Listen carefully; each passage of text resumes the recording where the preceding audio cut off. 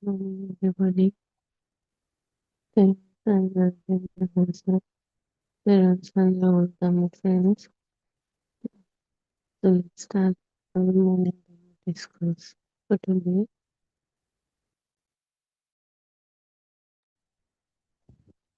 So we were discussing about thoughts. So let's observe today how does this thoughts create this illusion of solid but continuous but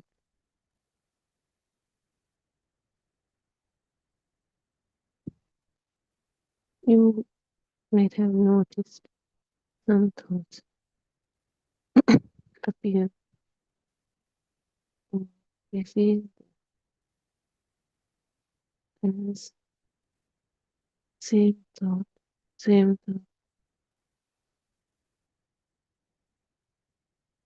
like yesterday, same thought, the previous thought. So when the mind says same, did you notice? Have you ever noticed? In this sameness, there's no everyday is identical. Nothing is identical yet we call it same.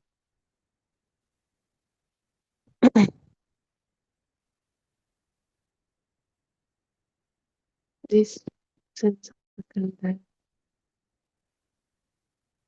it's not completely similar, but it's sufficiently similar to what we recognize as the same thing. A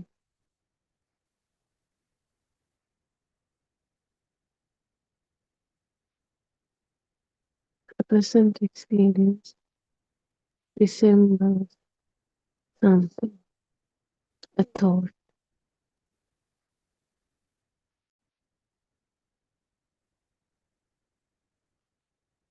So we immediately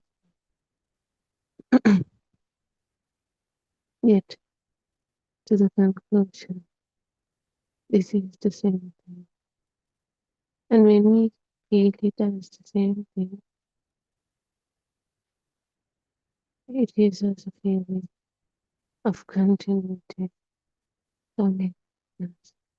So I know this same thing. And with that, the familiarity appears. This is how the mind's illusion, thoughts illusion of reality gets filled over. This is how changing experiences can appear to belong to one continuous thing. So as you can see, it's always this perception, mind's perception.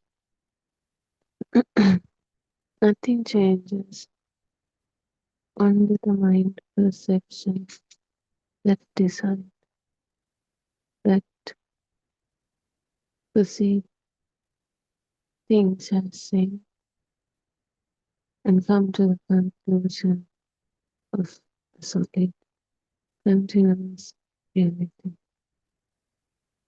And when we keep using this way to see the world, and not just once, but for a long time, since I was trying to throw down overthink,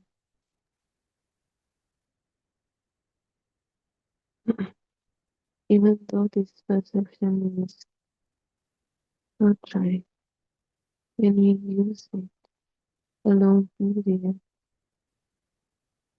it starts to become feels real starts to appear naturally. That's funny. Now, when we are adults, when we see something, when the thing occurring, immediately we know it's a child or a twin. Because to that point, the system is so used to perceive the world in that way, in that mechanism. So it's always any sense of that mind immediately gives it out. And the thing is, it isn't there. No, when we have used the thought so many times, it doesn't feel like consensual anymore. It feels like a real object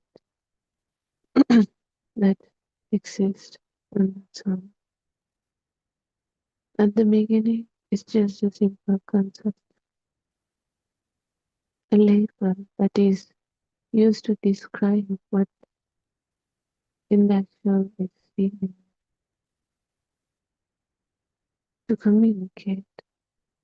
But now it has reached to the point that label has become something independently existing. Now we feel like the label is a line, another different object.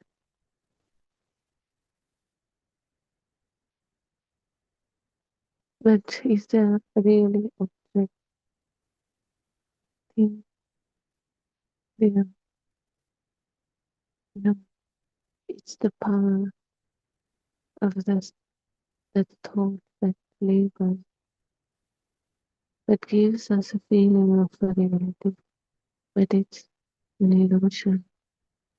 That's the greatest illusion. Whether it's outside object or whether it's the self, anything that feels real is the power that creates this illusion of thing. Not that a real thing exists. Power creates an illusion so that we can feel like there's really something, an object, a person existing.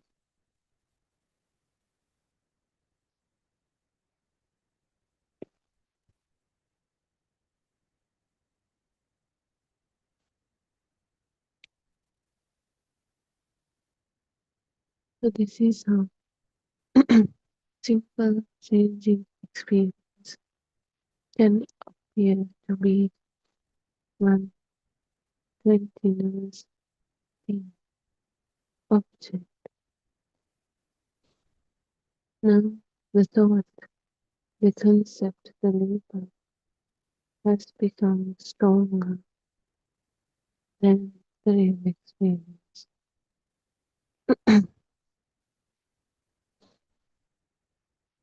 Now think of someone piano points when you see them today. Do you experience what you see right now, today's day? No. This present phase activates the years of associations, thoughts, their voice, behavior, name, their previous actions, things they have said, things we remember, our expectations, our feelings toward them. All of this can become active. But if we are living in this right moment, it should feel like we are seeing this person for the first time. So we don't have this any thoughts or emotions toward them. But if we get the way we said before. And if our feelings toward them is not good, we start to get triggered. We feel sad or angry or hatred towards them. Can you see?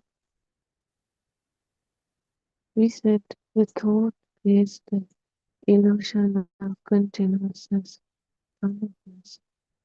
Real person like feeling is given by our own mind.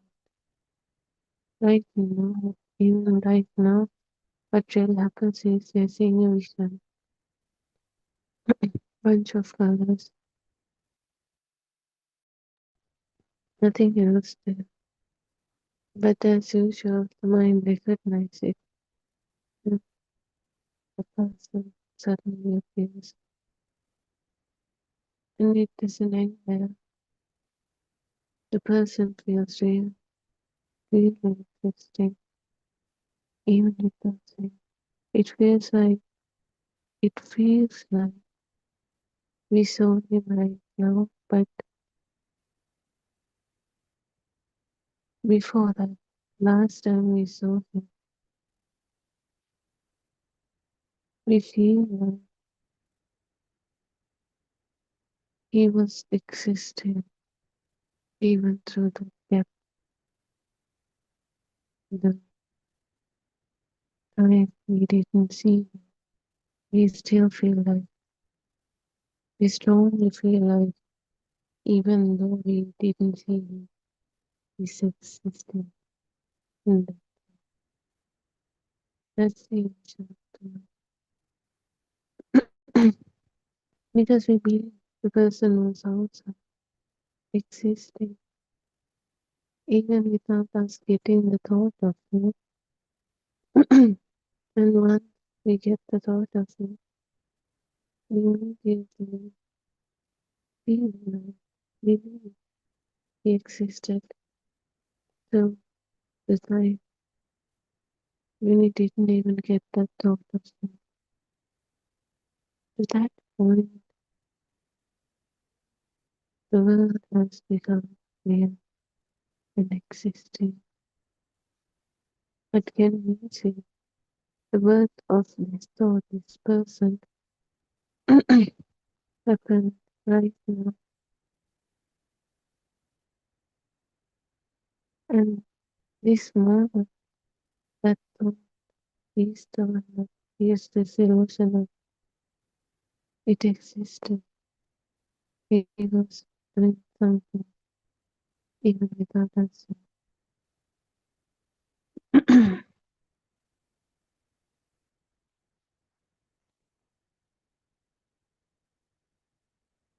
Yet he said that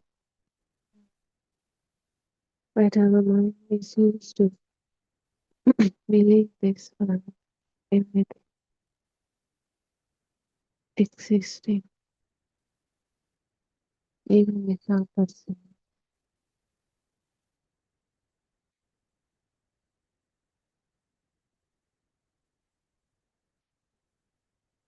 First, we created the thought of insult,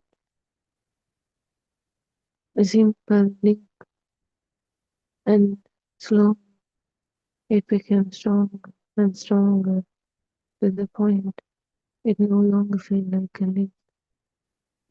It starts to feel like one independent thing, solid object, person, and it turns something then, and we start to feel like that solid thing, object, person is now existing on its own, with or without us getting it. To that point, the thought has become solidified in our mind. We strongly believe they exist, they're continuous.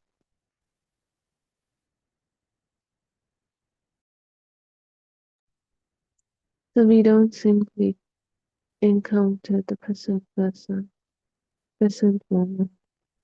We encounter the present person through an enormous network of previous moments. So now the power is to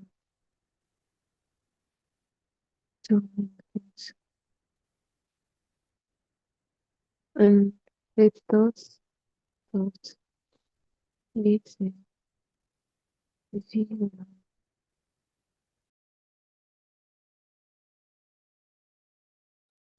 we know this person,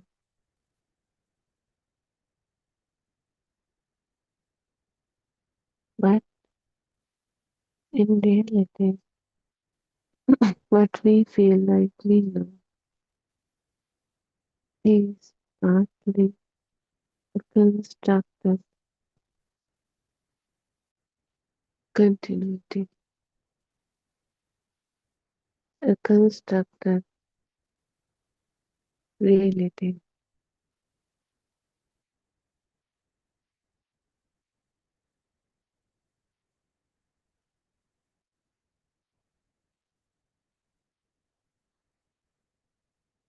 And that construction happened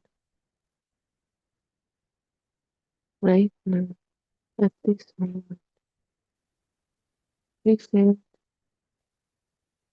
even though it constructed right now, like at this moment, we assign it to past, to different timelines. That's the illusion of the mind. Now it feels like we're seeing, observing, experiencing the past, but in reality, they are merely thoughts that got constructed in our mind right now, right at this moment.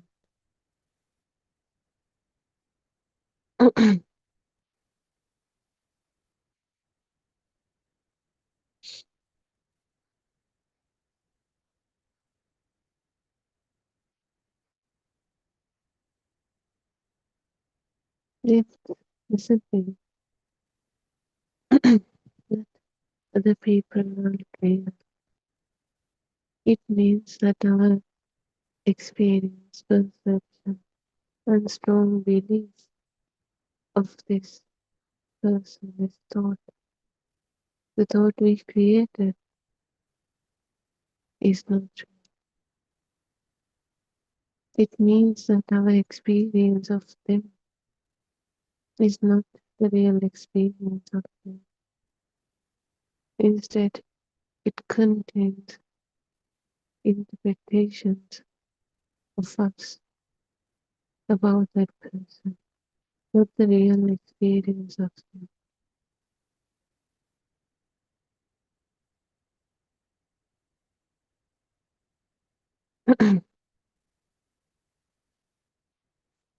The best example is this is someone who's always been kind, suddenly speaks harshly. For a moment, the mind struck because it isn't fit the mind, because the present is in conflict with what we what that established thought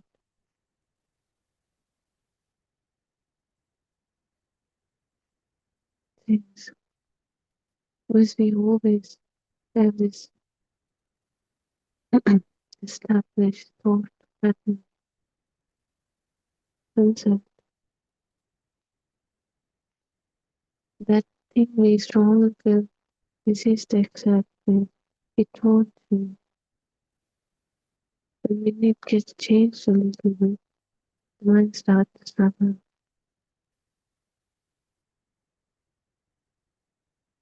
But if we don't live with this mind, then even the person changes, it doesn't matter.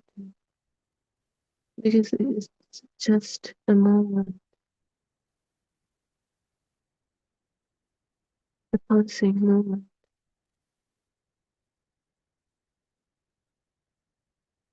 We always conflict with our thoughts, with our established pattern, because we always believe it has to be like this, the way we feel it. And when it changes, conflicts happen. The same way we feel sad, angry, happiness, everything. Because we are not living in the current moment. We always observing real experience through that established thought. We never live in this moment. We always looking through the thought.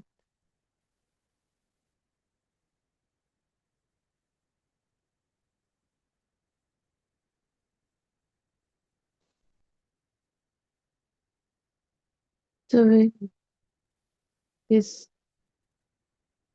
established thing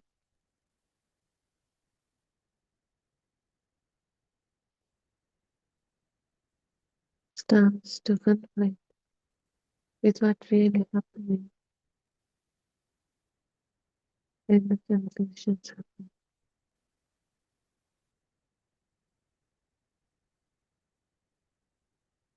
And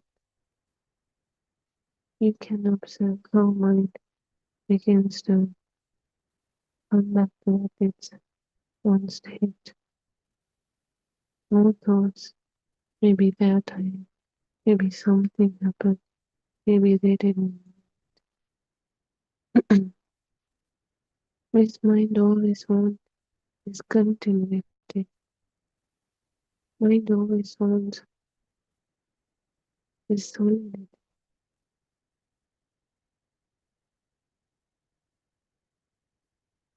But in reality, nothing can give that because each and everything is changing. So what we feel real only continues is an illusion that mind is trying to fake, trying to continue.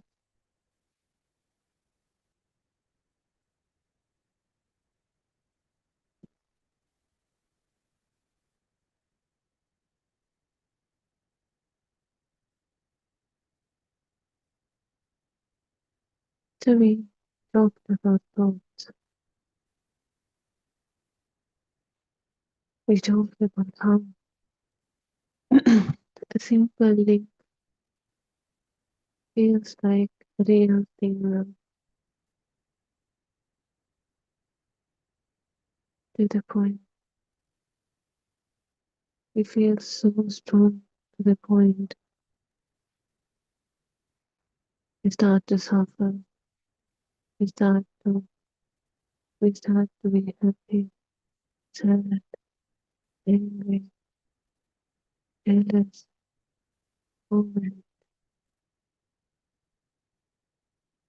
So like any other thought, there is another latest thought, the latest emotion, the sin.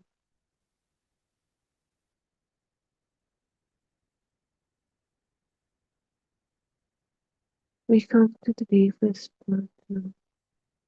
Who are you? You can now assign with the name, the age, maybe a personality, maybe a history, or maybe you can make them up preferences, family background, different things, maybe the education. But observe carefully. All of these are thoughts.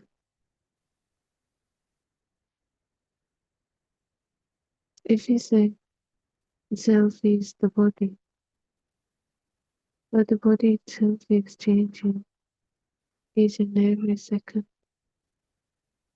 Not second, each and every moment.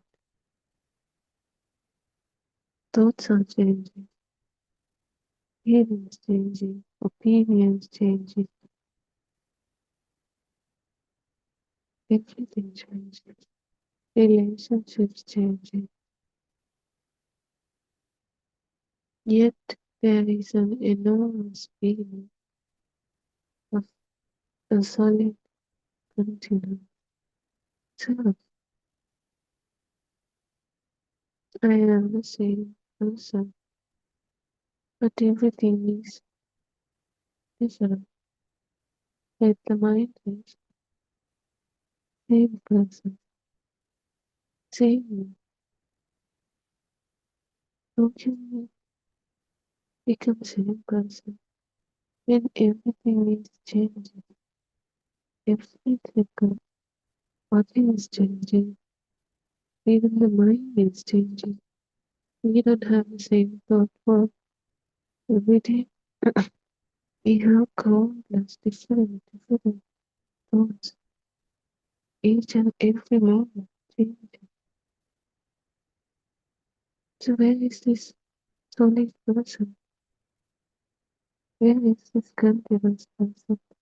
Still, we have this feeling of an existence of somewhere, but we can find it in the body, we can find it in the mind, but somewhere there is this feeling, there's this feeling existing.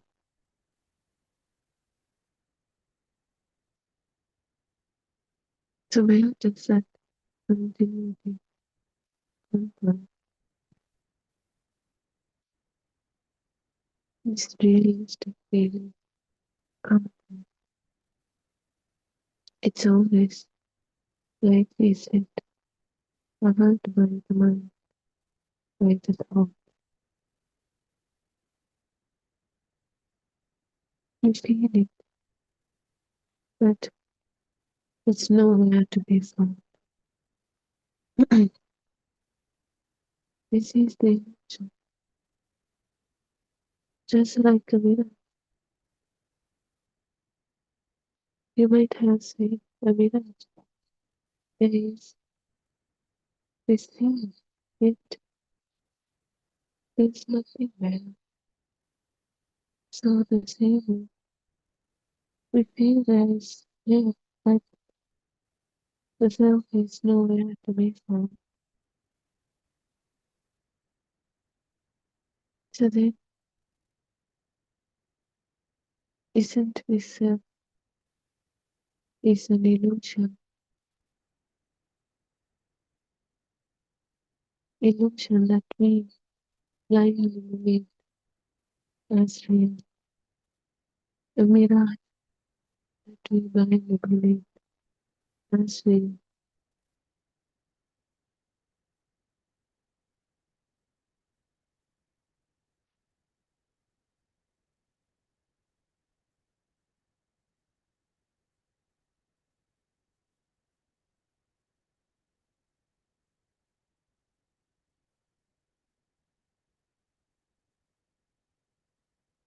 So the self is thought, self is also a thought. It's just like any other thought that we feel. There is this appearance, but we can't find a location. We can't assign it to anywhere or anything. But there is this appearance, just like the mirage. There is this appearance, yet at the same time, it's not real. It's not solid thing. But there is an appearance. There is an illusion. Same goes with the self. We can't find the self, but there is this feeling, an illusion professor. Why? It's the power of that thought that creates this emotion.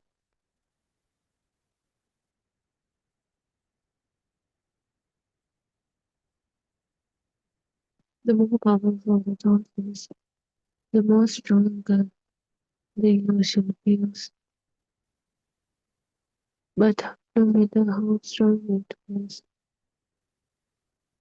it's always an illusion.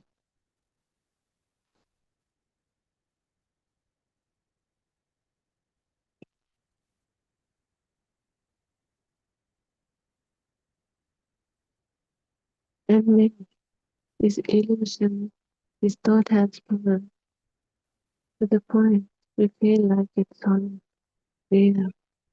We feel like the same person, or I am the same person. So I noticed that internet, like any other thought, with that links, with that resonance, the thoughts appears, previous thoughts, past situations, events,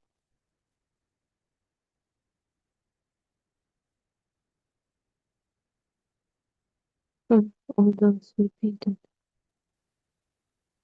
habits, thoughts, but none of them happens right now. But because we are so used to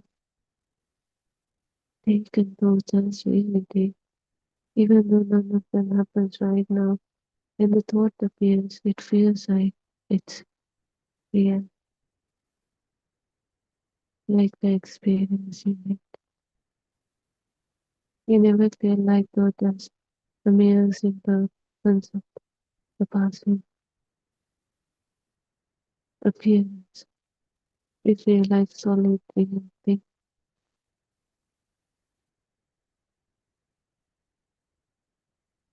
That's why it powers this illusion. That's why the self feels real. They don't feel it. It's always this thoughts links that make the thought stronger. At the beginning, when we first learned creating thoughts, it wasn't stronger because it's simply just linkage between the sense of content, mainly the vision and the sound. But when we are growing older, more data, more thoughts, basically more thoughts, more sense of content starts to edit, getting added to this. That fuel the thought, that link, and start to transform it and feel it like a real thing, not a simple link anymore. And instead it becomes a thing, object, alive, exist on its own. So those are the ones that cover this thought, this, and makes it real thing. So same thing happens here to this self. What we call self is nowhere to find, not in the body, not in nowhere anywhere. But there is this feeling of self. It's the thought that creates the illusion. And in that thought, the whole links are there. Previous experience, our education, what we have done, learnings, all those moments, events, all those links, or just all those simple thoughts. That's the one that power this thought and creates this real existing feeling. If it's simple, That's the first day it got created. It's the simple vision and the sound. Then we would strongly feel the existence of this self. But because this habit but has linked with it over the time has given it power. And that power is the thing that makes us feel like there is this existence, there is this self living, existing. Yet there's no a self to be born. So it's this powerful thought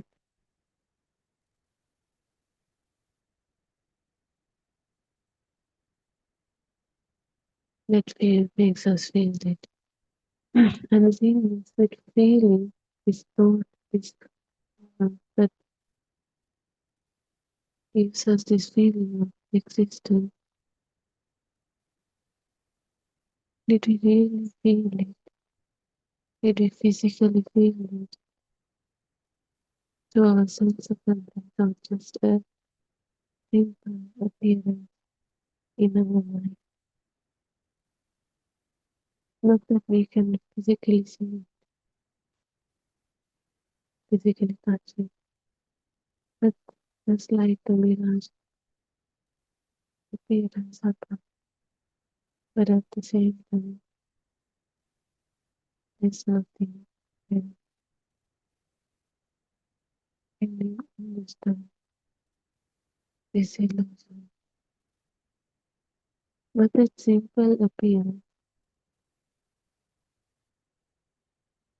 starts to feel real and solid when the power that makes that appearance is so powerful. It's basically like, let's say we see the mirage, the power that makes the mirage, if it's become stronger, the mirage starts to feel like real and stronger. Even though no matter how much strong it feels, mirage is always mirage, which means there's nothing there. But a simple appearance in some conditions, when the conditions are wrong.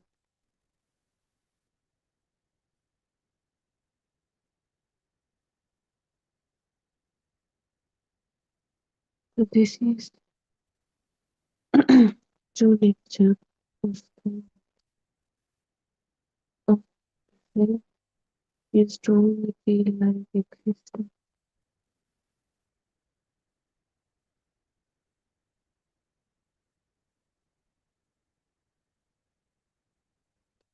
and it also gets stronger. Each thought gets stronger through the repeated use. We use those thoughts, those words repeatedly to the point. This repetition has given us a likeness, and we keep using the same I, I, I. It starts to feel like alive because I connect one moment to another. I woke up and I spoke. I remember something. I will go tomorrow. I will live. I will do. So look at the one. Right? No, it connects all moments. Morning, afternoon, yesterday, night, tomorrow. It creates the illusion of this continuity. It creates an illusion link between each moment and feels like it's continuous. Funny. No, we don't feel like the self is a thought that appears. Instead, we feel like the self is a continuous entity that lives through the whole time.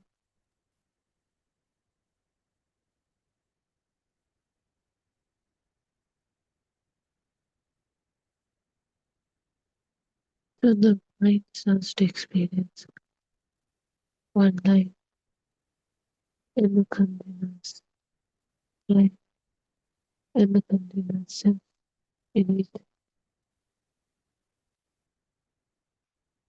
But in reality, what happens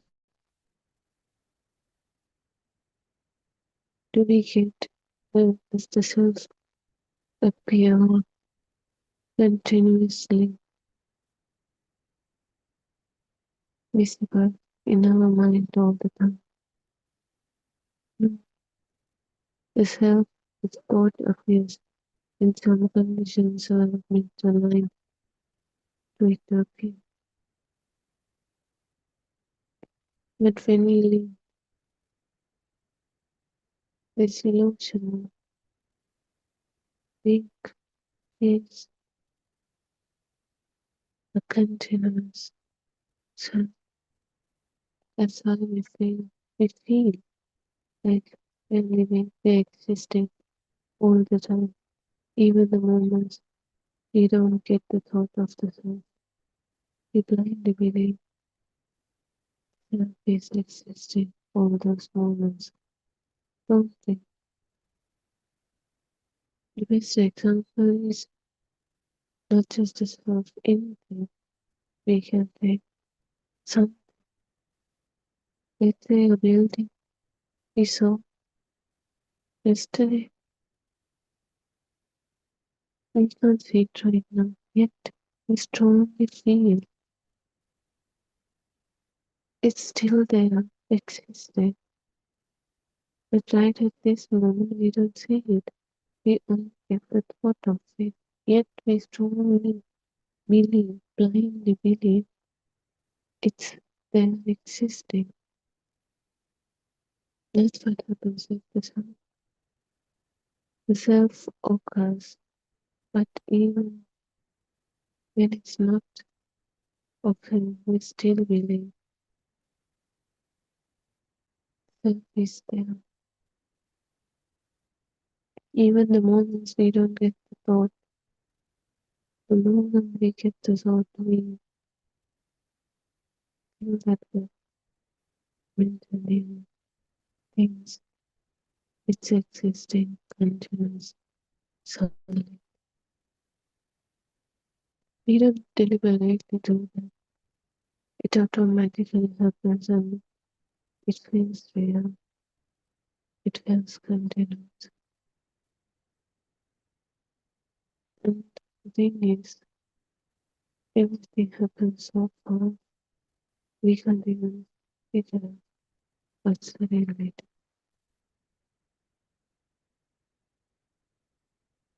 But in reality, what happens?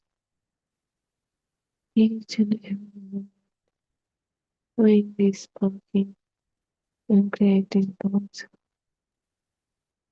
one thought after another, working rapidly.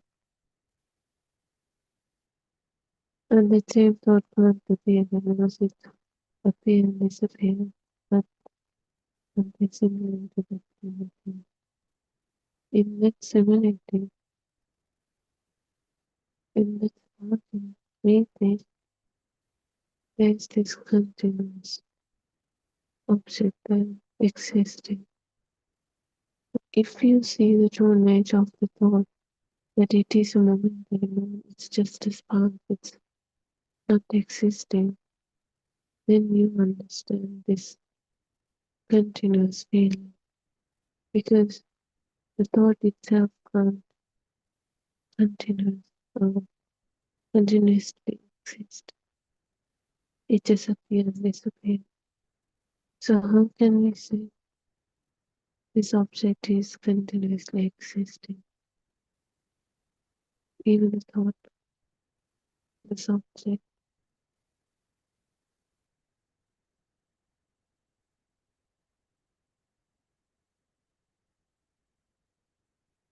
is a momentum.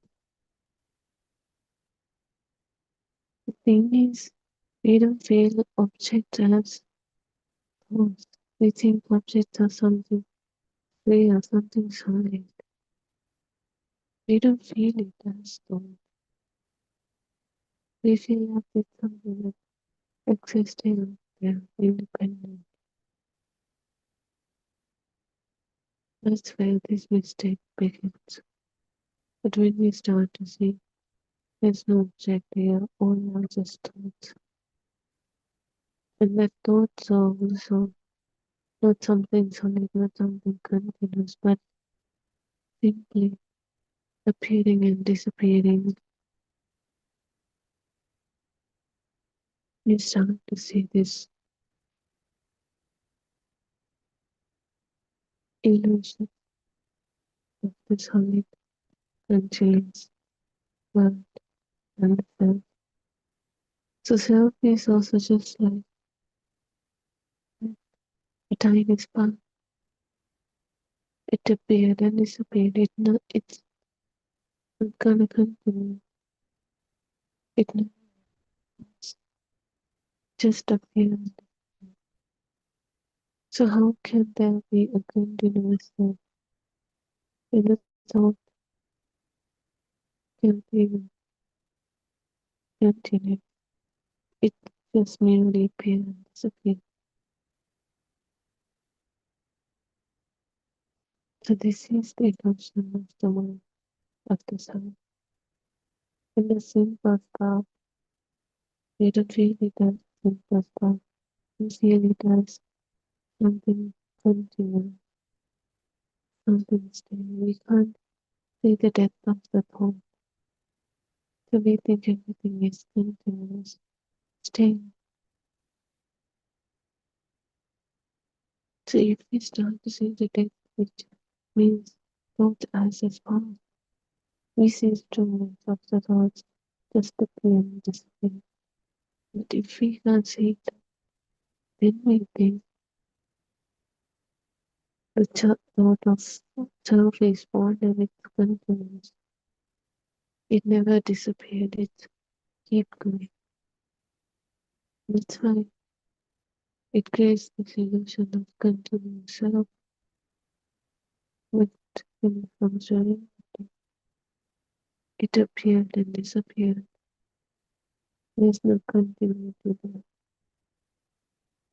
There's no solidness there. There's the moment in a moment. So how can there be a solid self that is continuous in this momentary thought? The thought itself can't even exist first time. It appear and disappear. So how can it gives this strong feeling of a continuous self?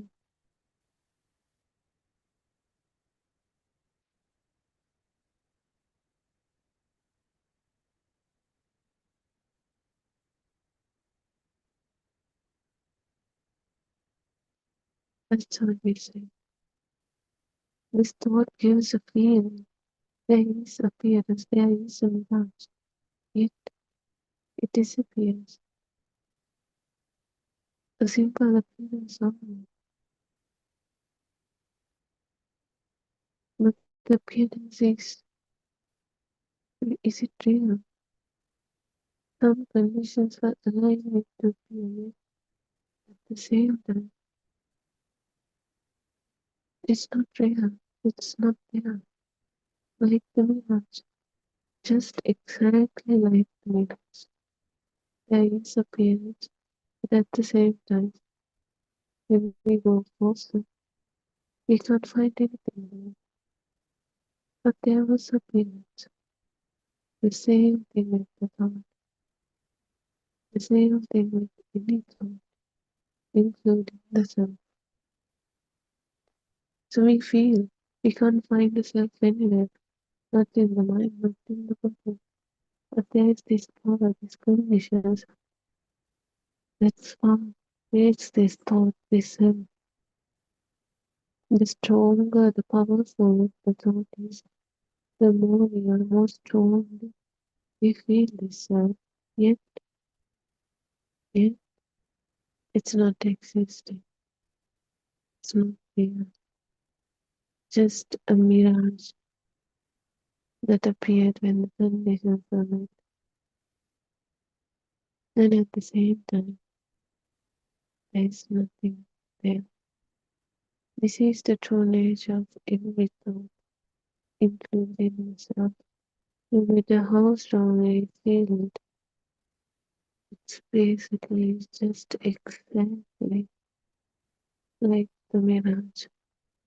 There is appearance, but at the same time, there's nothing there. We can't find a self anywhere. So this is the true nature of each and every thought. When you start to see this true nature of thought, this fake reality creates, and when you start to see it as not something continuous, but something simple, life that appear and disappear like a spark, it starts to break the continuity that it creates, that this illusion creates. But in order to do so, we have to see the depth of the thought, or it as a spark, tiny spark that appear and disappear at the same moment. When you see that, it breaks the illusion of this reality, this continuous feeling that it gives, that solid feeling. And with that, when you start to see the self as exactly in this way, in its true nature as a thought, it starts to break this illusion of the self that we carry, that we thought continued.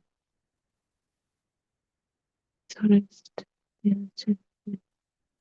Feel under one moment from this class for today. There was something we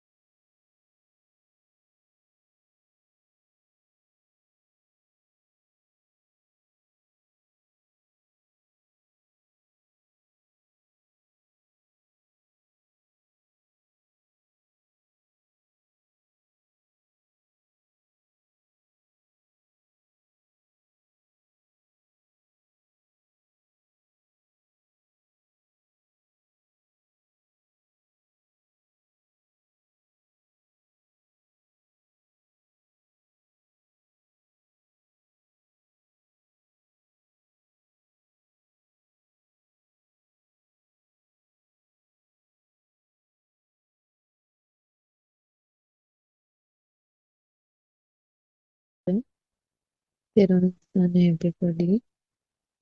Let's continue with the book reading.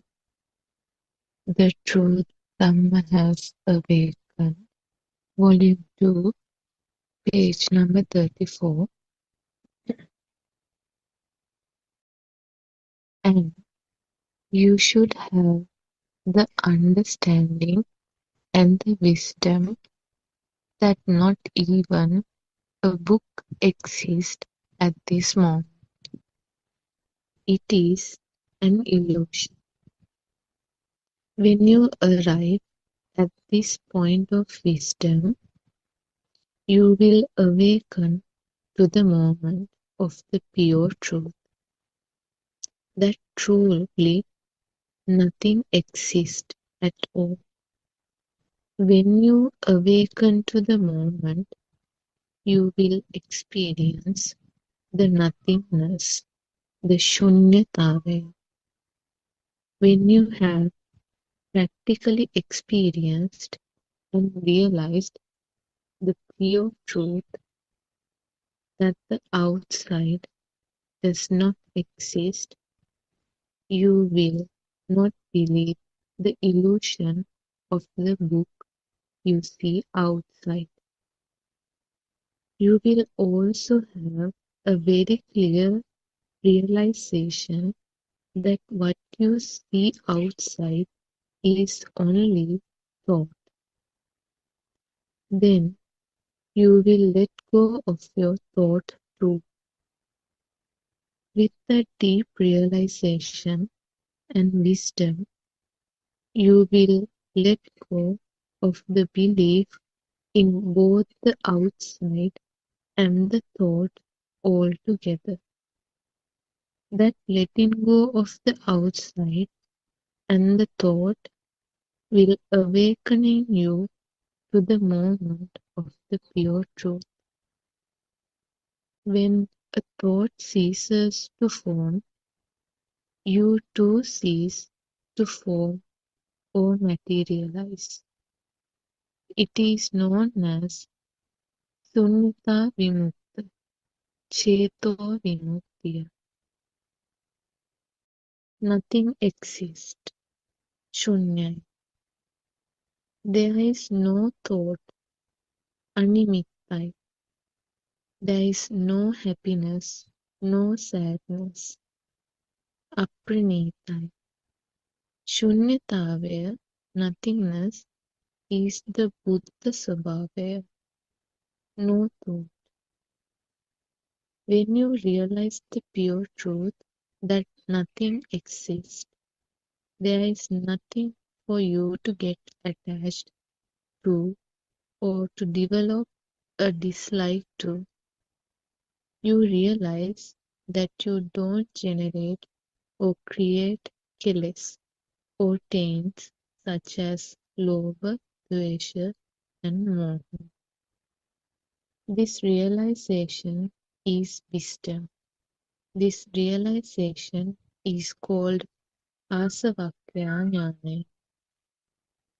Being conscious of each aramana and using the Trividyava to analyze each sense input, aramana, leads to Cheto Vimukti. Trividyava means applying the three types of wisdom to analyze a thought, and they are Uppanivasanassati Jnanaya, Chutupati Jnanaya, and Asavakya Jnana. Therewasana everybody.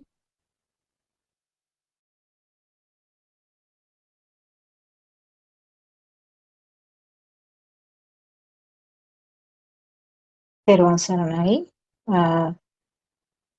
We all worship Aryan Vahas's feet. තෙරුවන් සරණයි Aryan Vahasa. And we worship all bhikkhus and nuns, our bhikshun and bhikshuneen Vahase who have joined maybe by YouTube.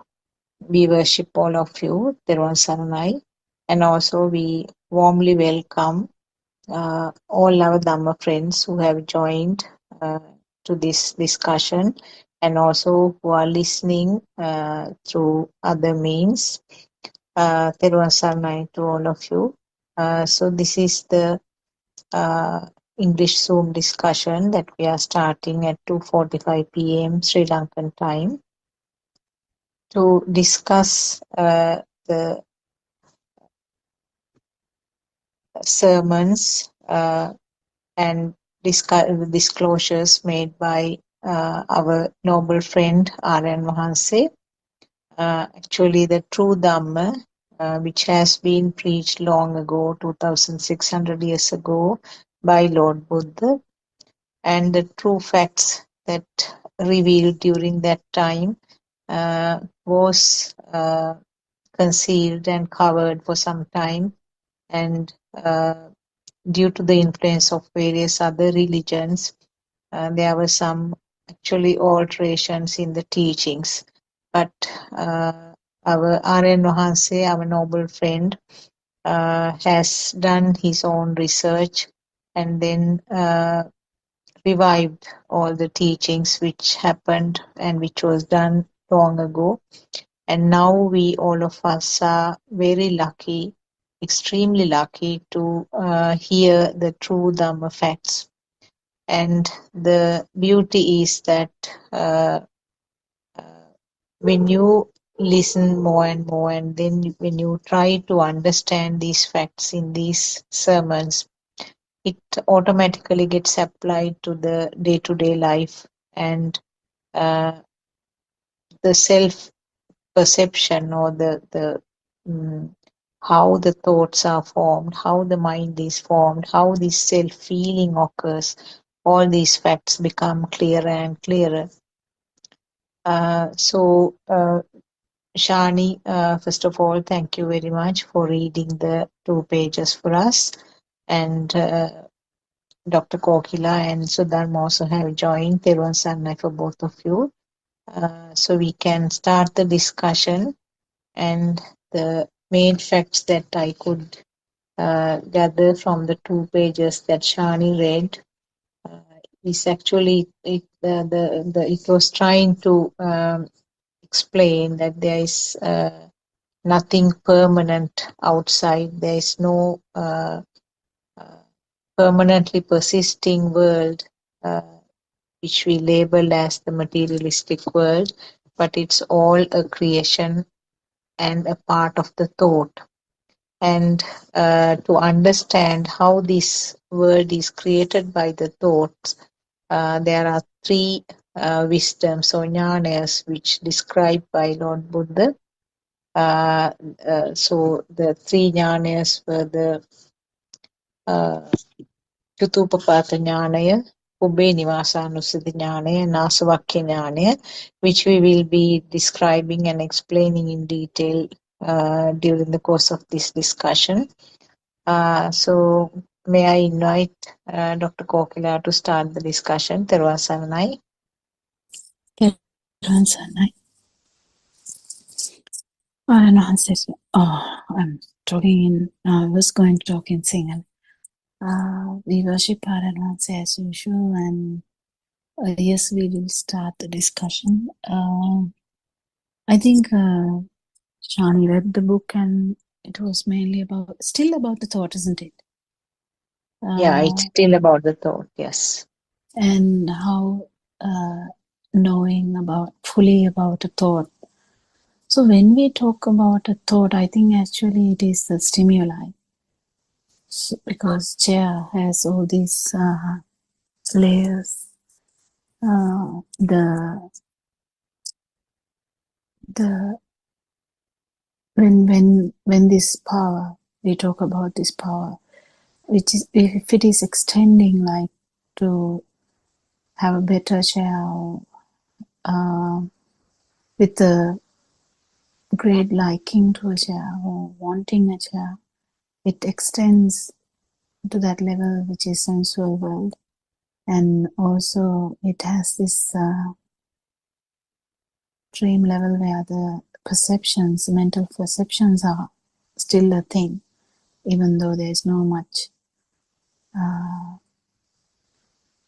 attention or no much, how do I say, seeking, craving, no much craving towards them or trying to achieve them.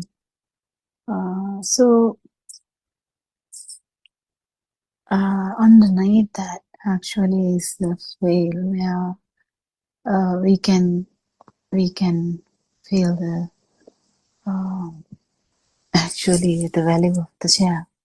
That is the most difficult part, maybe, because we are like mostly our feel is masked by the thinking patterns or thoughts. So, and there was a interesting thing I don't know he was adding. He has so many interesting things every day, but one of the things, I mean, there are so many things, but one of the things was like even these attitudes are they yours? Even these patterns are they yours?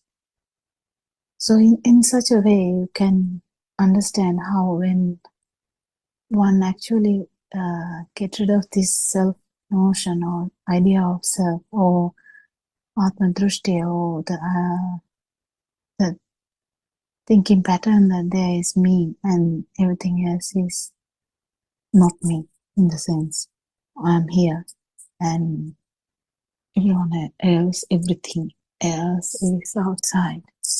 So this duality is always a pattern. And with an experience, if you feel that this is not the truth, actually the value of the, if the value of the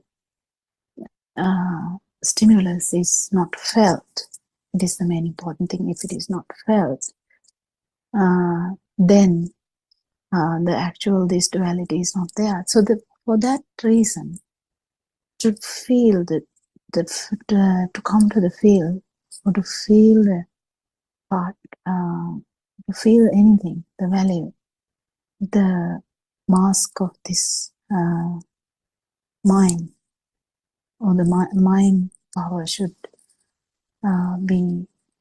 become zero at that point to actually feel this change. So that is the important thing that we struggle every day. Which one is us? Which one is not us? Which one is me? Which one is not me? Oh, what is this power? So it is something that you have to feel. So that power, when you actually feel it again, you can see how it has reduced. So within the mind, you can't actually judge this. So it is 100% need that it should be felt. We can start the discussion. Yes, anything on the book or anything on the anything to discuss, you can start the discussion and we can develop on that. Sarana, Dr. Kokila. Sorry, Dr. Sakuntala, please. No, please go ahead. Please go ahead. Thirvan Saranai to both of you, and Ms. Rangita too has joined. Thirvan Saranai, all Dhamma friends. And Dr. Kokila, it's very beautiful. Nothing can be, realized through mind. Only knowledge can be gained through mind. So the feel, even the self-perception is felt, isn't it? It is also a feel.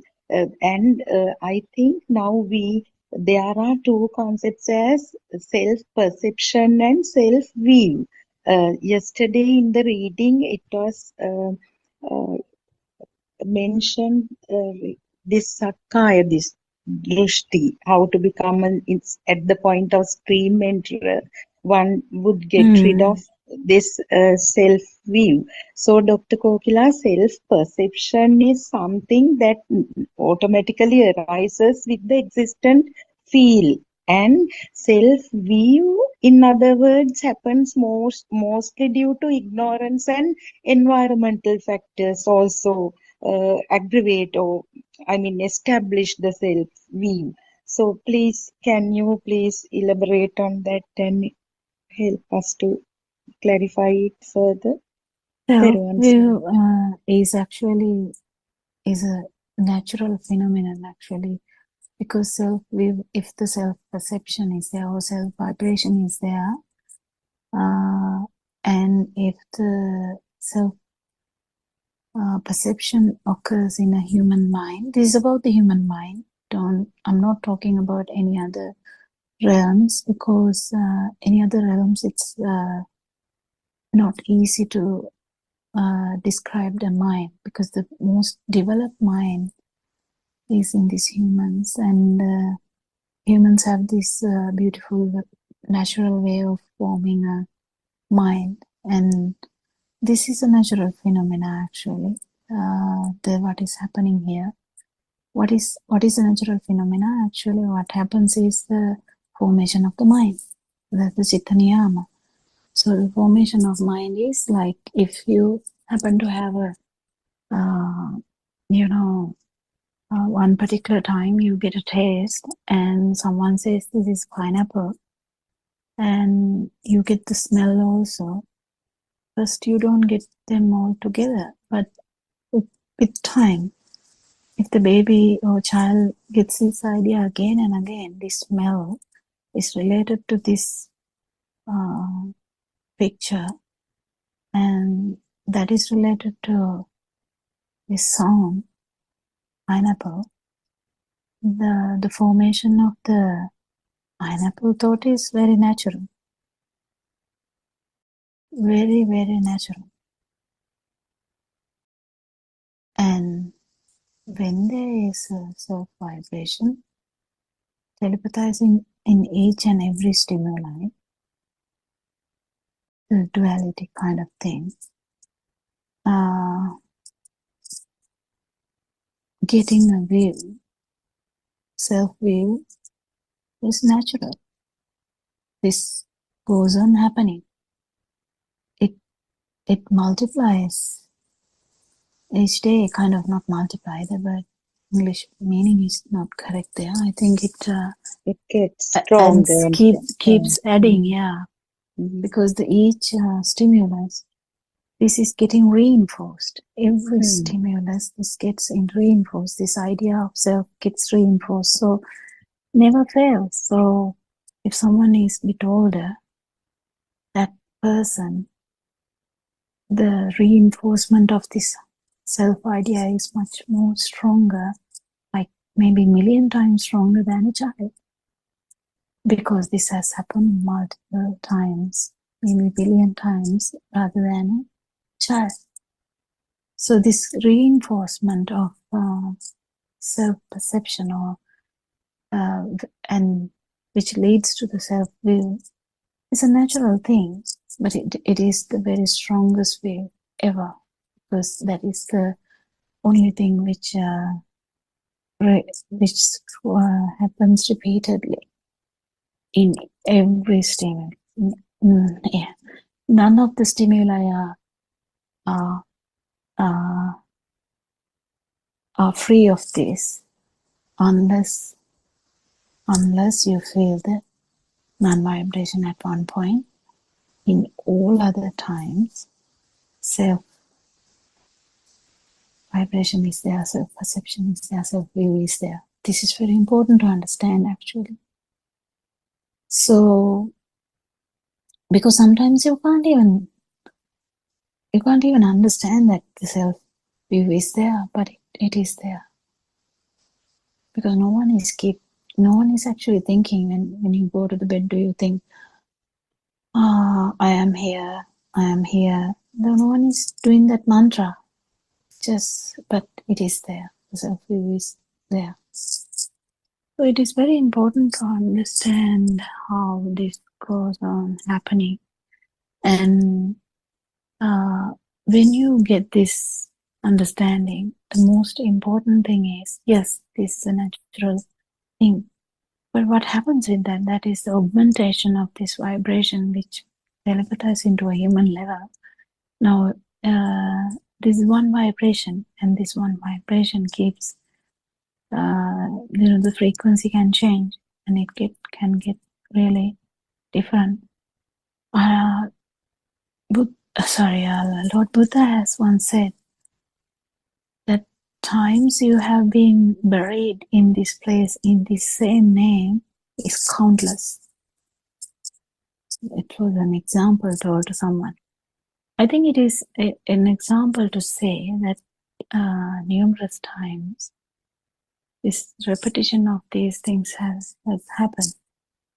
And how did that happen? Because it keeps changing. So the number of times that you have gone to lower realms or the Satrapaya is also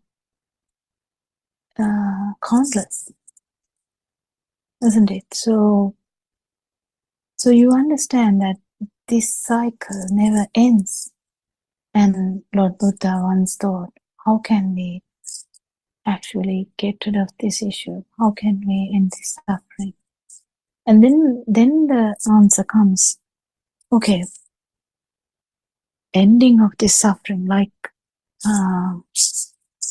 what I was thinking. It is very important to understand how this suffering works. So yes, it was a natural phenomena, but there was a additional part which is happening, because the arising of the mind is normal, but this additional power thing was coming from the beginning because of the chains, basically the chains or the self vibration in the zygote. So from the beginning we have this additional problem, like a virus in a computer system. It has an additional problem. What is the additional problem? Yes, the mind is formed, it's fine. Senses are working, that is fine too. There are thoughts, it's okay. But what's the difference? Difference is that the self vibration is active too. How does this self vibration work? It works very illusory way, because it gives you the sense of existence, and it keep evolving to a sense of living as well, like a life feel as well. So this evolving thing makes you to have an idea that is self-view. So this kind of additional virus thing, but it is kind of attached to this system, which is normal.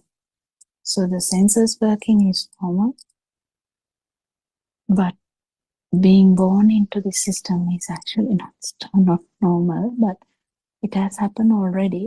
We are in this system now talking, all of us, in a Zoom discussion, yeah. But if someone understands this Dhamma or actually become Dhamma, then everything changes, because there's non-vibration, or there's no self-vibration if someone is like an Arahant, I'm talking. And then there is no that there's virus guard, which is the virus guard is Dhamma. Actually, the virus can't function anymore. There's no telepathization after that to virus. What is a virus? That is the self vibration, self perception, and self will. What breaks initially with the feeling of the non-vibration is the self will, because at that particular moment you know that you are not there. So the perception, whatever the stimuli would be there, but there's no self. It's a very specific moment that you understand that this whole samsaric journey what you Doctor, had. we cannot hear you properly sometimes. Don't know whether there is a signal. Maybe my signals, yeah. Yes.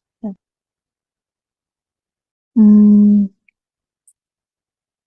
do you think I have to go out? Or can you hear me now? Maybe my mic wasn't working well. Yeah. Now you're audible. Yes. Sorry. So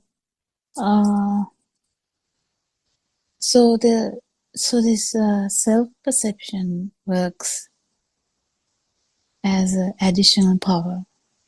So the self-view, even that looks normal when we think in that way, but that is an additional virus in this system, because that is the reason why there is suffering throughout. So the actual self-view is never going to be broken until you feel the non-vibration. And when you feel the non-vibration, when you actually understand, there's no self, and whatever we felt before was because the stimuli was important, or had has become a thing. Then the doubts about Dhamma is gone. Self thinking about a self is gone. Putting yourself as for all the defilements, even defilements, you don't put it as your defilements. You have attitudes, yes, they are not your attitudes. You have some problems, yes, they are not your problems. But you act normal. You know this. You act normal. You don't go to, you're not going to, you say, no, you're not going to do that. You just know now that there's no self. It's something you have felt.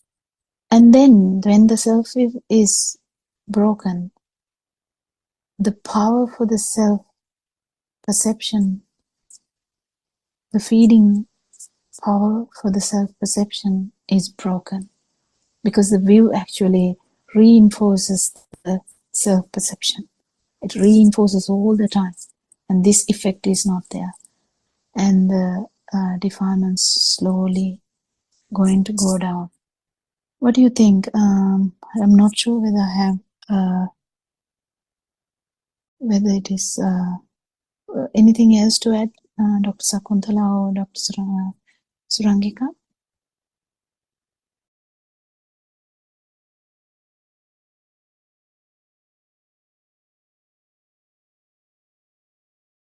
Yes, maybe Surangika is busy with something. I think looking at the same thing from another angle, if I pick up some of the facts that was explained by R.N. Hanse today morning at 5 o'clock sermon, his question was that, who am I? How can you describe myself? Who am I? So the question looks very simple, but when you try to answer, it has a very deep meaning. So briefly, if I say what was explained, I think that sermon needs to be listened several times to sort of get everything extracted what he was trying to convey. One thing now, you can't call the body as myself. Because this is actually explained in one of the main meditations in Buddhist teaching also, where each and every part of the body is taken separately, and then is it myself?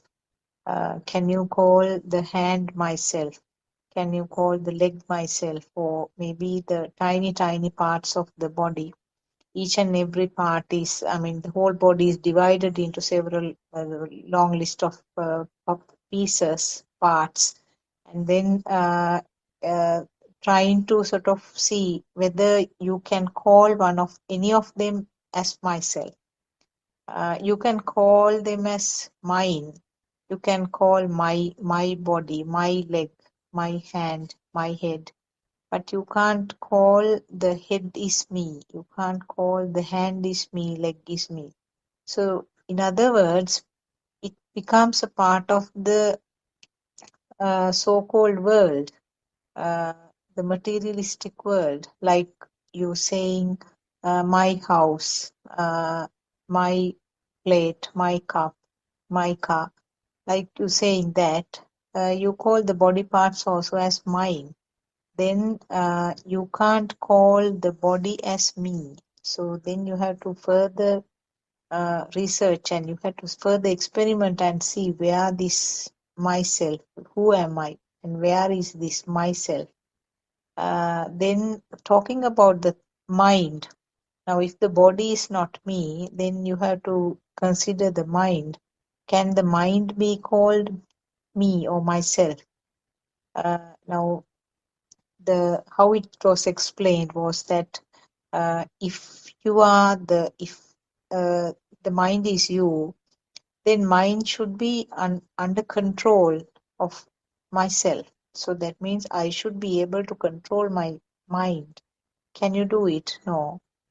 Because during, this concentration meditation, it's very clear that thoughts are flowing and the person is struggling to control the thoughts and want to keep the concentration to one point, to one thought, but you cannot do it, then this is something which is not under control of myself.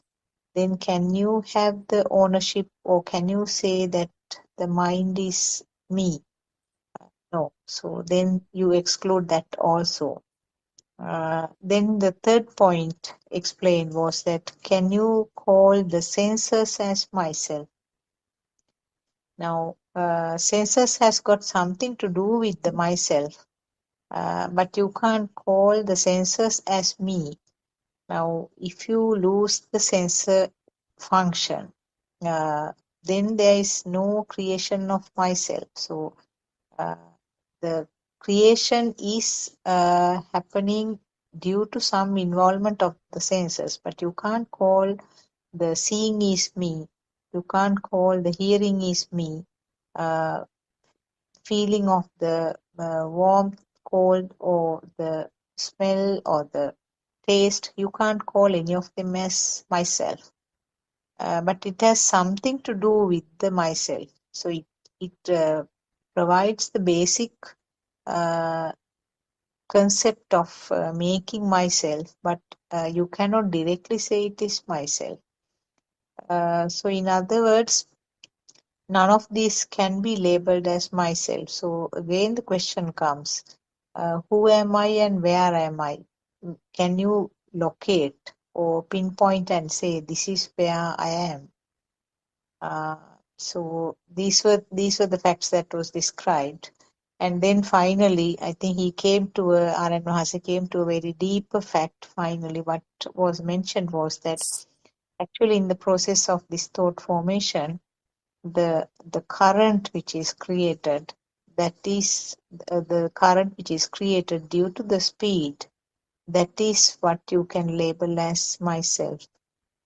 So these are some of the facts that I picked up. I think this is a very important sermon for Sinhalese, people who can understand Sinhala, if they can listen to this, it gives very important and very deep facts about myself. Theruvan Saranai. Maybe somebody else can add something to that. Yeah, it's very very nice actually. Looking at in a different perspective when we try to question Yeah. how this view. Is there a ground? Are there any grounds to believe in this view? And Lord Buddha has used so many ways to break this view.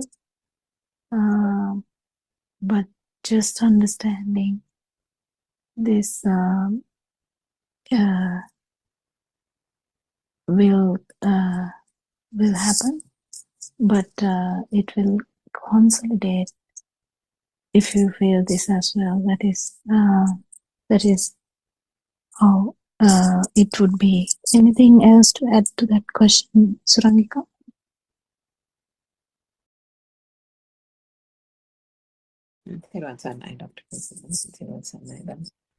So I think that last point is the one that was emphasized a bit in the, I think, today's talks as well as yesterday's groundbreaking or revolutionary talk as well in the night Zoom.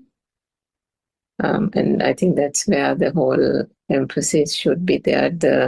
The skill, I think, lies in truly realizing the function of the sense faculties and clearly distinguishing that and separating it from the way the self forms and the self view, how it properly propels itself into the self view and the self vibration as well.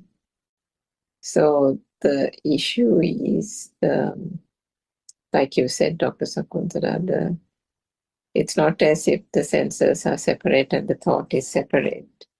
The senses and the vibrations and the manifestations occurring through the senses contribute to the construct of the thought, the second cycle. So we know that there are two cycles in the way the vibrations happen and the mind consciousness works. The first cycle is the basic sensory perceptions arising, the light consciousness, sound consciousness, touch, taste, and smell. And together, those then form the next cycle, which is called the mind consciousness. We spoke about the stimulus, so the mind consciousness, i.e. the stimulus or mind object, whatever you call it, that is the consciousness, and that is basically everything that is known in this conventional world that is associated as the so-called external world, whether it is mother, father, chair, table, bank, house, children, grandparents, whoever it is. Everything, every facet, every action, every task, every act, activity, and so on, animate, inanimate, is the mind object. Anything that we have named, which we can, the feeling that exists is the next stage in which the self vibration occurs or the existent field occurs. But that for that to happen, the self view occurs as well, because once the external world becomes a reality and there is a belief that that is there, then the self view automatically forms on this side. But the skill here is to be able to discern the self vibration and understand that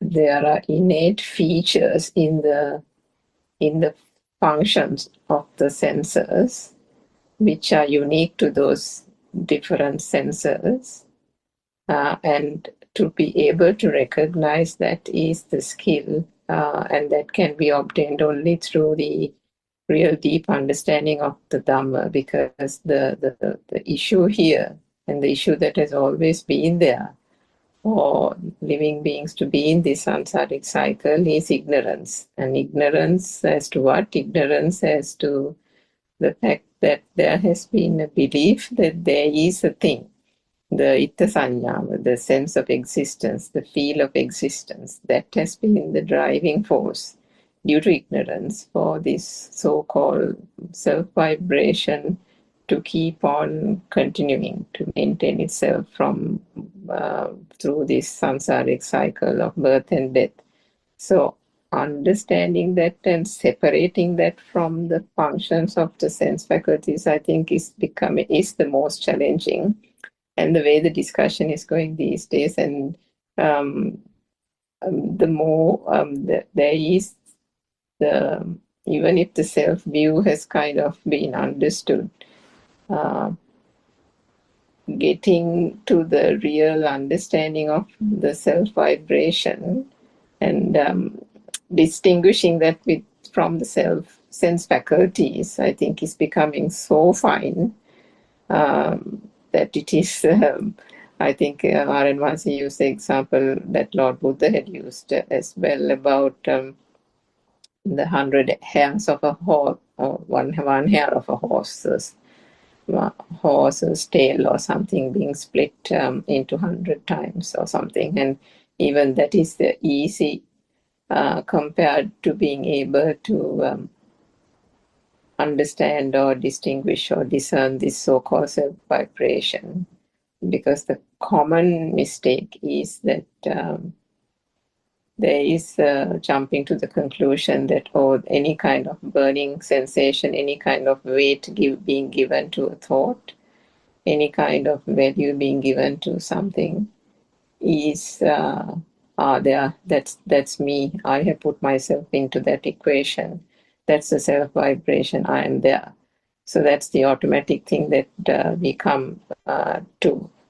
Whereas the more advanced on the path to realization, and that also comes only through the understanding of the true Dhamma, that it's the faculties, and I think that the most challenging of the faculties is also the mind consciousness itself, which has the emotions, the sense of happiness, the sense of elation, depression, fatigue, stress, all these kind of things, which are various types of emotions and types of even anger and things like that, which, I mean, there was an experience that I had yesterday or today also that was trying to,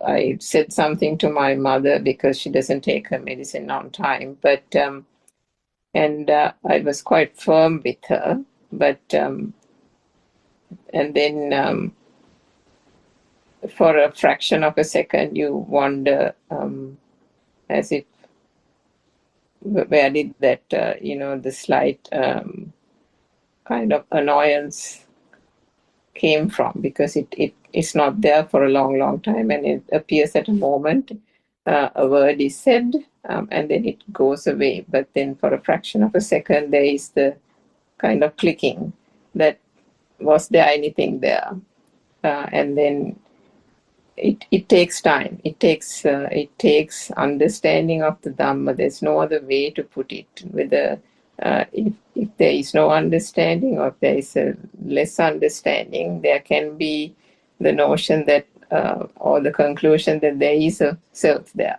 and you can jump to that conclusion. You can worry about it. You can stress about it, and that means there is a mind. The mind component is coming into that. So it is quite difficult. And just because in one instance like that it doesn't occur, that doesn't mean in the next instance it doesn't occur. Because that confidence that we have spoken of in the past Zoom discussions, the confidence of being able to really understand 100% that there is no self view and that there is no self here, leads to that the ability to be able to discern that self vibration and how that whole thing works. I think I'll leave it there, but it is quite difficult, and it is challenging even to pose a question. It has been quite challenging, I think. So I've been listening to a lot of this morning's talk, I think twice, but it's becoming very, very refined now to be able to understand as well as be on the path. Yes, Dr. Kokila. Yeah, it is. More you feel it, it becomes easier. I think it is important that take even these factors a bit easy and kind of not let the thoughts wander and not give power to the thoughts again, which we tend to do. That's the kind of a pattern we have all the time, giving extra that power to the thoughts. It's actually not someone is doing that, it's actually happening here with the self vibration. The self view, the reinforcement of that view, the effect of the self view is immense, because self perception is always very powerful when self view is there. You feel as threatened when someone is shouting at you or trying to hit you. You feel threatened. When someone is appreciating you, you feel happy. So everything is like in that perspective. If someone is going to hit you, if you feel threatened, that's because of the self vibration. Even in a person who self view has broken, it can happen. Yeah. What do you think, Sudharma? Do you think we have touched all the aspects Yes, of? Dr. Kokila, and thank you so much, because three of you looked at it from three perspectives and went into detail. It's very interesting. And in one of the sermons, actually, Aryan Mahanse explained, I listened to it a couple of days ago, and he was telling that we can't do anything with the power, as you all mentioned. Only thing, we can see the truth of the stimulus when we listen to the message of this spiritual teacher. We are aware that it is just a system functioning. There is no self, so that helps to dwindle the self view. So when we get more and more confident in that, to see that it as to see it as a system, this alleviates, this power goes down, this and when one becomes, I'm not talking about this somebody walking on the path, but still, as knowledge, we know that there are 4 stages.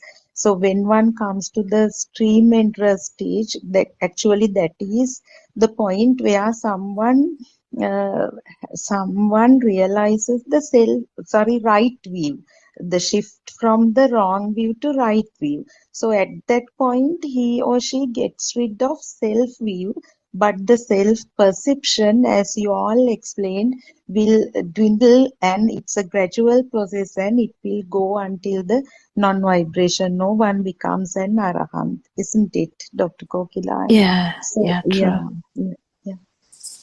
That's very beautiful, because earlier we never knew that there are 2 things, because Aryan always says it's very easy to handle self with the true message, but self perception, of course, with as you said, these taints, the effect of taints, it will go on. Until somebody becomes the non-vibration. Yes, very interesting and very useful. All inputs made by you. Thiruvan Saranam.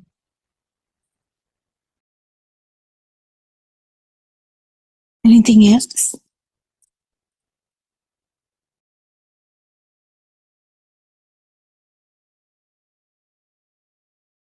The importance of the field is the main problem, I think, here. Yes, Rangi. Yes, I Dr. just Kokila, the remembered. field. Please.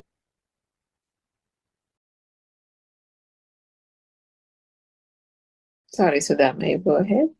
No, Miss Rangika, I would like to listen to you more, because I was just What I was the just question? remembered something. Were you going to ask a question, Sudharma? It's again about the field, Dr. Kokila.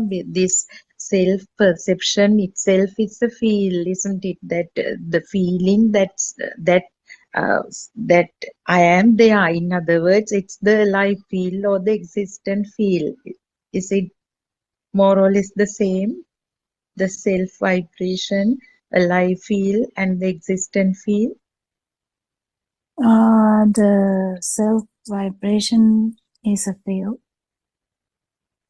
Field leads to the self perception. Okay. All right.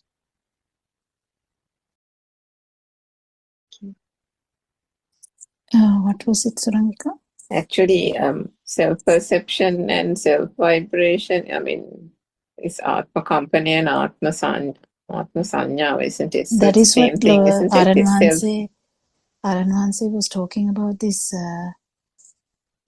evolution of the self vibration. It doesn't stay the same way. That's why we talk about this in a different perspective sometimes. The self may ethical thing. So the evolving, the singular word is different. What is the singular word? Viparinamana. Yeah, that thing. I think it is that thing. So changing basically. Yeah, and recently morning discussion he was talking about this. So the how this alive feel is part and parcel of the existence, feel of existence. So the feel of existence and changing into a life feel and all this lead to like a perception. So perception, be careful. Perception is in the mainly we talk about perception in mind, but still in the skandha level also there is a perception. So I think that is that has to be remembered. But self-perception can happen in all these levels, even in the mano sensor or even in the other five senses.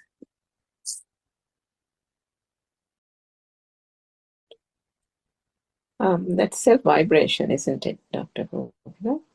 Yeah, what I'm saying is perception word, I'm talking about the word actually here. You know, the perception word.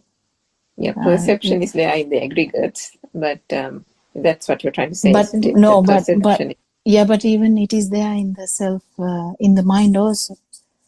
So this gets a bit complicated sometimes, you know, when the word is used for perception, the word is used. Self-perception gets very finer in the field level because it is in the aggregate level. Do you get the point? But when it comes to the mind, again the same thing is happening. The self-perception is there, but it is a bit different. That's what I'm saying. So that there's a slight difference to the dream level and the field level. The Rupaloka and Arupaloka. What I understood was, I know what you're trying to say in the like the Panchaskandha, the five, in the basic aggregates also there is the sanya, the perception, which remains even for arahats. But in that stage, which is the basic sensor level, the perception is still there, as you Feel of said, existence in is there. very Feel refined of form. existence. Because of the wheel of existence is there, so it still exists in a very, very refined form. Yeah. But my understanding was that it's not self-perception, but just perception. Is that wrong? Well, you can't call it a self-perception in that mind way. That's what I'm saying. You can't call it in the mind. It is very easy, you know, like self-perception. It's very easy, atmasanya. But what I'm trying to say is, even in the consciousness level, this is how difficult it becomes when you have the experience. Only you can say that what is the difference between consciousness and the perception, if I can say in that way. I don't know whether you can use the word self at all at that stage, isn't it? In anything, whether it's perception. No, it is kind of difficult. I think the vibration would be the better way of saying that, because but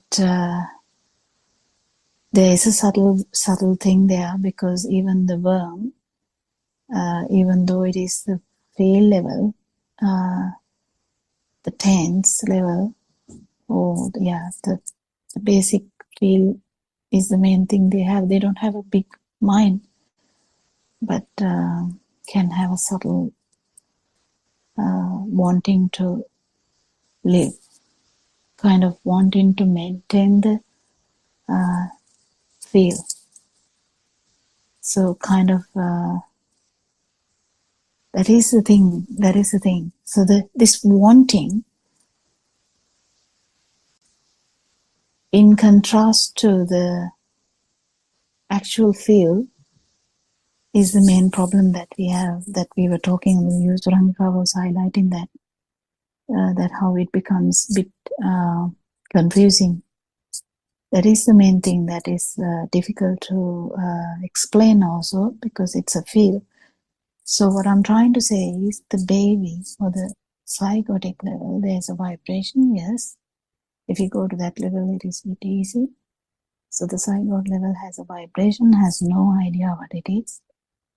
But there's no mind at all. But still, when it comes to the 5 sensory organs, even though the mind has not formed yet, there is a feel of existence. And if there is a feel of existence, there is always a chance of feeling alive. That is the consciousness. That is kind of the GV. GV is about it, isn't it? When you feel, how do you say alive. that? How do you say that? Yeah, alive.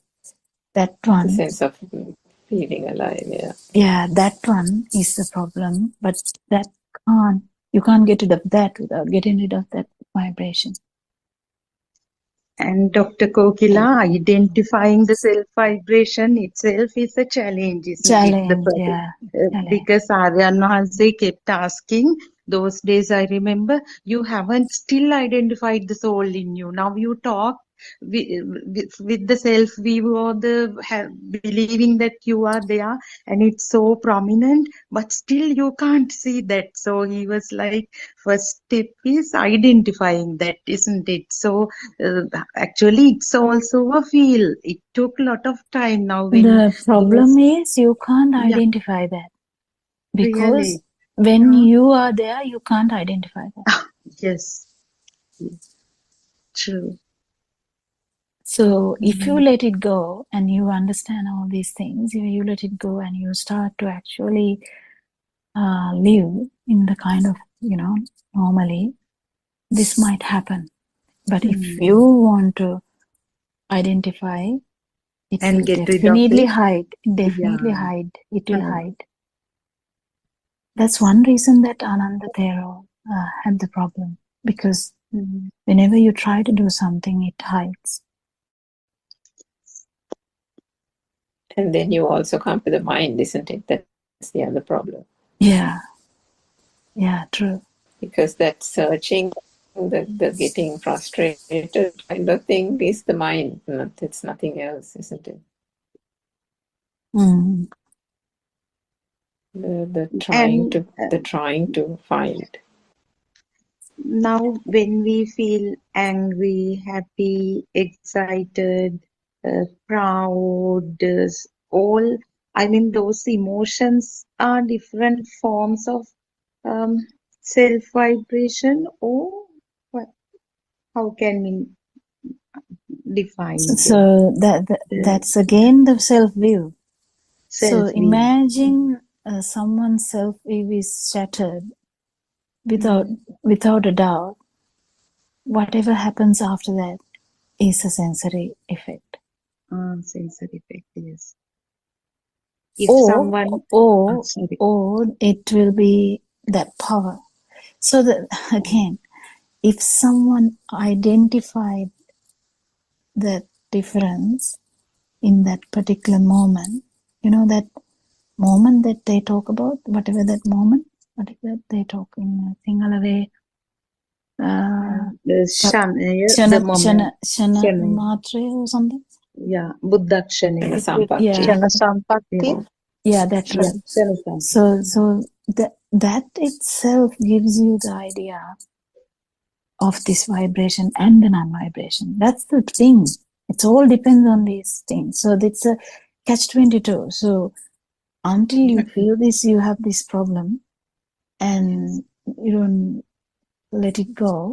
But until you let it go, also you don't feel this. So that is why it is getting finer and finer. But the main important thing I can say is just that's identify these things. When the normal friend tells you that there is a self vibration that arises only when the stimuli is taken as a thing.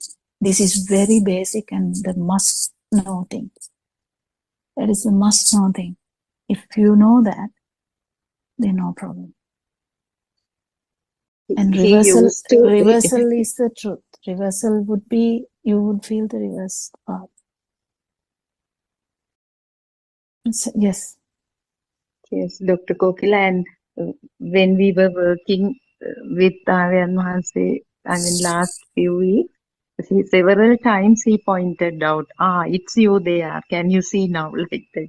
It was so beautiful, actually. Then and there he pointed out how how we work with self-view. It is a bit difficult, actually. It takes some time. Doesn't matter though. It doesn't matter. What matters is whether you really feel this Dhamma. And if you start feeling Dhamma, definitely you will end that. But not because you want it.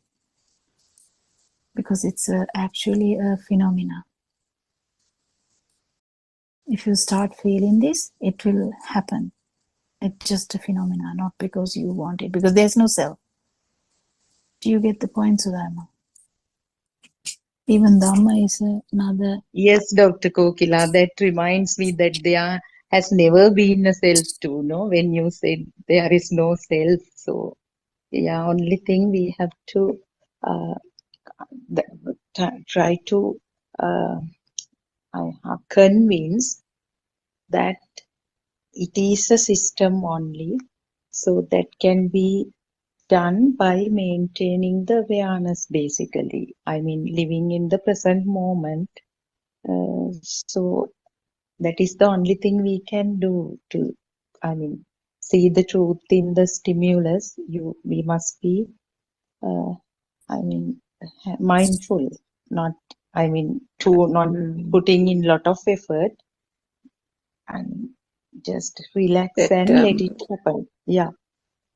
So Dharma, Yes. last night, if you listen to the 7 p.m. Zoom, Renvansi gave this example about, I think Nikini asked the question, and Renvansi was explaining and saying, how Lord Buddha's, when he met somebody he knew, he like Satutu Vadan Yodi, that means, he engaged in preliminary chit chat and, greeted the friend with happiness. So, in that sense, you can't say the Buddha had self-vibration, right? So, there is, when you meet a friend after a long time, there is an initial sense of happiness. And that is the feature, that is the inherent feature of the mind consciousness. That is part of the emotion. Yes. So, that is the thing that we need to distinguish. But that happiness occurs at the moment you see the friend. But then it is a spontaneous occurrence. And you go with the spontaneous occurrence and that's it. But later, if you continue to think about, I saw that friend, that was really nice. We went down memory lane. It was a good time. She has really Surangika, changed but the now. thing is, I would like to add there, Surangika, the thing is, when you understand that your power in this within this mind is zero, that is where you understand that that person will never be born in these realms, and then the feel level is completely the lower. So the mellow midila, in the sense when that happens, whatever happens after that is a sensor level. That is the thing. But when we try to give an example without that feel, it can become an issue. So imagine, so if we are trying to give an idea about an arahant, that can have flaws, isn't it? Like, so the likewise, what we should understand is the final effect when we say Melonuk Midila is getting rid of this whole mind thing. And Elonuk Midila means getting rid of this tense. So, and then after that you live as normal. Completely, there is a problem of survival though. There is a problem of survival because there's no interest in surviving here. That is the main thing. But what I'm trying to say is, the actions, you can't judge by actions. Any action at all. So when Lord Buddha shouted at that Swamin Hanse, and to go behind him and say 7 times to go out of Jethavanarama, that looks a bit suspicious if he was saying that very lightly. Can we even think about that? Like, it can't, because if you have to say it 7 times, once maybe, yeah, it is fine. Go out. Oh my goodness, becomes very, very tricky when we say it multiple times, isn't it? So but the main thing is lack of self-vibration. That is the problem that Aran Hanse is highlighting every morning, I think, because identifying this feel of non-existence. This is the trick, I think, because that is the important thing, feel of non-existence, and no self-perception. And Arahantism has completely become the non-self-perception, or in the sense, it is the new norm. So that even in that system works normal, it completely under the power of the non-self-perception now. Isn't it? Did you get the point I was trying to say? Exactly. Yeah, sorry, Sudhama, you go ahead. No, both of you nicely explained what Aryan Hanse always says. Just because someone becomes fully awakened, he or she doesn't become disabled. Manda buddhika wenne naha. Everything happens as normal, and no one from, externally, by seeing the person, no one can assume that he is a fully awakened one or not. So both of you nicely explained that, because smiling, talking to people, organizing things, advising, if there's a necessity, raising the voice, everything will happen as usual, because even Buddha, as you said, now shouted that Potila Thero. So everything will happen as normal, and only he knows that there is no any burning, there is no any vibration, isn't it? That's what both of you explained, I think. Actually, even that last sentence bit is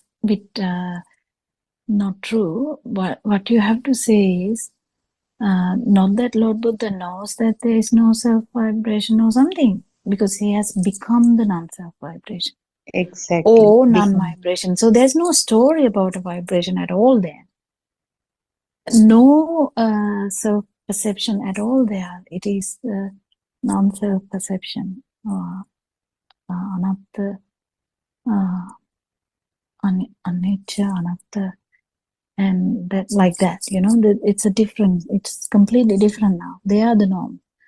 So there's no even an idea again. So it's completely different. The vice versa, kind of udukuru වෙච්ච එකක් යටිකුරු වෙච්ච එකක් උඩුකුරු කරා වගේ, in the sense something turned down has turned up, means it's completely different now.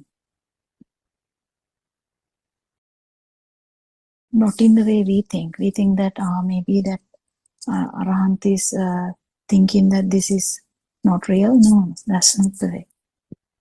There's no notion of realness there, no notion of self-vibration there. Is that okay? Did you get the point? Yes, very clear, Dr. Kokila, when we use words, because it's according to our level, we always use the mind, and because we are talking about never experienced kind of situation, so always the words, I mean, we are unable to explain. That's why, yeah, now it's clear. Just Yeah. on that point that I was trying to say, Dr. Kokila, when it comes to the mind consciousness, that example, if you meet a friend and, you know, at that moment you're happy, you speak to that person happily, but there is no reliving that. No reliving, but also even at that particular moment, there is no self-perception in an Arahant. So don't take, it's not about us we are talking about. In an Arahant, for example, we can take Lord Buddha, there's no self-perception at all.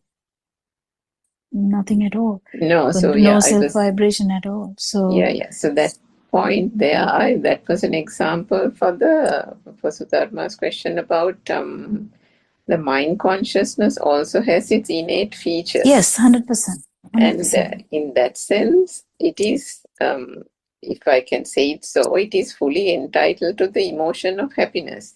100%. Those things arise spontaneously. That's why Aranwansi says, deyak nathi satuta deyak nathi. That's right, yes. So if that happens and then that happens and that it's an incident, but then if later on you're reliving it and trying to, what is the word in Sinhalese, bindinawa, that is the mind. So that doesn't actually happen.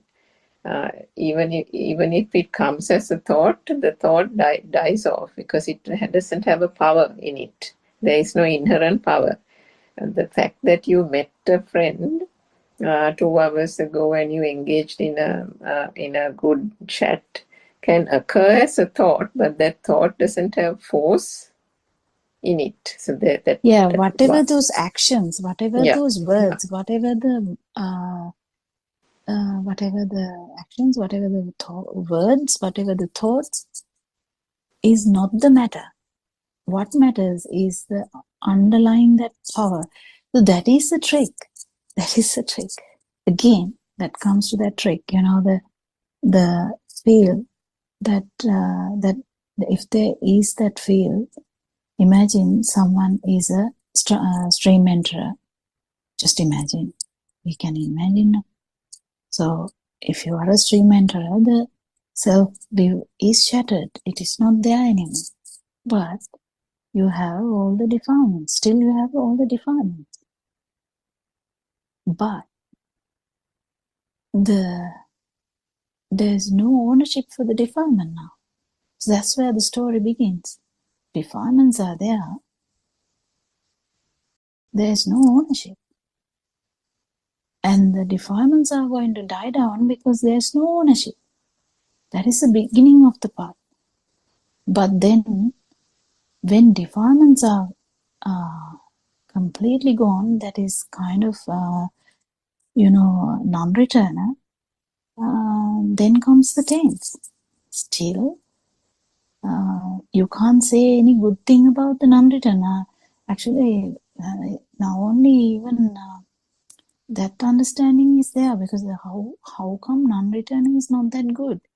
Because there is always a chance of this tense giving you some trouble, but not to the level of the Michadittika or wrong view.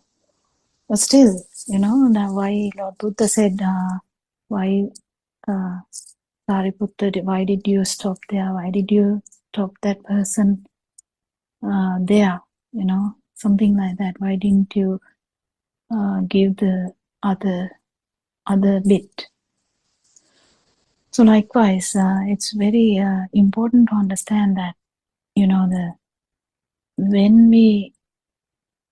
there is always a gap in the field and in the mind. So we need to understand that, and we need to actually understand this. That's all you can do. You can't do anything other than that, because you have come this far and you understand fully about that the thought has nothing to do. Thought is useless, in the sense thought is there. I mean, nothing happens to thought, but thought is not a thing. And then all the importance goes to the self vibration, just one vibration. That is a transitionary time from mind to the field. I think we are running into the 4 o'clock Zoom discussion today. So we will hand over the Zoom to 4 o'clock Zooms. I didn't even notice that. So we worship Paranwanse as normal. We have so much gratitude for all the guidance in this path. And thank you so much for joining to build up a discussion in English language. And we will meet tomorrow as well. Therwan Sarnai. May Triple Gem bless you all. Dr. Therwan Therwan Saranai all.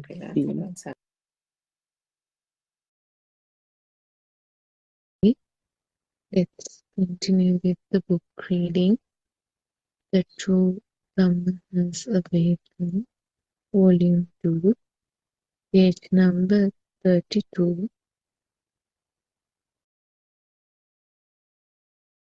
When you have the wisdom of the Kruta Jnana, you just don't do anything. The seeing of the illusion automatically happens. Automatically happens means you don't think that there is no outside. You already feel that there is no outside. At the stage of Krutajnana, the moment you receive an aramana from any one of your senses, you will immediately be able to realize that the book which you see outside is only a thought, and that it does not exist outside. And then you let go of that thought. When you let go of one thought, it is similar to letting go of a long string of consecutive thoughts that arise in the mind consciousness. To come to this stage of Krutajnana, you should be a Sotapanna. Only a person who has developed the wisdom of a Sotapanna and an Anagami could come to this point of Krutajnana. If we explain it even further, we could say that only a person who has practically experienced the pure truth, a person who has dropped off his concept of self, and a person who is on the path to nirvana can be at this stage of Buddha-jnana, or at this stage of wisdom.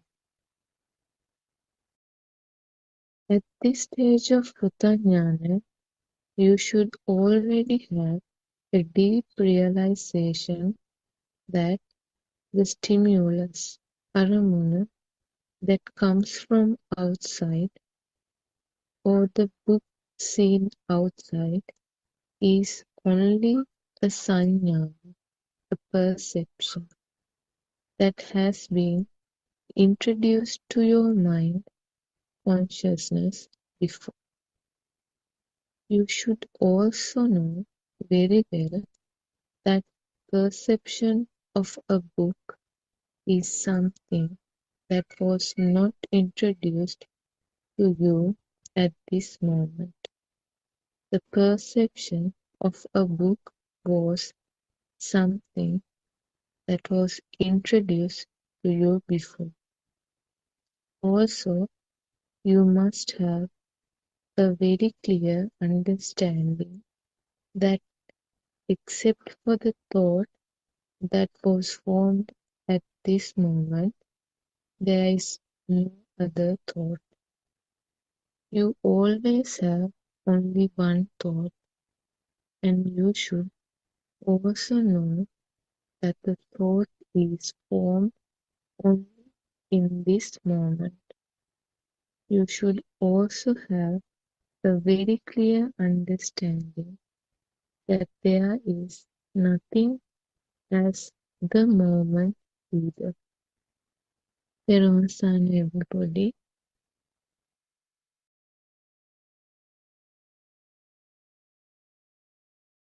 Therun Saranai. We worship Aryan Mahanse at his feet.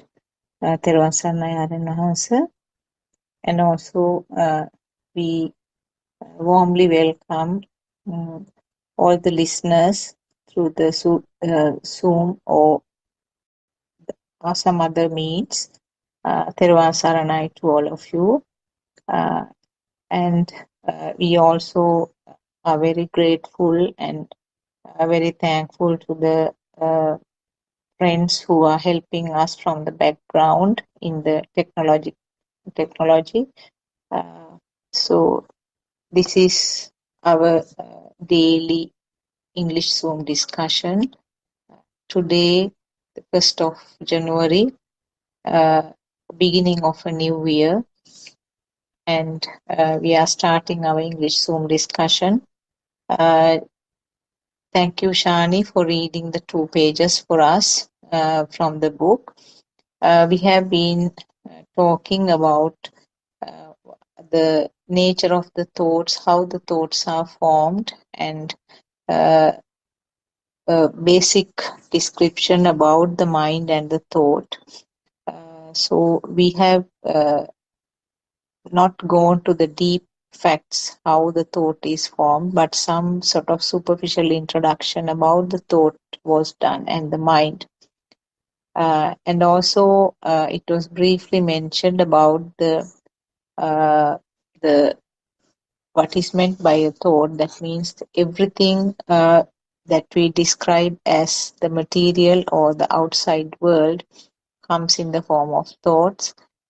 And also it was mentioned that thought is something that occurs right at this moment, and it's always a single thought which comes at a time, and then it's a string of thoughts which occurs at a very high speed. So that is the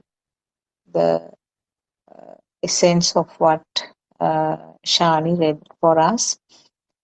We can start the discussion. Teruvan Saranai, Dr. Kokila and Sudharma. we can start the discussion on that basis. Teruvan Saranai.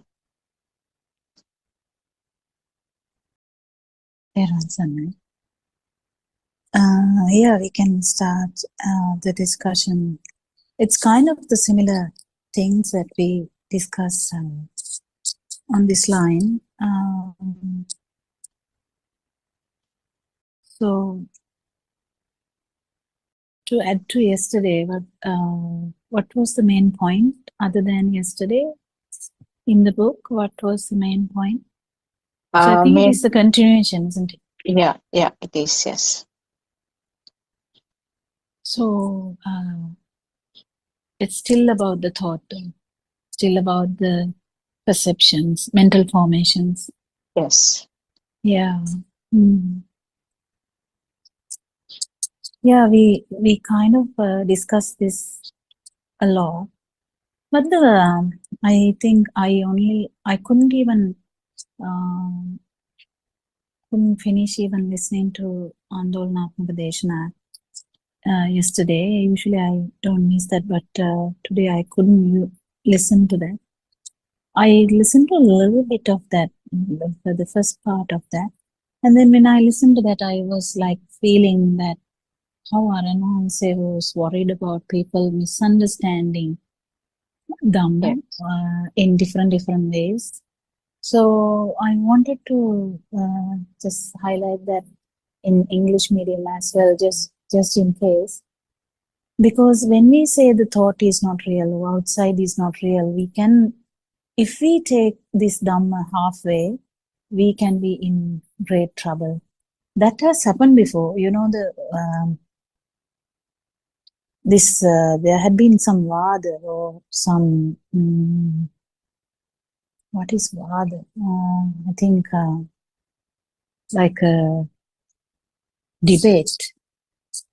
debate about this ever persisting something and not persisting something, not persisting. So when we come to the no side, there can be a great trouble here if we don't understand the full Dhamma. That is where even Aranohanse, when he starts talking about something, he finishes it. Kind of he takes into the last bit as well. If we don't do that, I think the main risk is if we take this Dhamma in a half-hearted way or kind of in the middle. If you stop in the middle, there can be a kind of misunderstanding or misalignment in this part, because if someone just stop there outside, whatever is there outside is actually a perception in the mind, yes. And then if someone actually stops there, there's a very great risk of you being not understanding the whole story, because the whole story is about the self-perception or self-vibration. And if you don't go deeper and deeper and deeper, I think misunderstanding is possible, and actually you might be in trouble, because when we talk about something, about the whole Dhamma, when we talk about a chair, okay, we take it as an example, or we can take daughter as an example. So the daughter, I mean, this is a bit sensitive, but we can take it. So the daughter is actually a thought. And then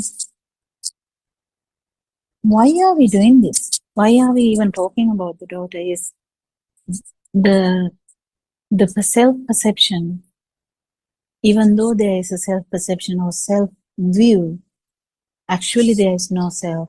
What was out there was only a stimulus, which we have given so much value to. And how much this value has come, how this value has come is that we are actually researching. So when we try to understand that, we understand that the actual, when we try to like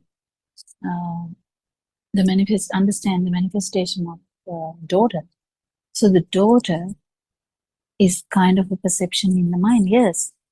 And then we, not only that, we actually understand then if we see daughter, even the light, because there should be the perception of light to see someone. That's how you understand that it is your daughter. And even seeing is not real. It is just a past vibration. So then we kind of keep understanding that the self-perception or the self-vibration is only due to this being misunderstood as a thing. Because the notion, the duality is felt when there is a thing. If there is no duality, you don't feel anything, you don't even know anything about it.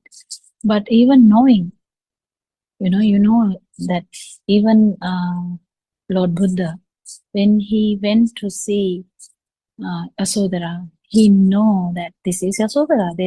There's no misunderstanding in there. There's no, he saw Rahula, who is the son, and when Rahula asked for the return for him something, I don't know how to say that in English, he asked Daya or something which should be coming from that. Then he just took him, so he knows that he's his son before being and before becoming Lord Buddha or understanding truth or becoming the truth. So before becoming the truth, he had a son, and he can feel the son. So when the self vibration is not there, you can feel all the other beings, all the other vibrations, how they are and how close they are to the non-vibration, and how they can help this vibration to become the non-vibration. So I don't think I put it in a nice way today, but what I'm trying to say is, we try to understand all about the stimulus just to understand that there's nothing to take granted for. There's nothing, there's no value. It is all constructs. Either it is a mental construct, or otherwise it is a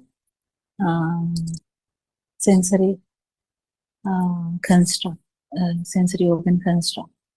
So sensory organ constructs would be the light, the sound, the taste, the smell, or the touch, or the temperature. But the mental constructs would be mother, father, moon, sun, house, family, husband, wife, daughter, son, friends, my job, my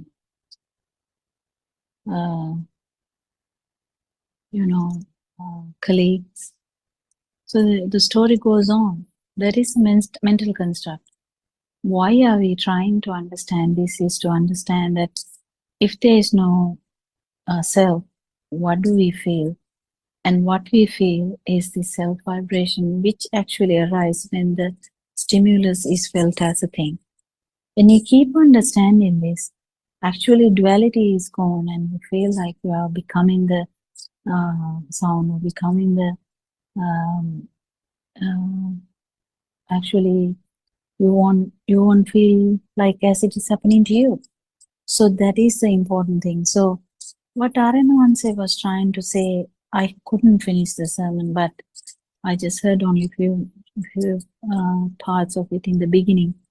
He was trying to say, if you take this halfway, it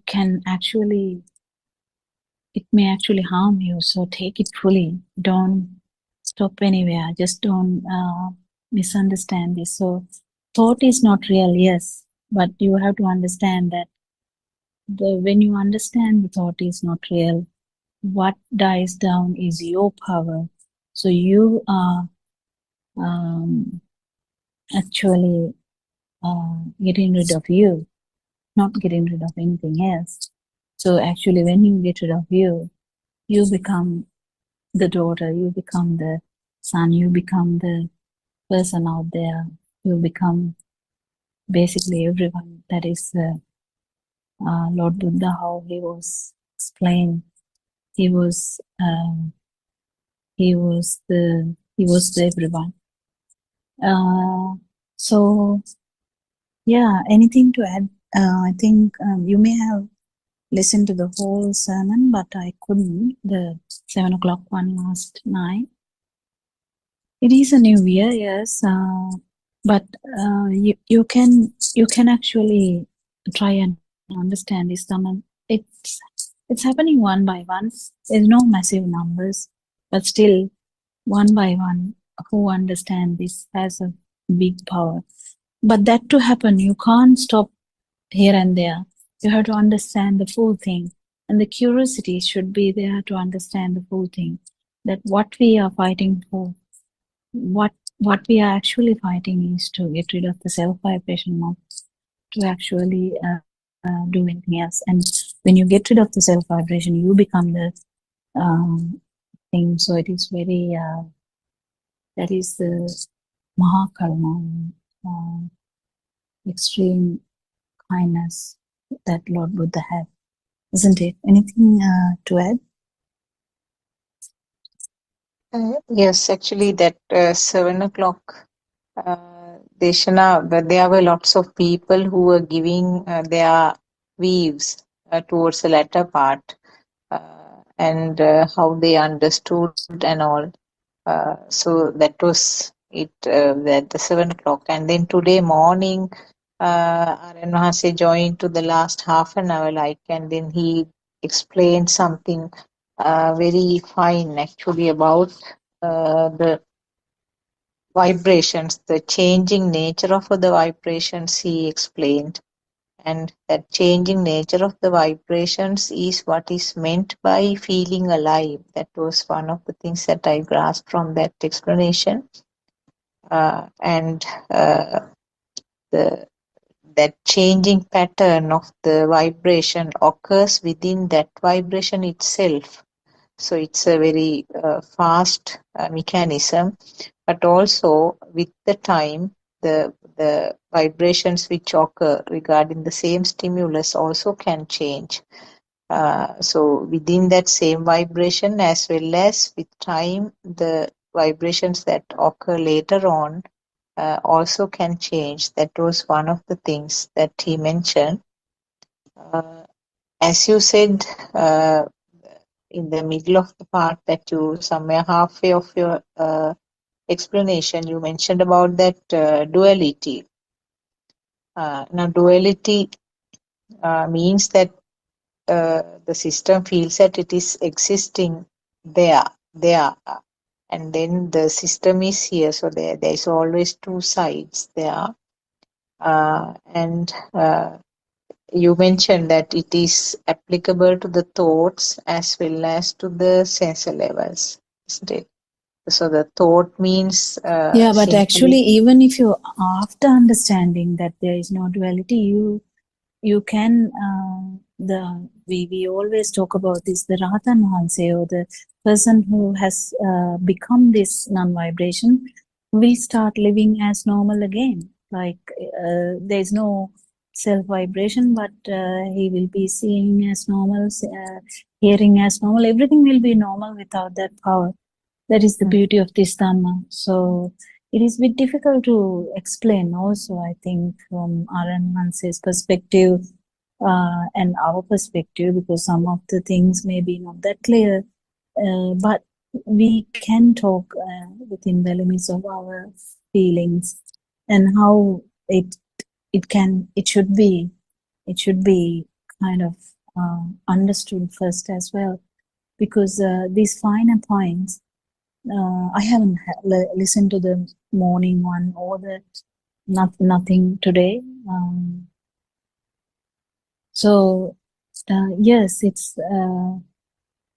it becomes more fine and I suppose there's no other word than finer. It becomes finer and I think more kind of intricate or kind of like very, very delicate, so that it is only you who will know even the difference, because this vibratory nature, how it changes, or the self vibration, how you feel and how it changes, and how the non-vibration where the power is not there, how that happens. And you just keep understanding. So when we talk about these things, we usually feel that I usually we have sense of faculties where we feel differently. Even that keeps changing, because you keep understanding that these sense of faculties are just one mode of just one vibration actually. Like even though the output is different, it's just one vibration.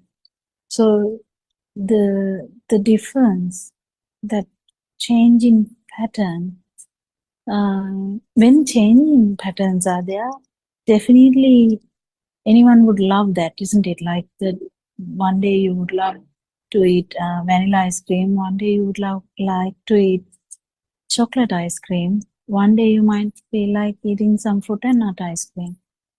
So no one wants to eat the same thing every day unless you have some allergic reaction to others. So we like the difference. We like to entertain the ears at one point, and we like to entertain the eyes at one point. We can't keep entertaining one sensory organ forever, because that is how it is, because then the living life feel is not there, isn't it? Yeah, that is the superficial level, isn't it, Dr. Popila? I mean, the wanting to change the clothes or food or whatever it is. It is a That is, superficial level, but in deeper down also, yeah, it in the is. feel also, even though you don't talk about the type of the ice cream, deeper down, even if you don't have any thinking pattern, even the baby has this problem. Yes. That's why when there is a thing hanging up their coat, when that is not one single color usually, it has multiple colors. It gives the various sounds. It doesn't give one sound, and just different stuff. Like so they are mesmerized by that. How are they mesmerized and they don't know anything about it? So even in the field, that alive field, there is a very underlying need for alive field. That is the thing what I was trying to say. But I need to listen to what Aaron say has been talking in the morning, because he puts these things really very, very specifically, very direct way. So it is beautiful all the time. But when we keep understanding how a baby react to stuff, how baby is wanting to live, how baby would, even a worm, how a worm would love to live, how he would like to maintain the whatever the comfortable way. So the humans are a bit different. Humans have so much like 6 sensory organs. So they have different ways of, but in the finally you understand, when you are understanding a bit more, you understand this feel is actually nothing but the self vibration which is playing up. It's actually wisdom mixed with the wisdom. It's because it's not actually something you would feel. What do you think? Anything else?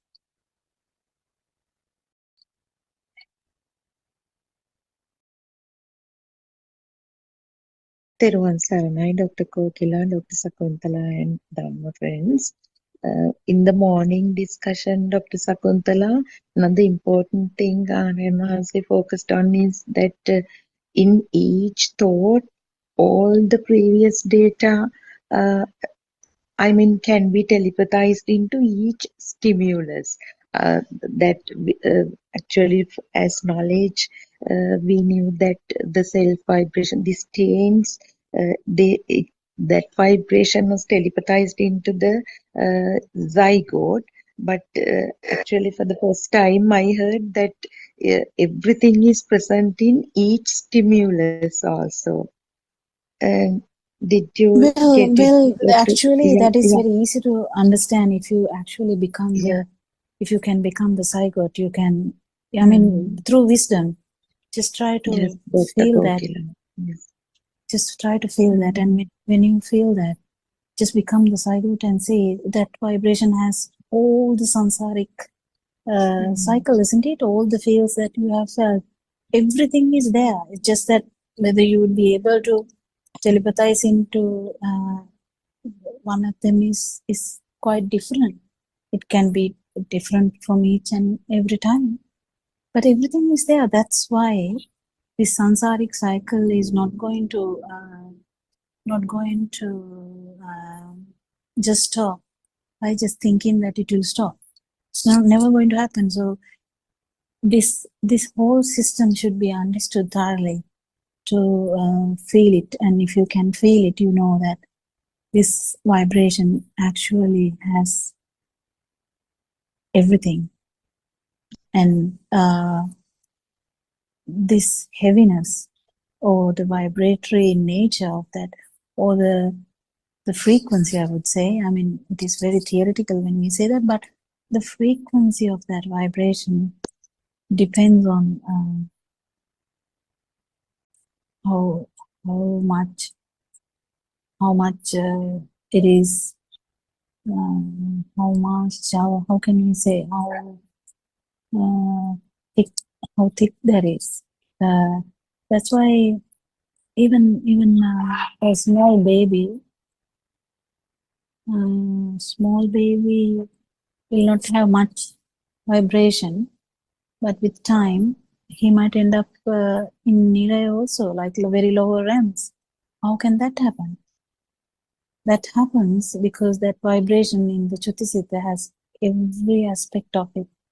Just one vibration has the ability to have this all of it. The thing is, the synchronizing to that level can be different. The baby will not synchronize to the one level because that is the field level. So the baby will synchronize to the field level, but once you become the mind is developed, you synchronize to whole different type of it. So the synchronicity changes as well. So the level changes as well, but it is just one vibration. I have to listen to Arama's sermon because he puts these things so beautifully that it is very important even for us to listen and try and He, understand these things. he reiterated what you said, Dr. Kokila. Now the child in the cot, how this power makes the child to grab the phone, and how the child cries when mother tries to take it back. And finally, he was talking about the cessation of perception, Sanya Nirodha. That was the in part of it. Uh, so when you reiterated everything again, it's very beautiful and meaningful, and it's for us, of course, it helps a lot.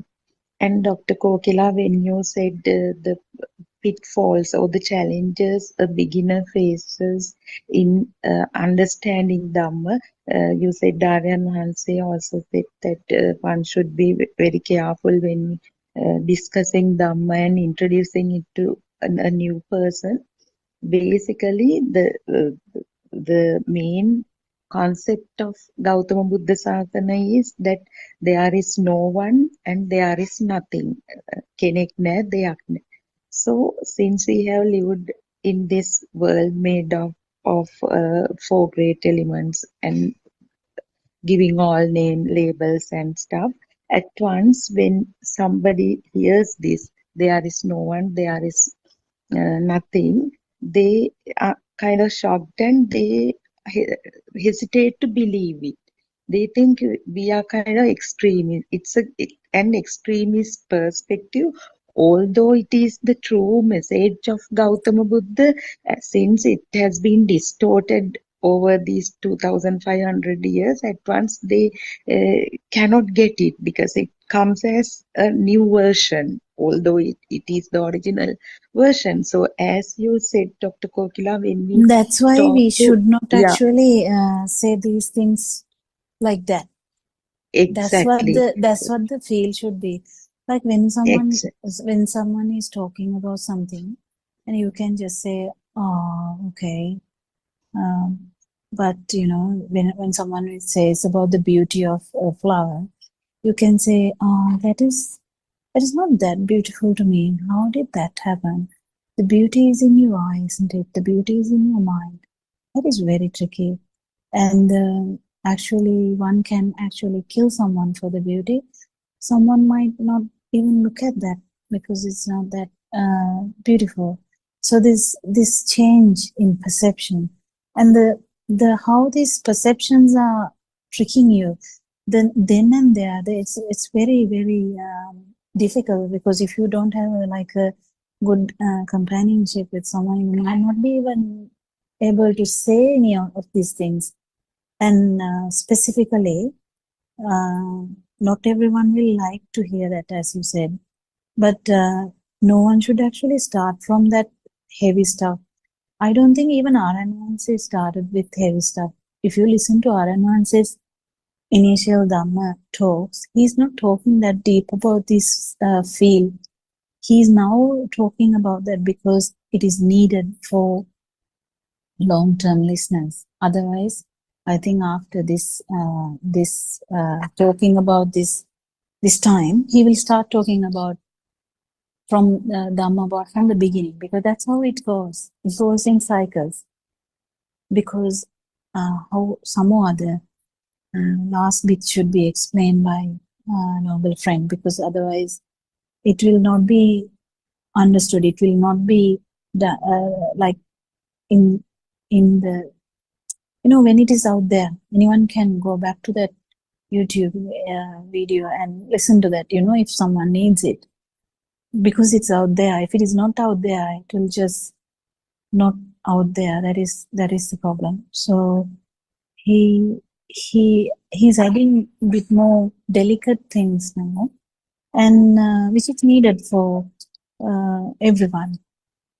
And when we try to tell something very, like for a newcomer, if you try to say there is no self, he might get shocked and he might not even want to listen again.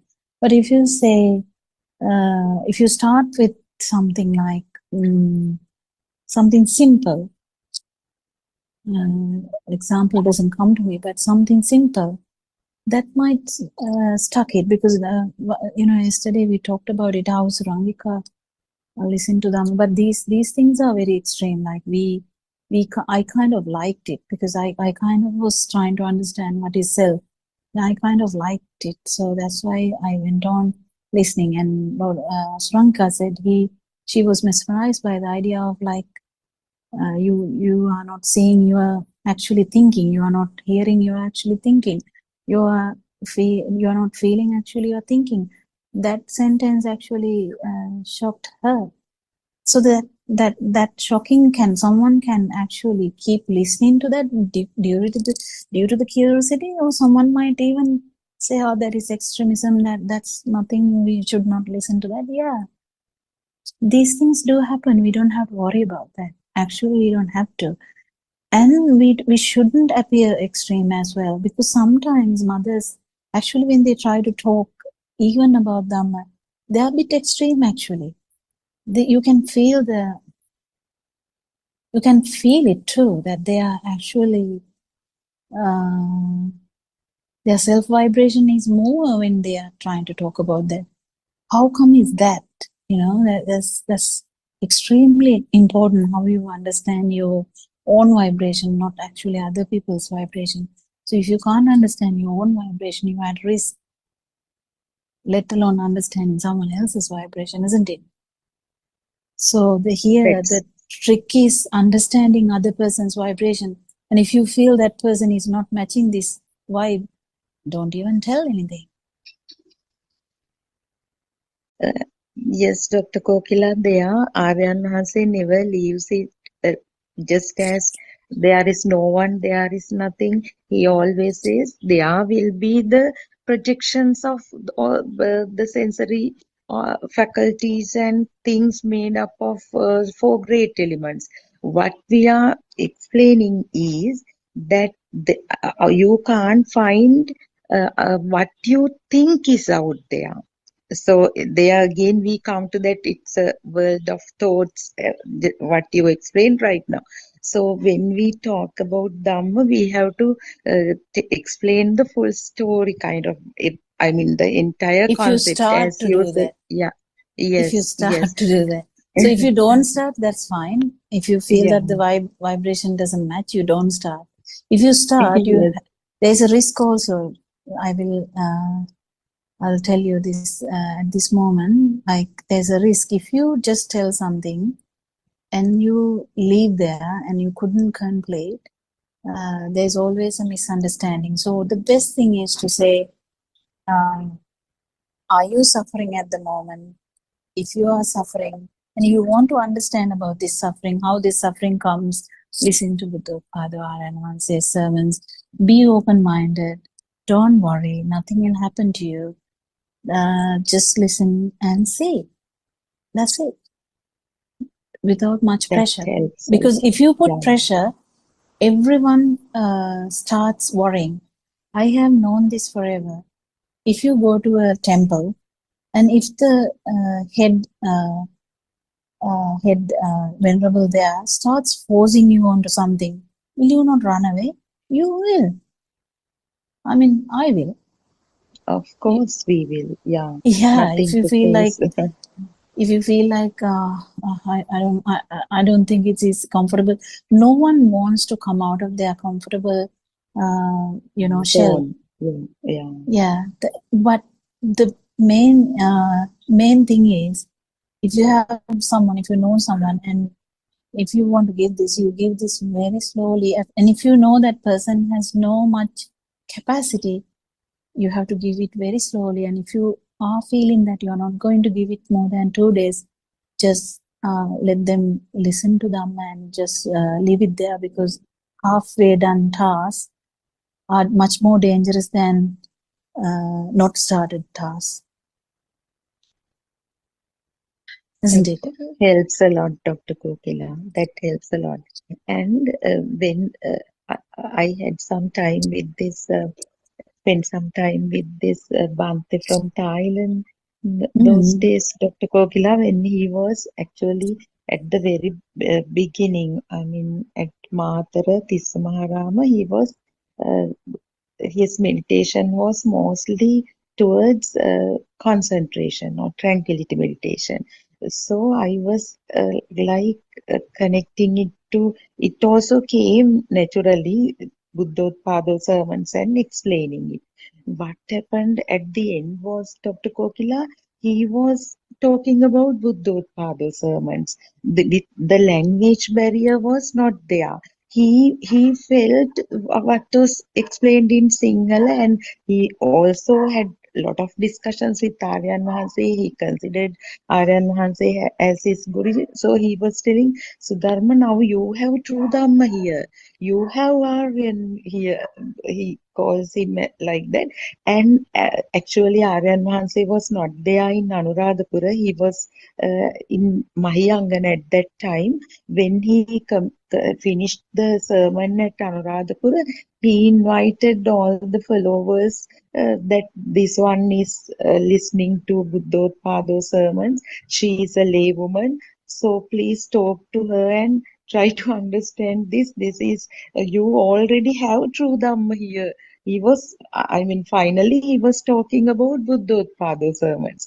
When Aryan Mahanse said last evening he got an invitation from Thailand, and they have bought a block of land to construct a monastery and name it as Buddothpado. That actually he made the decision in Sri Lanka because he got Dhamma, and he actually, even Aryan Mahanse himself told, Bhante is so humble, and he listens to Buddothpado sermons and have a lot of discussions with him also. So actually, this also is a good example to show that true Dhamma is a universal thing. It doesn't matter whether it's from Thai, everybody. Despite the nationality, race, caste, creed, the truth is truth, and it will come up, and people, the fortunate people, will hear this message. So I just, And also yeah, sometimes our vibration might not match the, sometimes, because RN1 says vibration, non-vibration matches everything. So it is very, very different vibe, and it helps so much. And not everyone would feel it, but if you feel it, it would change the person forever. But the problem is not about like getting mesmerized about a person. This is about Dhamma, and I have never met Paranwanse who haven't seen him myself, and same, like, not as a person, not as anything, but seeing through his sermons, his Dhamma, the non-vibration, that is the most important thing. And when we talk about this half-done jobs, we have to make sure that when we talk about Dhamma, we have to actually end up telling about the, Deyakna, when we started saying that. If we not finished with it, Kenekna, that they are similar. Deyakna is similar to Kenekna in the sense, the stimulus is equal to actually the value of the stimulus is the sensation of you. If you don't give this message, that is the trickiest part to understand, that it is the vibe, the stimulus only that can be worrying someone, but it is so beautiful to know, because if someone has not researched about yourself or myself, researched about what is you, then you will be like, oh, that is extreme. But if you go to someone who has thought about these things, that is not extreme, because they are thinking about it. They are actually trying to find out about it.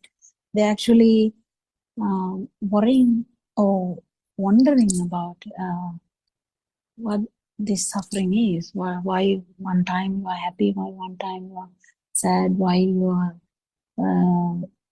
seeing different levels of yourself or others, if you've seen. And when they die, how unhappily they die. If they are dying happily, they are usually in a different world, thinking in a different angle. I'm going to God, and they might die happily because they are under the impression that they might go to God. So the vibration is towards the craving. So yeah, there are lots and lots of caveats here, isn't it? Anything, Suranjika, in that context? I don't know whether she had time to listen to the sermons. I'm actually getting busy these days. I couldn't listen some of them. Thiruvaan Sannai, Dr. Pokina, Thiruvaan Sannai Dhamma friends. I think last night's one was, as Dr. Sakuntala said, the latter part, or from halfway through the conversation went on to different people's experience, particularly because Aryan Mahansi brought up the 31st night, 31st, Okay. last day of the year, and how people are kind of going a little nuts on the road and thinking that this is the end of the year, means almost like this is the end of the world kind of thing.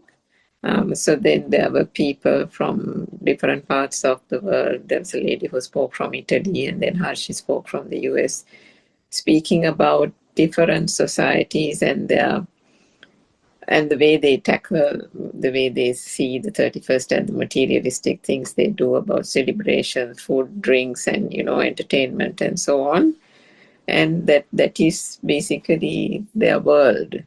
They don't know anything else, and therefore the foremost things in their mind is entertain themselves, enjoy, and then eat, drink, and be merry kind of thing. So, they work hard, they earn a lot, and they spend a lot, and that's about it type of thing. So without any access to true Dhamma, that is almost the fate of mankind through pure ignorance.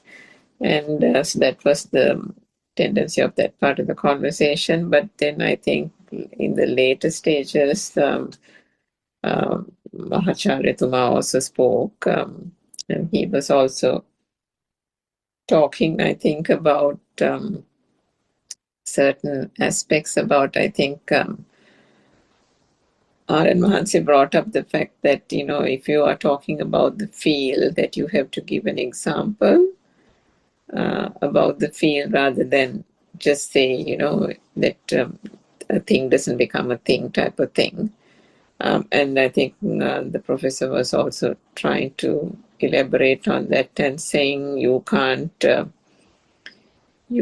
try to cover it up by thoughts, and that it's almost as if how a cat covers up the poo with the paw and goes off. It's almost like you're trying to hide it, but you're not really hiding it. You're just putting a sticker over it, and you're not addressing the problem.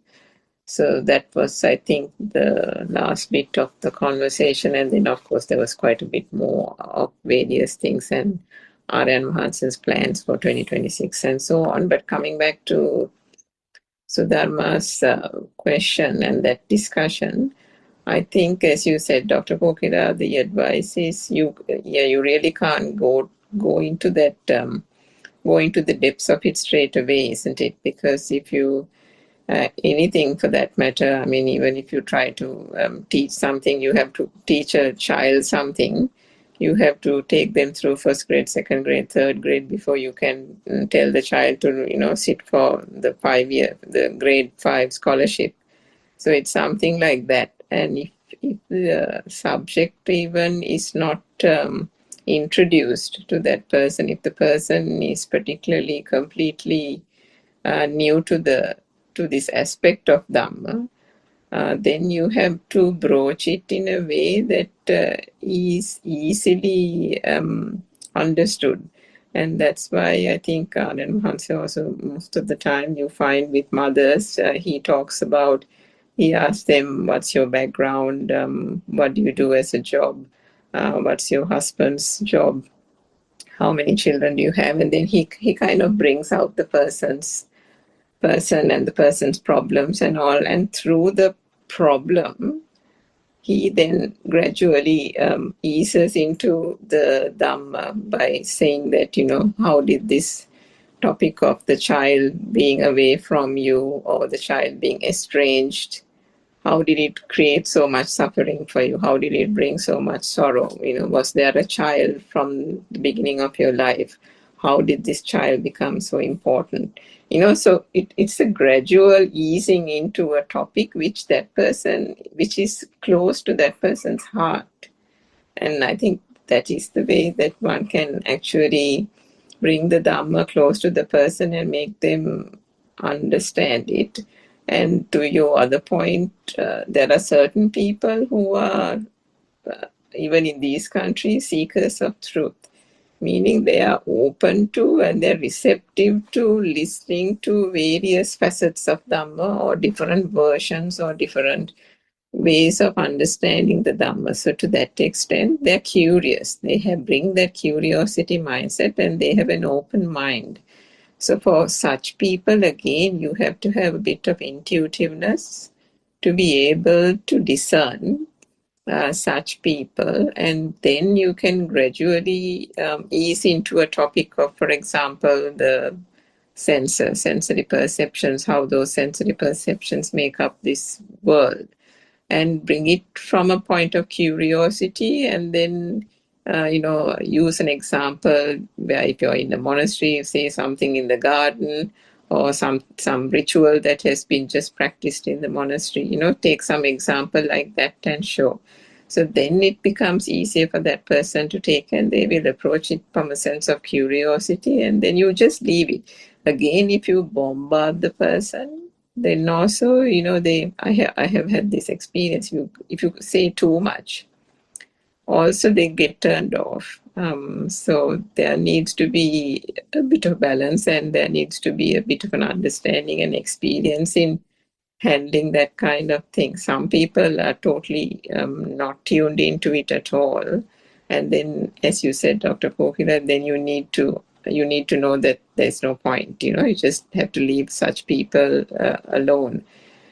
Because I think R.N. Mahansio has also said that some people, there'll be a longer route that they have to take, and that can be through, offering flowers at a temple, doing that little ritual, which will still give them a bit of solace and comfort. Such people come about and get their happiness or peace in that way. But there are some people, the ones that are more spiritually intellectually curious in a spiritual kind of way, who would be a bit more receptive to being given the Dhamma in a more direct manner. So there are various ways in which, and I mean, we have seen this in the last 5 years with all these Zoom discussions, how R.N. Mahansa very intricately navigates the path with various people, isn't it? So that's the beauty of the way he can, not only he can tune into their vibration, but he also gets about it in such a skillful manner that there are lots of lessons for us to learn from. Yeah, that's wonderful, that. isn't it? Yeah.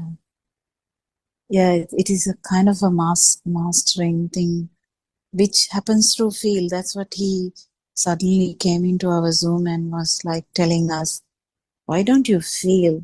Don't you feel the other human beings? And like, yeah, it is opening us as well, like kind of, yes, are an answer. And then yes, because he guides everyone. He guides us very slowly. He hasn't guided us in one day. He can't. But these changes has not happened within one day. Has not happened in 10 months. Has happened with time, and to hang in there, kind of keep listening to same Dhamma for some time. It is kind of interesting, and even if someone is understanding even part of it, it is good. But the main trick here is to understand the non-vibration, because if you haven't felt this power, you don't know what you are actually getting rid of, and you don't know what's the difference between the sensory vibration and the power, because you will be misunderstanding this all the time. So there is a tricky, intricate, or very fine points. But to come to that level, even sometimes we talk about these things, it can just keep changing. Everything changes very slowly. Everything changes, isn't it? Yeah, and that other point you made right at the beginning about, I think, Dr. Sakuntala's point about this morning Zoom. I think I listened to it, but not was doing something else as usual, so I need to listen to that again. The Sanya Viparinama and the vibration evolving. as well as the Abhisankarana, the volitional formation, both happening at the same time. And the next thought and the next thought is also changing, the pattern is changing, the power is also changing. And what you said, Dr. Kokina, about this moment, the stimulus in this moment or the vibration encapsulates the entire vibratory cycle or patterns of this whole samsaric journey or cycle in this moment. And that is why, isn't it, that one can also, through the true Dhamma and the practice, help or the practice helps to cease that vibration as well and end the samsaric cycle. Because if it didn't encompass, if that zygote level vibration didn't encompass the entire samsaric cycle vibration, then one cannot erode it through fading of the defilements and through the access of the true Dhamma, isn't it? It works both ways. I mean, it has the whole thing in it, the vibration. And then because it contains the entire vibration of this whole samsaric cycle, which is why I think R.N. Mahansa said, what is vibrating in this very moment is not only the past perceptions, present perceptions in this birth from a conventional sense of the word, but it can happen from any past perception, even in a past life, can telepathize or synchronize to this very moment. That is what this single vibration is all about. Although that vibration is also changing and evolving, so bringing that vibration to an end is possible because it is that one vibration which, when it ceases, becomes the non-vibration. The cessation of it itself brings about the non-vibration, isn't it? Yeah, it is. I need to listen to that actually, but I don't know whether he actually went into that. I can't remember that part of the talk. Dr. Sakuntala, did he just stop at that every moment has everything only? Yeah, he also mentioned that every vibration tend to get telepathized to another vibration which happened in the past. So it may be within a short period, or as you all mentioned, maybe some kalpa time away. That means innumerable time gap. So every vibration will get telepathized to some another vibration. So in other words, I think in Sinhala it says that Purana karmaya valandanava. That means we are always well, can you say it's consuming? Consuming the past experiences. So that was one of the things. So if there is no similar vibration in the past, this vibration will not happen, isn't it? I mean, for this vibration to happen, there should be always something which can be synchronized from the past. Yeah. Yeah. That is the importance of or even the difficult part of the non-vibration. Because if we have felt the non-vibration before, the story is a bit different. But there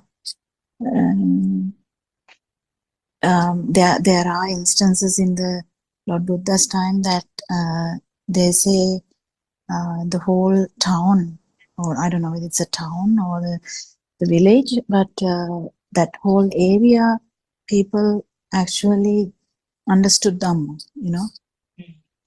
but they didn't go in deeper than that. So they can have this situation again. They can synchronize to that again easily. But for the first one, it is an experience that has never happened before. And he's given some examples also in past talks, I think, about, how we come across a face that is so familiar in a crowd, but we are really quite sure we haven't met that person before. And then, some places he's given the example where some person gets this impulse to kill a person completely out of the blue, no warning, no premeditation, nothing, but just. I heard some similar situation even in Australia. Suddenly, there's impulse to harm another person. Has not seen or heard about that person before. I can't imagine things happening like that. But in Lord Buddha Dhamma, everything is like kind of explained, isn't it?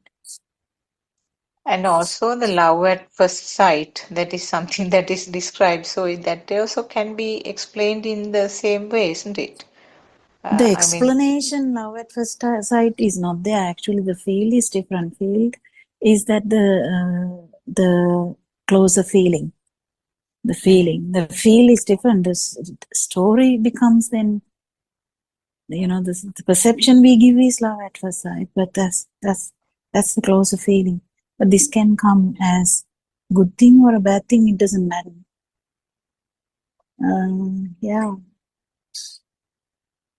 Also, we mentioned in the morning Deshana, I think Surangika may have heard, you might remember, this called in Anusote, or when you are going down along the floor, the vibrations, the way that the vibrations are evolving is such that the vibrations become stronger and stronger. Whereas in Patisote, or when you are going upstream against the stream, the evolving of the vibrations occur in a pattern where the vibrations become less and less powerful. That was one of the things that he mentioned. That means in Anusote, the vibrations will become stronger because of the, evolution occurs in such a way that the vibrations become more stronger. In Patisote, the evolving occurs into a pattern where the vibrations become less and less, becomes weaker and weaker, or less dense, yes. Yeah, it's like that whirlpool example, isn't it? Because there's nothing to stop the flow of the current, two opposing currents coming together and drawing everything into the whirlpool. Is like the Anusota, isn't it? Because every vitaka or every stimulus and every active thought around the stimulus, believing it to be real, takes that person along the samsaric cycle and the Anusota. Whereas on the other side, against the stream, would be, we talked about like an antivirus, isn't it? The true Dhamma acts like an antivirus, where the thoughts and the binding nature of it and the underlying current is not allowed to go in full flow, isn't it? Because of the Dhamma understanding comes in there to arrest that flow or slow it down to the point that where the awareness or the vidarshana aspect of it then comes into play.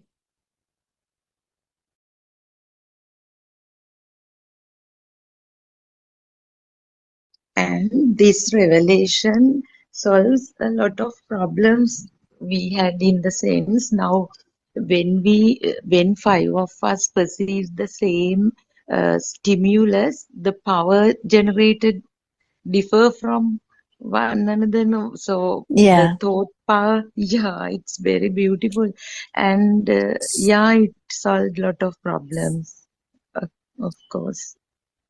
It's beautiful. That was what he named as, sorry, yes. Tell. That was what Sudharma mentioned, that was described as this Nanatta Kaya, Nanatta Sanya, isn't it? Different systems or different bodies, different people will have different perceptions. Yeah, And Dr. Sakuntala, this Gati Purudu also, that what we have innate things all. I mean, this one point answered lot of doubts in the sense the problems due to our ignorance. We couldn't come to terms with certain things that are advanced, but today's the explanation actually helped a lot, and all your guidance to deal with new people helps a lot, because we are planning to start a practical program in Gaul. That's why I sought advice from you.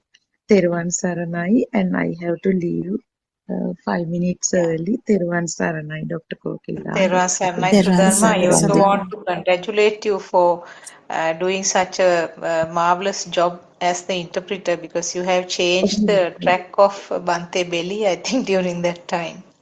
No, Dr. Yeah. Sakuntala, he already had listened to sermons, and that's why he came down to Sri Lanka. But I tried Yes. my best to contribute in some small way. But I really experienced uh, how Aryan Vansi can. If you are Uh, actually going to yeah, do a program, that is different. That is okay. Then yes, who would come there is not going to they are Mm. coming Yeah, there with the open mind. that's right. No, Yeah. no one would come to this Zoom, and I mean, unless they have a very bad mind and they come here to, it can happen. Someone comes to a Zoom with open mind to listen to them. If not, you don't have to come. So that's the thing. Then if you're doing a program, that is completely different. It is different to randomly telling someone. It is completely different because you grow up to it, and when you start telling that, and honestly speaking, you have molded us in such a way, Aryan Mahanse, I mean, all of you, because you never let us finish a point, I mean, stop a point halfway. No, you're asking where is the other part? Why outside is not real? Then what about you on this side? And what about the value and so on and so forth? So we have kind of that confidence is there, self-confidence is there, Dr. Kokila, and always there are people to help. And then and there, even we can contact one of you and experienced people, and even we can get them connected. I mean, get them to talk to one of you, even though if we can't contact Aryan Nurses, so that there is no any stress as such. So we are confident that we can do something for the people. the Some main thing really, is yeah.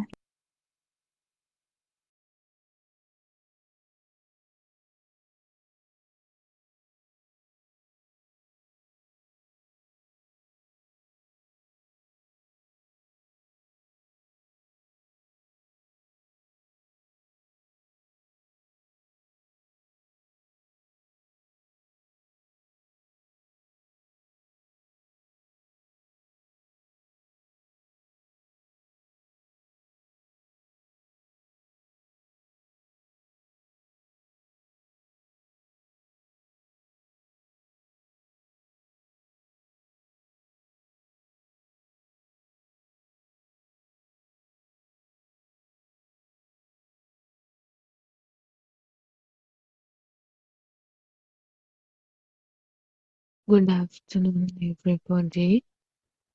Teran Sana Master. Teran Sana, everybody. Let's continue with the book reading. The True Dhamma Has Awakened, Volume 2, page number 30.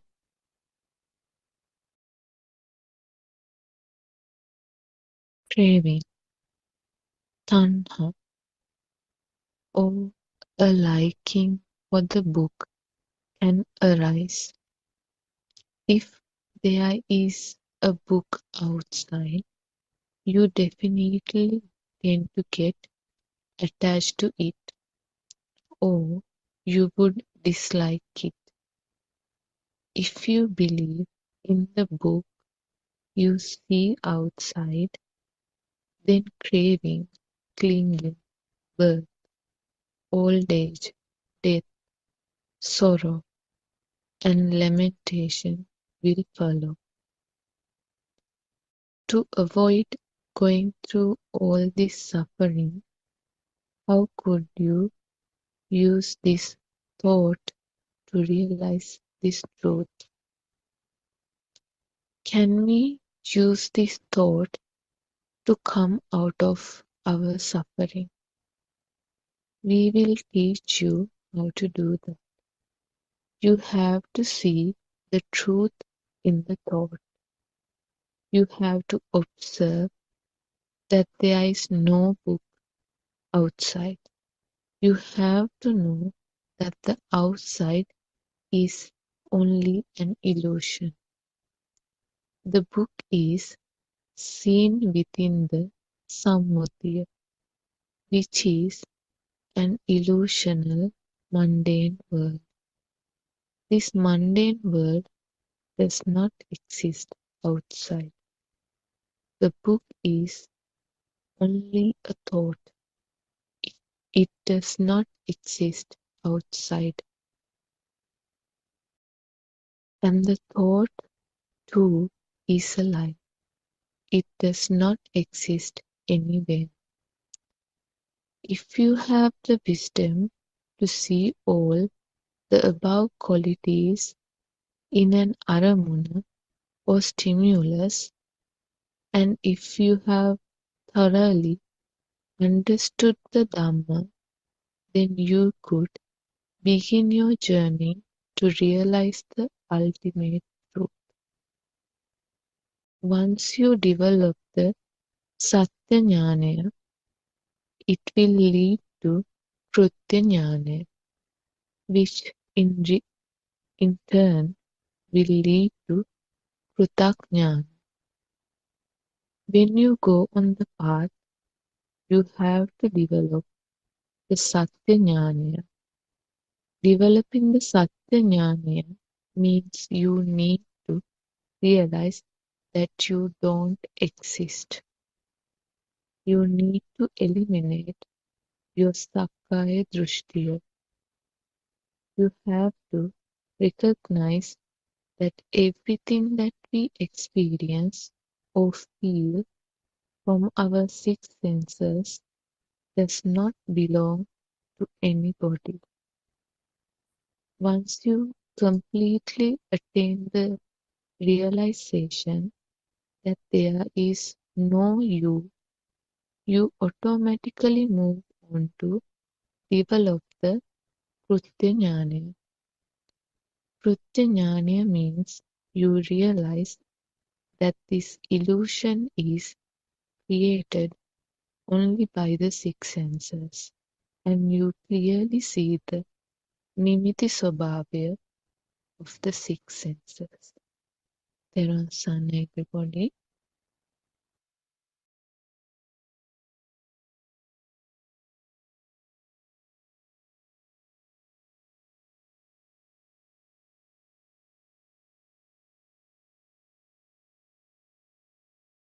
Thiruvan Saranai. Thiruvan Saranai, everybody who have joined in several ways to this English Zoom discussion. First of all, we all worship Aryan Honse at his feet, and may all of you be blessed by Theruvan or Triple Gem. And we warmly welcome to this English Zoom discussion, which is held every day for 1 hour 15 minutes from 2:45 p.m. Sri Lankan time. Thank you, Shani, for reading the 2 pages. And we have been explaining the contents of each reading each day, which is actually just a simple beginning, simple facts to start with. So yesterday and today, what mainly concentrated was about the thought. And as you read from the book, what the message we have to receive is that what is meant by thought, and that the thought is just a construct of the mind, and it is just a creation only, just an illusion. So thought is not something really existing. So just briefly, if we talk about thought, what is meant by thought? Thought is the collective vibration of the other five sensor functions. So, in other words, the vibrations of the five faculties or five senses will automatically, as a part of the system, will automatically combine together to form a different type of vibration, which we label as thought. So thought is something that starts forming when the baby gets a little old.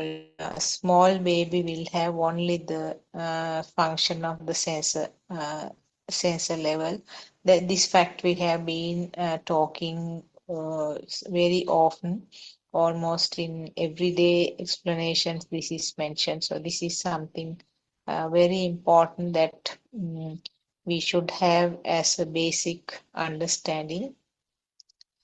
And so talking about the sensor functions or the function of the sensor faculties, it's again just another creation of the rapid vibration, fast vibration. So then onwards, it becomes an illusion. That level also it's an illusion. It's something created then and there, and the collective action of these five vibrations turn into a different type of vibration. Lord Buddha's time, the beautiful example that he gave was that converting, to a different type of vibration from milk being converted to ghee. So it's another type of a vibration, but it's different from the previous ones. So basically, everything that we think or every thought that is a mental construct, everything is an illusion. So there's nothing to be taken as true. So these are the facts that we have to understand. I can see Dr. Kokila and Sudharma both have joined. I think we can continue it as like questions and discussions, because R.N. Mahasi, I think, wanted us to, I think he indirectly mentioned that it has to be done in a different manner. Actually, it's very good if somebody can ask the questions from the listeners. If there is a question coming up, that will be the ideal way to continue the discussion. So whoever is here in the forum, or maybe somebody who is listening from the YouTube, if they can come to the Zoom discussion and ask a question, it will be very lively rather than our talking on a topic or trying to explain some words. So at least until somebody asks a question, maybe we can continue it as a discussion. Teruvan Sarnai, Dr. Kokila. Teruvan Sarnai, Sudharma.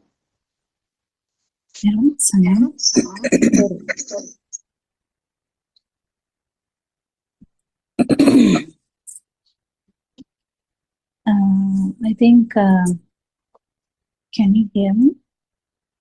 Yes, we can hear you.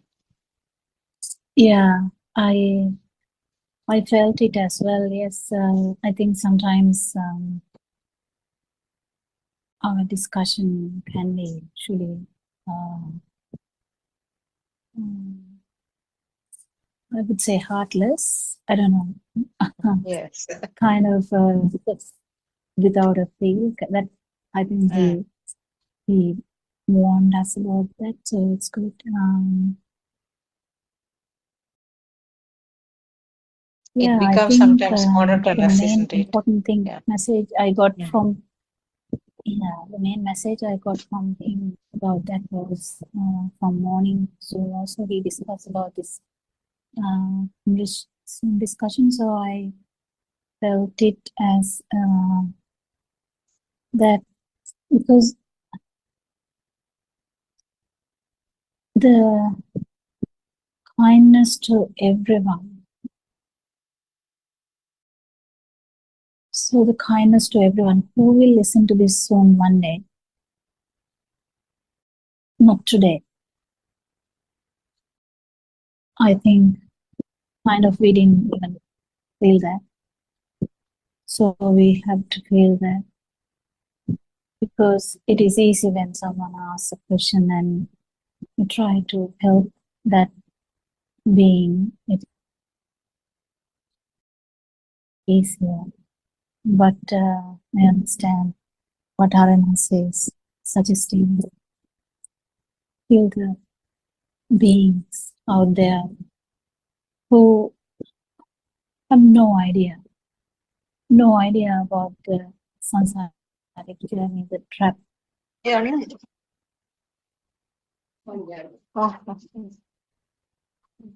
Dr. Sakuntala, your mic is open. So it is very evident that when we talk, even if we are talking, maybe one day I would do a Zoom alone, and even that day, I should be able to do a Zoom discussion, even alone. It wouldn't be a discussion, then it would be an open talk, and the out of kindness to. And then I remembered how Aran once actually started doing that, and it was so yeah, the out of kindness he started telling this thing to an empty phone, kind of YouTube, we can say. He just started saying that, and we randomly heard that. That's so random, I would say. But and of course we felt that, and now after hearing him yesterday and today morning, how he is when he, I mean, we are like little children. When he advises us, we are like, oh yeah, yes, and yes, actually I think even one day, if it is only Dr. Sakuntala, if it is only Surangika, if it's only Sudharma one day, and one day if it is only Shani, whether Shani can, or whether anyone can do that. And that is the beauty of Dhamma. What you feel, and there's no problem in saying what you feel. And yeah, it's a bit tricky.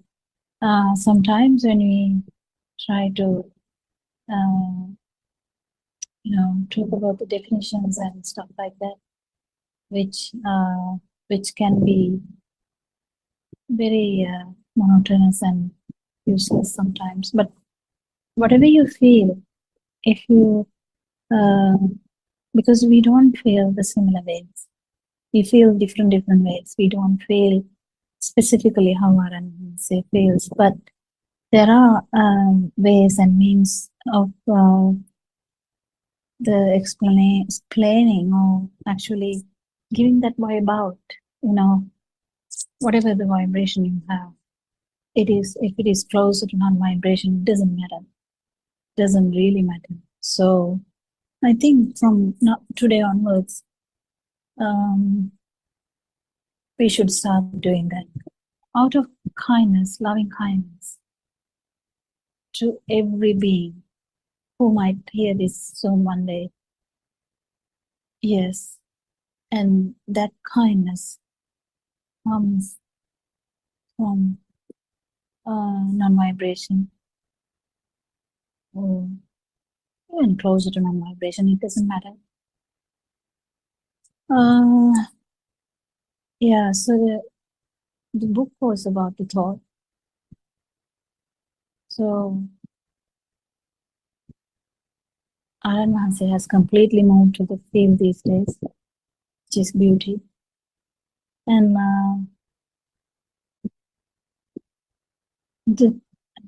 actually, it is very interesting. If someone is in the thought or someone has value in the thoughts, yes, these sermons will be taken as it is. But that's how it is. That's how it is. I mean, you have the ability to take it as in face value, even without you feeling. It doesn't matter. Just try to understand what he is trying to say. He uses a lot of metaphors, so you have to be careful that the metaphor is not the actual thing he is trying to say. So the metaphors are actually the way to give you this idea, because it's the best way to give an idea, because this is something that is not that easy to explain. So no thought is true, no thought is real. They're all constructs, yes. So do you actually feel that way, or do you have any idea how this can drag you back? Because you may be actually floating between the feel and the thought, and sometimes you're in the thoughts only, sometimes you may be in the feel only. But then the importance of everything is understanding that whatever you think is not true. It is actually a construct. It's a mental construct. So if you're thinking about a flood or fire in that case, or what can happen next time, and I think he nicely put the way people feel change thinking. I think we touched it yesterday. The way we think change when we age. So we have to understand we don't think as a 18-year-old anymore. 18-year-olds are fascinated by looks of boys or girls according to their gender. So, and they feel so much warmth about the other gender usually, or similar gender in these days. We never know. But yeah, so the output is quite different to older person. It's very catchy, because older person might think about not really about the things that he or she has, but maybe how to or to who to give these things, or who to actually write these things, the deeds and stuff. And then, where am I going to die? Will I be looked after? What will happen to me? Will I be sick? How can I avoid sickness? And go on thinking like that, and end up thinking also, what will happen to me after death? A lot of people I meet every day when I work actually wonder about these things, but mostly if they are having a God in their mind, they usually say, I'm going to God. But some are not sure. Some are not sure. So the specifically, they have a liking towards or kind of a plan, which has so much ignorance or wrong vision. So we understand that it is very, very tricky when we take a thought as real, because there are so much thoughts, so much attitudes. So attitude is coming from a thought, usually what we observe every day from family, from friends, from workplace. The attitudes are kind of absorbed kind of thing. So if the attitude of the family is to not to care about the other, that will be the usual way that the children will be learning.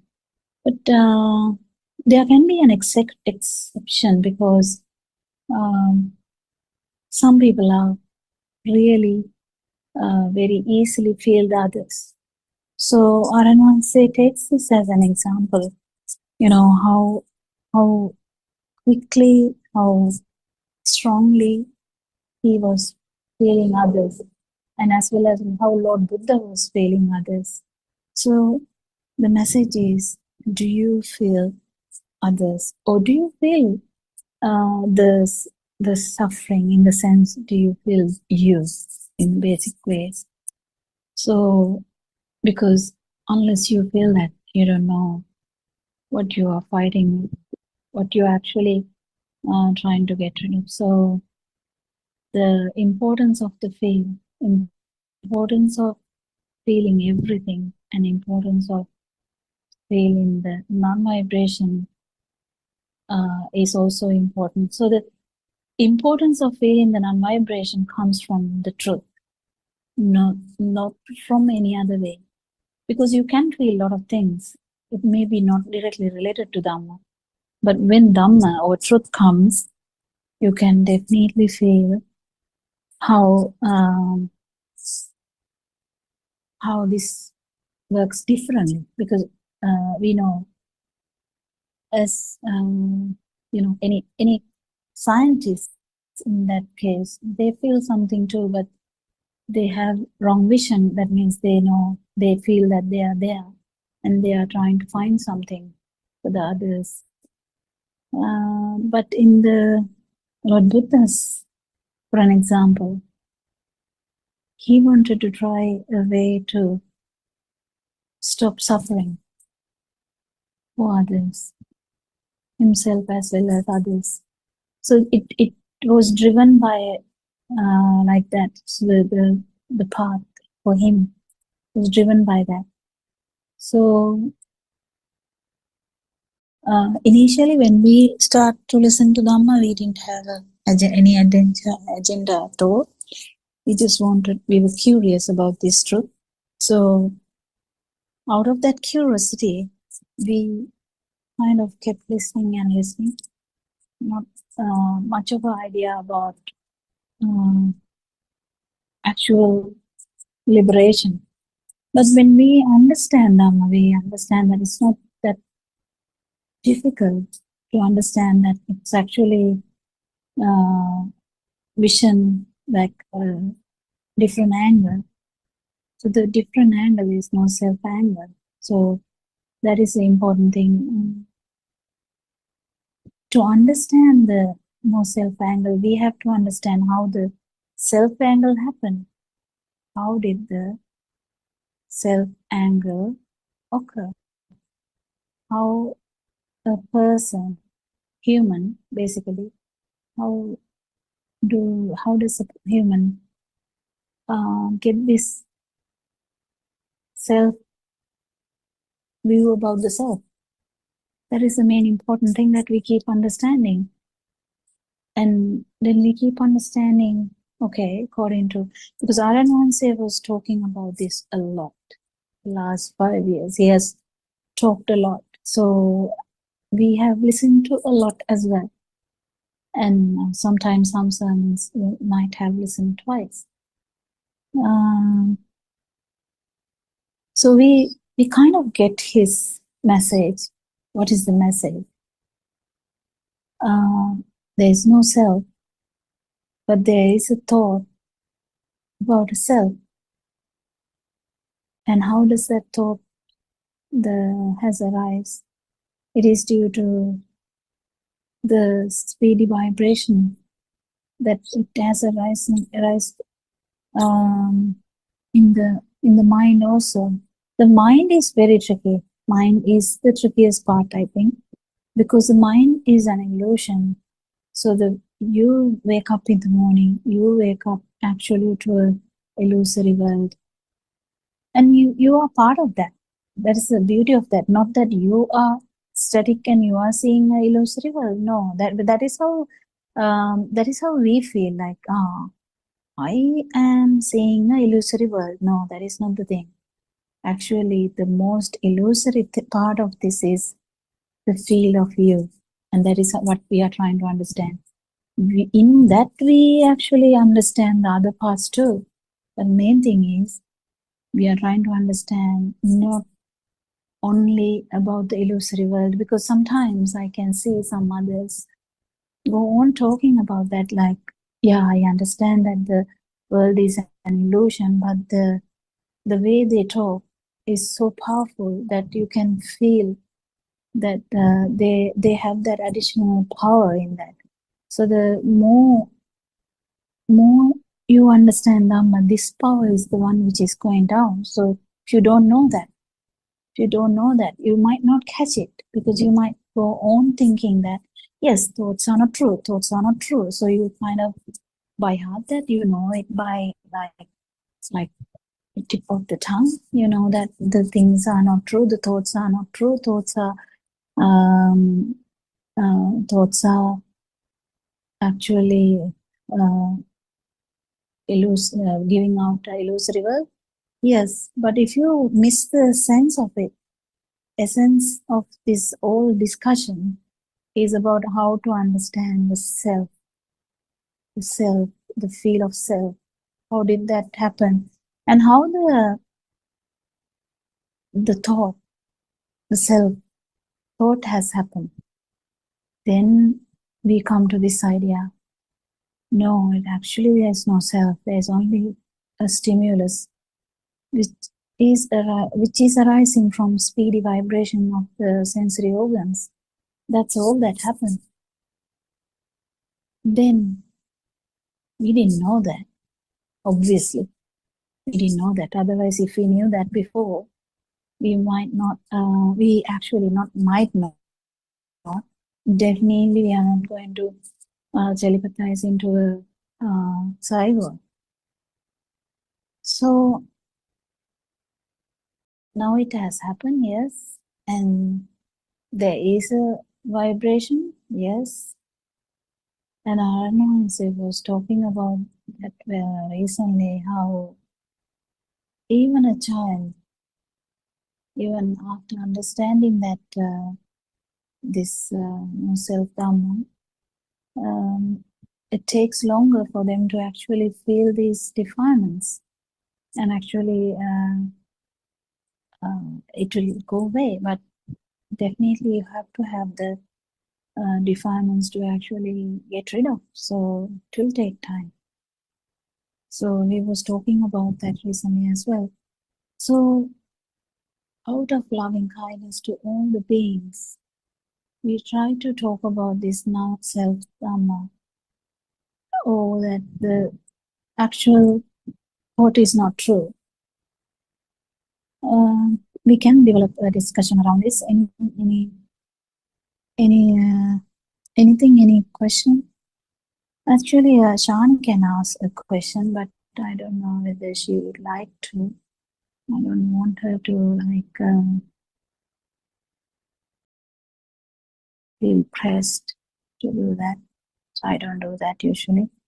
So, but anyone can ask a question, because she must be understanding a lot now by being everywhere. Where Aranahanse is doing the same. She sees him, she listens to him, and maybe she feels this much more than us. You never know, It's a very difficult thing to say. Whether you talk or not, it doesn't really matter. What you feel is the main important thing. Yeah, anything? Everyone's son.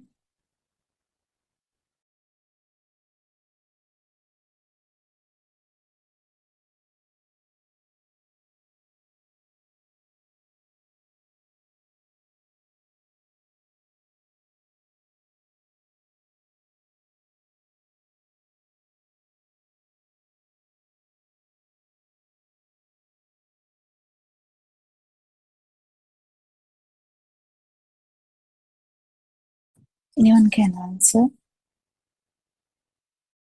Teruvan Saranai, Dr. Kokila, Teruvan Saranai, all Dhamma twins. And we humbly worship Ayana once again. And yes, Dr. Kokila, as you said, Shani understands this and she feels it, but she will speak in time to come because I also encouraged her to talk.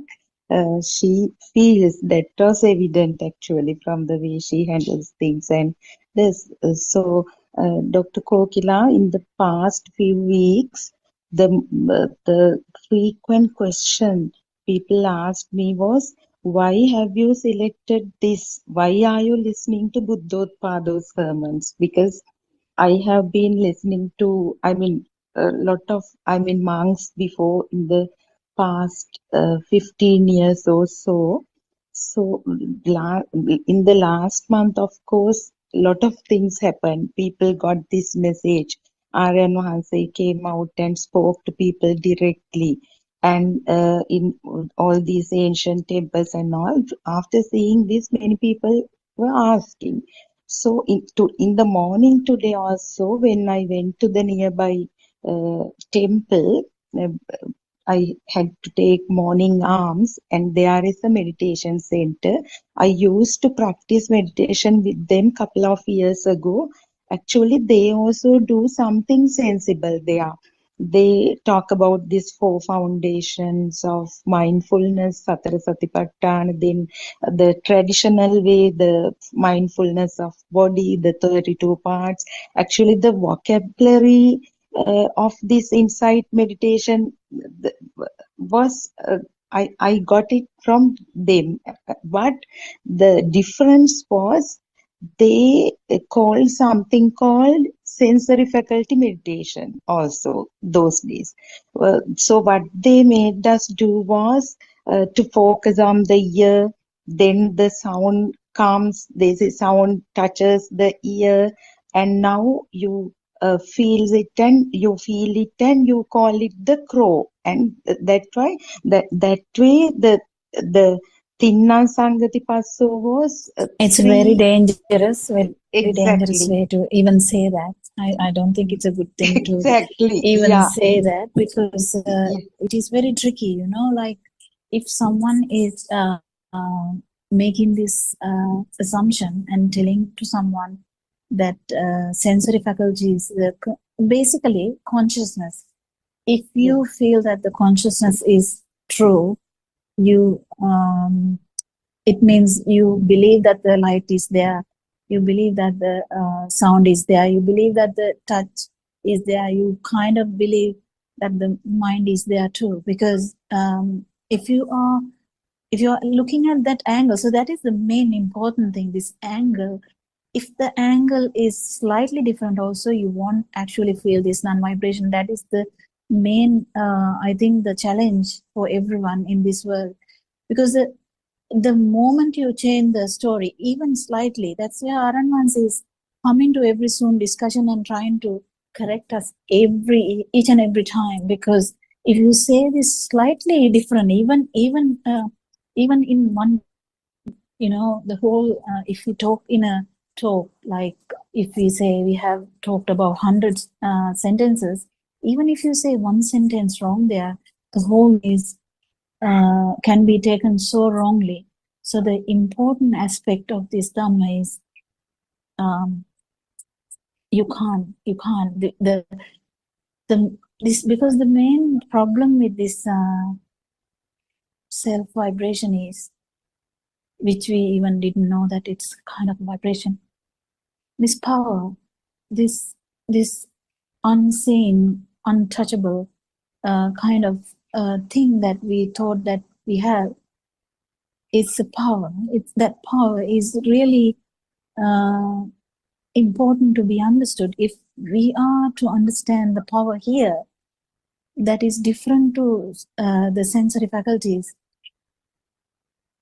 that is the trickiest part, to differentiate between the sensory faculty and the power, because even an arahant would be seeing everything as normal, hearing things as normal, feeling things as normal. They also feel the temperature, they also feel the coldness, they will also feel the pain receptors, touch receptors, mechanoreceptors, or whatever receptors, they are working as normal.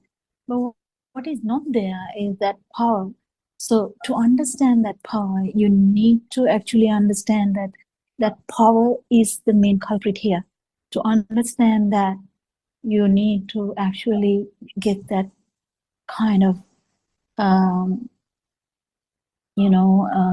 not give that power a chance at all.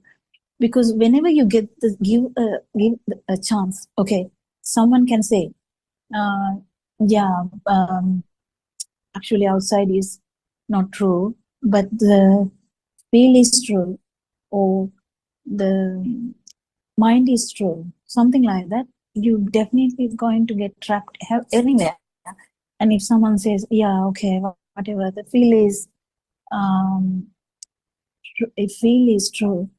And also there's the trickiest part here is concentration meditation, because we need to understand this fully to actually even to tell someone, because concentration meditation, you kind of has to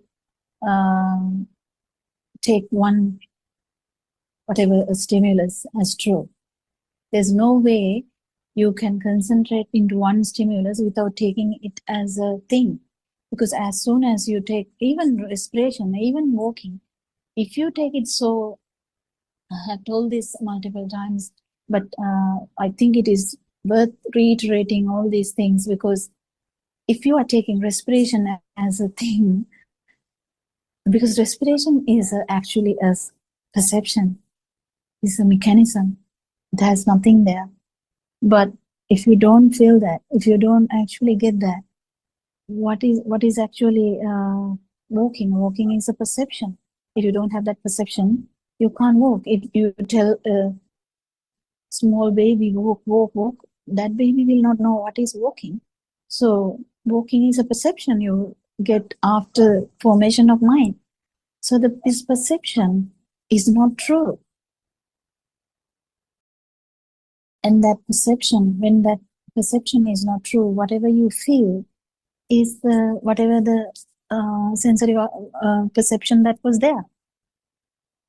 But if you actually in the some michadikti, because if Arananse has told this really beautifully, that how a person will never get rid of michadikti if he is believing that something is coming from outside.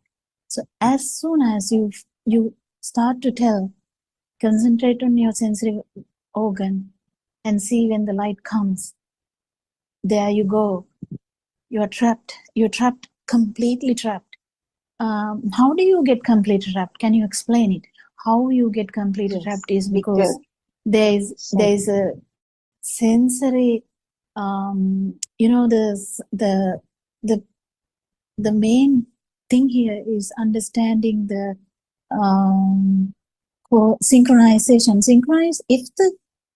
That is why the synchronicity worked even in the zygote, because there is when the sperm and the ovum meets, there is a vibration, and that vibration is synchronized to another vibration.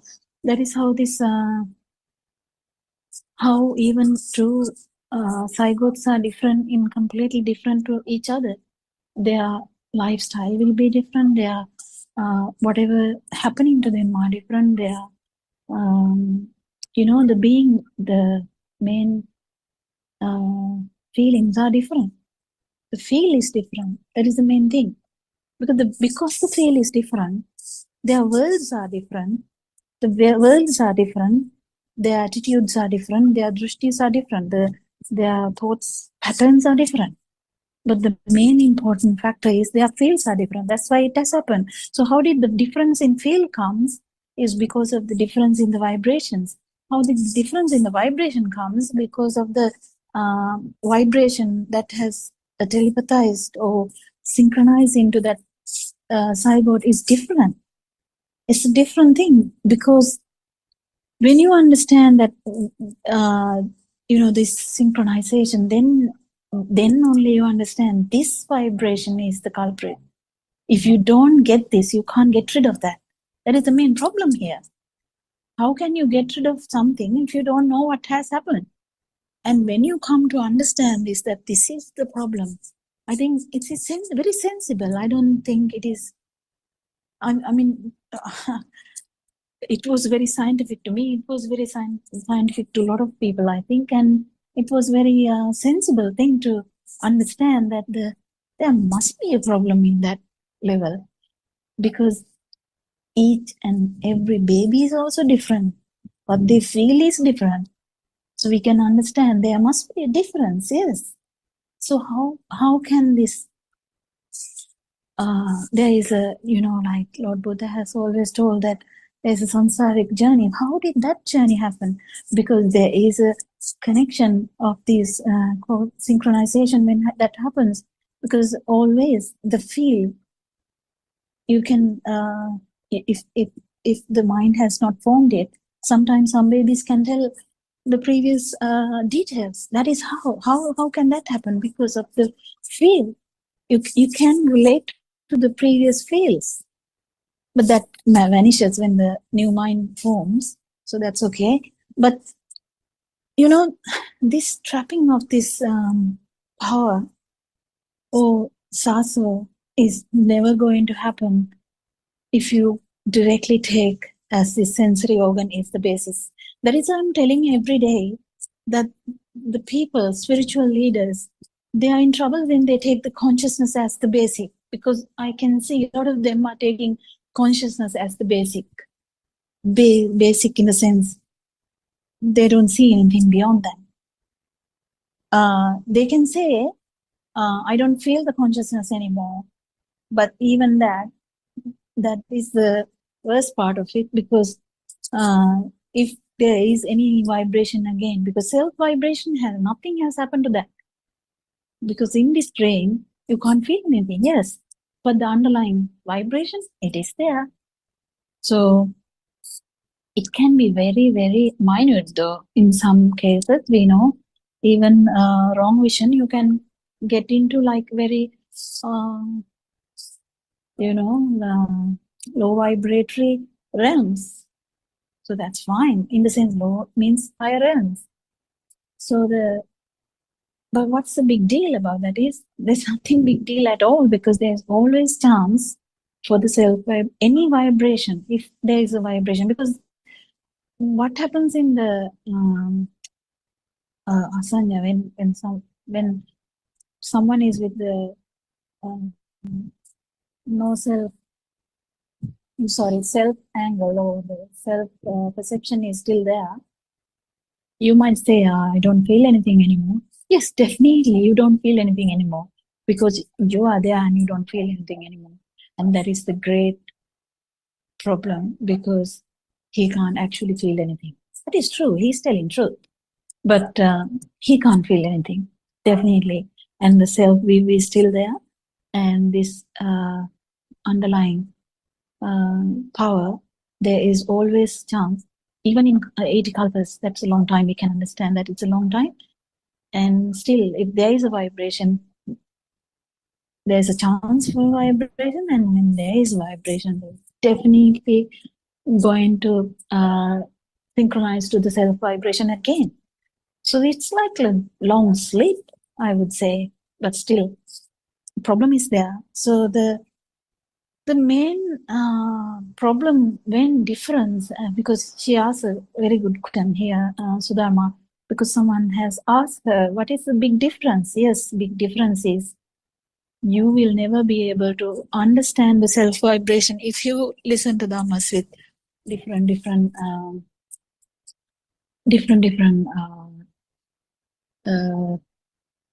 angles. I would say no self angle has no multiple angles. You can enter this Dhamma by multiple ports, yes, but the actual end part of it is, it doesn't change, because you have to feel your vibration to get into the non-vibration. You have to understand your pattern of thinking to, understand that this whole thinking pattern is based on a dream. And that dream, underlying that dream, is the main culprit. That vibration, which is the main problem that that the small zygote had. So we are actually sorting out the whole thing. We have to sort out the whole thing, not we have to.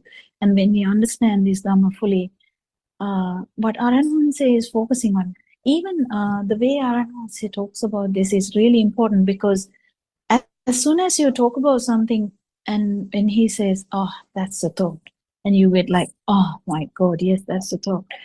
But then as soon as he feels that the person may be having a little bit of feel, he kind of stops saying that, because he's giving that being a chance to feel stuff. And then because the person who feels is going to feel the non-vibration as well, because he understands, because the feel is in a not in the mind, but just once if you feel this, you will understand that how important that is to feel the non-vibration, or where the actual sensory vibration would be there, but the power is not there. This is the trickiest part. No one can come to this level, this understanding of the zygotic level, without this understanding in the consciousness being a rapid vibration. I don't think so. What do you think, Surangika? Do you have? I think everyone can have different ideas, but it's very important to feel it and talk about that as well, because we can talk about these things as you feel. That is important. Whatever you feel, but then if you can feel the trickiest part in the now, if I hear someone talking, as soon as because a lot of sermons, they don't have much at all, so you can, from like 1 or 2, 3 sentences, we can feel that it's not going to talk about a lot. So you kind of, it is like sermons for better life, kind of better life, better humans maybe, but only few would be there even targeting this anatma or non-vibration. And even if they focus on that, because I have heard a lot of Dhamma, because my actual passion was at that time was to listen about every sermon, because when I Google, that is what I Google. I Google what is self. Like I can still remember. I kept Googling about what is self, what happens to the self, where is self, stuff like that. And these some sermons come up and I listen to them. It's fine. So when I listened to them, I didn't understand much about any of the pitfalls, but now it's really easily we can understand where that is going to end, whether that self vibration is going to get trapped in the consciousness level or in the asanya level, or whether the consciousness is going to get trapped in the nama level, or even in rupa level. If it is trapped in rupa level, that is completely mithyadrushtika. That means wrong vision. That is the thing. If the outside is you feel as outside is true, still you should be very careful. That is where the trap is. So yeah, it's I think the most important aspects of Dhamma, because as soon as you take the light as existent, again, because you are taking something is existing as outside. If you have something existing as outside, well, that is wrong, because this is always like a point of synchronicity. If synchronicity is happening, what we understand here, culprit is the the vibration here, not the vibration outside. That has nothing to do with us. Actually, we haven't even seen anything. We haven't even heard anything. We haven't even touched anything. We haven't even, I may be thinking we haven't even thought anything that in that sense. So it's really important to understand this Dhamma properly, and you have to feel this. Then only we have the confidence to say, yes, yes, that is the confidence. That is the confidence that one should have to say, yes, you have to feel the non-vibration, and to feel the non-vibration, the vibration here should die down. We are not going to get rid of all the vibrations around. You can't do that anyway. Even Lord Buddha couldn't do that. Lord Buddha could like show the path through kindness, loving kindness. He would say, listen everyone, there's no self, and there's a way to get rid of this suffering. And that's all Aran Hanse could do. And that's what we actually try to do as I mean, we maybe not doing the best, but we are trying our best. Sometimes it is a bit tricky, sometimes without actually. So I thank actually, you know, at least it's kind of a question that was asked from her, which is bringing out everyone's, feel. I would like to ask others also, what do you feel about that question? Dr. Sakuntala or Dr. Surangika, you can answer, any one of them?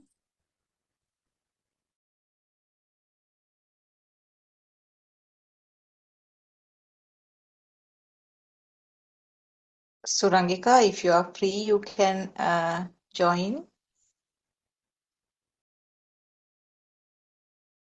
Maybe she's busy, Okay. so we'll give her. Yeah, okay. You can go ahead, Dr. Sakuntala. Okay. Yes, as you said, Dr. Kokila, it was really a good question, because that is something that everyone who is sort of coming for the first time to listen to these discussions of Buddothpado and Mahanse will have to want to know.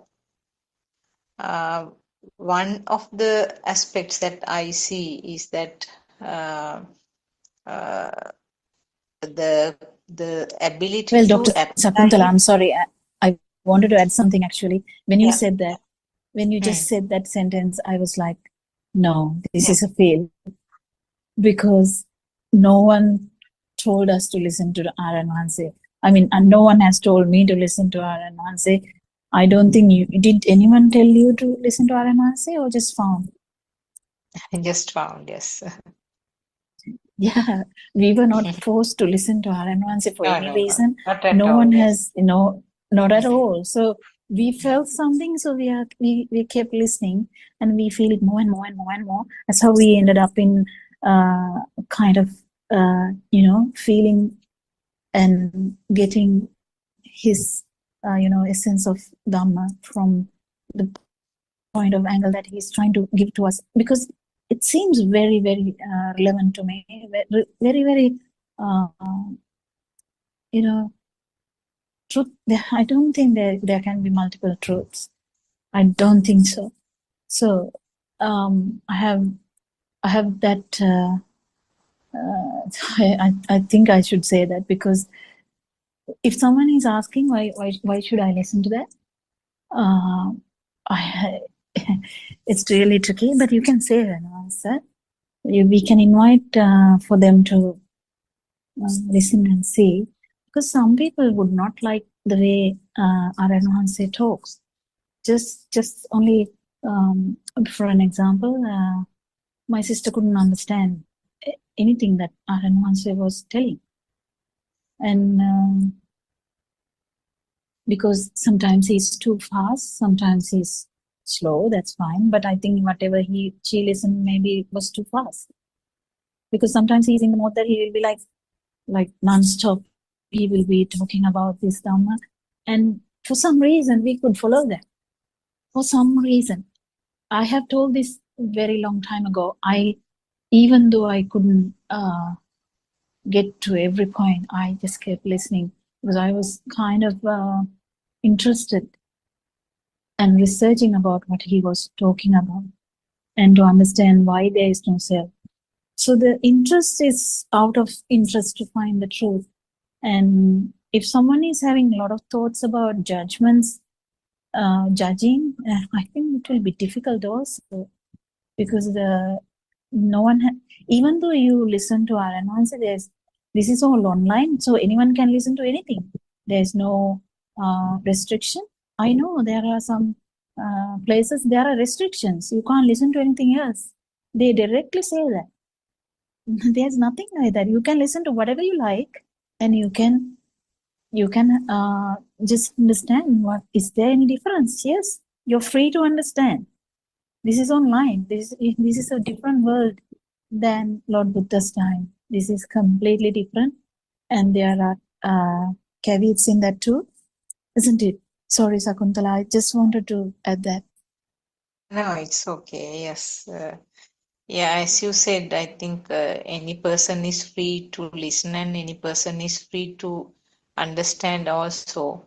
Now, same experience for me also, as you said, when I introduced these things to some people, some will not sort of look in the angle that we are looking at it.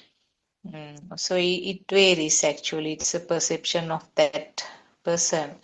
What I felt the most interesting or what most sort of attractive in this Buddothpado teaching was that the ability to apply to the practical side. It's when you talk about the practical side, now we are talking of so many Pali terms, and also we have so many Sinhalese terms to explain.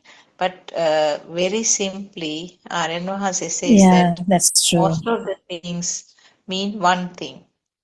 That is also the same meaning, this is also the same meaning. So it becomes very simplified at the end. We try to sort of bear with so many words and so many explanations. But finally, it is sort of concentrated or condensed into sometimes a couple of sentences. What you have to understand is basically that the very last essence of it. So that is the simplicity, the aspect of the simplicity, I would say. And also, like now, how the thoughts are formed, and that aspect we have never heard in any other Dhamma discussions by any other monks. Now it's very obvious. Now, for example, you talk about your mother. I mean, just the word mother. How that sound alone brings up such a big volume of information about the mother, and all the components are there. All 5 components are concentrated in that single spark. And also, when it is described and when it is compared with the dreams that you see in your sleep, it beautifully tallies with the dreams. I mean, then you realize, oh yes, I am seeing a dream when I am awake also. And those aspects were never heard in any other teachings. And that is what exactly now, when we go back and when we analyze the Sutra Deshana, what Aryan Vahase is explaining actually, because we do not have a big Pali knowledge, he very simply explains the contents of the sutra and how it is being interpreted in a, I would say, in an wrong way, incorrect way.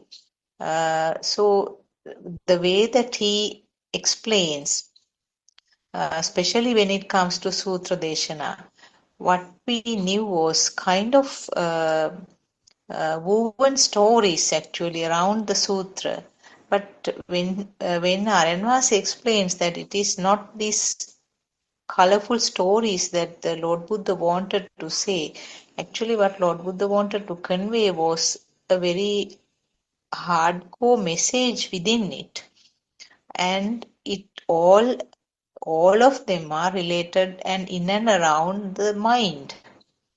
So it's not the not about the people or happenings in the outside world. It's all related to the person's mind. So it beautifully tallies with those explanations which is given in the sutras.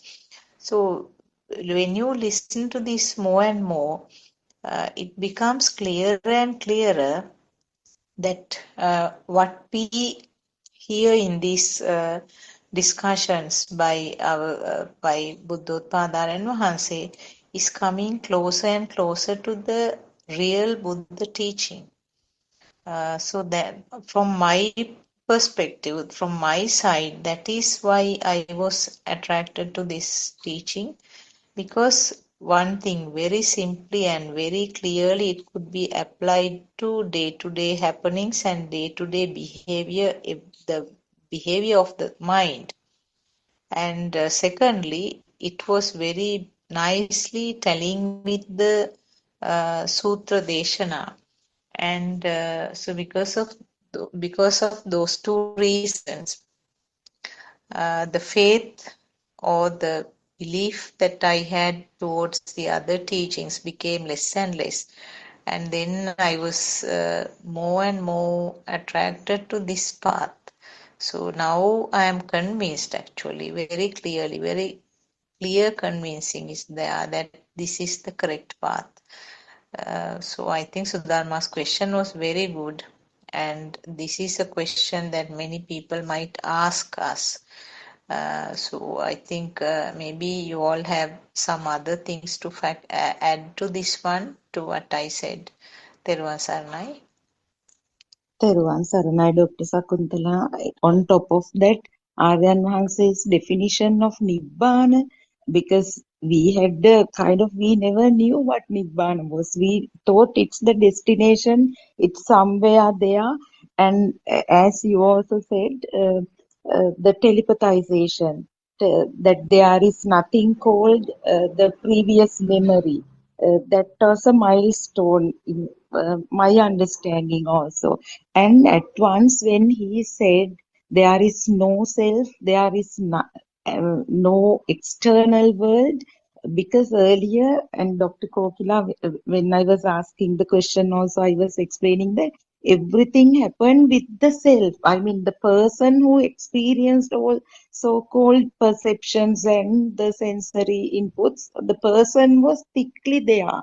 As you very beautifully elaborated on that, it would be very clear to all the listeners. And then the person becoming Dhamma and non-duality, because this side there is no person to experience at least this meditation experience also. The person himself is the experience, or only that if you see if a sensory faculty perceives something, only that's there. There are no two sides. So all these beautiful revelations made this Dhamma unique. So and the other thing was everything is put in place, like when we Aryan shows the big picture. There are no, I mean, nothing is lacking. I mean, everything is crystal clear. It's so miraculous the way that he has shown everything. We don't have to listen to all 10,000 sermons. In 2-3 sermons, everything comes into place, and I mean, that understanding happens, and feel also, that original feel. Actually, it took a lot of time for me to understand what it was, because the lot of work I had to do, because that depends on the person. That's why in the morning also, Dr. Kokila, I explained to that he was a very young monk. I told, yes, everything you do is very good. He hasn't read the 2 books that I have donated. And he said, no, I went through several sermons on YouTube. What I felt was they also listened to these sermons, but I don't want to criticize anyone, but they do not like to accept that they listen to them. And something very nice happened. He always ends up the conversation telling, okay, miss, you have to be very careful. There are certain waves, distorted versions.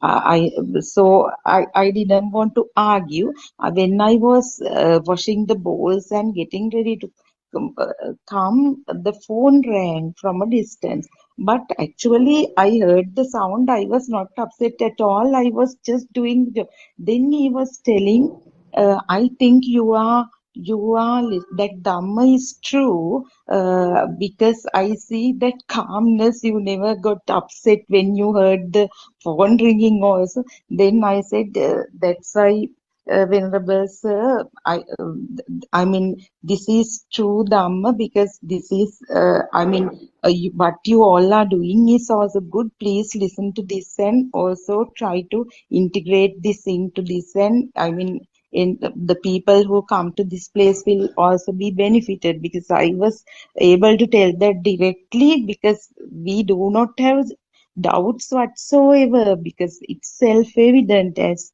you all said. Then thank you very much, because this the Dr. Kokila, to tell the people the uniqueness, actually it is not to let down the stereotypical sermons. So all the, I mean, all the meditation activities done by everyone, we never criticize anything. Even Aran Hanse never does that. But it is very important to explain the uniqueness of these sermons, and you have actually done that in an ample way. You have every day you do it. So that's why, since this happened today, and a lot of people keep asking why Buddothpado, that's why I wanted to bring up this question. Teruvan Saranai, and thank you so much for the contributions. And it's all, I know we have time. Teruvan Saranai. Anything else to add, Franka? You can summarize it.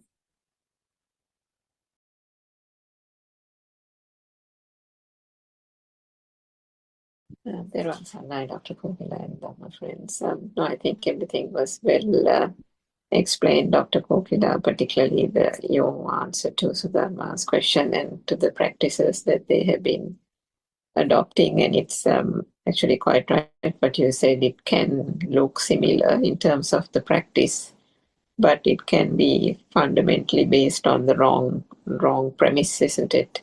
And if they take even the consciousness or any such thing as real and base it on something which is even non-existent, then, it's bound to fail. So I think that was well explained. I think each of us have come across this Dhamma in different ways.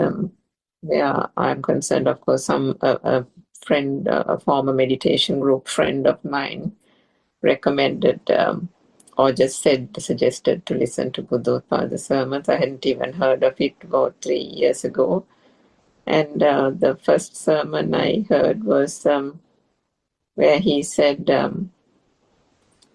you're not seeing your thinking, you're not hearing your thinking, you're not feeling your thinking, which was absolutely unorthodox and so profound that, it kind of stopped me in my tracks, because like everyone, I think there is that moment where one feels, rather than anything else, that this is something far more profound than any other talk that one has heard before.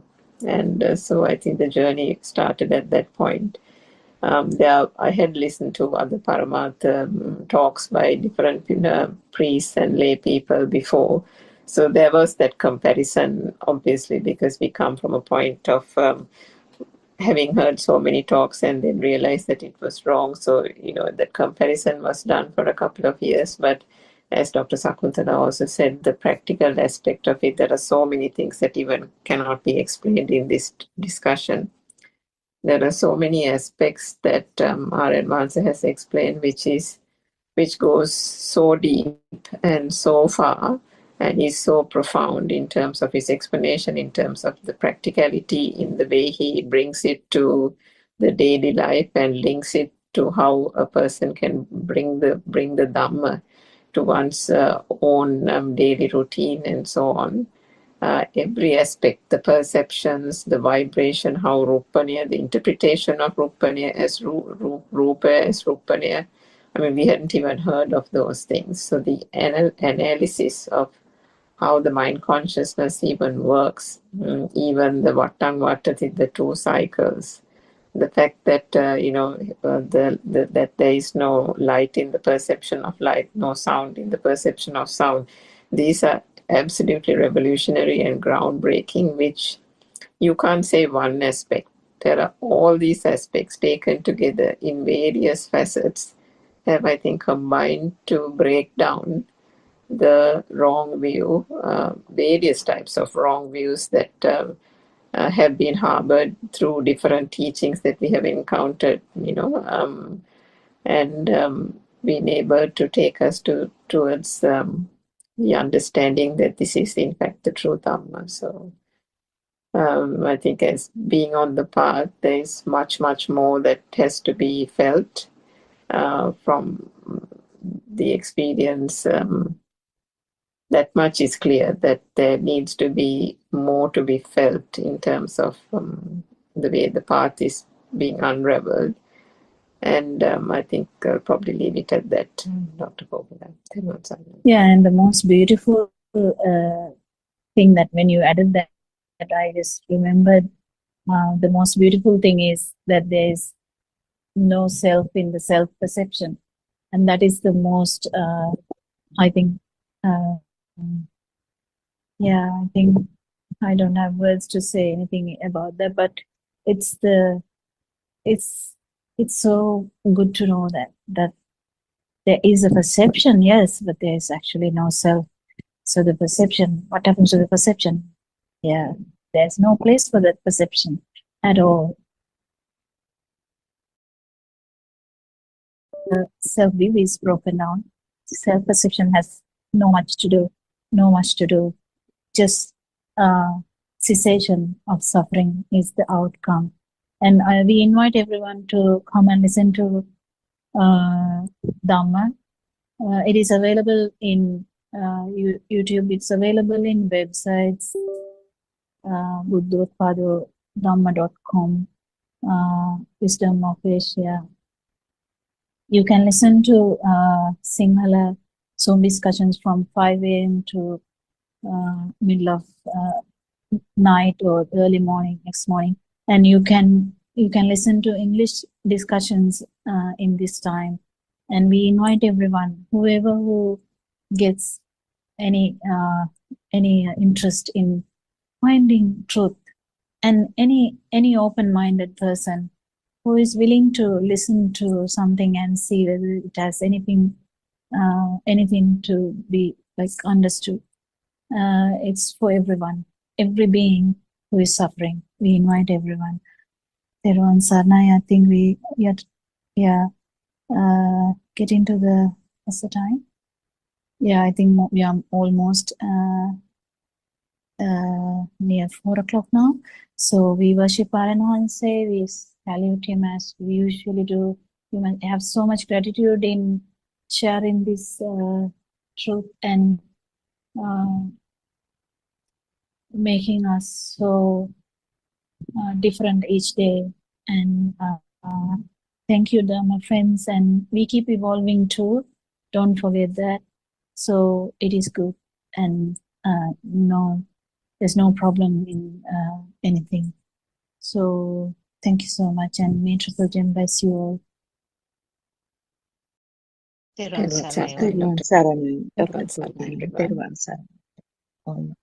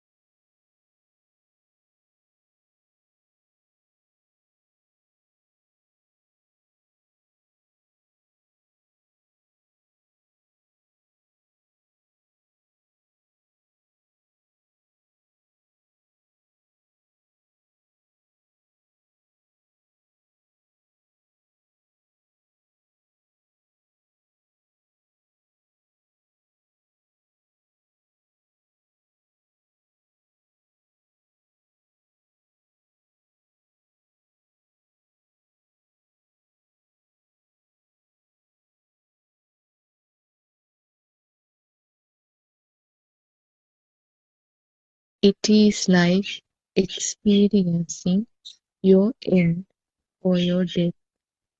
In other words, you will realize that when there is no you, there is no death. Your realization that you never existed to face death is a very pleasant feeling. When you become one with the nature, you feel like a bird that left the cage to fly away into freedom. Your thoughts or your mind consciousness disintegrates into nothingness. Collection of thoughts or your mind consciousness keeps you a prisoner in your belief that you exist. Realizing the pure truth will set you free from all this illusion. You will feel a very pleasant lightness after you realize the pure truth. This is where our practical path would lead you to. You have to attempt to see just one thought. Now, you are also going to get ready to do a huge operation to realize the truth. The Buddha preached the Four Noble Truths to make us understand that believing in any of the stimuli aramunu that we receive from our six senses is called samudaya. Supposing we receive an image of a book, and if we believe that it truly exists outside, it is called samudaya. This belief that the book truly exists outside means that we are actually tricking ourselves. It is our ignorance of the pure truth, also known as avidya, which makes us believe in the outside. Samudaya exists only because of your ignorance of the pure truth. If there is a samudaya, it means that you have been tricked by ignorance, and that you believe that the book truly exists outside. If you believe in the book, you begin to develop an attachment or dislike to it. It can make you happy or it can make you sad. At this point, you begin to create karma for yourself by generating thoughts of lobha, desire, dvesha, ill will, and moha, delusion. Therun Sarna, everybody. Therwan Sarna Shani, very thankful for you for your reading. Uh, what you read was 2 pages from the True Dhamma Has Awakened Volume 2 book. That is the book that we have been discussing. We first of all worship Aryan Vahanse at his feet. Therwan Sarna Aryan Vahanse. Aryan Vahanse is our spiritual teacher who is clearing the path for us and also explaining Lord Buddha's teaching, which has happened 2600 years ago. And there were lots of areas which were not very clear because when it was written to the books, uh, the certain facts have been changed because depending on the person who did the translation, uh, the exact true Dhamma which was uh, disclosed by Lord Buddha has altered into some extent.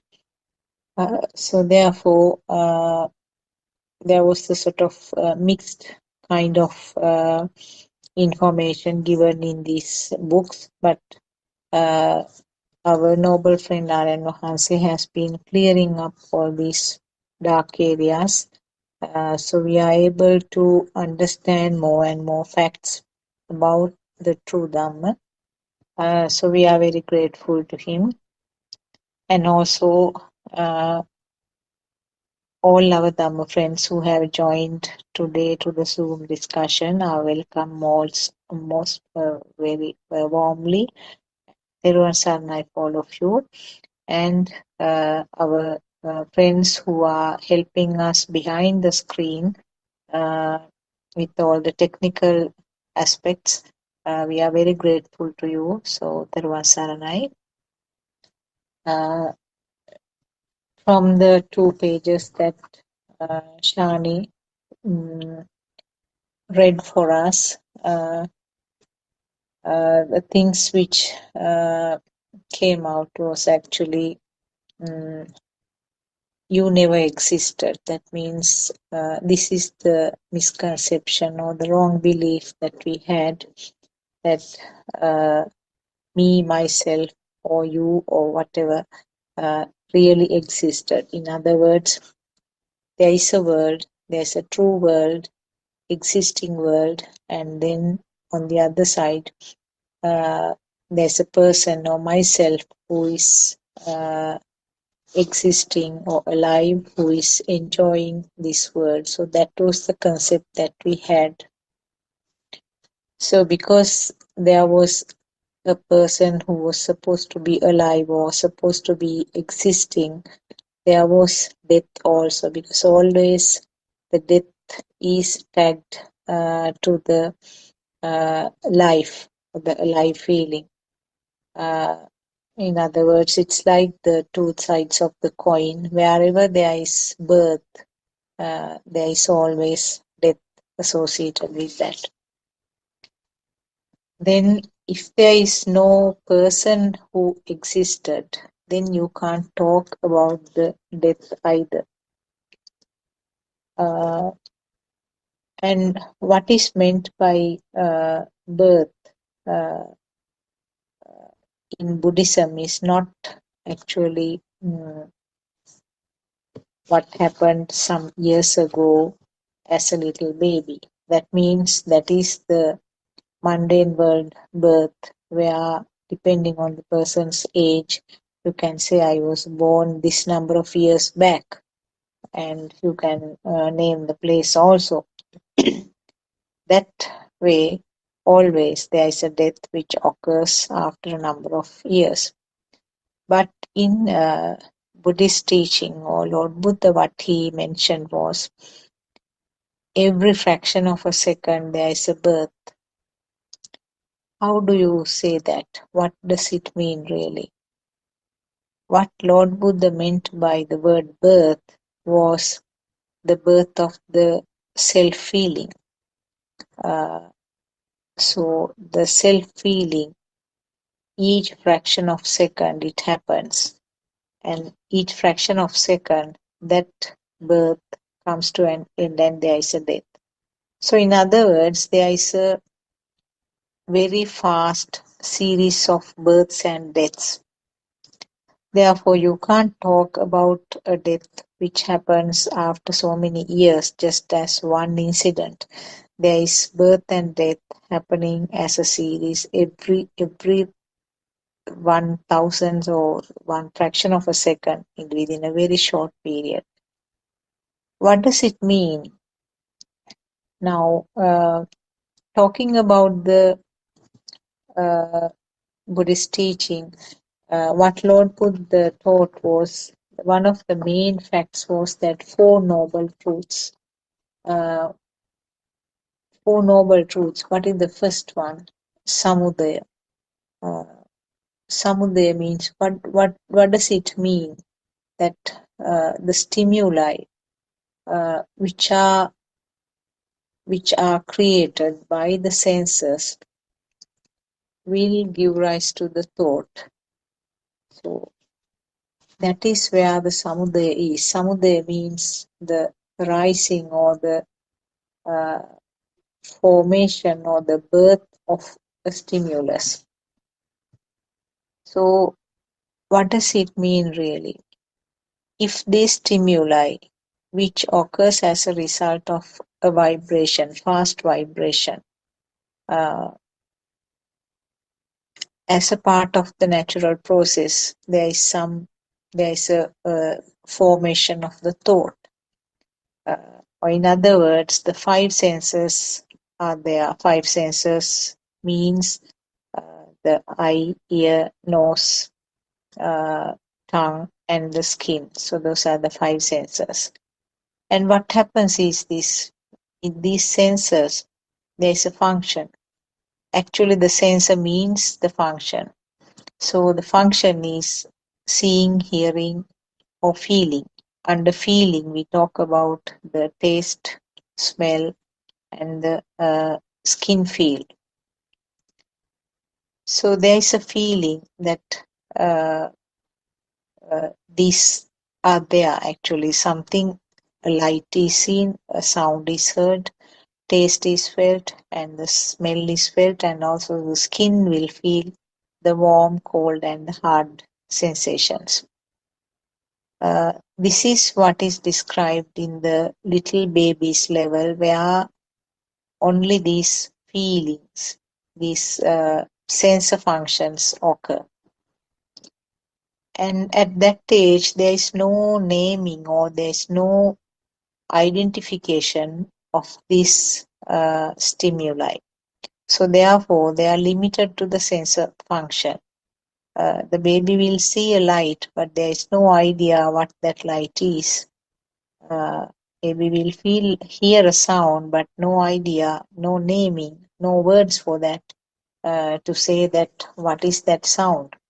So in other words, these sensor organs are just receptive entry points only. And the sensor organs do not identify what it is. The identification is at the level of the thought formation. And when does that happen? It's a gradual process. It happens when the baby is older, little by little. And these sensor functions will come together to form the thought. So this we can talk about this samudaya only at this point. Samudaya means some form of construct or some form of formation. Now, for example, we receive a stimulus. Say we can see a coconut tree, or maybe we can see an image which we call mother. Now, this is the thought.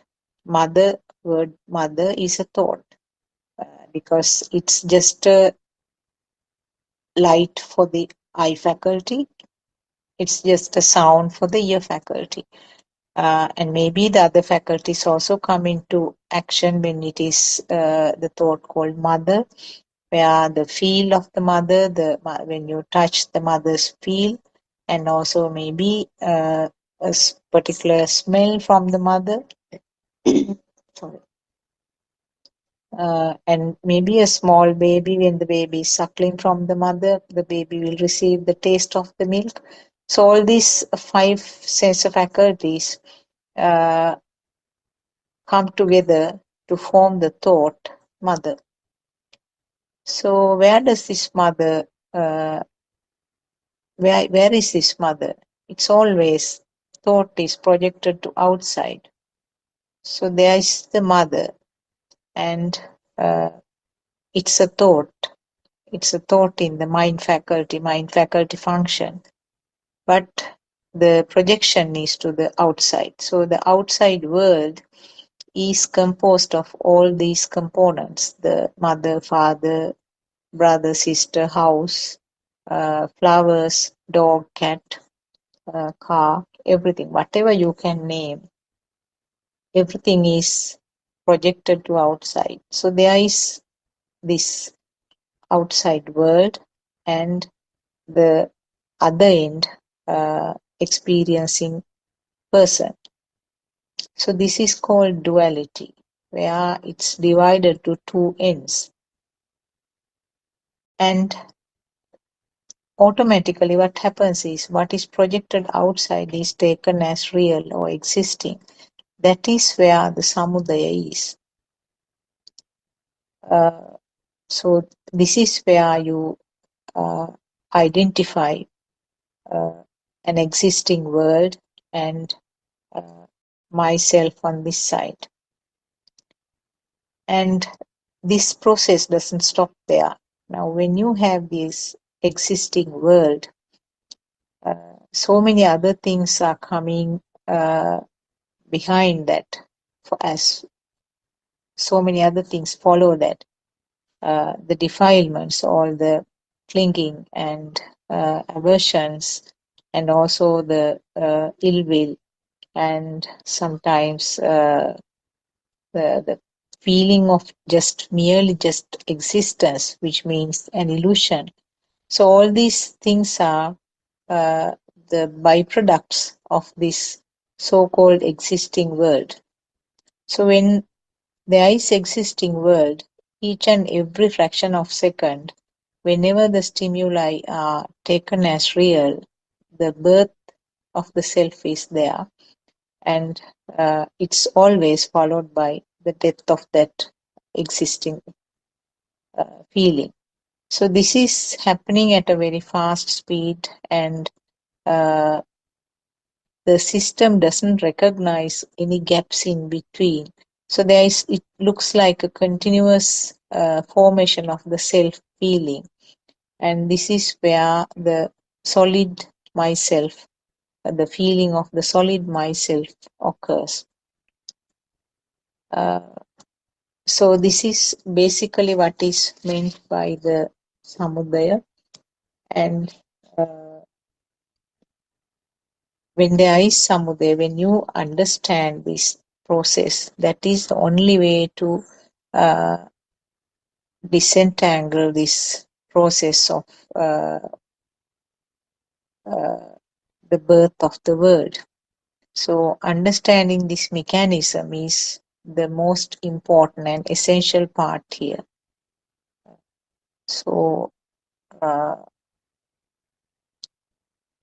the existing world means that you have things outside. That means the thought is projected to outside, and also you have a time frame where this existing thing was there in the past and it's there now, and also it's going to maintain, or it's going to be there for future. So you have the three levels of the timing also when you take something as existing.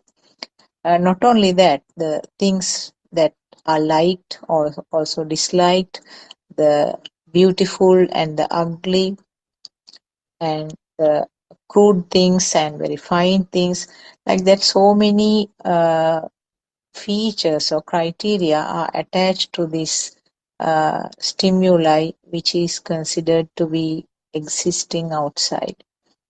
I can see Dr. Kokila and Surangika both have joined.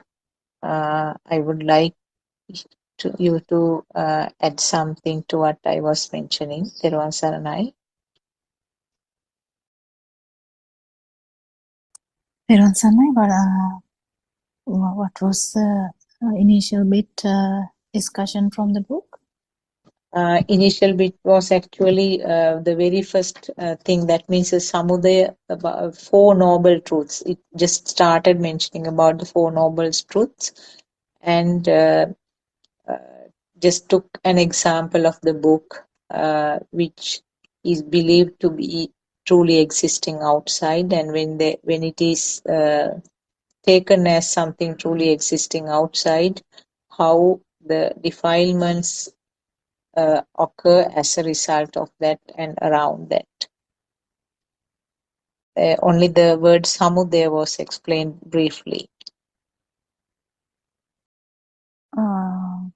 What are the Four Noble Truths when we say in Sinhala or English?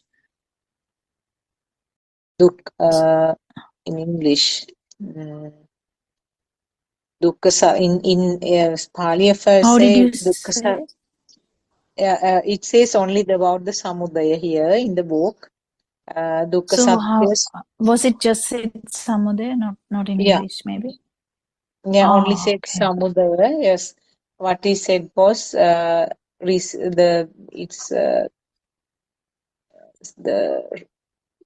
that we receive from our six senses is called samudaya. I mean, the believing in any of the stimuli that we receive from our six senses is called samudaya.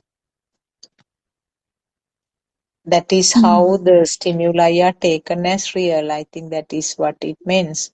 The Four Noble Truths are dukkha satya, samudaya satya, nirodha satya, marga satya.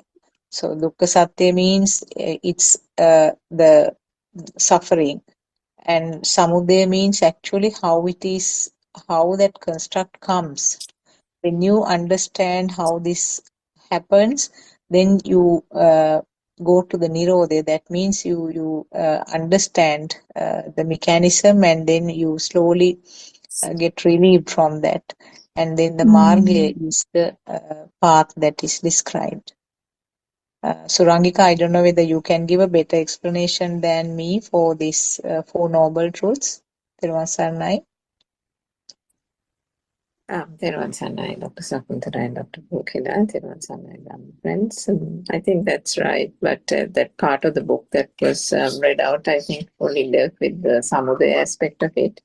Yeah. But if we use some Is it arising, traditional, or how do we say that?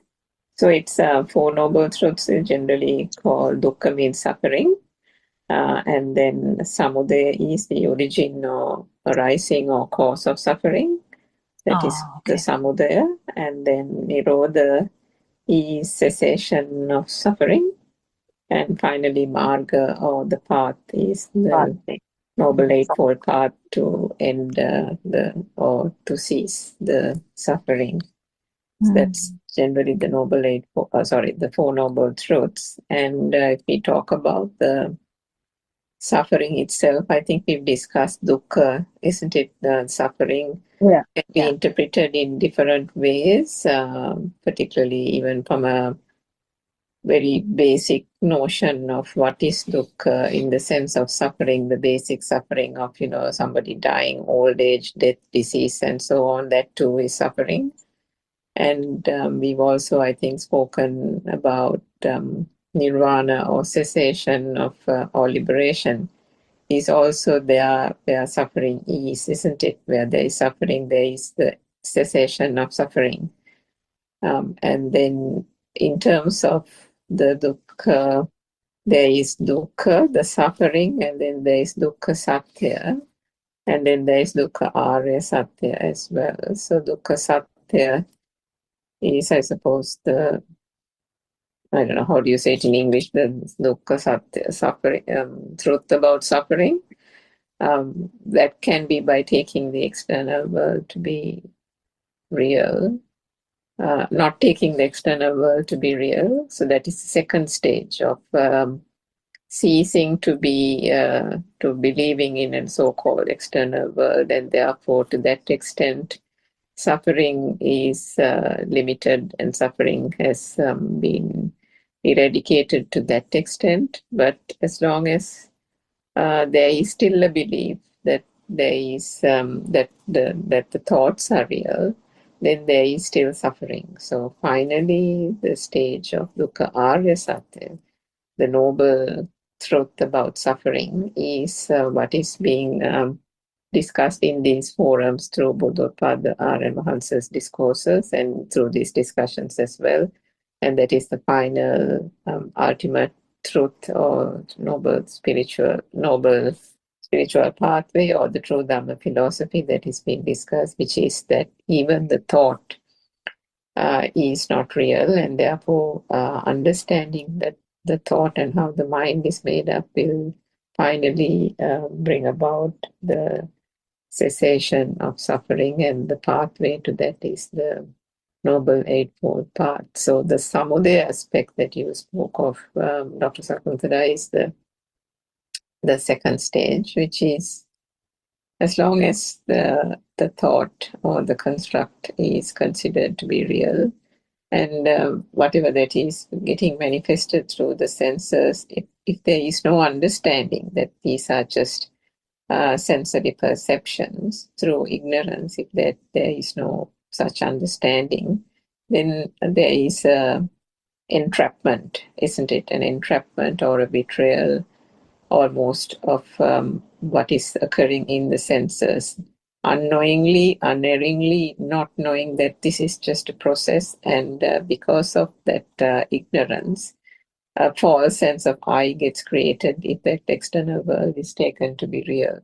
An inherent self or I is born on this side, as if there is something that is being seen and that is being taken as real, if there's something being heard and that is taken to be real, then invariably there is a person who's seeing that gets created, and then there's a person who hears that gets created, and this so-called duality, where duality does not exist, through ignorance, this so-called duality arises, and with that, the suffering.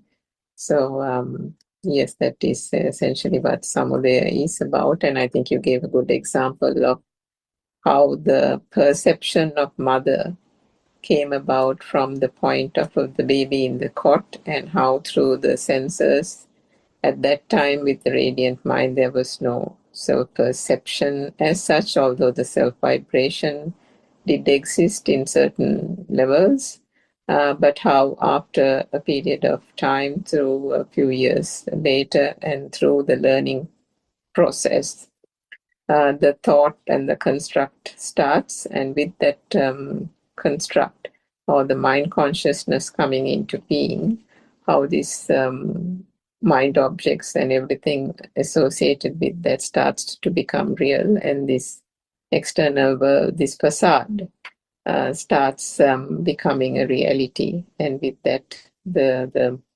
taints that existed at that initial state starts progressing and expanding and evolving to be defilements, which is again just the way the suffering gets promulgated, isn't it? So understanding the true Dhamma and the Dhamma philosophy helps to unravel this whole fabrication of the mind, and then lead the person, or lead that process, or you can't say a person as such, but leads to the understanding and inner transformation gradually by the fading of the defilements to the final cessation of suffering.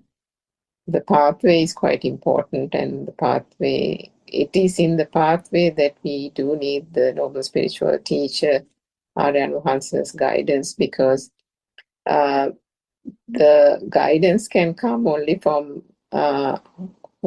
can only come from the awakened one, the fully awakened one, as it is the fully awakened one who has completely transcended and seen to the very end that cessation of suffering. And with that sense of non-self vibration, it is an enormous support and encouragement and guidance that is being provided to followers of the path. So maybe I'll just stop there and let Dr. Kokila continue. That was Yeah, actually the samudaya part and the vaya part,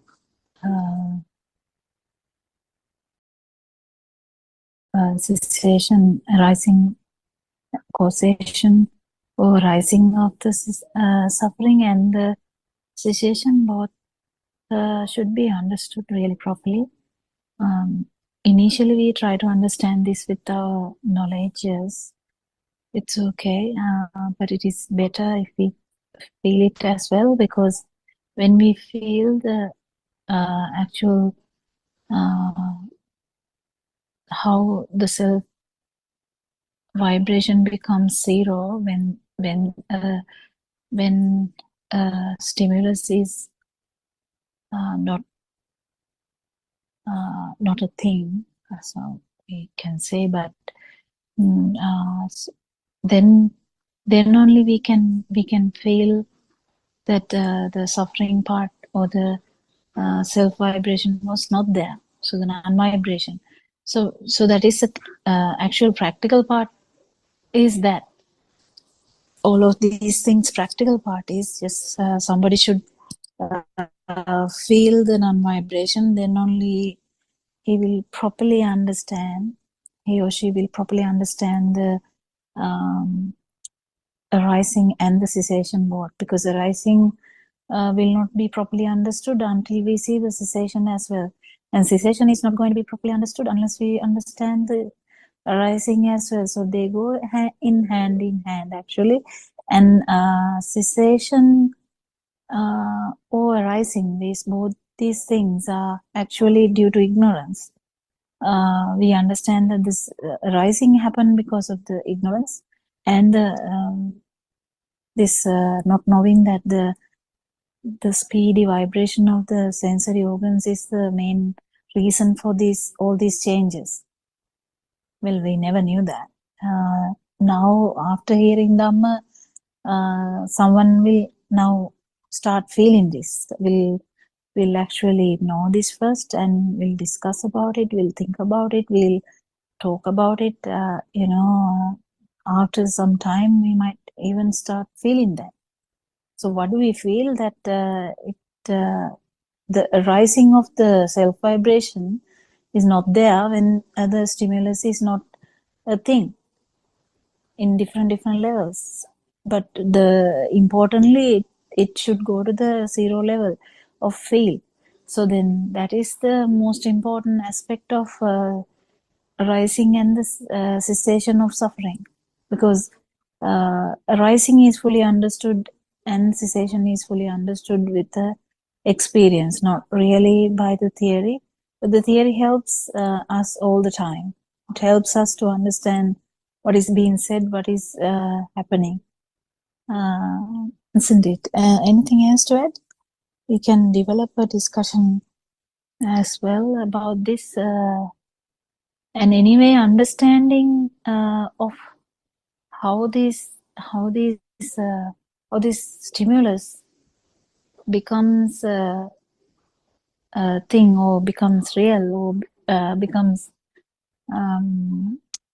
gives, when the stimulus is felt as existent, automatically the self vibration is there, so the alive feel is there. So that is the main thing that we keep understanding, that is the actually arising. It arises within one stimulus, though. That is another thing. So for you to get to know this, one should see the cessation of suffering as well. Otherwise, you won't know that it is within one stimulus that this thing happens. Otherwise, usually people believed, before hearing Dhamma, we believe we lived 60 years and we died. That's how we know. Like we might live 90 years and then die. But then now only we understand, after listening to so much Dhamma, we understand, no, the self arises within one stimulus. And it never actually, we have never felt the cessation, never ever. But if we, through Dhamma, if we actually felt the cessation, that means feeling the non-vibration, or telepathizing into the Buddha status, or we can say so much words, but whatever the word, that is the cessation of suffering. And that is the main thing you are going to understand, how this arising happened and how the cessation happened within one stimulus, isn't it? Anything to add to that? Yeah, actually, when you talk about Samudevaya, the cessation will occur only when you understand it, isn't it? Understand and felt it. felt it, yes. So how it arises, I mean, understanding as a knowledge, and then how you feel it, then only you can talk about the cessation. But as you said, because of this PD process, you never can see any gaps in between these. It looks like a continuous suffering, isn't it? Mm. Yeah, but at least in one stimuli, if you feel this, it is going to affect you, your whole thing. That is where you know that there is self vibration, you know that is the suffering, and you know that self vibration arises when the stimuli is a thing, and then when that stimuli with the wisdom, because wisdom actually fights with the ignorance. So with the wisdom, if someone is aware that no, there's nothing to do with the self, there's no self, but what happens was the speedy vibration of the sensory organs only. Within one stimulus, you will definitely one day feel the cessation of suffering. That means zero of this vibration or the power that Aranvans is trying to tell us every day recently. So this is the importance of practical Dhamma. Because initially, long time ago, we used to hear Dhamma, but we were actually by heart in these things. Katapadam karna, isn't it by hearting? Yeah, I think so. Like we practice them, we tell, we chant, we do so many things, but we never thought that this has to be felt, and now it has come to the forefront. It has, I think Aranwan says, mean everyone to feel this.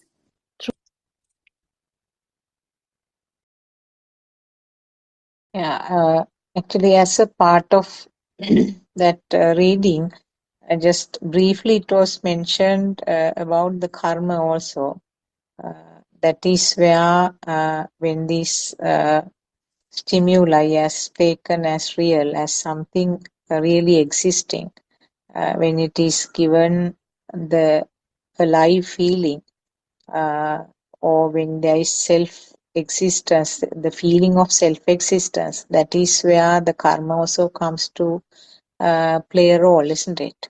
Because karma is a word that is very frequently used in even in our Buddhist teaching, not only in Buddhist teaching, but How do we say that many in other. English? No, I'm not sure actually what is the exact English word. Do you know, But Surandita, do we use the word for karma? Like I know even English people say, it is karma. I know. Lots of English people also use that because it's not confined to Buddhism. I think Hindu and various other religions also they talk about karma. So I'm sure that word is familiar to many people. Yeah, I What think do you that's think, right. It's Surangita? that's right. I think it's universally accepted. There's lots of people, Mm-hmm. even in these countries, using karma. I'm Mm. not Yeah, sure whether they there's even understand it fully, but they still use it because of the wide usage in Hinduism, isn't it? Yeah. I think so. Even if someone is like someone, even children use that. If someone hits someone and then that person goes and hits on a wall or something, they say, that's karma coming back to you, something like that. So yeah, they even joke about it. But yeah, it is. This cause and effect Dhamma is completely, I think, different to karma. That one, I think I've heard our advance maybe saying action and effect. Dhamma, I don't know whether that's correct. Maybe Yeah, action and effect, action. I think, as opposed to cause and effect. Yeah. Okay, for karma. Yeah, for No. karma. Because Is that's it for what karma that or okay? yeah, that's Yes, for yes. karma I think because so. what but the conventional world goes on, or mundane world goes on, saying that if you do good, you get a good birth, that kind of thing. So it's like action and effect, like every action has a equal effect kind of thing. And that's that way, and so that's where our advancer says that that was existing, that concept and that myth, if you can call it that.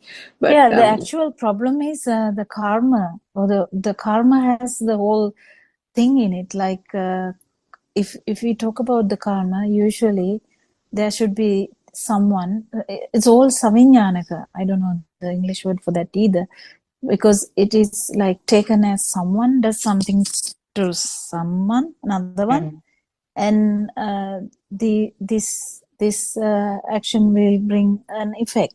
So there is always someone or something. There's never ever a Dhamma which talks about there's no something or someone. That is so beautiful, because if there's no something or someone, the karma can't do anything.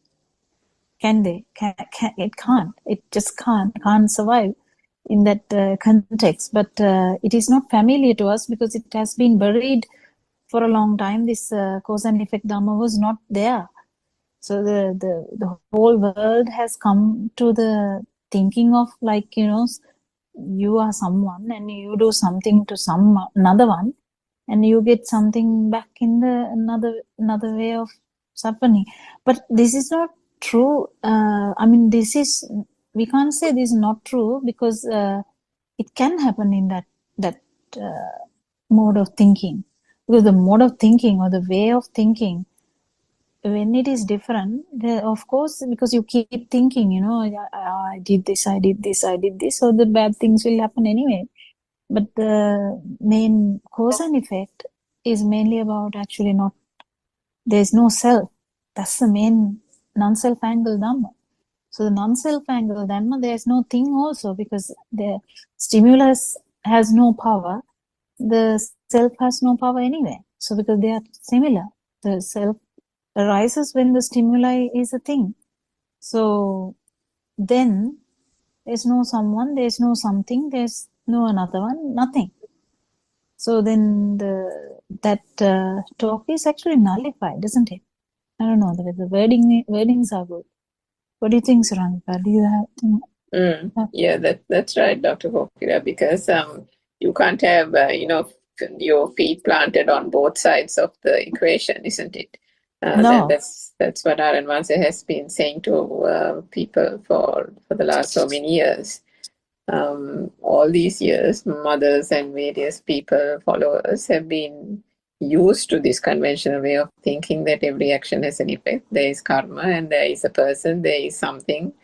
And you're not only are you chasing stimuli in this world, now you're taking that and extending it beyond death as well, and thinking that you want to go to that world and this world. But as you said, that automatically assumes that there is a thing, there is a world, there are good things, there are bad things, and there's a person here who is trying to get to another life. And so all that is implied, that continued existence, a person here wanting to get to a better life, get to another better birth, better whatever.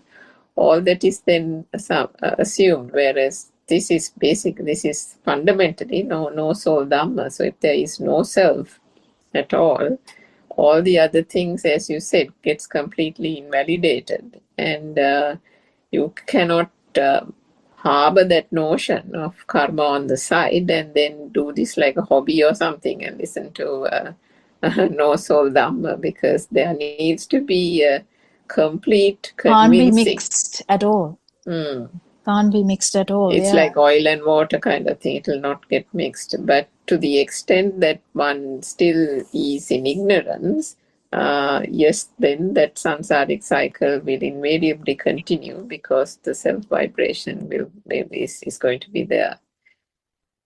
Yeah, it is actually interesting to see how people try to put them both together as well. Even some sermons of the day-to-day life, when we hear some speeches from even spiritual teachers from any other country, they kind of mix these things and try to give some sense. It's okay. I mean, whatever the thing they understand, they talk about, that's fine. But it's actually it's not a possibility that but the cause and effect is the final thing to actually understand this no soul or non-self Dhamma, and importance is that this happiness will be, I mean, we can't even call it a happiness, but the tranquility or the happiness or the super happiness in that sense can't be, you can't find it in the other way of thinking. I don't think so, because we were there anyway, isn't it? We believed it. We believed karma, but still, if the Dhamma is not properly understood, we will be in that stage anyway. That's why Aramanse is trying to tell mothers a lot, like, keep doing stuff that you are doing, don't change them, just keep understanding this until you fully understand that, isn't it?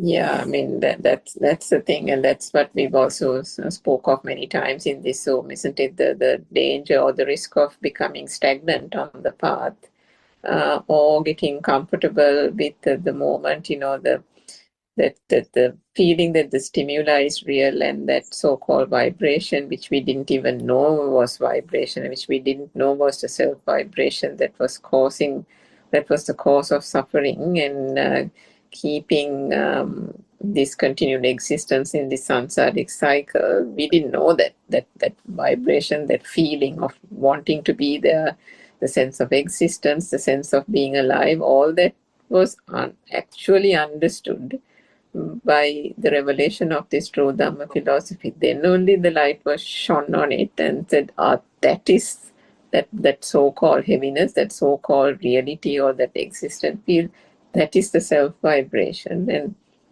when you actually understand that, the cessation starts from that point, isn't it? The dwindling of the defilements is a very gradual process, but it is through that understanding that then you know that this is the vibration, this is the self vibration, in order to be able to find a way out of it. So yeah, that's where the key to this whole thing is, because until such time the spiritual teacher shows that is where the suffering is occurring, through the thought and thought alone, and stimuli, and making the stimuli to be, taking it to be real. Everyone is just caught in this big maelstrom of what they think is an external world, but what is known only through the Dhamma as a thought-driven world, isn't it?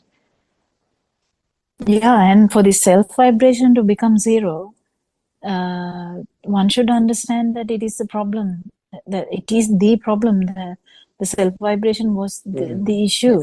So then that because if there is a vibration here, only you will be synchronizing to some other vibration. Otherwise, if there is no vibration here, there's no synchronizing effect or the telepathization into another, to give another birth.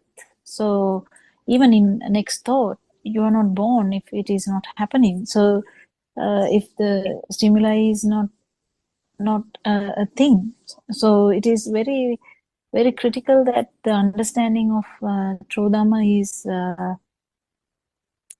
should be heard by everyone, should be discussed by everyone. Like, I think anyone or whoever who is open-minded and has some genuine interest in knowing what is me, what is I, what is the soul, then it is very that will be so inspiring to know, isn't it? Then they will understand that the karma land that we were believing, or we thought we were in, was actually much more deeper than that. Because it's very simple to say, I do a good thing, come back. It's very simple. It's not as simple as that. But people wouldn't like to hear complicated stuff. But we invite everyone to actually try and understand this. It's not that bad. I mean, it might take you some time to understand this, because once you understand this, it's become so easy and you become Dhamma anyway. And life will be full of tranquility that you can't even explain, because you will be acting the same. Doesn't necessarily mean anything to anyone else. So, but the inside burning is not there. So that is the beauty of this Dhamma. And we know definitely that the person who killed at least 1,000 people actually attained this happiness, super happiness, by understanding Dhamma, that he exactly understood this arising and the cessation of suffering, isn't it? It's a very beautiful example. What's his name? Angulimala Thero. Venerable Angulimala actually understood this bit. What is the bit? He understood that the arising and the cessation is in one stimuli, and the arising if the arising doesn't happen, the cessation is already there. And the beauty of that is that all the things that doesn't really matter, does it? It's a beautiful example. Yeah. Yeah, actually, Angulimala Thero's story is a very good example to knock down this action and effect theory, isn't it?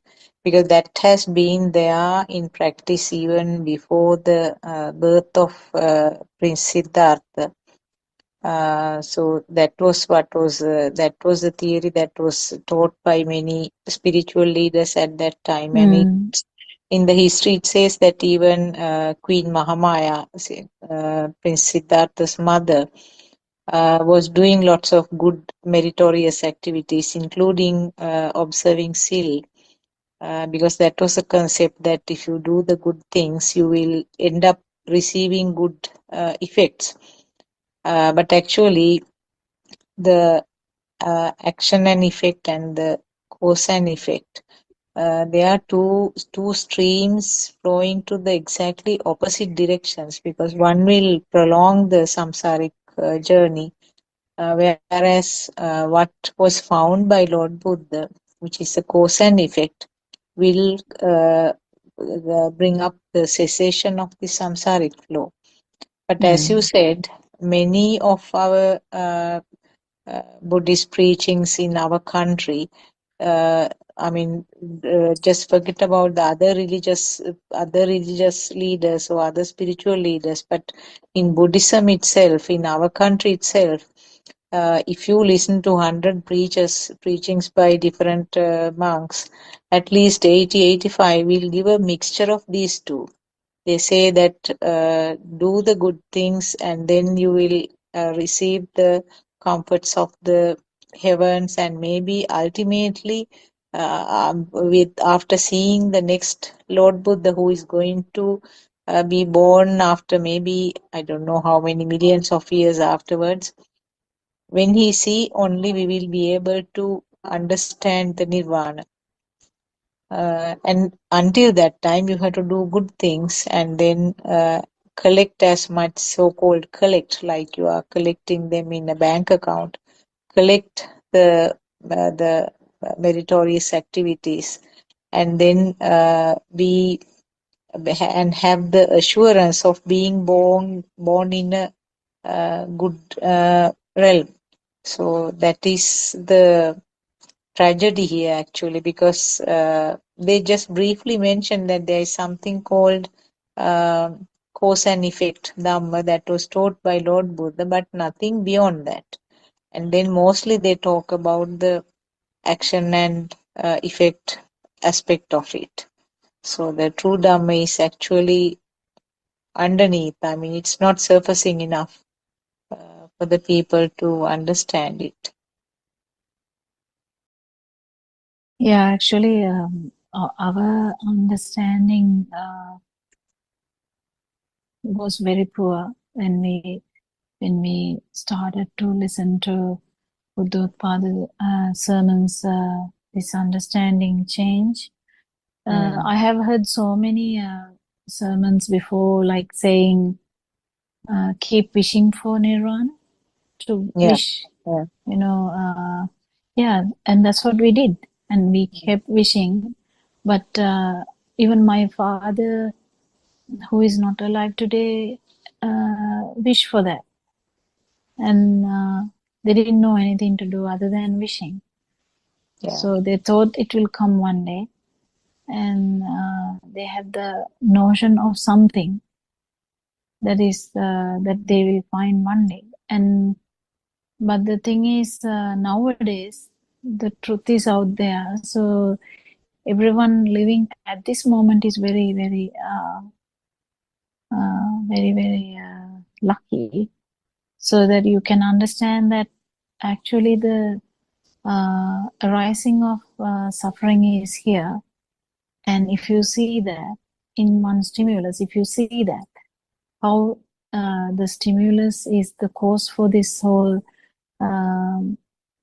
mirage, or the stimulus, like even light or the sound, how the vibration of the sensory organ brings about this mirage effect, illusory effect. So this illusory effect or the illusion makes us to believe that there is a self. So in vain we have suffered in the karmic level all the time, for a long time in samsaric cycle. But there is a time now, time has come for you to understand this Dhamma, which is cause and effect Dhamma, which Lord Buddha has had so much, he has told so much sermons, and we didn't have anyone to really understand that and explain it to us. So now Buddothpado and Wanse has started to tell that he still actually may not have told most of it yet, because he's actually, he can feel lots and lots of things, but he's just explaining the things that is needed for liberation of mind, which is the culprit for the illusion, isn't it? Anything else to add, Surangika? Yeah, I think so. The issue is, unfortunately, there are, a mixture of people in society, and some of these things that monks or these teachers say in terms of karma and do good things and all that, you get this you feel great compassion to not only the followers, to the teachers themselves when you hear it. Because they're all in the same fate, isn't it? They're all in the same basket.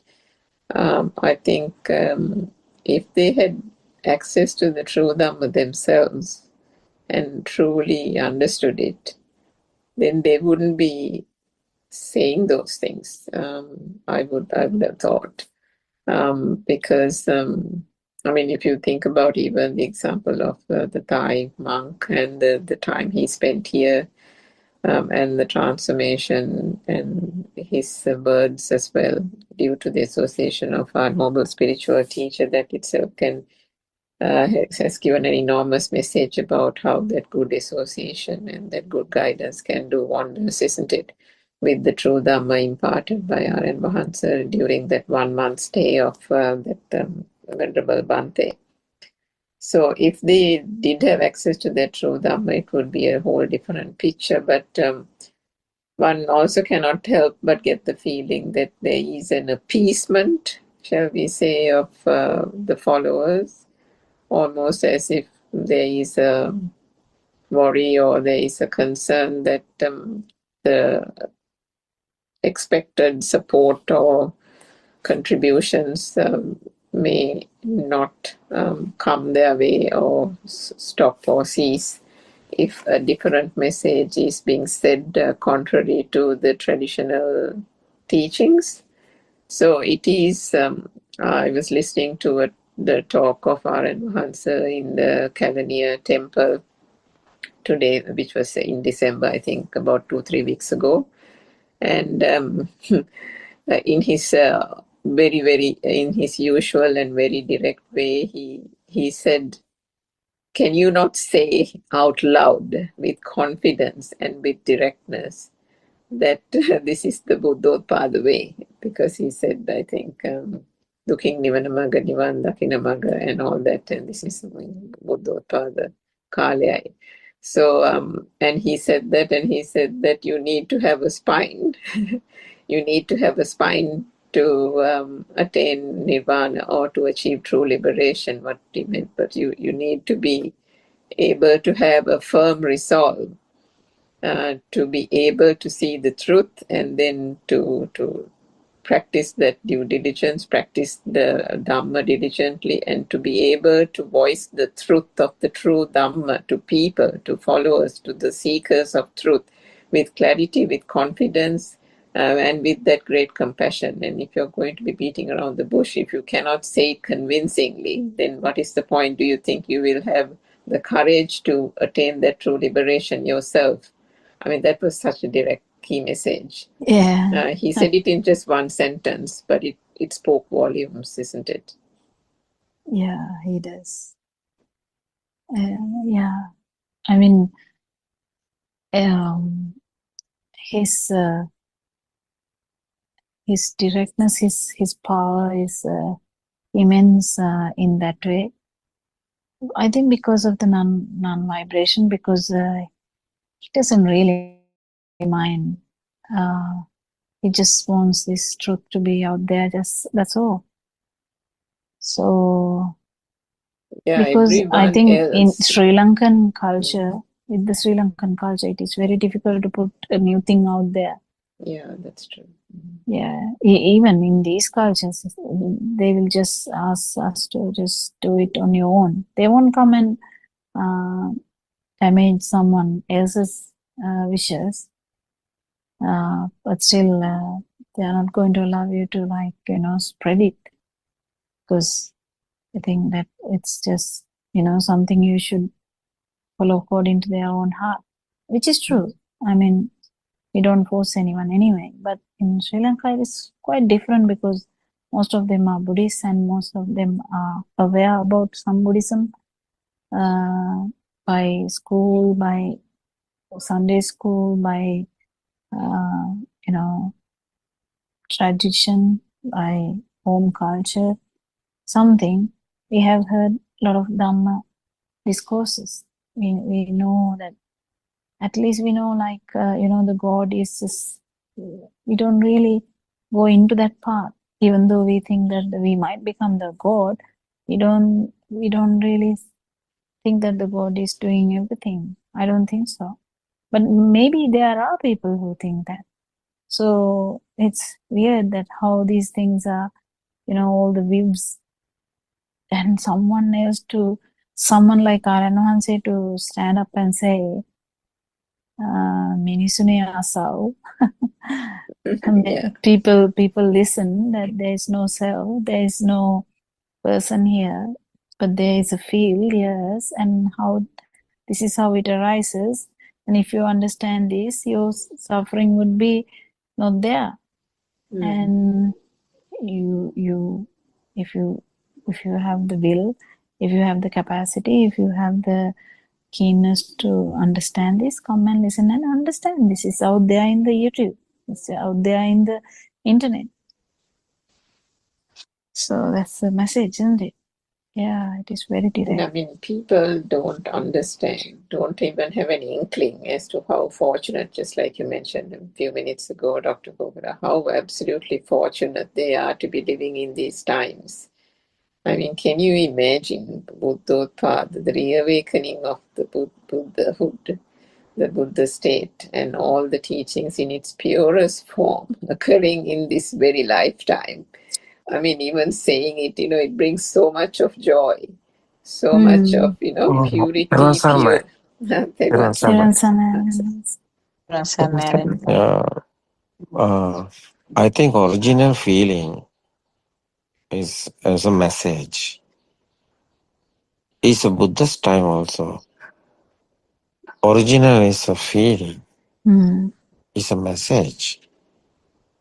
It's a transfer, not a words. So, Arana's Zoom discussions, I'm there. The people getting the message. People getting the feel otherwise. It's a telepathy. Many people, many guys. Example is the today, it's 9:30. As a Zoom discussion is gone. That's university student is called the Zoom. You can realize that it's not a talking, it's a message. That boy getting that message. How? It's a feel. How is getting that message? The feel. It's a telepathy.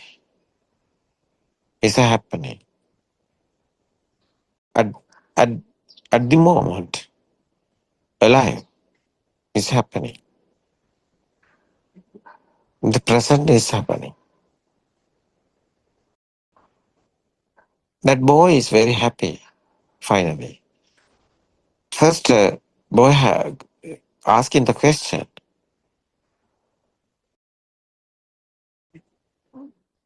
Secondly, I explain the Dhamma. But normally the sound is the words. But there is not only the sound, there is a feel. Feel is transferring the boy. The boy, internally, that feel is boy know that feel is happening. Boy's inside is transferring that present moment. Yeah, the boy have the feel. What is that feel? It's nothingness feel. That none, so not alive. No, this is nothingness. So what is this nothingness? Not alive. No, that's a non-soul. No? It's a feeling. It's a nothing. Nobody's here. What is the feeling is nobody's here. It's not a words. It's not a thoughts. It's a feeling. We're interested in this feeling.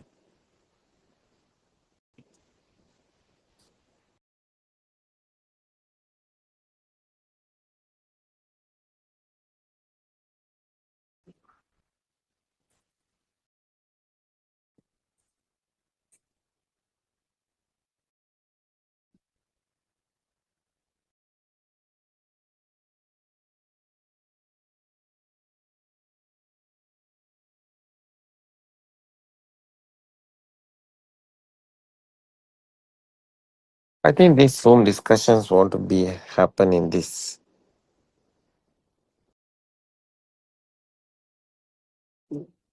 It's, few days ago, I'm not there. I'm not there. Zoom discussions. So many guys leave the Zoom. No more guys there.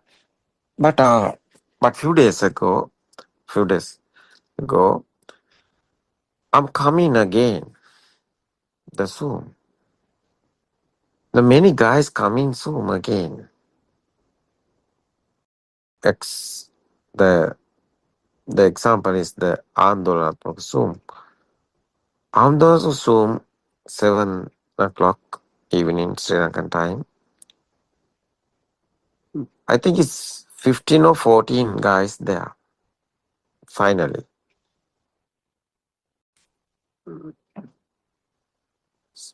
So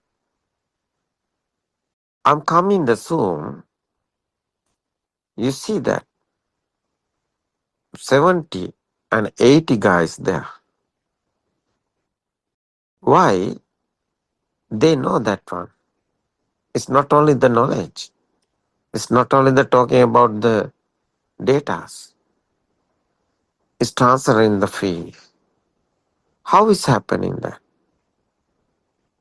It's really happening. Someone discussed with me.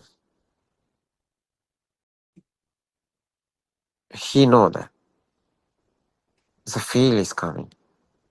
That nothingness feel is very nice.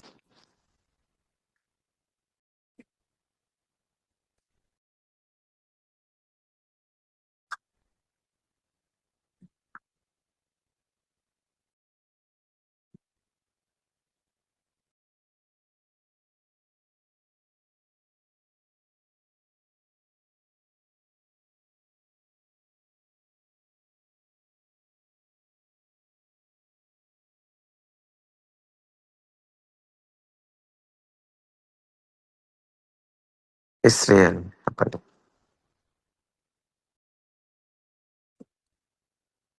This Dhamma is not the words.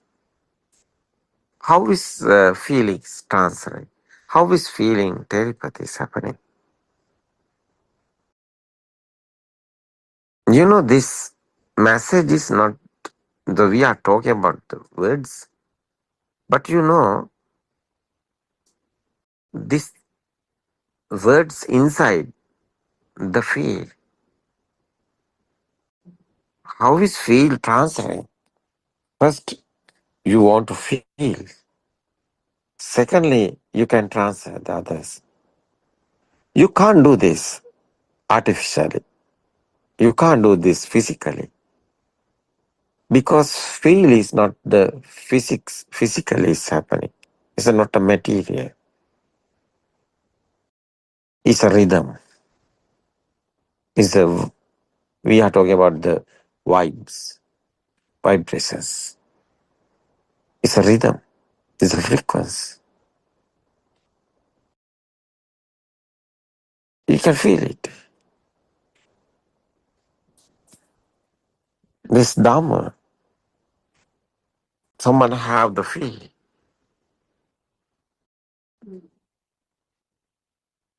What's this feel? You think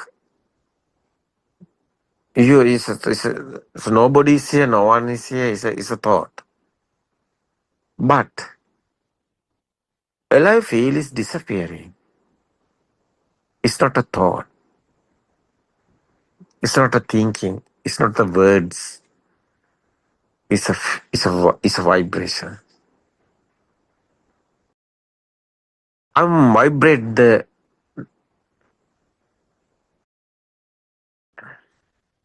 that non alive feel.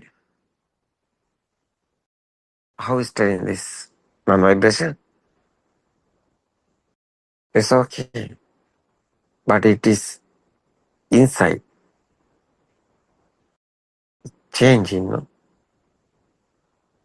It's a feel.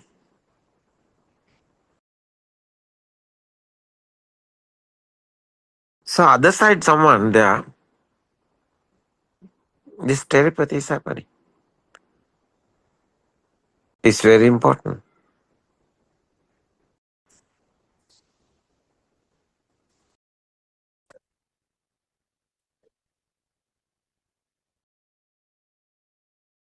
It's really happening.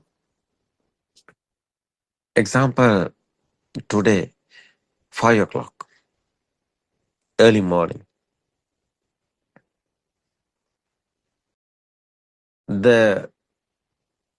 I explain the formless world, the sky. You can hear. Are you heard that, Suranga? Yes, Arimansa. That's a feel, no? Yes. That is not only the words. Sky is there, the earth feelings and the sky feeling. How is that? How is that one? It's very nice feeling. Because that's a formless stage.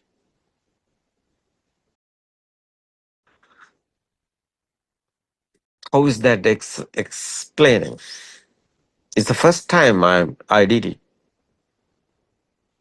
10,000 over than Dhamma discourses I did, but today one is new one. It's the first time. Sky. How nice that. You see that? This is very important. First we want the feel. It's want to be happening, no? So feel. Secondly, others can feel it.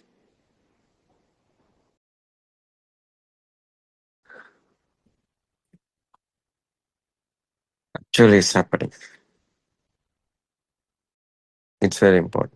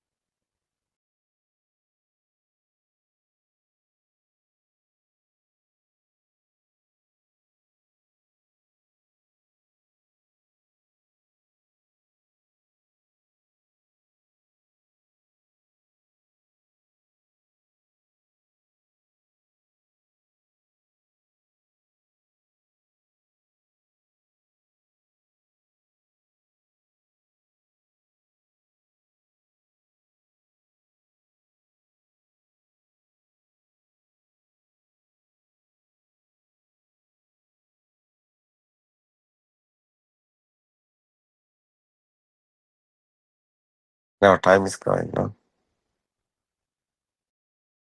But I want to say, this is not only the discussion. This is not only the explaining. Day by day, how long? Now 5 years. By now 5 years, but today is the first day like that. Same. Because the feel, I'm given others the feel. It's non-vibration feel. It's very nice. It's very interesting. So newcomers, and they want this, the feel.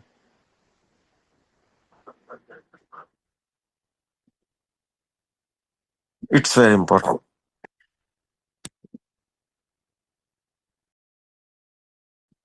So monasteries there, the Metmalarana here, Sri Lanka. I'm trying the schedule, timetable, especially the feeling.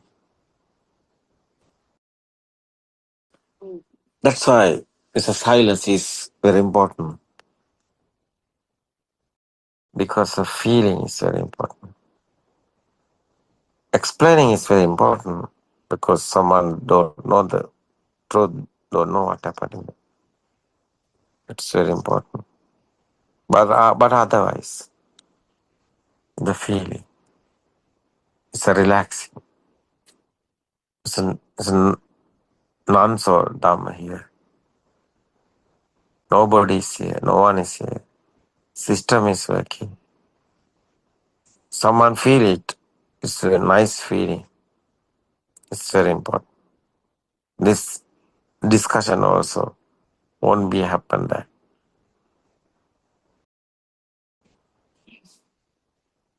No one is here. No one. Nothing here. Anything. No one is here. But everything is happening.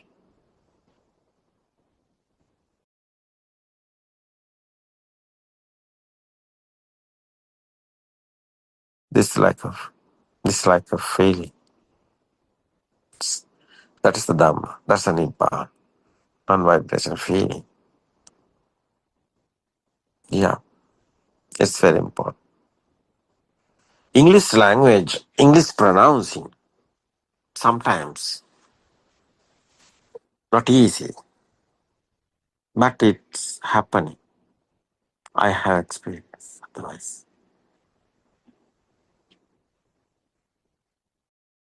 Someone have this experience, then nobody's here. Everything is like nature. It's nice experience. This practically path is going that way. It's a nice experience. Yes.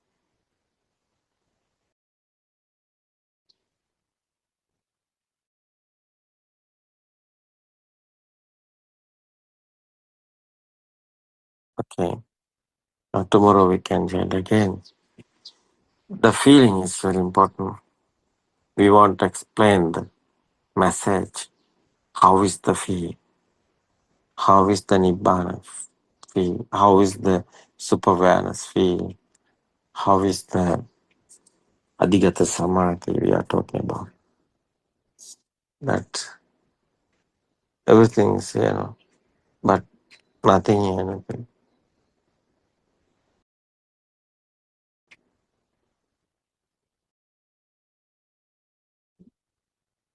Okay, we can join again tomorrow. Okay, Kokila, okay, Skanga. Yeah, others. Siran Sanaya. That's it. Yeah. Namaskar. Yeah. Yeah, it's okay. Other Zoom discussion is now. Oh, now it's starting, no? So, okay, Kokila, Terazana, Sanaya. We worship the Prasad.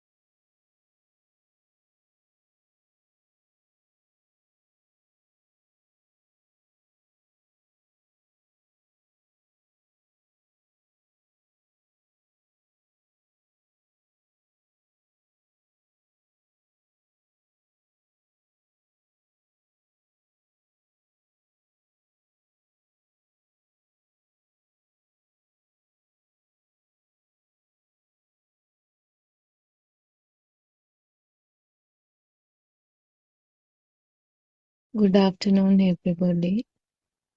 Sana answer. Sana, everybody. Let's continue with the book reading. The Truth Dhamma Has Awakened. Volume 2, page number 26. Even though you have this knowledge about how you don't exist, you do have another problem. And that is, how are we to realize this pure truth? What should we do to realize this truth? Isn't this your problem now?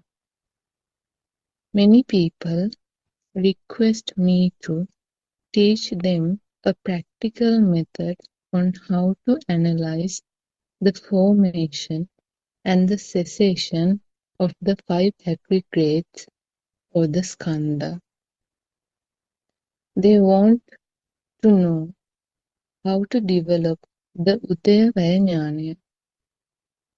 Therefore, we are going to teach you how to go on the path. Now, we are going to reveal to you the way we practiced the analyzing of the Udayavaya of the thought. Even though we present this to you in a day, we had to practice this for a very long time before we realized the truth ourselves. We realized that our I-ness and our mental fetters dissolved a lot during this time period of our practice, and we realized that there was an improvement in our path to nirvana. Now we have realized the truth. Therefore, we are able to let go of the thought. We are at ease with our thought. We know how to let go of the thought. But at your stage, you might not find it so easy. This is a very deep and complex philosophy which is difficult to understand. We are going to teach you how to end this endless cycle of rebirth, the samsara. Now you are going to get ready to end this endless cycle of death and rebirth. All these years you had always created a cause, hetu, to give rise to a thought.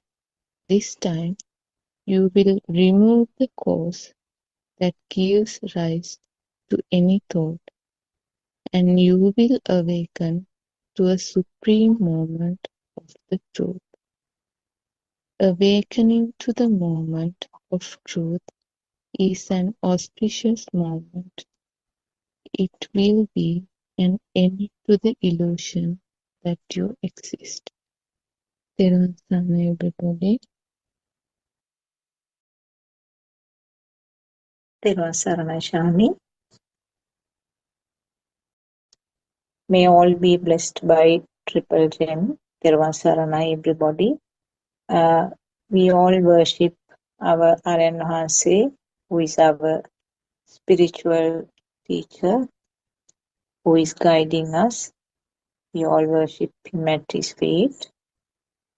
Therun Saranai, everybody who have joined the Zoom discussion, as well as who are listening to us in various other methodology. So thank you, Shani, for reading those 2 pages from The True Dhamma Has Awakened, Volume 2. So we are moving forward with 2 pages each day, and we are trying to understand the Dhamma disclosures done by R.N. Mahanse, and R.N. Mahanse has found out the truth which has been reached by Lord Buddha 2600 years ago, and it was actually not very clear for some time because there were so many other uh, teachings and other influences from the other religions have been mixed up, and we were listening to a kind of mixed teaching until very recently, until uh, Aranhase started revealing all these things, and also he was proving those from the sutra which has been preached by Lord Buddha thousands years ago. So we are going to discuss some simple facts, starting from the simple facts over the next 1 hour and 15 minutes. And we will try to explain what is being read. Actually, we were discussing about the thoughts, how the thoughts are formed. Last few days, we have been concentrating on the same fact. So basically, R.N. Mahanse has been researching all by himself.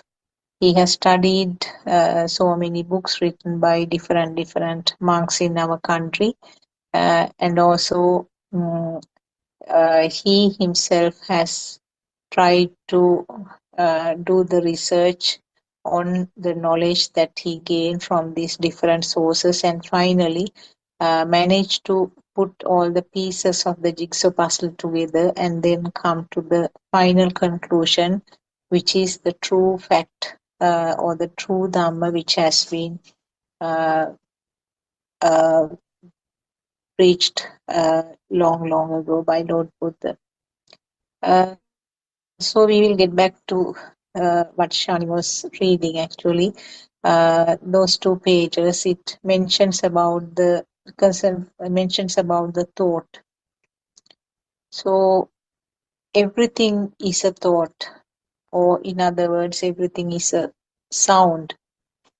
Whether you talk about something, whether you think about something, or whether there is an action, all of them are words, and which means they are all thoughts.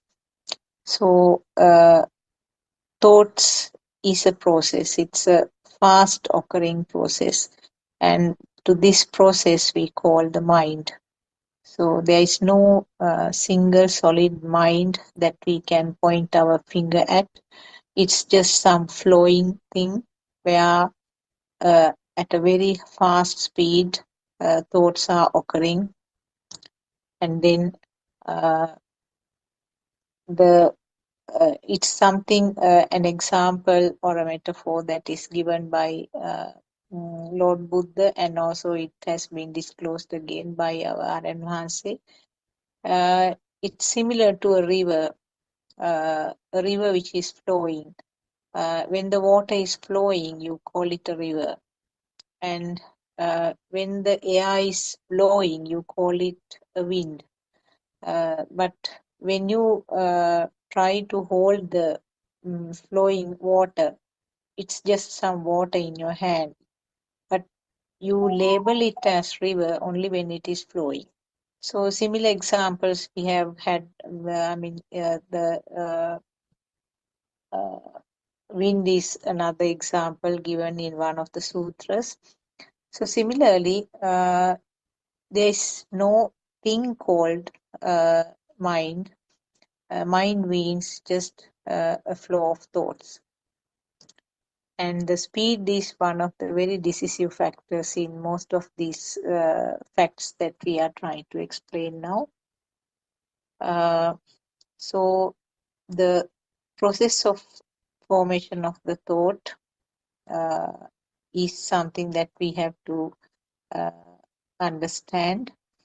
because as long as the physical body is persisting, or the physical body has the breathing mechanism, there is sensor function. The five main sensors are active, and then there is a simultaneous action of these sensors. We label it as a thought. So thought process is not something that is controllable, or a person or a system cannot change the pattern of thoughts. So this is called Chitta Niyama in Pali and Sinhala, which means it's a kind of nature's law. So the formation of the thoughts and the way that it flows and the types of the thoughts which arise, they all come under this law, which is a nature's law. There are several laws like that in Buddhism described. So one is the Chitta Niyama, or the law related to the mind. Similarly, we have heard thing called Bija Niyama. Bija means the seeds. So the nature's law related to the seeds. An example is that if you plant a mango seed, it will give rise to a mango tree, not some other tree. So that is the Bija Niyama. Then there is something called Ritu Niyama. That is a seasonal variation. Again, it's a nature's law. So these are described in Buddhist teaching because these are not controllable or not changeable. So you can see that the thought is something,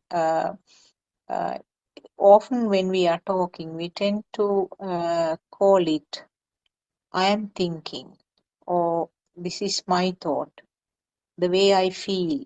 We use it in different ways.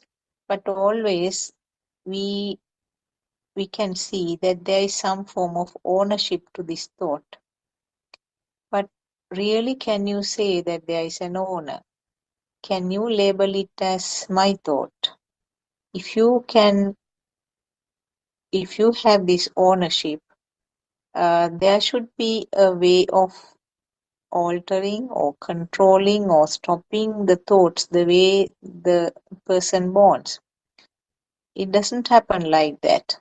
So then can you say that my thought or my mind? No. There is no owner, there is no way of controlling. So therefore, it is just an independent flow of thoughts. I can see Surangika also has joined. Therwan Saranai Surangika, are you in a position to add something?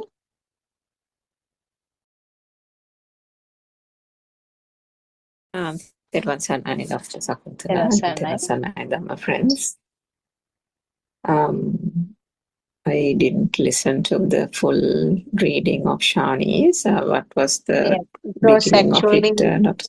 very basic things about the thought, and the fact that Avaran Mahanse has been sort of researching on that for a long time, but didn't start about the proper mechanism of forming thoughts. It's just some very basic facts about the thought. Okay, right. So I think we heard in the Sinhalese Zoom yesterday, or in the last couple of days in the groundbreaking Zoom discussion as well, in the Sinhala medium as well. Quite a lot of profound explanations and an expansion of the true Dhamma, isn't it, in the last few days. And I think even today, R.N. Mahansa, our noble spiritual teacher, always elaborates and gives us a very deep and meaningful talk on this aspect of how the mind works. Is there any such thing called the mind? And the identification through ignorance with the thought culminating in this false sense of I or ego or self. So that is fundamentally the teachings of Buddhism, by understanding, as Aryan Mahansa, if ever he comes on to the Zoom discussion, he starts off with just two things. He says, who am I and what is the truth? The two key questions that you can ask anyone is, for one thing, everyone is entitled to the truth. It doesn't mean that it is for Buddhists or for a particular type of people. Everyone in this world is entitled to know and know the truth. So it's irrespective of religions, caste, creed, and so on. And the simple question he asks is, are you in the body, or are you the body, or are you in the mind? And if you're not the body, is the body you, or is the mind you? And he always says that, can you control anything? Can you call any aspect of your body yours? Is that anything within your control? Old age, sickness, and death, and so on. That is the fate of this physical so-called body, as we call it in a conventional world sense. Is there anything there that that is within your control? There isn't. And then if you think about the mind as well, the thought process, Dr. Sakuntala spoke a few minutes ago about the fast occurring speed of various factors, which through misconception we name as, for example, the wind. The fast moving air current is called wind, but is there anything called the wind? There isn't. The fast moving flow of water is called a river, but is there any such thing called the river? There isn't. Similarly, it is just the flow of thoughts. If you think about the word mind, it is just a terminology used for the fast flowing thoughts occurring in a series at such a rapid pace. But you call them your thoughts. You say, I think, or I thought that, or I this is what I think, and this is my opinion, so on and so forth. But if you actually try to control your thoughts, if you try to sit down for meditation and say, no, I want to now be silent, and my mind needs to be silent so that I can concentrate on a particular object, so on, can you actually do that? Do the thoughts just stop based on your request or based on your wish? No, it doesn't. At some point, most of us have tried to engage in silent meditation or through concentration meditation, and we have always grappled or been challenged with the thoughts, the fact that they constantly disturb, and they are irrational, they are random, they are unpredictable, and whether you want it or not, they keep streaming through, and they keep coming at whatever time, at whatever pace that it does. So in that sense, can you actually call those thoughts your thoughts if it is not within your control? So then if the body is also not you, and none of your limbs and heart and all these things are within your control, then clearly the body is not you. When you take the thoughts, so are the thoughts yours? If they are uncontrollable, if they are unpredictable, if they are random, is there any control over it? And therefore, can you actually say that you own your thoughts? You can't. So if the body is not you and the thoughts are not you, this is what our noble teacher always asks, then who are you? How did this identification of you or me or myself come into being? That is the whole thing that is unraveled through this true Dhamma, that is being discussed through these Buddothpado English Zoom discussions.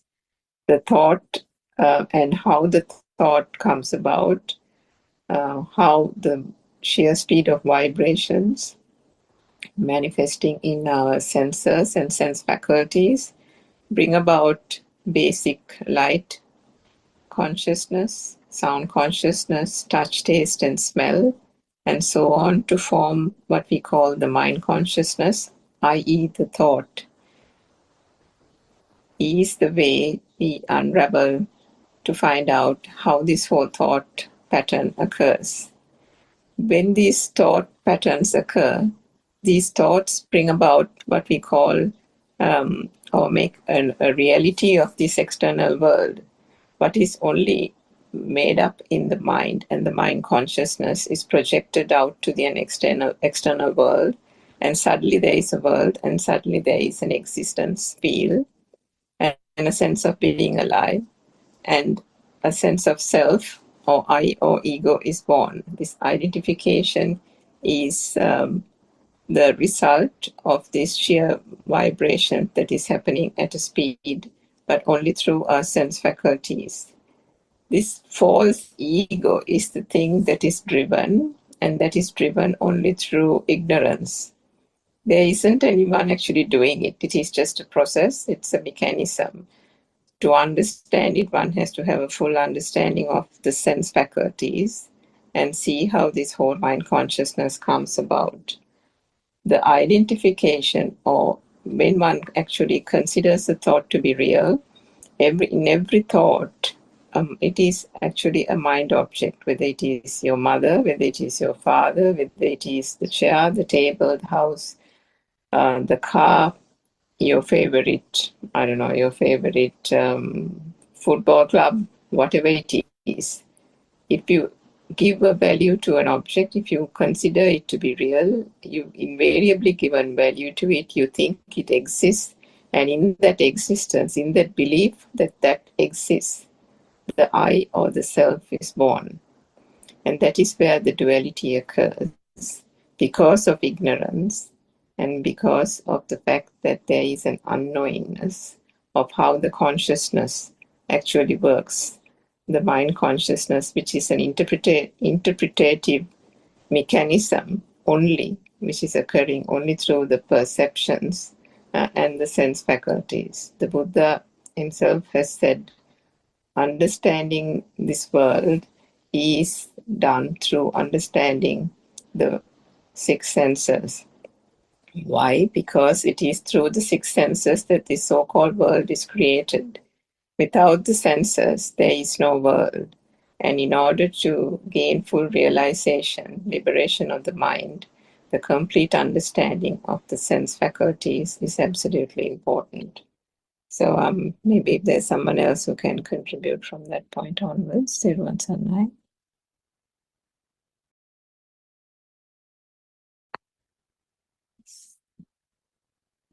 I see Dr. Kokila has joined.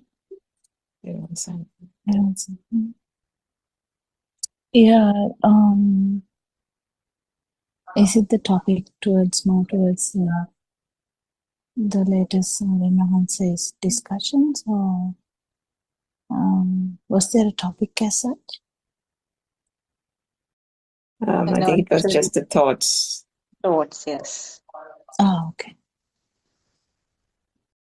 Yeah. Anything to? I actually joined a bit later. I'm sorry.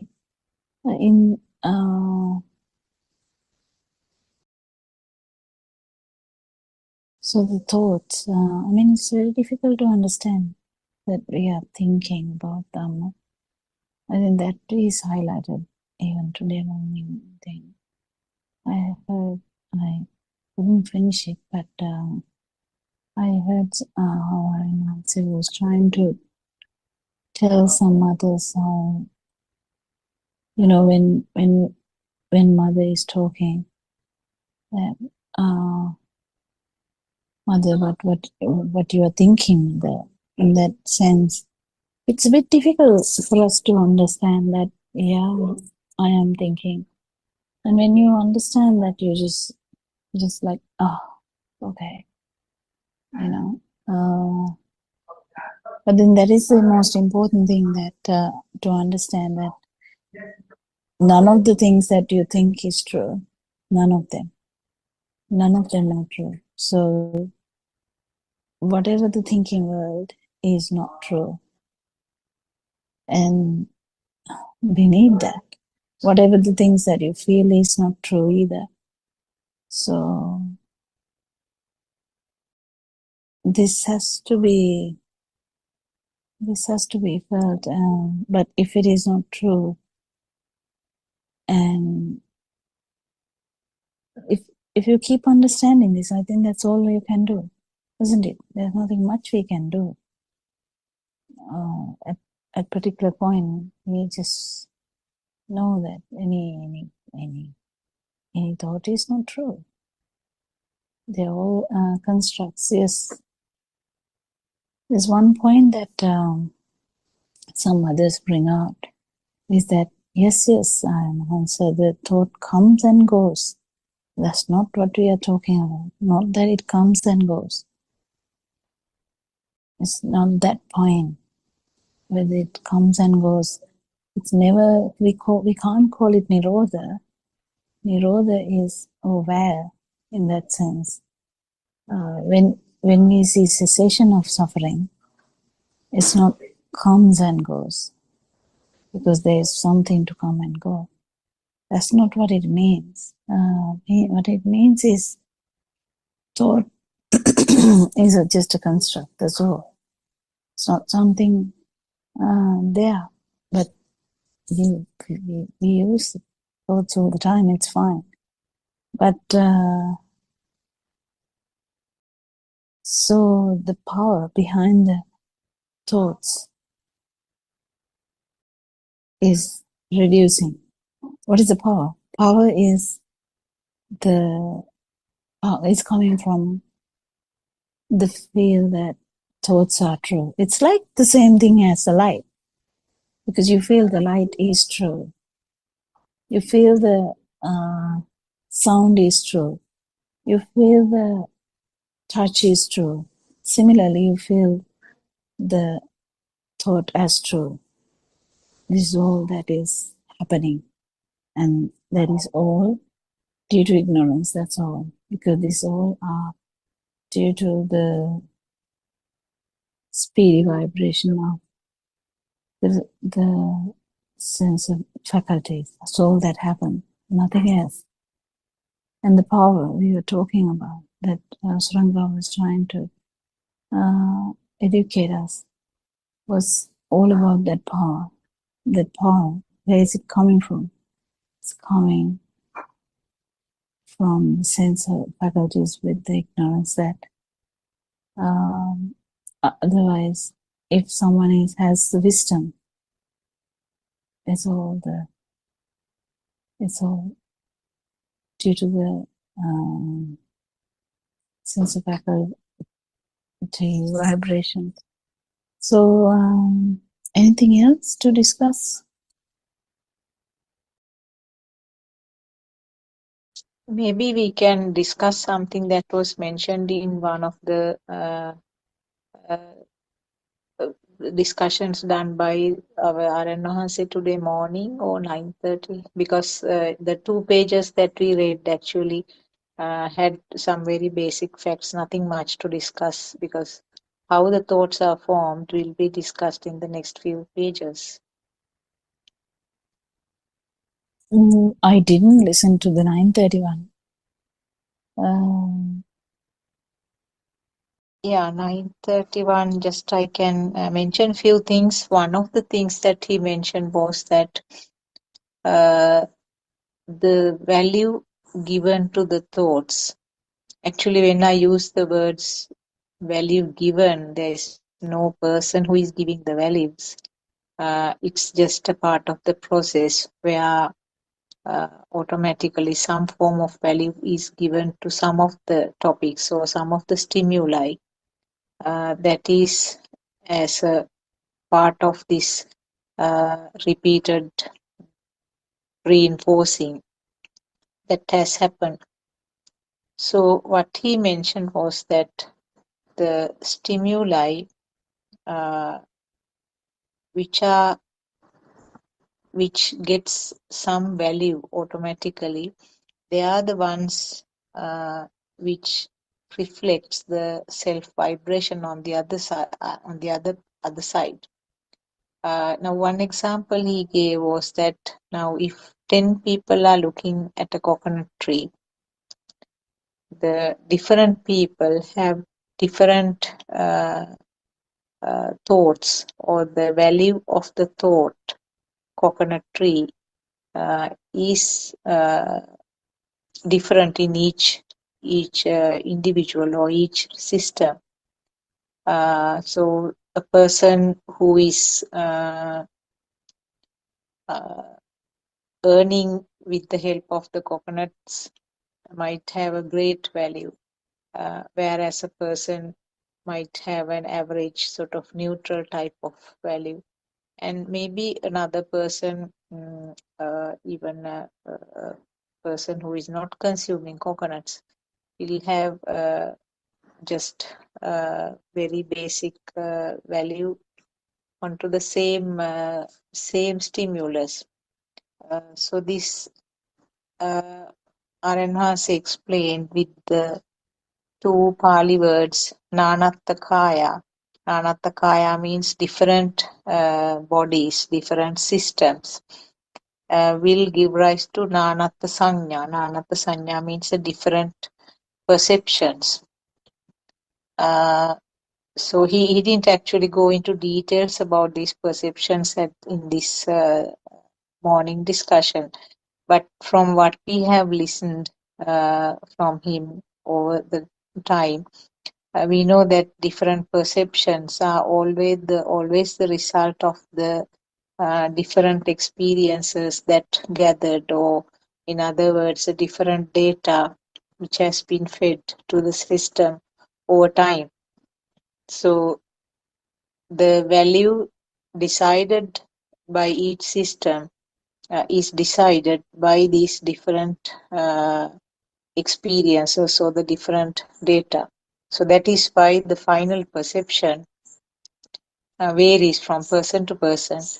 And then he said that if there is the complete conversion of the mind, where there is a very clear understanding to this teaching, we'll have a similar perception, even if the systems are different. If all of them have this internal transformation by understanding exactly what is being taught in this Buddha teaching, we'll have the similar perception.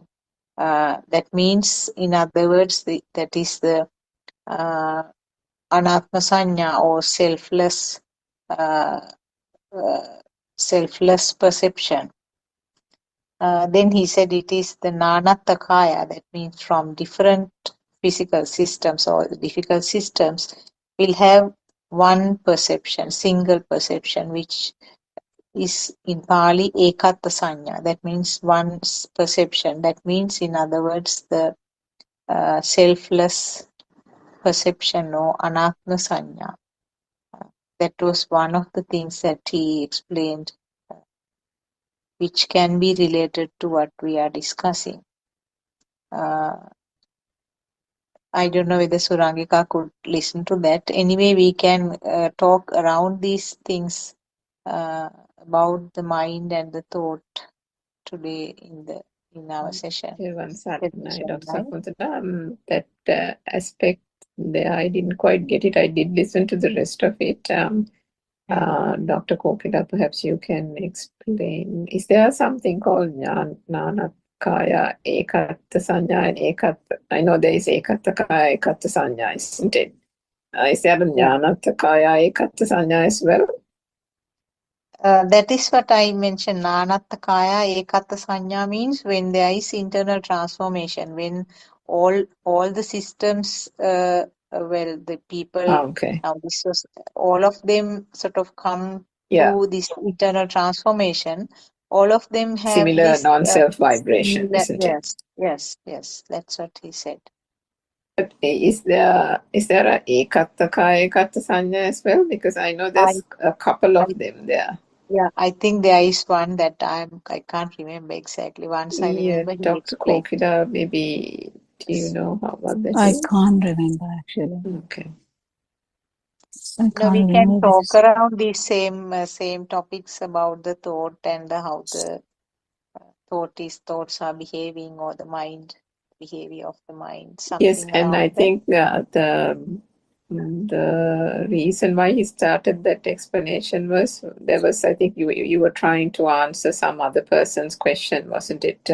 Yes, And I think it was revolving around there can be thoughts where we don't really pay it. There can be, thoughts or mind objects where there is no real attention being paid to it. And if that is the case, are those thoughts actual volitional formations? Or was that also part of the discussion? Because I think at that yes, point, R.N. Mahansa said, if you are focusing on something, that then has a volitional formation or an abhisankarana, isn't it?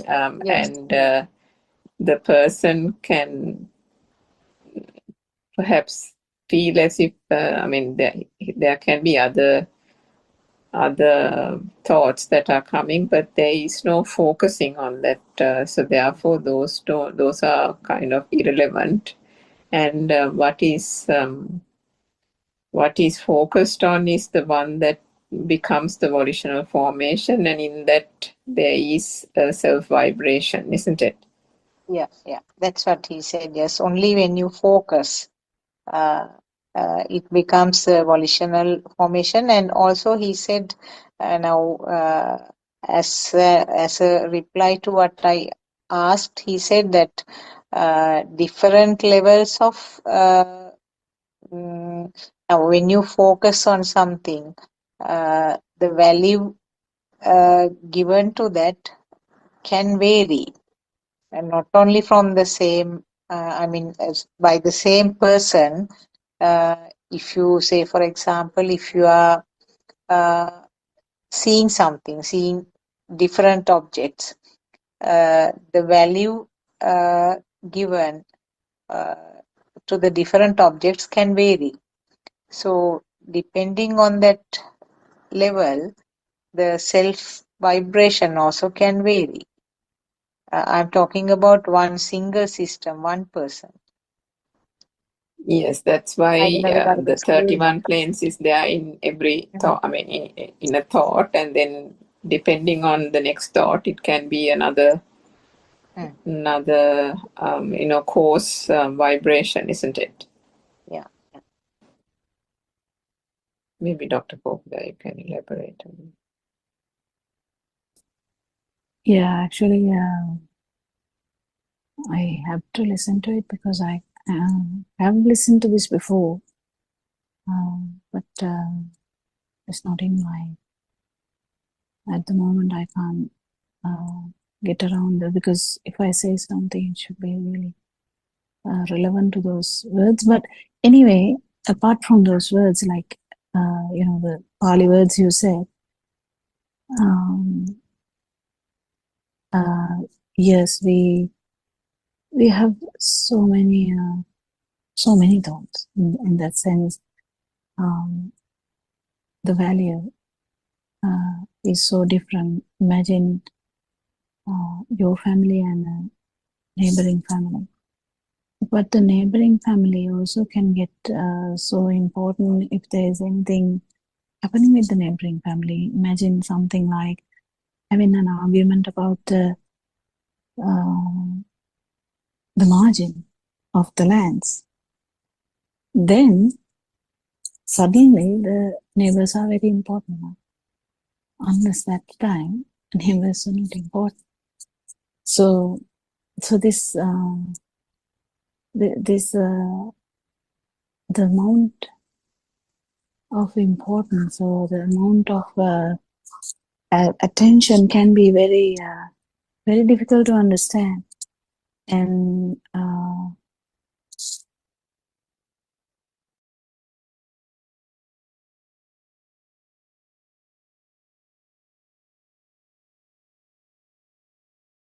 so the importance or the burning can be so much different. And if you think about a similar example, you might think that, so I have 5 kids, or I mean, olden days, people had so many kids. Whether you felt all the kids are similar? No.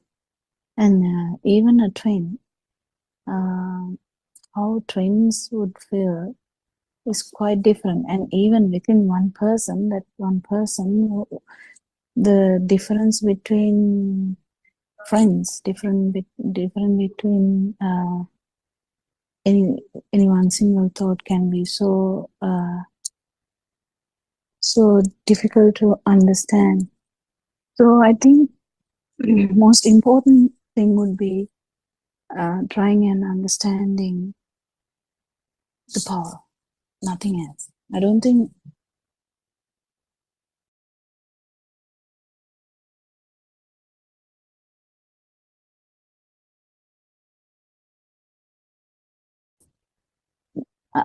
nothing else does matter, because the power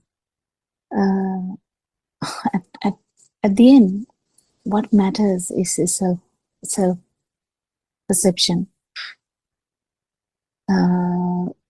What matters is actually self vibration. When it comes to that point, we just realize, okay, whatever happens, most important thing has been the self vibration. It had been the vibration in the psychot as well, to go back and understand. So that is the vibration that has been the most important thing, because the importance has been changing, importance has been shifting. Actually, it shifts, isn't it? Once the side neighbors or that side neighbors or the front side neighbors, it doesn't matter. But the importance keeps shifting. It can be one child at one time and another child at one time, or it can be one time mother but one time father. But we understand, even though it keeps changing, we finally come to the understanding it's a self-perception that had been playing all these things. And then in deeper than that, you understand it's a self-vibration is the kind of culprit.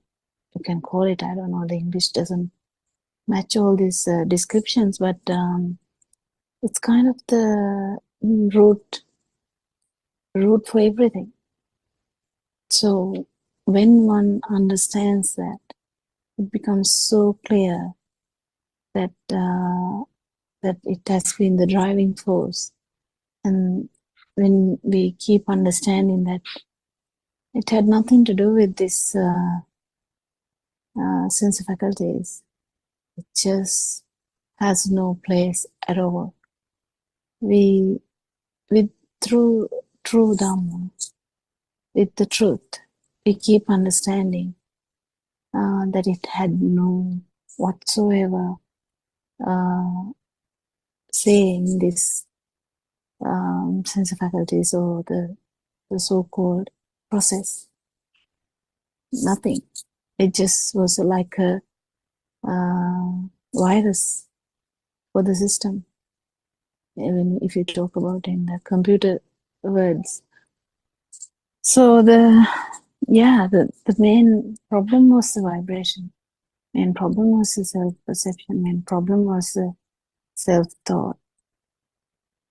But before that, we keep feeling that the most important thing would be the self-perception, maybe arising from each and every important aspects in your life. It could be husband, it could be wife, it could be daughter, it could be son, and this can keep changing. But the what is the important thing here? It's self-perception, isn't it?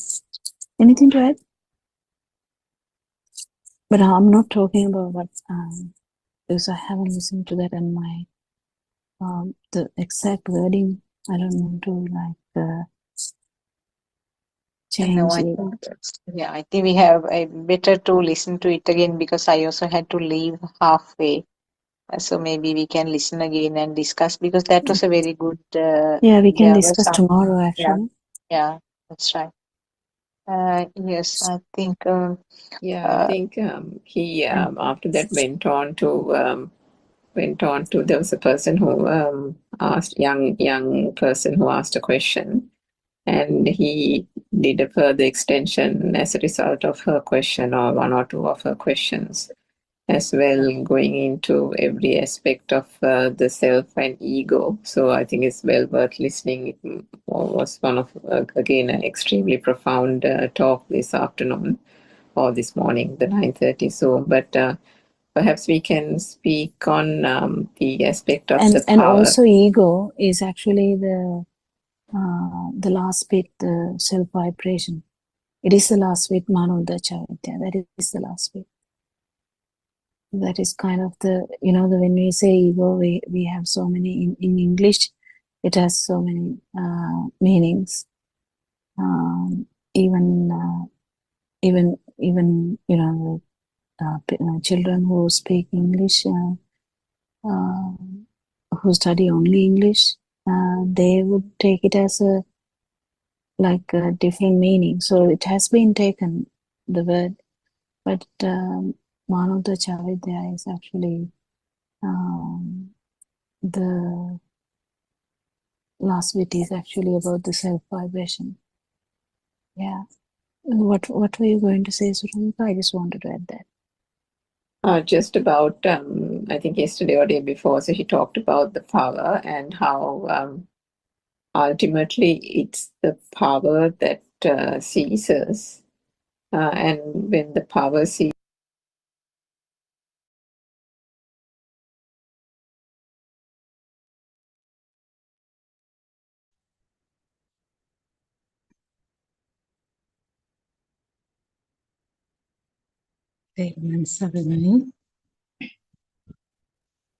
May the Noble Triple Gem bless you all, and welcome to the Buddothpado PeoTV English Dhamma discussion.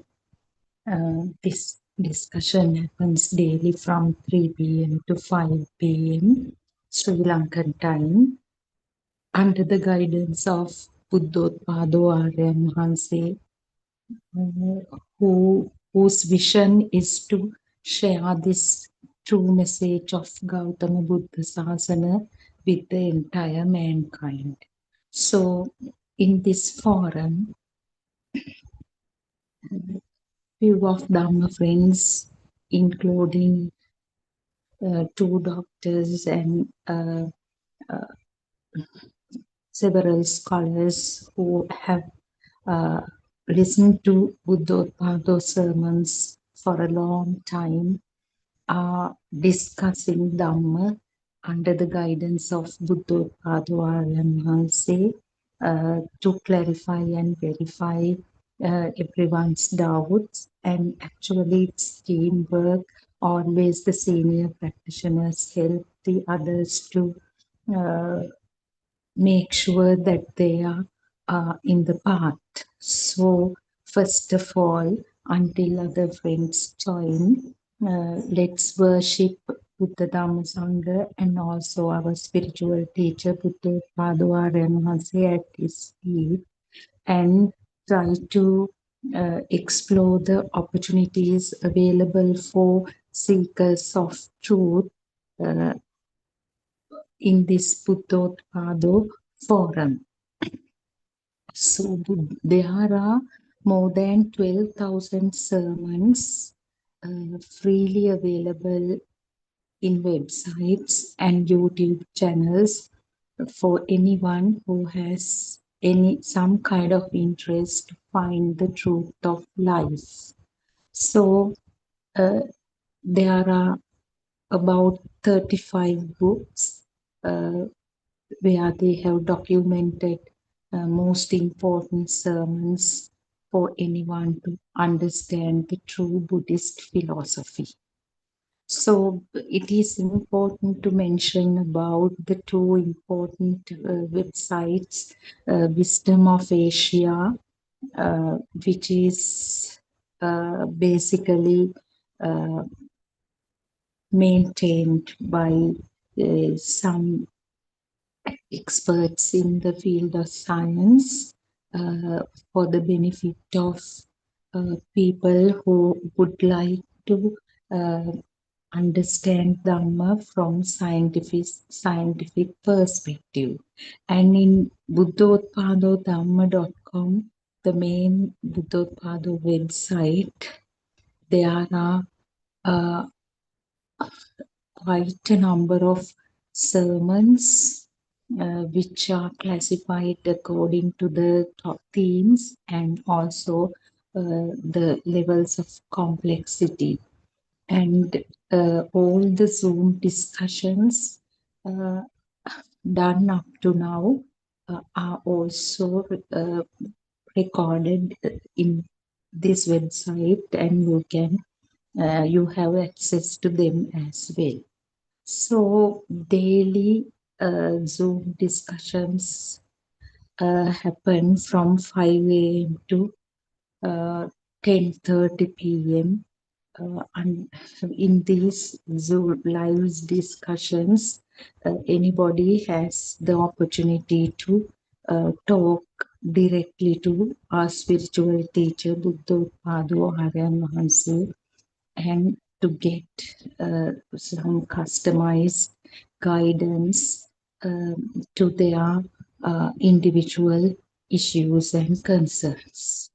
So, if I briefly talk about our spiritual teacher, he is a follower of Gautama Buddha Sasana. Actually, we know 2600 years ago, Gautama Buddharajanan Mahansi disclosed this Dhamma dependent origination for the cause and effect Dhamma to the world.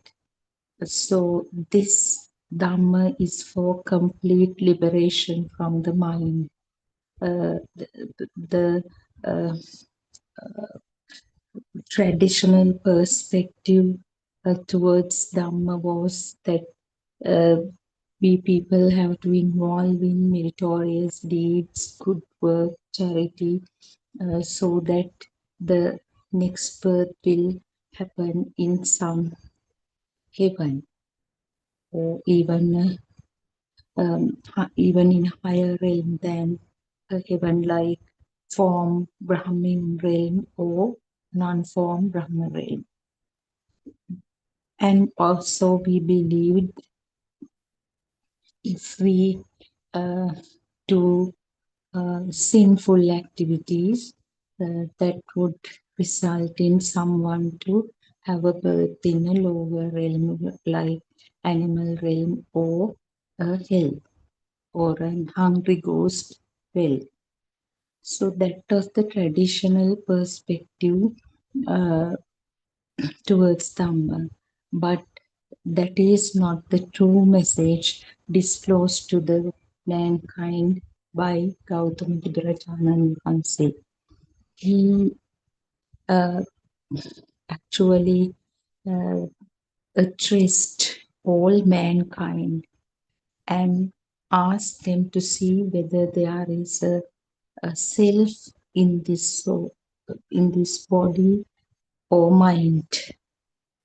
That is the exploration or the investigation or the research, novel research that he recommended for his followers in the sense anybody who has a passion to understand the truth of life, birth, death, is a follower of this Dhamma.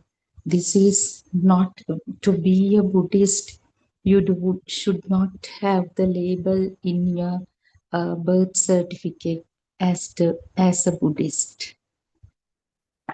So actually, many people who have that label uh, on their birth certificates do not know the true message of Gautama Buddharajanan Mahansi. So this is the truth, actually, rather than a religion. If we simply say Buddhism is a religion, many people in the world will lose the opportunity to liberate from this samsaric cycle of life and death, this suffering, unending suffering. Hence, it is our responsibility and duty to share this message with as many people as possible. That is why our spiritual teacher, Buddothpado Aryan Mahanse, has started this kind of discussions and forums where anyone, even who is unable to understand Sinhalese language, can get this message. And he is recording all these sermons for the benefit of many generations of people to listen to and uh, understand the truth of life, and then to realize the truth and to liberate from this wrong belief of self and existing world. So he has emphatically said, actually, he has guaranteed that anybody who listens to these sermons will gradually realize the truth and get rid of this suffering. So that is why we all consider these sermons are a precious opportunity for all types of people. I mean, uh, whether they are peasants or well-educated scholars or very affluent people.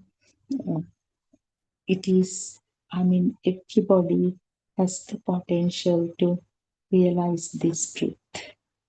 According to his vision, anybody born to the world in this 21st century are fortunate enough to listen to this truth and to come to realization. Language should not be a barrier to explore the truth or to hear the truth and understand the truth. So we invite everyone to listen to a few sermons. Even our spiritual teacher has done sermons in English language, English medium. So, how the mind is created, how the notion of self gets created, they are hidden from the world for so long. And actually, our spiritual teacher had this urge or the passion to uh, uh, explore the truth of life from his childhood. So, on his own, he visited all types of teachers who uh, who were believed to be preaching the Buddhist philosophy or sharing the Buddhist philosophy of Gautam Buddha Sasana. He was he realized that it cannot be fulfilled only through a teacher. So he did insight meditation. He involved in insight meditation, as if in the Buddha era. Nowadays also there are a lot of practitioners of Buddhism who promote concentration meditation. But concentration meditation, the problem is the strong notion of self is underneath there. That is, if I explain it further, when you focus your attention on inhalation and exhalation, gradually the breath gets finer and finer, and you experience perfect calmness, and you may actually experience four jhanas, and you may continue to be attached to the non-form, and you will enjoy perfect relaxation. But the thing is, you do that without knowing the truth. You believing that you are there, so you the person who experiences that perfect relaxation, calmness, or tranquility is there. That sense of self will be there.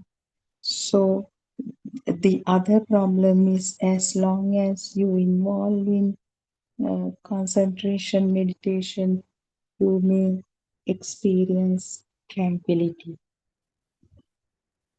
As soon as you get out of that posture, when you do your day-to-day activities, you will do everything with the self-view, which result in suffering, and which result in continuity of cycle of life and death. So everyone's effort should be to fully liberate from this deadly cycle of life and death called samsara. So for that, we have to understand how and why we feel as if we exist, and from where does this unexplainable power arises. Why do we feel so calm in one instant, and why do we burn in the next instant? And why do we feel jealous even though we don't want to be jealous? How does that power arise?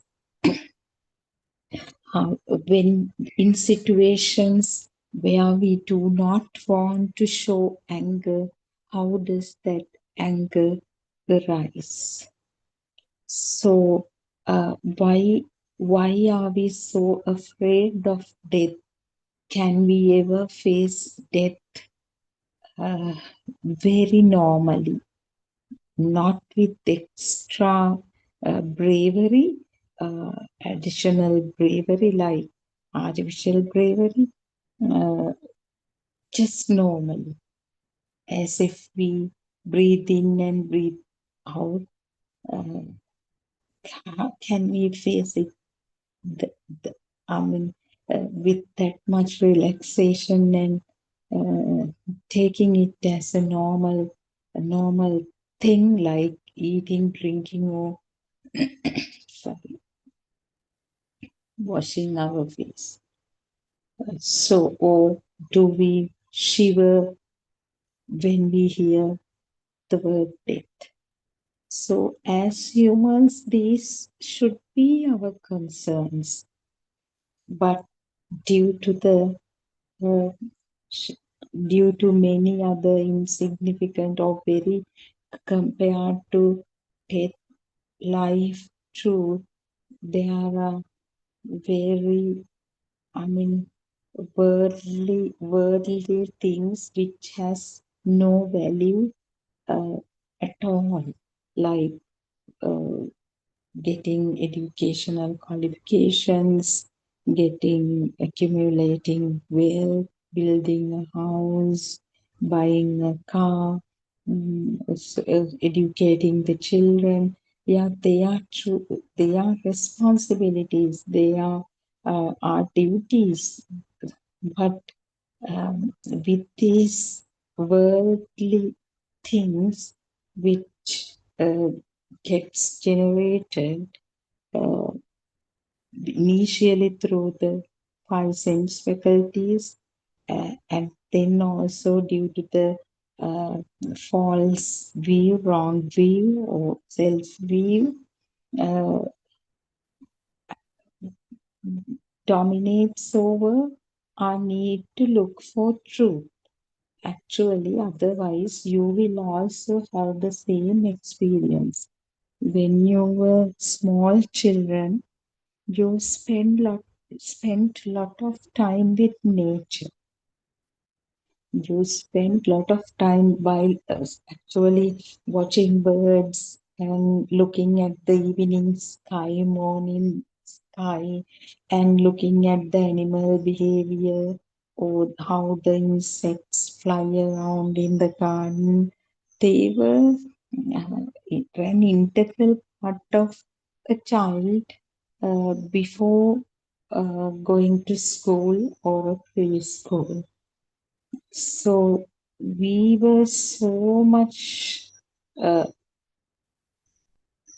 attached to nature, can't say attached, so much a part of the nature.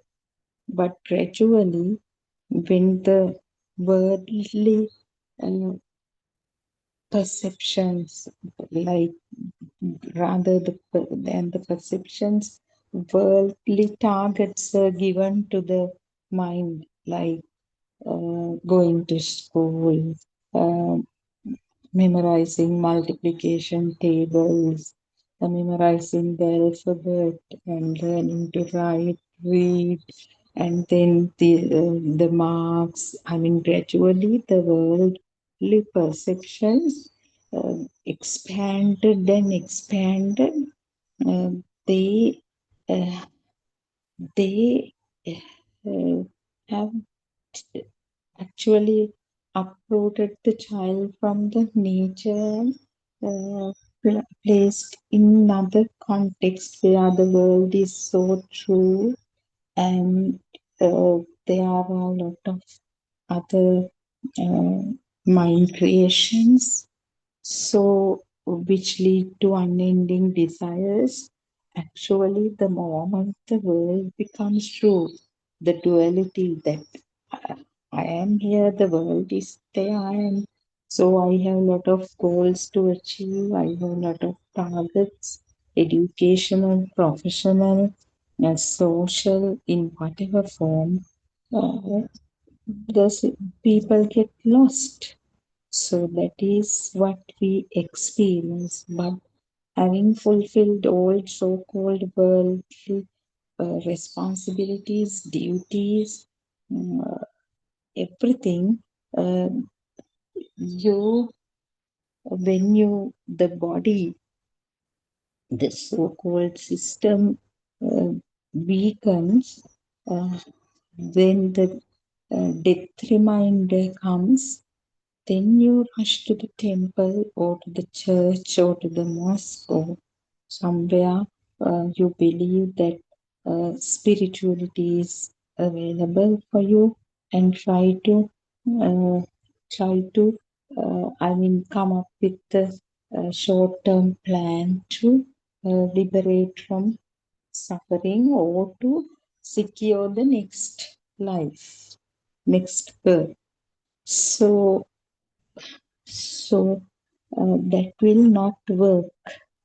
There is a beautiful path.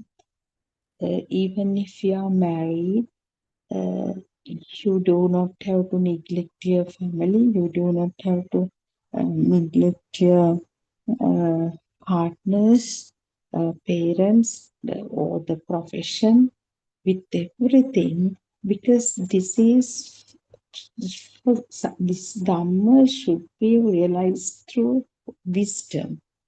So the wisdom awakens with the exposure to the truth. So actually, we thought we have to spend weeks and months in monasteries or temples to get this done. But now, thanks to the technology, everybody has the opportunity to listen to true Dhamma in their, from their own home, or even in their own room, using the technology. So it's so convenient. It is at your fingertips. So you only have to go into that website or to the YouTube channel uh, to uh, find true Dhamma. Actually, if we recall the situation 30, 40 years ago, our grandparents, they never heard this true Dhamma. What they heard was just the Jataka stories fabricated by some writers based on Lord Buddha's life. They didn't get anything useful to liberate from the suffering, or to uh, end the deadly cycle of life and death. So now all opportunities are available for us to explore this truth and to uh, actually in this samsaric cycle. So that is why I'm reminding once again for everyone to make use of this opportunity, make use of this opportunity to explore the truth. And until our Dhamma friends join, let's Dr. Kokila, Thiruvan Saranai. I just started and talked about Buddothpado sermons and Yeah, that's good. Available and so on and so forth. Doctor, yes, last evening, Andolanatmaka Deshana. Did you listen to the last night one? Last night one, I joined at the last moment, halfway through. By that time, nobody been there in the first half an hour or so. Then there was, I think, Aryan House had was not happy kind of thing, and in the morning he rescheduled, in the sense changed the people who are handling it, and things are like revised in the sense he shuffled. Some people were put to other Zoom discussion. Something has gone wrong. Maybe just like we talked in the English Zoom also, someone I think has, without informing our NRC, I think has started to talk, and something irrelevant to her. Somehow something has gone wrong. I joined halfway through, and then he was talking about his experience in the place where he is staying. That was it, doctor. He didn't. He touched on some Dhamma points, but mostly it was about when yeah, how Appani and the family, those people, how they were doing their best to spread them. They have like the people who love suffering. He says no Mm. dukkha ආදරය කරන මිනිස්සු. Actually, that phrase is also doctor. They never complain, no. But people who have more than that, they always complain. Yeah. We don't. Yeah, that's right. So Actually, when the data is too much, complaining also is too much. too much. Yeah, they always compare and they want more and more. Mm. And the ego is high, also the complaining is more. Mm. So actually, it was about uh, that his door-to-door program. He didn't want anyone to interfere. He said, no, no, let me talk. And he went on explaining that. Yeah, that was what he reminded the responsibility of everyone to spread this Dhamma, and how even though they do not have at least, I mean, basic facilities, they are going with Aryanasi and doing everything. Then in the morning, uh, did you join, Doctor? I was there in the morning. Yeah, he was showing again, as usual, the beautiful sunrise and the panoramic view the, from the place that he was staying. And he brought up that three realms uh, through that metaphor for three realms. Mm. Yeah. Yeah. Just yeah, it is a bit tricky. Yeah, Because Doctor, it has to be people felt.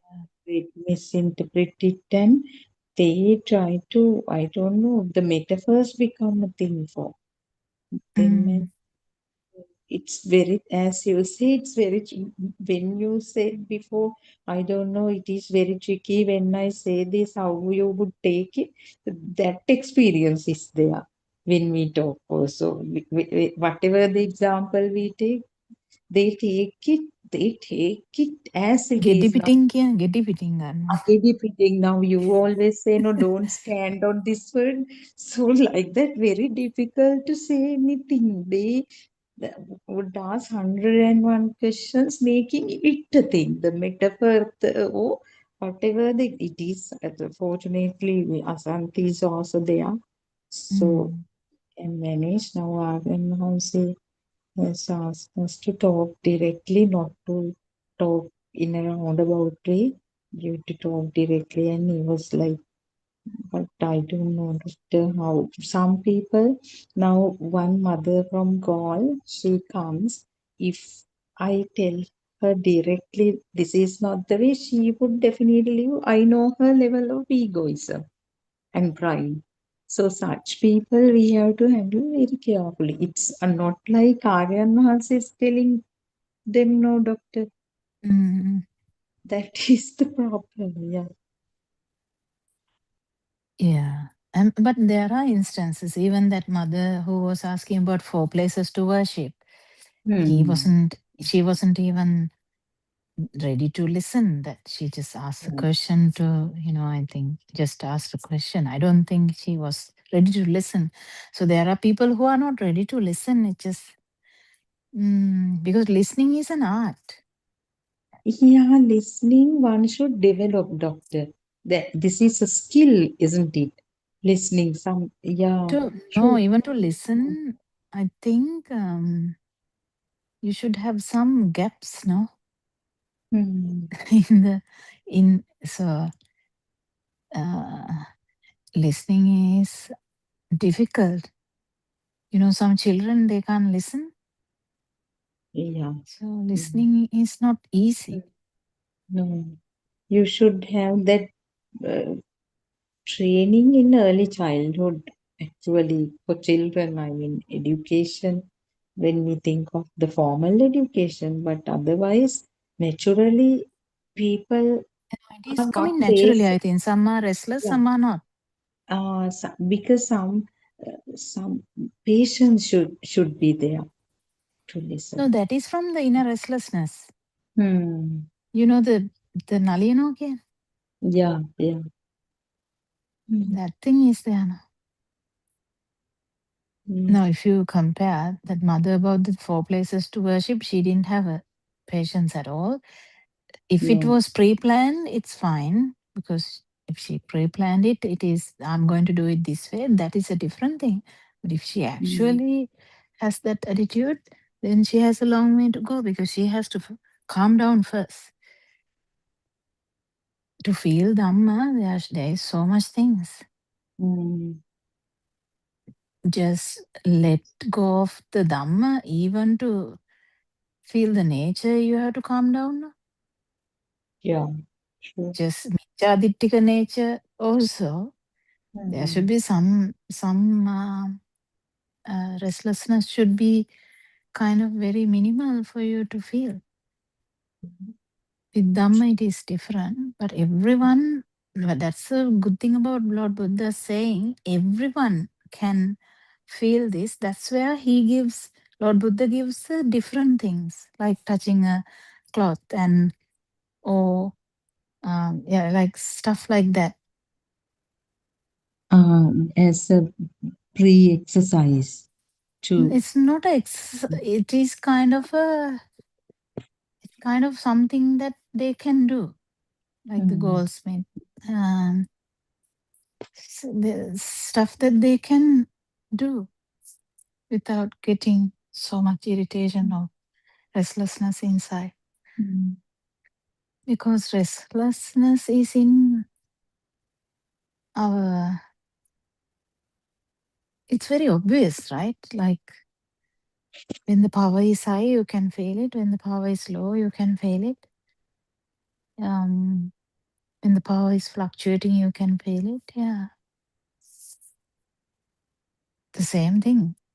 Even Hmm. mana uddacha, avidya uddacha, kind of that word is also can be used as this kind of subtle restlessness. It's a subtle thing, not the obvious restlessness is like hitting someone, shouting at someone. That's different. I'm actually talking about the feel side. Yeah, doctor. That Manavdacha Vidya thing, Doctor, Avidya is there from the very beginning, but when someone comes to the right view, still there is Avidya. Because I have heard Aryanasi says it is there until Aropa level. It is Manavdacha there Vidya. until an arahant. Yeah, what sort of Avidya is there? That is some perception level thing. The Then, vibration, so, self vibration ceases hmm. completely only in an arahant. So mana also the egoism is they all go parallelly kind of That thing. is the actual this vibratory nature, Mm. Mm. the speed. Because once this non-vibration, you can't talk about a speed. Mm. Dr. Mana and Uttacha both are more or less the same. The Mana, Uttacha, In gross words, we can say pride and all same. this stuff.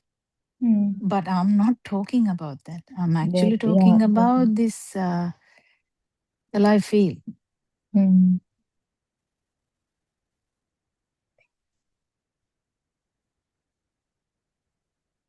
Now imagine a worm. Mm. It Even the also. worm has it now. Yeah. You can't really talk about um, uh, worm has a egoism other than the compared to the other worm, right? It's difficult, Mm. right? Every worm we can't really imagine one worm having a bigger egoism than the other worm. So this whole thing is about feel. Mm.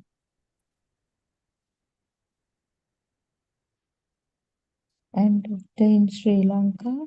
one monk in the monastery has been attacked by an elephant, a wild elephant. I saw a post, actually, I don't know exact Today. thing, a couple of days ago, Mhm.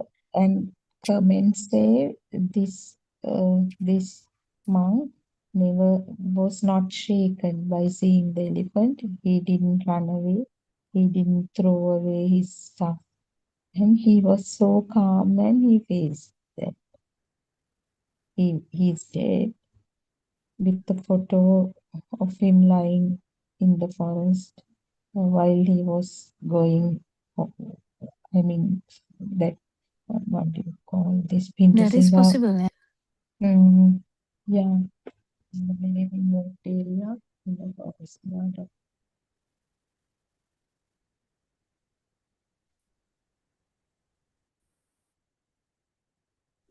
He has faced death with a lot of tranquility and calmness because there was no death for him, no doctor. Mm.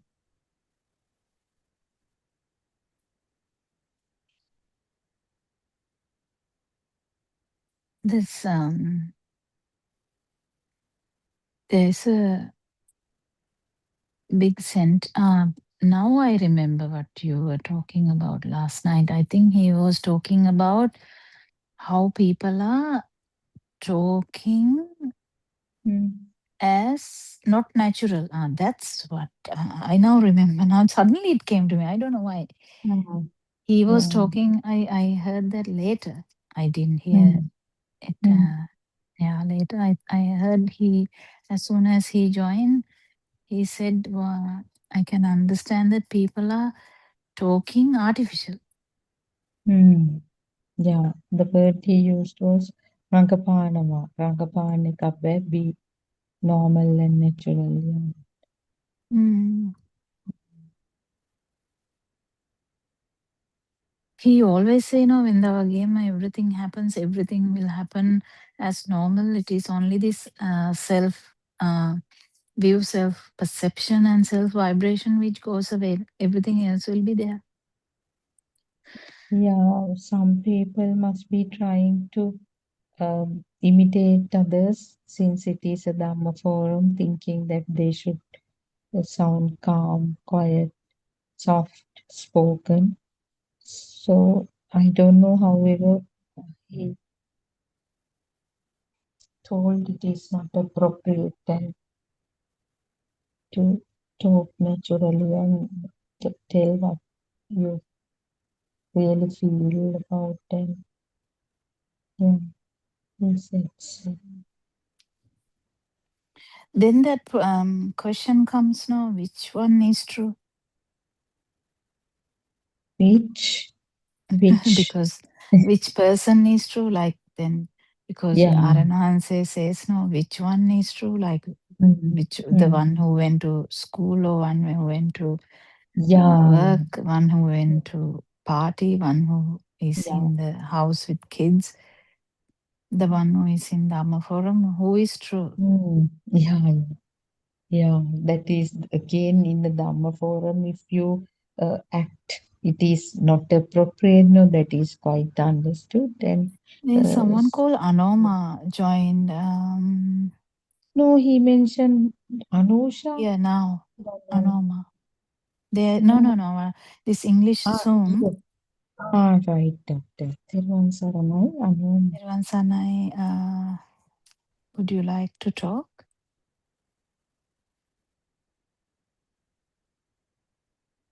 Maybe by mistake she has joined. Yeah. I don't know why people are not joining this song. That's a This bit time weird should thing. be difficult. This time The should 8:30 morning one should be actually there so that whatever people can join, that also can join that time. Yeah, doctor. This time, I mean, for Australia, it's okay. But for Sri Lanka also, it's a busy time. I think people who are tea, I mean, working in the morning, they are free, but most of the offices close by 4. So this time, good to have 2 Zooms. Mm. And the other thing, Doctor, actually, now there are too many things happening simultaneously. No, that is another reason. Aryan Yeah. was personally doing sermons. Then Sinhala PeoTV is there. Some other so simultaneously several programs are happening, and so they have to choose. That is another thing. And still the 9:30 a.m., 9:30 p.m., they are also ongoing, isn't it? Yeah, yeah, they are starting from 5 till 10:30. Zoom discussions go. Then our replaying of that POTV thing also goes until 10. That is why I think. Mm. Earlier also, Doctor, there weren't many people know in No, English. no, no. Or It was never that popular, but Harshit, Kavindya and Harshi they, couldn't join this one. So those are that is, those two and Ravi. yeah, Dr. Ravi is busy at this time. So Mm. other than that, anyway, Randima is not there. Dr. Chandani is busy with the stuff. He will come back and No, not that Chandani doctor. No, that the even a Dr. Chandani who used to be in the morning zoo oh really? groups. There's another Chandani. Yeah, that's lady. She asked questions from you also. Soft spoken one Ah, from yeah, the yeah. when Randima was there. Yeah, Mm. she's doing lot of videos. I mean, always editing Aryan's sermons, and I think working hard on that. She asks things in English, this group also, songs and videos. She's so they have earned more than 10, even in the mornings. Very rarely we had 10, always it was 7, 8, or 9. Mm. People joined for 3, 4 days and then disappeared. That's how. Mm. Yeah, I mean, long-term dedication is difficult. Yeah, doctor, that should come from the system. Person can't do that. Yeah. If they And feel, also difficult with the timings also. I mean, mm, it's very understandable. I mean, um, these all the Zooms, because people have right? so much work. Yeah. And the other thing now, Aryan Mahanse monitors all the words we use. And yesterday also, why he explained that a lot is, I listened to that again. I have told the සිතක් හටගන්න චිත්තක්ෂණ 17යි that එතනින් එහාට මුකුත් නෑ කයිඩත්තේ. So he said සිතක් පවතින්නේ. So the word පවතිනවා, he what is, that is how he started. සිතක් thought will not be there for 17 චිත්තක්ෂණස්. It would arise in 17 චිත්තක්ෂණස්. We can't, I mean, if we use words like තියනවා, ඉන්නවා kind of thing, that shows you we still believe in existence. So Mm. manifest thickly we believe that's one. And when somebody said And Tano, also, we talk about the feel more a lot of time. Feel also is not a permanent thing. In the sense, feel, there's no a self in the feel. That to be sure, that's why this Dhamma is that has a practical aspect. So the none of the actions have a doer. None of the words will have a doer. None of the mind, like the thoughts, will not have a doer. Like actual stuff in it. Thought is also not true. And even the feel is also not true. Like it's not true in the sense it's a creation. So that's all. If you otherwise you get stuck somewhere. That's what Aran Hanse was telling. There was a sentence Aran Hanse used last night, I think, saying why people getting stuck everywhere. I mean, it is applicable to all of us, but the same thing. Why mainly because the actual investigation that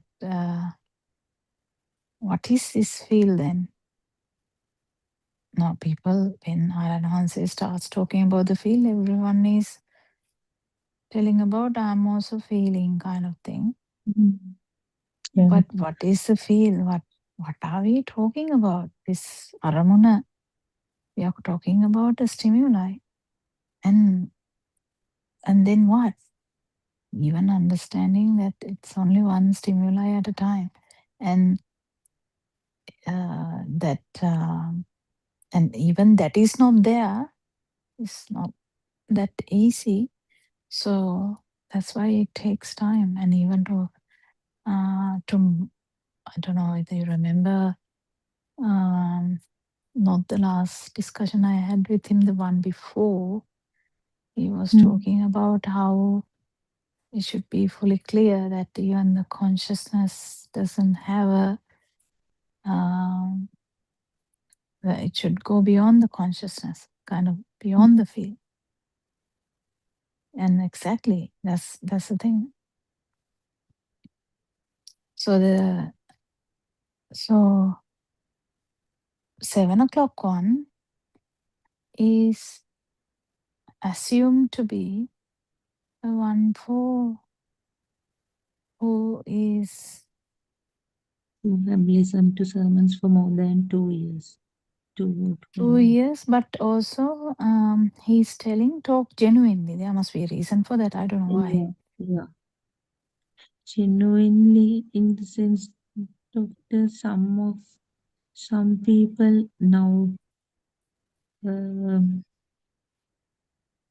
they like kind of try to show off. No, some of them. No, even that is from the asaranakama. What is the English word for that? Helplessness. Due to their helplessness. Yeah, helplessness. Because now they kind of come to conclusions. There can't be any conclusion is this Dhamma. Because every drushti is every stimuli is a drushti, it's kind of creation. So how can you believe in anything? That's how actually you come to the field also, because the more you relax, the more the feel you can get. Doctor, did you hear yesterday in the morning when I was talking to Adan Hansi, he said now there is a world, there are things that transcends sense faculties. But since you are lazy, you are not doing that exploration, research, you can't see them. Otherwise, they are very easy. He meant all these other realms kind of thing.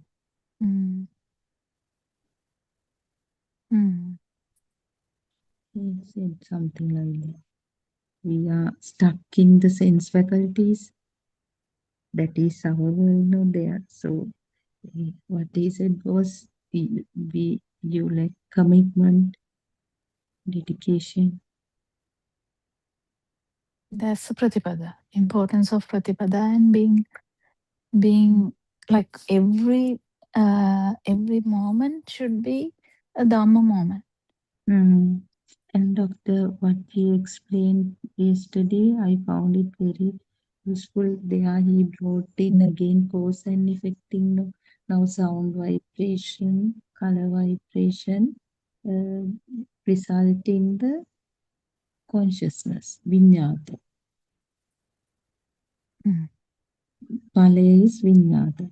Then that it is So the be spark. careful. It's a mano vinyane, but even the light consciousness is there. So be careful when you say that.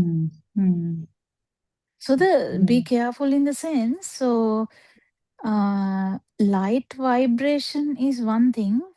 With the speed, it becomes a light consciousness. So don't forget that part, because if you forget that part, the basics is gone. Speed, So vibration is speed one thing. is Speed is due to the speed, it becomes a light consciousness. And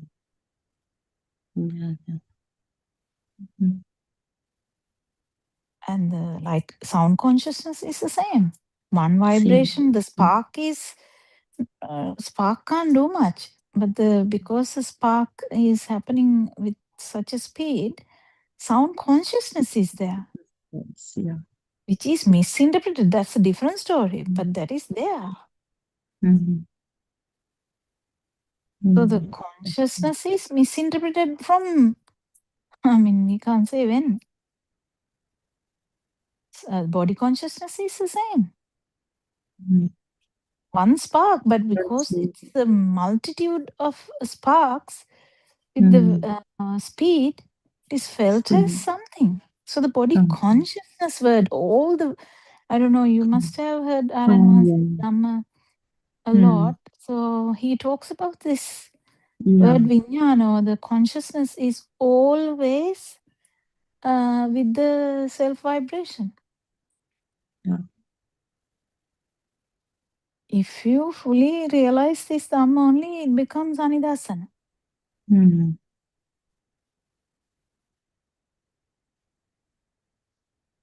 And realizing this is the one he is talking about. This, are you doing the investigation about these senses?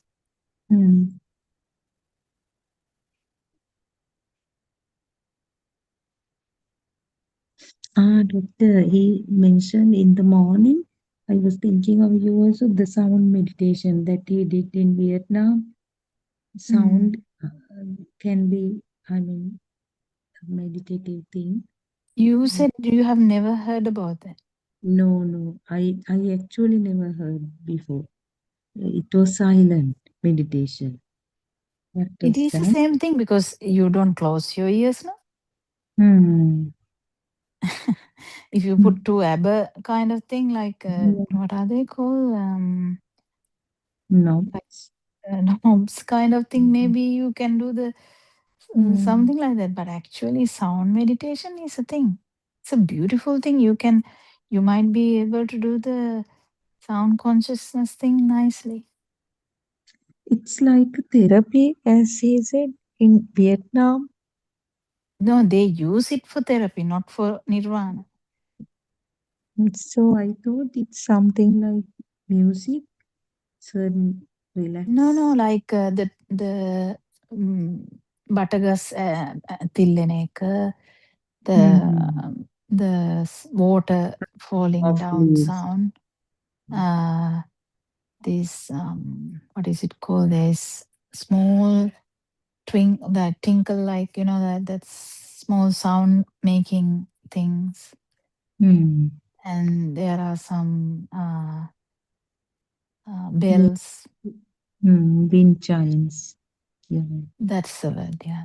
So there are so many aspects, but mainly the natural sounds are used in meditation.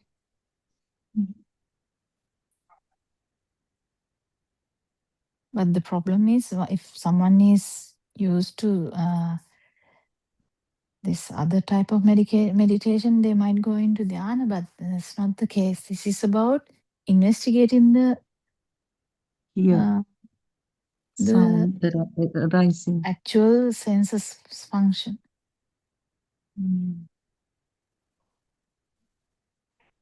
And at the same time, the no self angle. Investigating the sensor function in the no self angle. But it's very important to understand this consciousness business, Sudharma. Yeah, doctor, I agree. Because now, as you said, sound, I said, due to the speed, it becomes a consciousness, right? Yeah. Same thing, light vibration, sound vibration, touch vibration, everything, there is a new vibration, yes, but same thing happens. Due to the speed, it feels like the thing. That's the mind consciousness. The word is different though. Yeah. That's the mind And consciousness. that vibration carries a lot of details. I mean, data taken by, we can't say carry, all sense, all No, that's consciousness. wrong. That's wrong. That sentence is a bit wrong. Actually, it has to be taken slowly. So the, due to the speed, it feels like something. No, the consciousness mean it feels like something. What happens with that is this self vibration also telepathizes. That's why it is always associated with this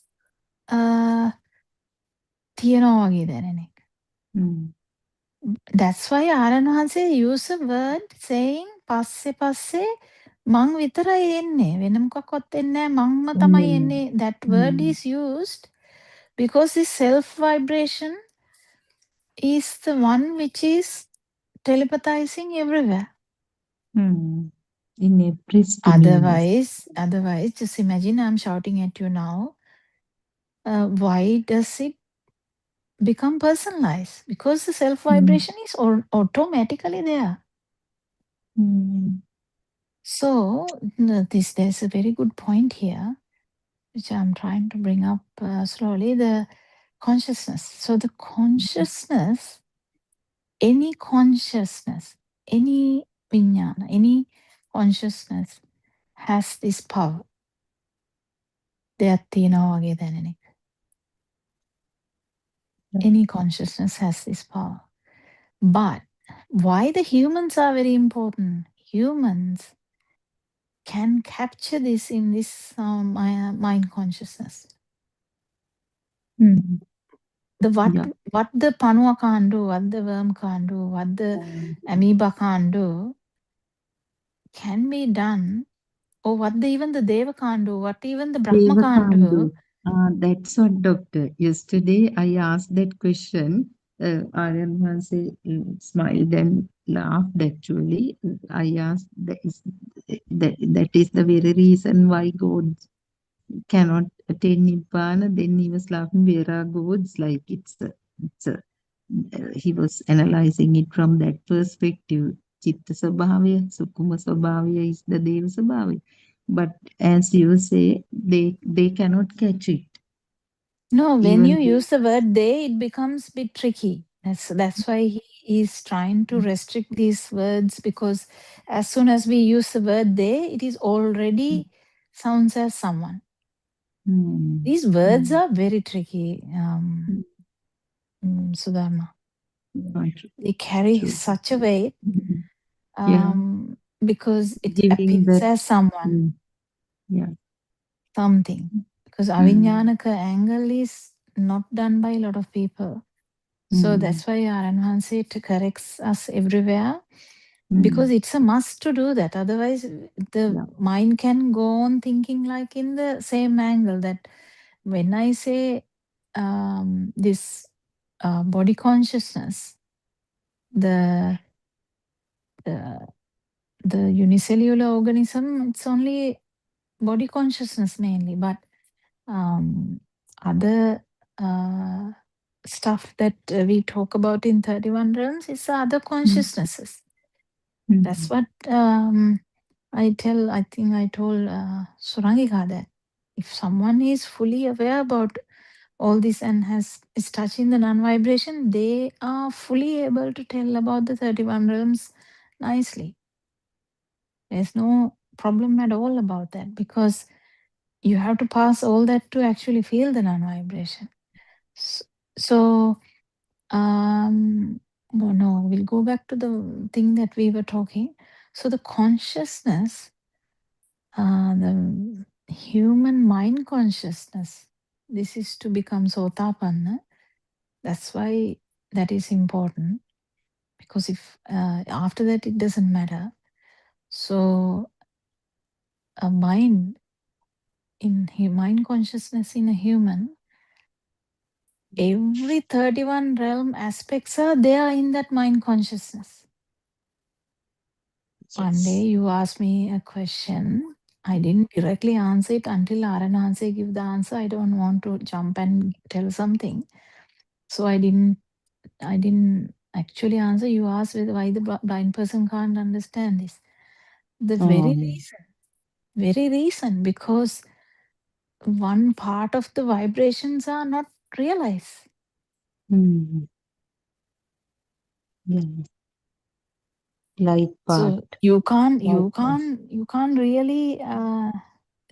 really drop one part of the realms and not do that, because this self view is associated with every vibration. So every vibration should be fully realized. Every organ should be fully realized. Why? Because as Lord Buddha said, every organism or every consciousness in this whole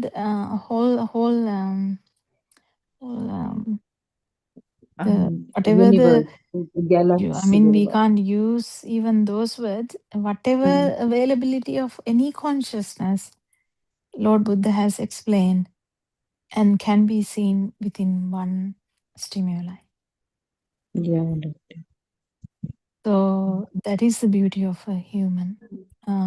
This is human system where When we say one stimulus, that one stimulus may be of the level of godly or heavenly realm in one. doesn't matter, because when Ah, you see the non-vibration, you have to pass all these things. all these at some point, isn't it, doctor? And now also we feel in the during the day animal vibration. When we get, I mean, ignorantly, if you get angry or jealous when the power. No. It's better not to call it like that, because in a way it is tricky. As Aranwanse says, whatever the way we put it, it can be tricky, Yeah. because it might sound as animals are also there, everyone is there. Yeah, Actually, I we are am talking about in a non consciousness way, avinyanaka way. We are talking about a vibration variation. That's all. vibration. One vibration variation. Okay, doctor. Yeah, we have to, actually words matter. Words matter. Words matter Words because the become listeners. drifty. Yeah. Yes. One single word from our parents would be enough, no? Yeah. If parents would say this is bad, then we take it as bad. We take it literally. That is how we grow up. Any child. Now, as you predicted those days, I have to leave, doctor. Otherwise, I have a beautiful thing to share. We'll do. Now, second son is here. No, he has overheard me telling he is not as hardworking or wise or intelligent, probably, as I am. Now he has given him lot of power. He is burning. I can't do anything. He is burning with that, avoiding meals. And so it's really interesting. I mean, interesting in the sense to see how different ignorant systems react to certain stimuli. It was not a complaint. I must have said that he was not selected to Government University, so he went there. So he has taken it so seriously. It's burning. Where did you tell that? Actually, I had a get together a couple of days ago. One of the consultants, pediatricians, my classmate, uh, was talking to me after that and asking about my sons. So I said that. Then she asked, "Oh, second one must not be as something." She said. Then I just said, "Yes, yes, eating too much." Because then he has taken.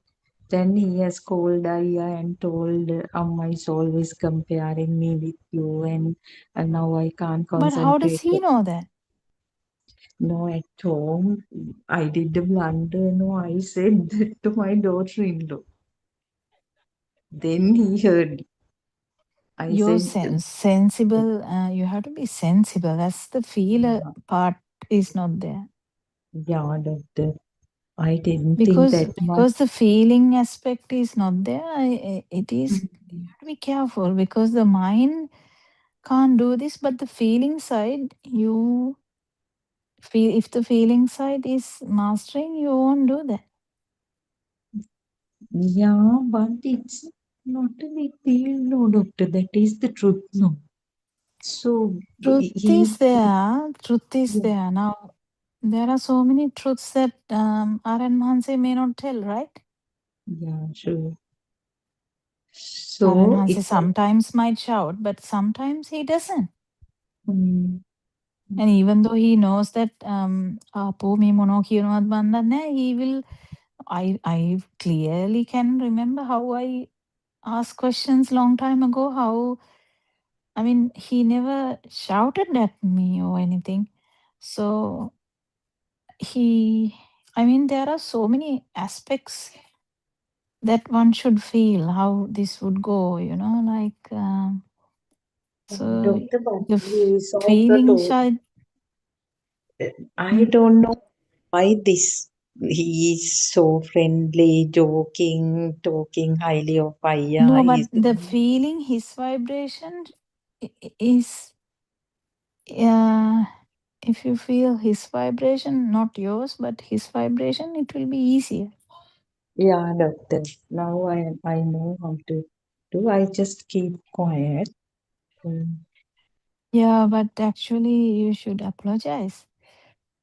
Apologizing won't help. That power is so high. Just ignoring my daughter-in-law also has asked. It takes it that system was like that, doctor. I have a lot of things to recall and tell. When he was in preschool age, if I mean frown at him, he disappears. He leaves home and he walks on the road, and we have to. So because of that very reason, I never scolded him or did anything, because he runs away. He secretly hides and disappears. So So it he's a gives me feeler, so you have to be careful with him. how to. True. He's a feeler.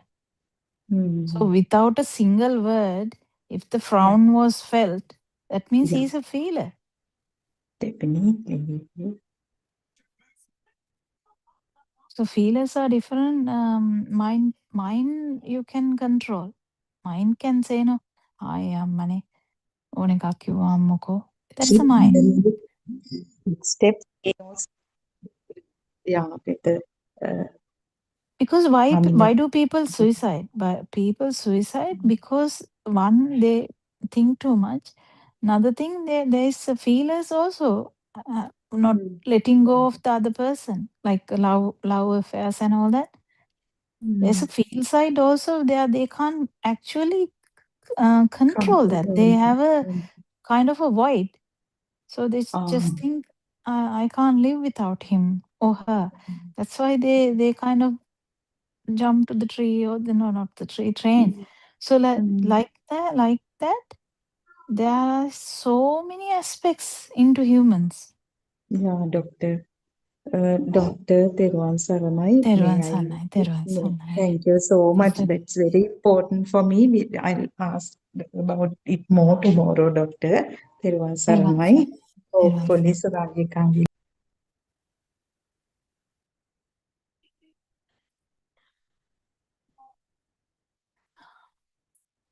Teruvan Saranai, everyone. Actually, we'll do a small sermon. I'm not sure whether Surangika will join.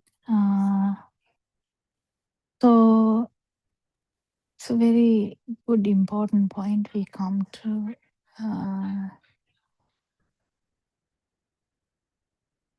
So even a gesture has the self. Even the gesture carries so much heaviness. We need to understand that's the actual how it becomes a perception. So how the perceptions work. So if it is just a frown, even just a smile. If you just think about two people, like imagine two 18-year-old kids falling in love, they would there would be just a smile, right? If you just imagine in the beginning, it would be just a smile, but how that smile brings so much things there because they feel more than the smile.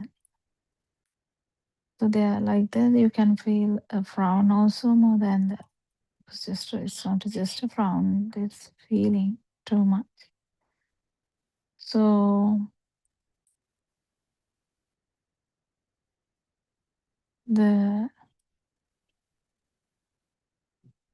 it's very interesting because children specifically, there are feelers as well as there are thinkers.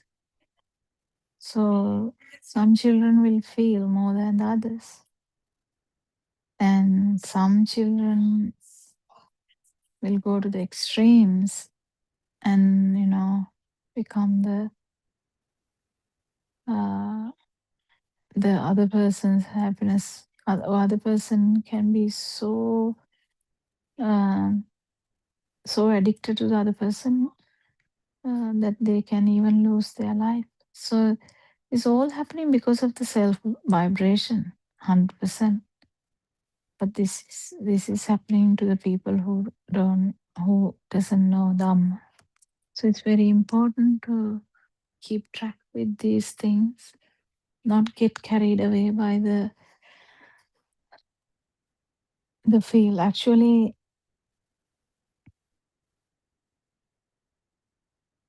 if there is like a extra addiction, like the moth getting attracted to the fire. Just imagine fire, moth can't stay away from fire. That's their feel. That is coming with the self vibration though. So that because of the feel, they will jump to the fire. And they get burnt and they don't mind that. They don't mind that because that's their feel. Same thing can be explained in a lot of ways. So when you try to do some garden work, you open up the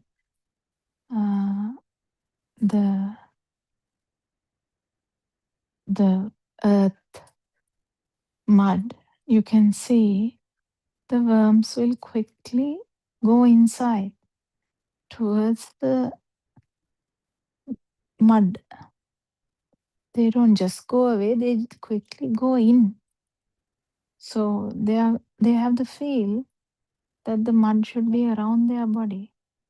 They haven't been exposed to outside, so they are more in to feel the mud around them. So that's why we should actually be, it's a very important thing that to understand how these things work, but that's due to the self vibration that feel is a thing to them. Every animal, every being actually, every being, the feel is coming with this vibration. It's not the non-feel or the non-vibration. So the feel, you have to understand that the feel is a creation of the sensory or function. The mind is a unique way in the humans, but other than that, it's mainly other than the humans, all the other beings, it's just mainly the feel. Because the mind is very minimal in other beings. So it's very interesting to see how important is to you to feel around you so that the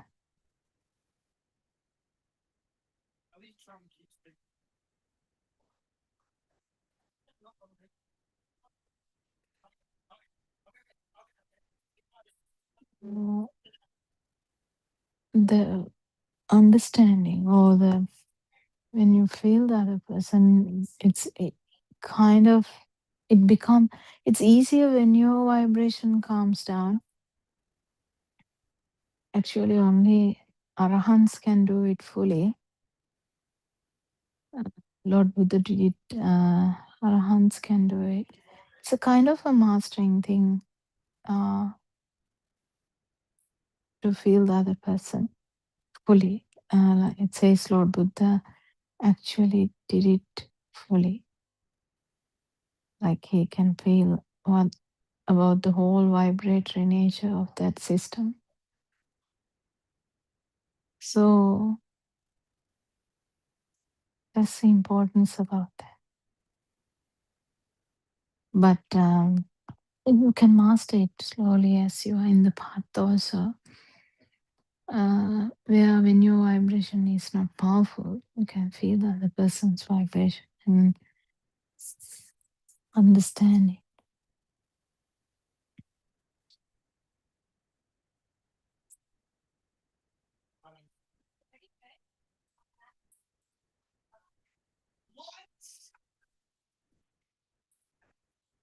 There are specific feelers like humans also. Some people like the like don't like the actual excitation of the sensory world. That is a possibility. So their attraction is towards non-vibration. But for some, it will be enjoyment of the sense of function only until death. They will be until this vibration ceases in this system. They will continue to not see the truth. So if you hear this Dhamma and understand, it's very important to get this properly, because the feel actually feel is also a creation of this system, and feel is the reason for this whole samsaric journey. So this is what is going to stop generating power, so that the next, that's why they call there's no birth after this. Why? There is no enough power to form any system, new system again. Because if the field is there, there's always the chance of, if the vibration is there, there's always a chance of forming a new system all the time. As we talk about the water becoming the mist, kind of like the evaporated water bubbles, even though you can't see it, evaporated water bubbles, you can actually, if the temperature is down, you can actually make it become the water again, right? Like that is an example.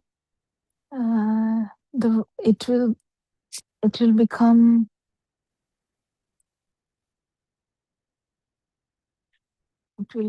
the there is always a possibility of even Arupa Dhyana. Oh, even, yeah, in Arupa Dhyana also, Aran Mahansa has nicely explained. For 80 kalpa, there would be no any vibration, because non-vibration, if the person without Dhamma, they can get trapped in the non-form level, and where they feel, you can't sometimes even feel anything, because it's kind of like a deep sleep, where there's no causes for the vibration to appear, like the water vaporization drops, where you can't see that when the temperature is down only you can see the water drops again. Like similar way, this vibration, there is no way of finding that there is a vibration until the causes come right. So even after 80 kalpas, if the causes are there, when the power of that status is gone, then here you are again. That whole thing is back again, and this self vibration actually has whole power. That power which had from the whole samsaric journey. But you have to remember, once you come to a dream, like human dream or whatever, that one, as soon as the mind is formed, that's a different level. The feel actually telepathizes a lot to the deeper vibrations that has happened. But in this dream, it is only the similar types of this human vibrations which have happened before can happen. But actually speaking, the other levels, the vibratory nature, which is in the field side, not after the mind is formed, is completely different. So that's why it is very difficult for you to actually even, when babies are born, they might tell about the previous birth, but as soon as this mind is totally fixed in, like this world mind, the previous things are erased. Kind of, it's not felt again. So that's the thing. So this part is a kind of a telepathization is different. The feel side is completely different. But at the same time, still it is the 31 realms. Non-vibration, we have never synchronized to non-vibration before, because if we had, then you wouldn't be born again, right? So that's the thing. So just non-vibration may have been, you may have been closer to the non-vibration, but the thing is, once you become the human and this human mind starts, human mind power is different. That's why Aaron Hansen says when the mind power is gone, it's a feel side. But why the importance of self-view, self-vibration story is because if you don't understand this whole thing, then there is always the misunderstanding will continue. Self-vibration, self-perception and self-view is a thought. One single thought. One single thought is manifesting everywhere. That's the importance. So knowing this, very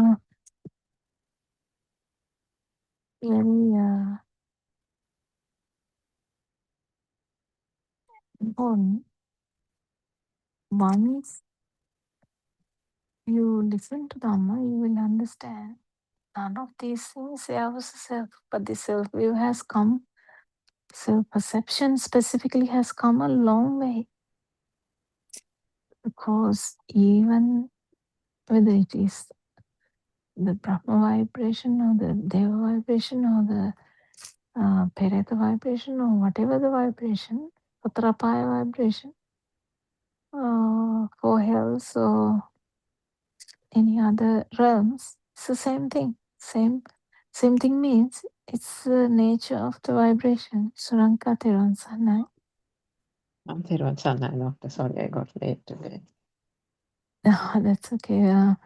She leaves at 4, so 4 from Sri Lanka time. Sukarma. Yeah, here. Okay. She has a class or something. What was the topic today for discussion?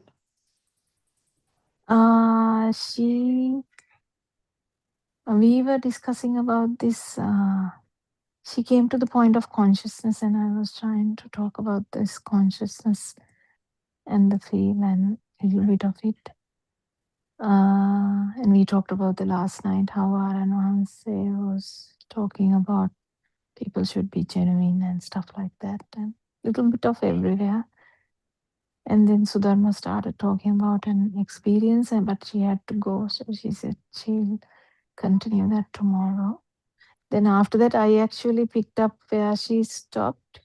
So she was talking about her son, and there I was talking about young people, how some young children are more feelers than the others and how careful we should be, things like that. So, can you add something, Suranika? What do you have anything specific, beautiful things to bring to this forum?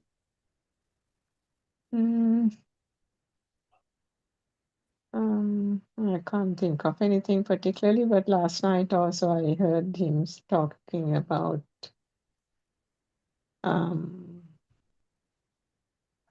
I didn't even realize, but sometimes I used to actually wonder in the Andolnatmaka when people talk so softly and slowly and beautifully, whether they actually talk like that. Yes. I don't know those people. So Yeah, it is difficult if you don't know the person. yeah, so I mean, it was just only a I wonder kind of thing. But so when Aranwansa said that, of course, it was different. Aranwansa is very typical. No, he can scream, he can shout.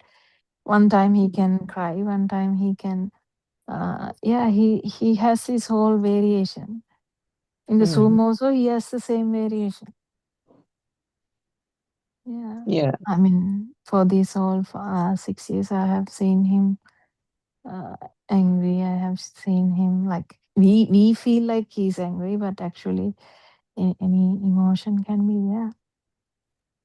He's, of And course, taking a very, very patient approach in these days, isn't it? You can hear it from the voice that he's yeah, almost like a very, very patient, tolerant father, shepherding all these unruly children. One child is absent-minded, next child yeah, is naughty, the other child is mischievous, the other child is absent-minded. All kinds of children, right? And some are too confident, some are sleepy, some are not what shall I say, earnest in their studies or learning. And you can hear it from his voice, like අදැන් කියන්න බලන්න. As if he doesn't know, he's saying කියන්න බලන්න. Oh yeah. dear. I can sometimes I smile before he before he says something. Also, I smile because I know now this is going to be a disaster. Yeah, but he's very kind, actually. Yeah. Actually, you think about the Mahakaruna, isn't it? The great compassion of the Buddha. And you can easily feel it, sense it in the noble teacher. Yeah, but he will do that. Tuchapotila also he will do Yeah, that. he's perfectly capable of doing it, but most Yeah. often he doesn't. Oh my Um, goodness. but even in these poems, how they say all these 1,000 dewdrops may become the water and flows into the river and all these kind of poetic things. Hmm. Sometimes you get the feeling that it's the patience and the tolerance and the great compassion of millions of fathers, millions of mothers, millions of great sages, Hmm. all in one, isn't it? Hmm. All put into that single compassionate voice saying, then kiyanna balanna. Because, I mean, when you think about his yeah, uh, it's actually, Yeah. it all comes down to the feel, true. But if you take his day, like he was describing last morning or this morning, or I don't know, whatever, he climbed that whole, what is that place? Kuru something? Yes, Kurugala. Kurugala. And go miles and miles beyond where the vehicle dropped him off. Do all that, we do it for us, come back down, then go see that Mehenin Mahansa, come back, then drive down that road where it was all covered up and he had to stop and wait for hours, then go back and then give that big sermon to those people, come back down that same road, go to Appani's house, have dinner, and then again get stuck on the road, and again turn back and come, and then he's on the Andolna circle. And is any Mm. of that stress actually felt in that voice? No, nothing. I mean, Yeah. he's mentioning it in words to us, but do you think anybody else would even have the energy, let alone? Mm. No, he Yeah. actually his voice can change impatience, kind of sadness. You can feel it. It is actually um, it is actually very normal. Very normal. Try to be normal is a good message actually. Yeah, actually, yes. Last night's one of the best lessons is to be normal. I mean, yeah. Why would you not be normal? I mean, those days also, I think we kind of thought that talking softly might mean Arevans is going to think that now she's okay. Oh dear, that didn't go halfway through even. Yeah. I mean, when needed, you have to be thorough. When needed, you have to be like bit stern. When needed, you have to be soft. That's what I was telling um, Sudharma when before she left, because we need to continue that talk tomorrow, because she was talking about that something. She went to a party and she was talking about her second son, and then she came. She didn't talk, like she said. He didn't do much like the elder brother, so he had to go to the university, not a Sri Lankan one. And then she came back at home and told it at home also. So the son got so sad. Second son got so sad. Even though he's big, he's still in that stage. Then that was what I was telling her. You should be a feeler. And if you if you are a feeler and if your um, vibration is not that powerful, you can actually feel the others. And if someone else is there who is like a child, that was what I was talking about, like a child who is more feel inside. You have to be careful because they can misunderstand you easily. And why should you do that? I mean, you So the shouldn't be doing that. daughter-in-law is whose wife? Daughter-in-law is the elder one's wife. Oh, the elder one's wife. Okay. Yeah, she's going soon to So the Australia. younger son is not married. Not married, yeah. But Oh. there are children like that. Some children, they feel too much. They are more There are emotional. very sensitive children that you can't go and do those Yeah, things like that. And generally, in every family, there's one at least who's like oversensitive, isn't it? oversensitive, and they are the actual very good ones to even may feel the Dhamma also. So they are the feelers. So you have to be very tricky. In the sense, it's very tricky to handle them, because you know that Aranhanse always says, fall in love and other person is not there. The next moment, the person who is left is dying or suicide. That they are very feeling people. Some are feeling, some are mind. Some maybe in the mind. Yeah. Yes, I can't. Sometimes, I the can't. mostly the strong ones are the ones in the mind. No? Mind might say, "Ayyo manda indala wadanne," something like that. But there are feelers also, because they feel a Yeah. void and they don't know how to handle it. Yeah, that's why they go into those emotional up and downs. No? Yeah, there's a void, because if you don't know that actually that was the only thing that was there, there was never a me.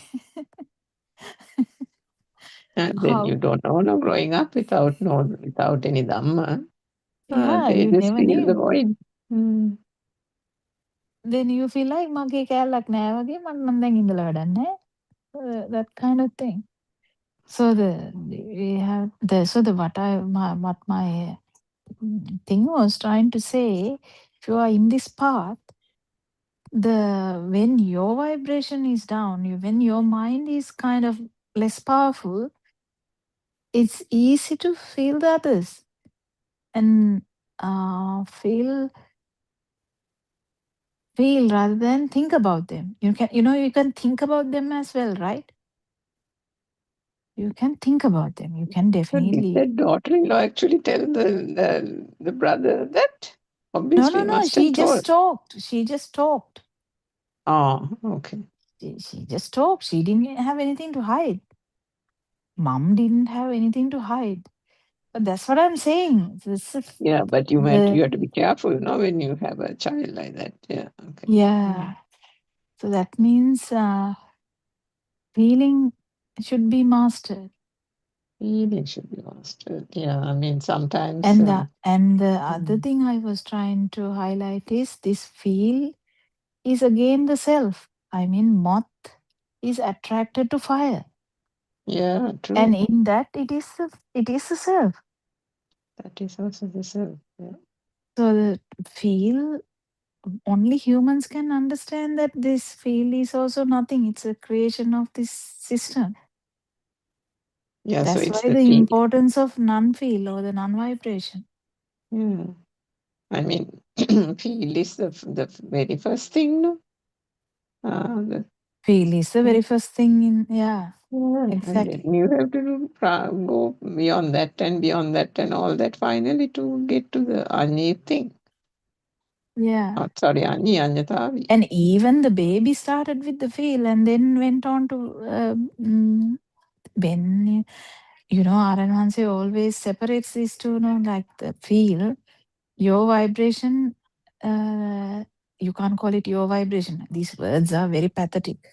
So the vibration can be telepathized to any vibration, but as soon as the mind is formed, it is only the human, whatever the chair, table, all this nonsense. Mm. As soon as the mind is formed, it's a different entity. You are trapped in this mind bubble. I use that word for a reason, like it's a trapping. It's a Mm. trapping. That what Aranwanse is trying to say is come out of that bubble and then feel. But the feel is not the utmost importance. Non-vibration is the important thing. But to get to the feel also, it is difficult because the more you hold on to anything in this mind bubble, like the daughter or whatever, the son or the money or parents or house or whatever, or self itself, you are clutching hardly, like not hardly, heavily to the mind bubble. Mm. That's why Aranwansa is asking, what are you holding on to? Why are you in the mind bubble still? But this is after you knowing Dhamma. That's another point. So this is after you knowing that none of these factors have a self. Mm. That's the first thing. Yeah. After that is after that is this understanding this system. That's the beauty of this Dhamma actually. So first step is to actually understand none of these factors, like whatever the form, sensation, perception, construction, or not construction. What is sankara? I forgot that. Formation, mental formation. Mental or even formations. I mean, it can be even the other formations, no? Mental formation specifically, yes. And the consciousness. None of these things are having a self. Then you, whatever the the sensory world, sensual world, the form world and the non-form is the same thing. This is all same thing. And all that there is no self. After that is trying to understand how this power has come. Power has come through repetition, 100%. And even the light, how did the light consciousness begin? Light consciousness became a thing because of the repetition, because of the speed. Mm. It's very important understanding this whole consciousness business, because consciousness is the life field. Separate වෙලා දැනෙන එක. Even the singular meaning is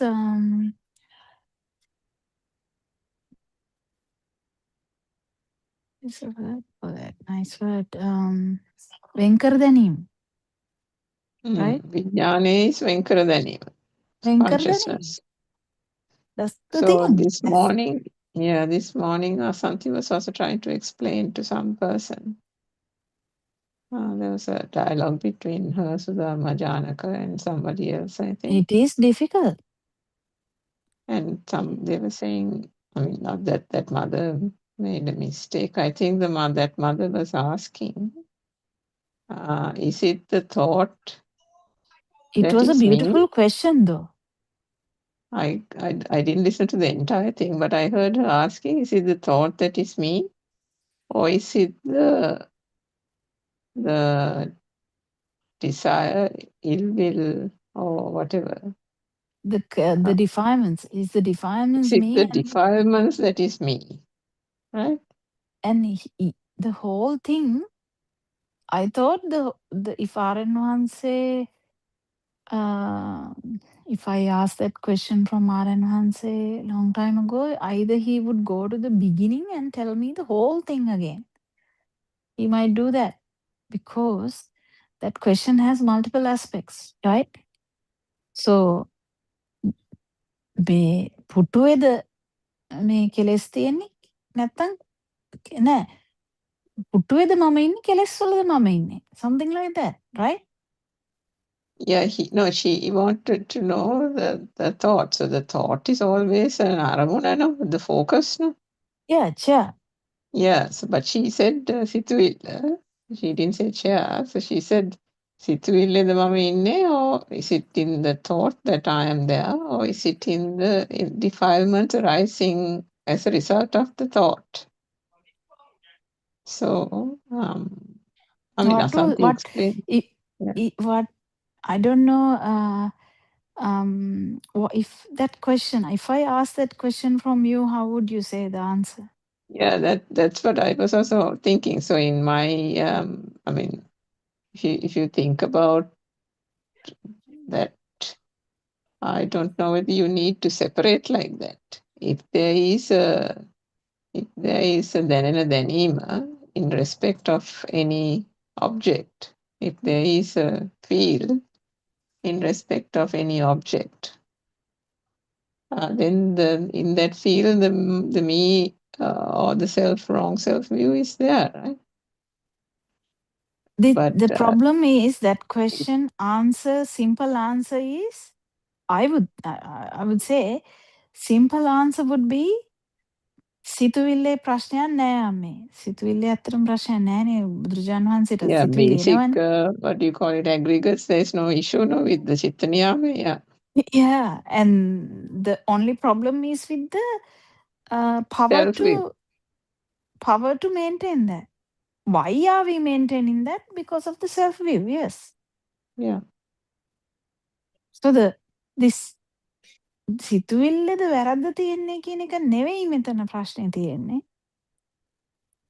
ප්‍රශ්නේ තියෙන්නේ සිතුවිල්ල දෙයක් වගේ දැනෙන එකයි. Yeah.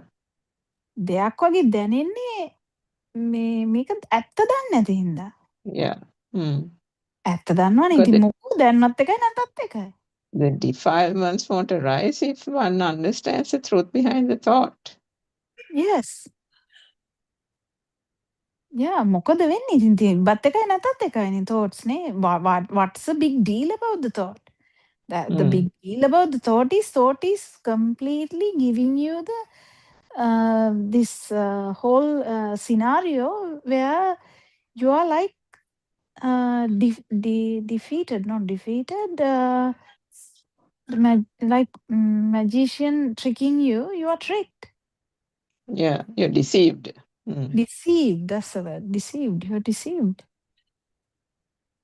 So actually speaking, the defilements are part and parcel of the thought. Defilements are part and parcel of the thought which is not realized.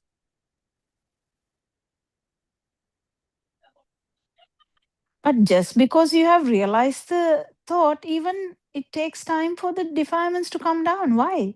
Because it's a normal process that has gained momentum. It's like, පොඩි කාලේ මේ මොකක් හරි roll කරලා අරින්න අපි නිකන් car එකක් අර මොනවද wine what do you say Bound that? up dolls. Yeah. Bound up dolls. So bound up cars are there. You just keep doing that, right? Like you try to take like you turn that thing. Yeah, you turn the screw. Yeah. You wind turn up the screw in the screw and then you door let it go and goes round and round or something. Yeah, even the car. You keep doing that. මෙහෙන් පස්සට ඇදලා අර එකපාරට යවන්නේ නැහැ නේ එකපාරට යවුවට යන්නේ නැහැ නේ ඇදලා රිලීස් කරාම දුර යනවනේ. Like that there is kind of this power propelling power. Yeah. Mm. That propelling power is there because that propelling power is the exact reason why there is a birth. Yeah. Why we are talking about a Jyotichitta? What's the big deal about the Jyotichitta is this additional power, propelling power. Why the power is there is because it is a power that is there from the beginning. And it has never gone away. Actually, it got getting worse. The more the data, the more the power. More So data, more the power. Yeah. and this once we get to know the truth, if you see the truth of a thought, only then when the self view is gone, only that the power, the whatever the defilements were, the power will come down. Mm. And The I mean, whilst theoretically, the system gets to know through the Buddhist philosophy that, if one sees the truth of one thought, then one has seen through everything. Theoretically, everybody nods and says yes, yes, yes, just like the seeing the leaf is like seeing all the leaves pattern in all the leaves. But in practice, that doesn't happen because you can have no defilements in 10 thoughts, but the 11th thought will get you. So that is something that has to be also understood, that this is a slow moving process, and that Kamaraga Patika, the Sakarudagami stage, is also something that, as you said, the defilements are not going to go away overnight. Even if the truth is seen in a fraction of a moment, that entire samsaric cycle, power of the vibration of something yeah. becoming a thing, is not going to disappear overnight. No, That because is the going to momentum is slowly ebb already away. there. Yeah. Like the car with the car with the petrol going, Yeah. and it will go until the petrol is gone. And I mean, if you think about a train coming to stop at a station, it doesn't immediately come to an abrupt halt, no? Yeah. It shuts the engine like maybe it's so many yards away from the station. And that what they call it, kinetic energy or something, that momentum propels the train forward, but the driver, after through experience and various technology and stuff, know that at what point to cut off power in order for the train to stop exactly along the passengers in the train station. But Mm. to that extent, that amount is going without power through the propelling motion of the train, right? By virtue of the Yeah. energy that was given at some stage. Yeah. That is exactly why the Chuchichitte is not for a non-returner, why there is no power to form another form, another system. Yeah. That propelling power is so low, it doesn't have that much power to do that. Mm. Avinyanaka way of seeing this, if you are weaving this through a non-self view, it's very easy. Yeah. I was listening to bits and pieces of the Dobogoda still talk, and he was telling those people also the main thing is not taking these thoughts as you or your thoughts. He said this is the fundamental problem that people have. Taking the thoughts to be either your thoughts or you. Sometimes, everything else they are practicing through the Kamatahana. But when it comes to the thoughts, there's a tendency of getting carried away.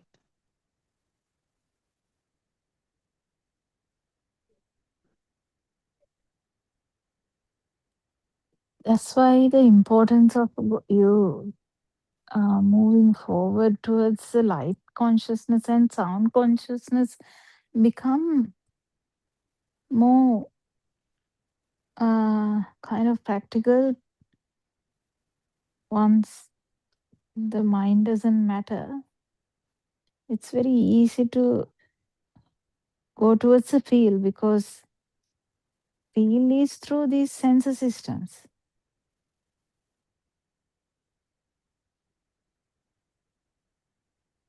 Speed of the Meaning sensory to systems. contemplate the light and the sound. No. Feel side.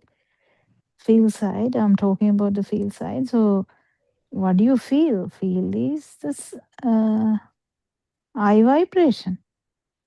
Speedy eye vibration is the light. So because of the speed only, you have a light consciousness. Otherwise, what do you Yeah. have? Mm. So if you have any consciousness, separation, separate. Why there is a separation field? You have to understand this. Once the separation thing is the problem, the separation gives you the fear of death as well. Specifically, this body separation. Yeah, true. Mm. So the why there is a body separation like felt. What is this body consciousness? So if you keep investigating, because if you keep concentrating about the mind, there's no end, right? There's no end. As soon as you understand that the mind is useless, let the mind think. Well, who cares? Will the mind stop thinking? No. Will the stop? Mm. Will the mind actually stop because you want to or you don't want to or whatever? Nothing. Mind, there's nothing called mind now. Mm. Yeah. Mind conscious. What does mind conscious mean? Thoughts coming fast, stimuli coming fast. We have Yeah. talked about these things before, but I think basics are very important to understand this consciousness. Where's this feel coming from?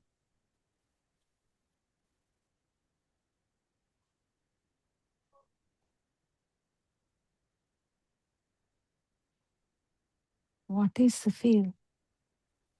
It's the speed. Yeah, so actually the feel that turns into a non-feel or non-vibration is because the thoughts that are coming one after the other um, are, are not becoming a thing. And because of that itself, the power of it magnifying and kind of binding to each other is not there. And because it is not binding to each other, the generation of that sensation of the feel also gradually ceases, isn't it? Mm. Yeah, there are so many aspects to this, Surangika. Because few days ago, Aran Hanse said about Ananda Thero, there are things to get close from these talks. Aran Hanse was saying, Ananda Thero did the meditation, did, expecting something to happen. What is that? He was asking. And then he realized that it didn't happen and he gave up everything and went to sleep. And he was actually in between the pillow and the standing Upright position. position. Yes. And what happened? He's asking, what happened? These are very mind provoking questions.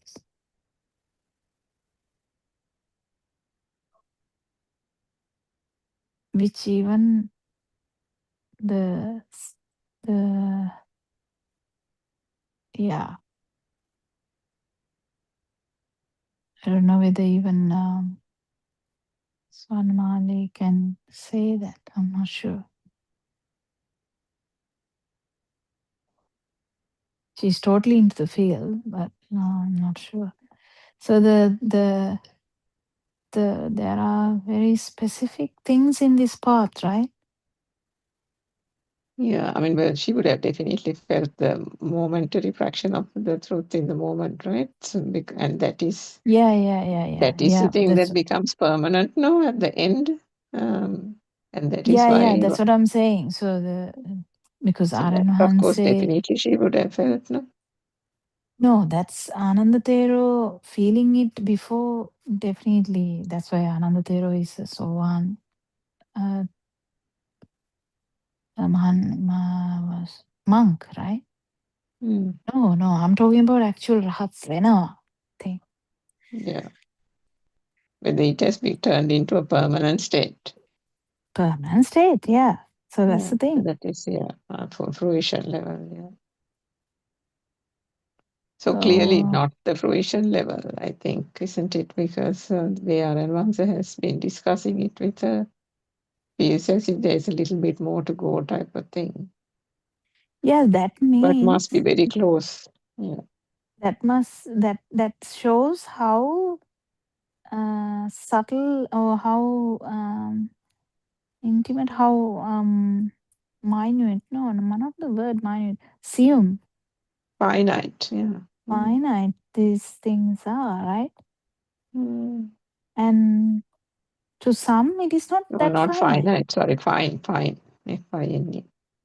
Fine, how fine? Serum Yeah. points, right? Yeah. Mm. Yes. Mm. Becomes finer and finer as you go on to that kind of Yeah, stage. because Yeah. that's why that tallies with the same question. Why there is five abodes? Suddhavasa, abodes, Yeah, yeah, abodes, why whatever. five there? Because there are so many aspects. Yeah. And Aranwansa told that person also the perception, sanya sukuma vena sabhava. So the Yeah. perception is becoming finer and finer. Yes. Yeah. That's beauty. That's beauty. Actually, we have Gone past passed the the time. time. Yeah. Thank you very much for joining, Suranka, because Dr. Sakuntala is not there. We have like a gap. Yeah, Thank you that's so what I much. tried to join earlier too. Sorry, not to. Okay, Teruvan Teruvan Sannai. Sannai. Teruvan Sannai. Thank you, Arun. Namaskar.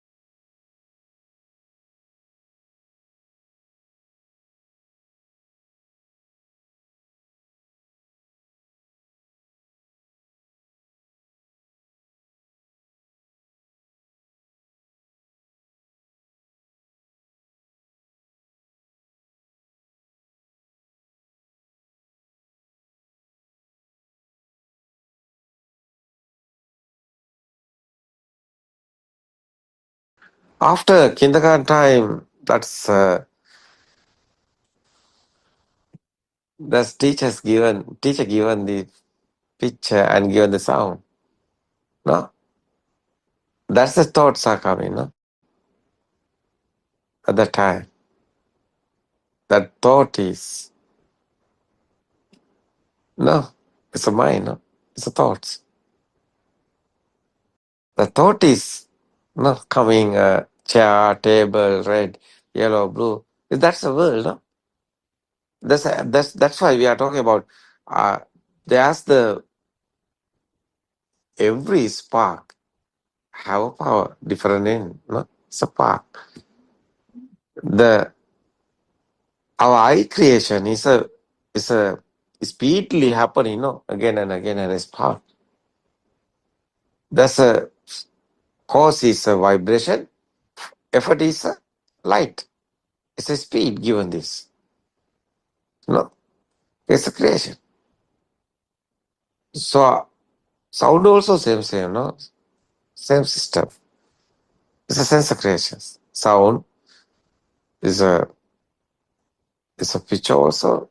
How is coming this sound and form together coming? That's the your mind, its thoughts are coming. No? Sound and form and the body feel, no? Taste, smell, feel, sthina sangati passo. These five senses creations together coming, that's the thought. So it's okay. That's every spark have a power. That's why. No? That's our now we are always talking about the example is something drop in the water and waves are coming. That's a waves is a power, no? Inside the power. Like that, every spark have a power. Example. So that's why light also existent field is coming. That's the eye consciousness we are talking. Consciousness meaning is existent field. Otherwise, no, is a ear consciousness. Perception converting the consciousness. Perception have the power, but consciousness have a power. You see that? It's a five aggregates. No, Yes, sir. Rupa, Vedana, Sanya, Sankara, Vijnana is a Pali words. Rupa is a vibration. Vedana is a feel. Is a Sanya is a perception. Sankara is a system. No, create this system. It's a process. It's a creation. Is a finally is a consciousness. It's a consciousness. It's a power. That's a simply explaining speedily happening in the spark is final effort is I is creating the light is coming. No, it's a rapid speed spark. Yeah. No, final light is coming. That's type of It's very important. It's very important. The sound also, no, it's a vibrations speedily. That's why inside there's a power spark different in and it's no spark the power. That's secret is the different name. That's a Majje Sutra Buddha's word is no Yo Bante Viditvana Majje Mantana Nipatitam Bruhi Mahapurusho say the simply Majje. What is this Majje Sutra? Where's the different name? There's a spark that's inside the power. No different name, no power is there. No spark, no power. That's why there's a power. They exist to feel. That's otherwise the consciousness. Eye consciousness and the ear consciousness and the sound, no? Ear given the sound. Sound consciousness is ear consciousness and the smell consciousness and the taste consciousness and the body feel. Hot and cool, smooth and rough. That's the consciousness. So eye consciousness and the ear consciousness and the other consciousness together coming. That's the mind consciousness coming. That's kindergarten. Chair, table, mother. Those thoughts. Thoughts have existed. Feel is a power. That's power is otherwise. Who are you? You are talking about, I'm here. How telling I'm not alive. I'm alive now. I can see, I can hear, I have feel. What is this? This is a sense of creations, no?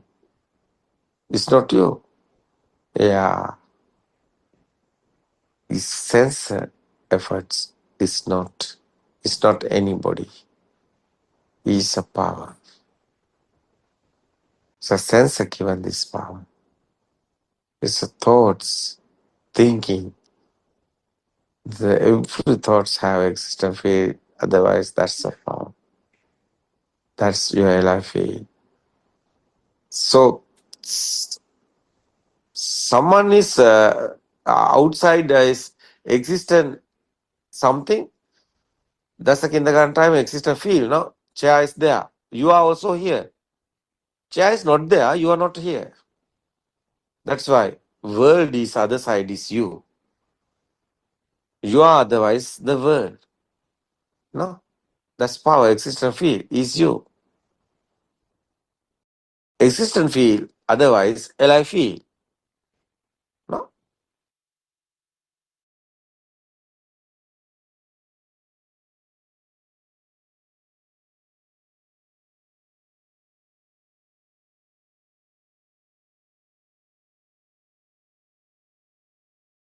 Yes, Arana.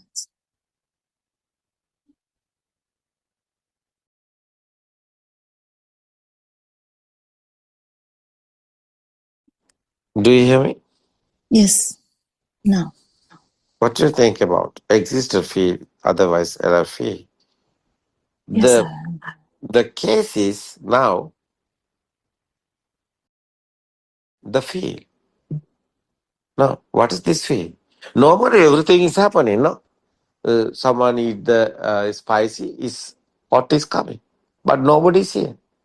How is this experience? Nobody is here. Hot is there.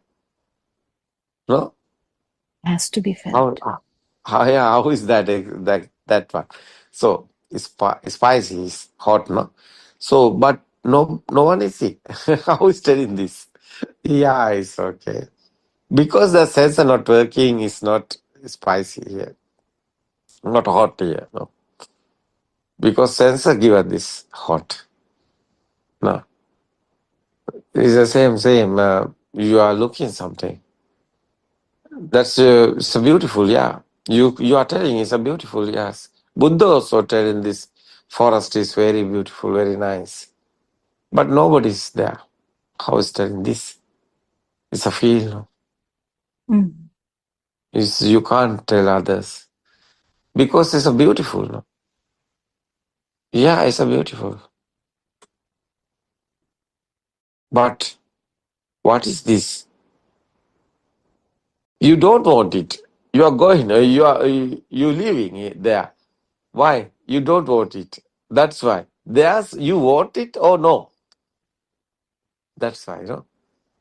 So something outside there is okay. It's good. No problem. But you don't want it. Why? It's not added. No. Everything is like that. No. So that's why Buddha's no upadayati no bow. That's the meaning. It's Buddha's word. You don't want it. Then how is that happening? So smell is okay, very nice. Jasmine is okay. He know this is jasmine. He know it's very nice. Yeah, smell is taste. Smell is very nice. But you don't want it. Why? No, it's a fee. How is telling that? It's the understanding finally coming this stage. That's why. Who are you? Who want it? He's there. He don't want it. He's not there. No. How is this? What do you think about a kokila? Hmm? Yeah, that's Yeah. it's It's beautiful. a feel. And Yeah, it's a feel. everyone should feel it. What? Everyone should feel the non-existence. Or Yeah, I don't yeah. know how to say that, but it's just to But feel. existence also there. Yes, Existence also there. But sound is nobody is there. there. How is telling this? Yeah. How is telling that? Yeah, it's okay. Existence feels. Simply we can tell existence feel, otherwise the alive feel. But existence also, they are not alive feel. Is there? Yeah. I was telling this. That's I LIF think is. the words can't Yeah. actually express this. Yeah. I think easiest way for you to feel it. Yeah. I don't know. Yeah. English words, I think, is difficult to say this Difficult, yeah. because English words have something. That's why. But it's okay. But normally, it's a Buddha's words there. That's a Adhigata Samadhi. Is talking about, yeah, it's a super awareness we are talking. Because awareness there, it's okay. There is something, it's okay. Awareness there. But super awareness, nothing is there. Because it's understanding. Like a mirror. We Yes. can see everything mirror, but mirror haven't anything. So like the normal world, we know everything there. It's okay. We understood the truth. Normally world is okay. Like a mirror, you can see everything, but nothing is there. It's understanding, no. Yeah. Yeah, it's understanding, no. It's inside meditation is understanding, no. Mm. It's a very deep meaning there. Understand. No? The prajna. Yeah, I wisdom. think it's It's a wisdom. That's the wisdom. That's what Buddha's explaining. The wisdom is consciousness is true. Consciousness is a mirage. Consciousness is a how it's scary illusion. No? Consciousness is not real. But someone know the consciousness is not real. That's the wisdom. Mind consciousness given no everything. Sun, moon, mother, father, everything no. Mind consciousness no. It's a thoughts no. But it's not real. Someone understood. That's the wisdom. Buddha's explaining. Prajna bhavitabba vijnanam parinyeya. Prajna is a wisdom. Vijnana is a consciousness. Consciousness is not truth. Consciousness is not real. That's the wisdom. Consciousness is not real. Someone understand the truth. Finally, consciousness is not real. It's coming. The meaning. That's the wisdom, no? The understanding. Consciousness is not real. Nothing, anything. It's a illusion. It's a how is it? It's a mirage. No, mirage is a other one. It's perception. a Vijnana Maya. Maya. What's the words is English?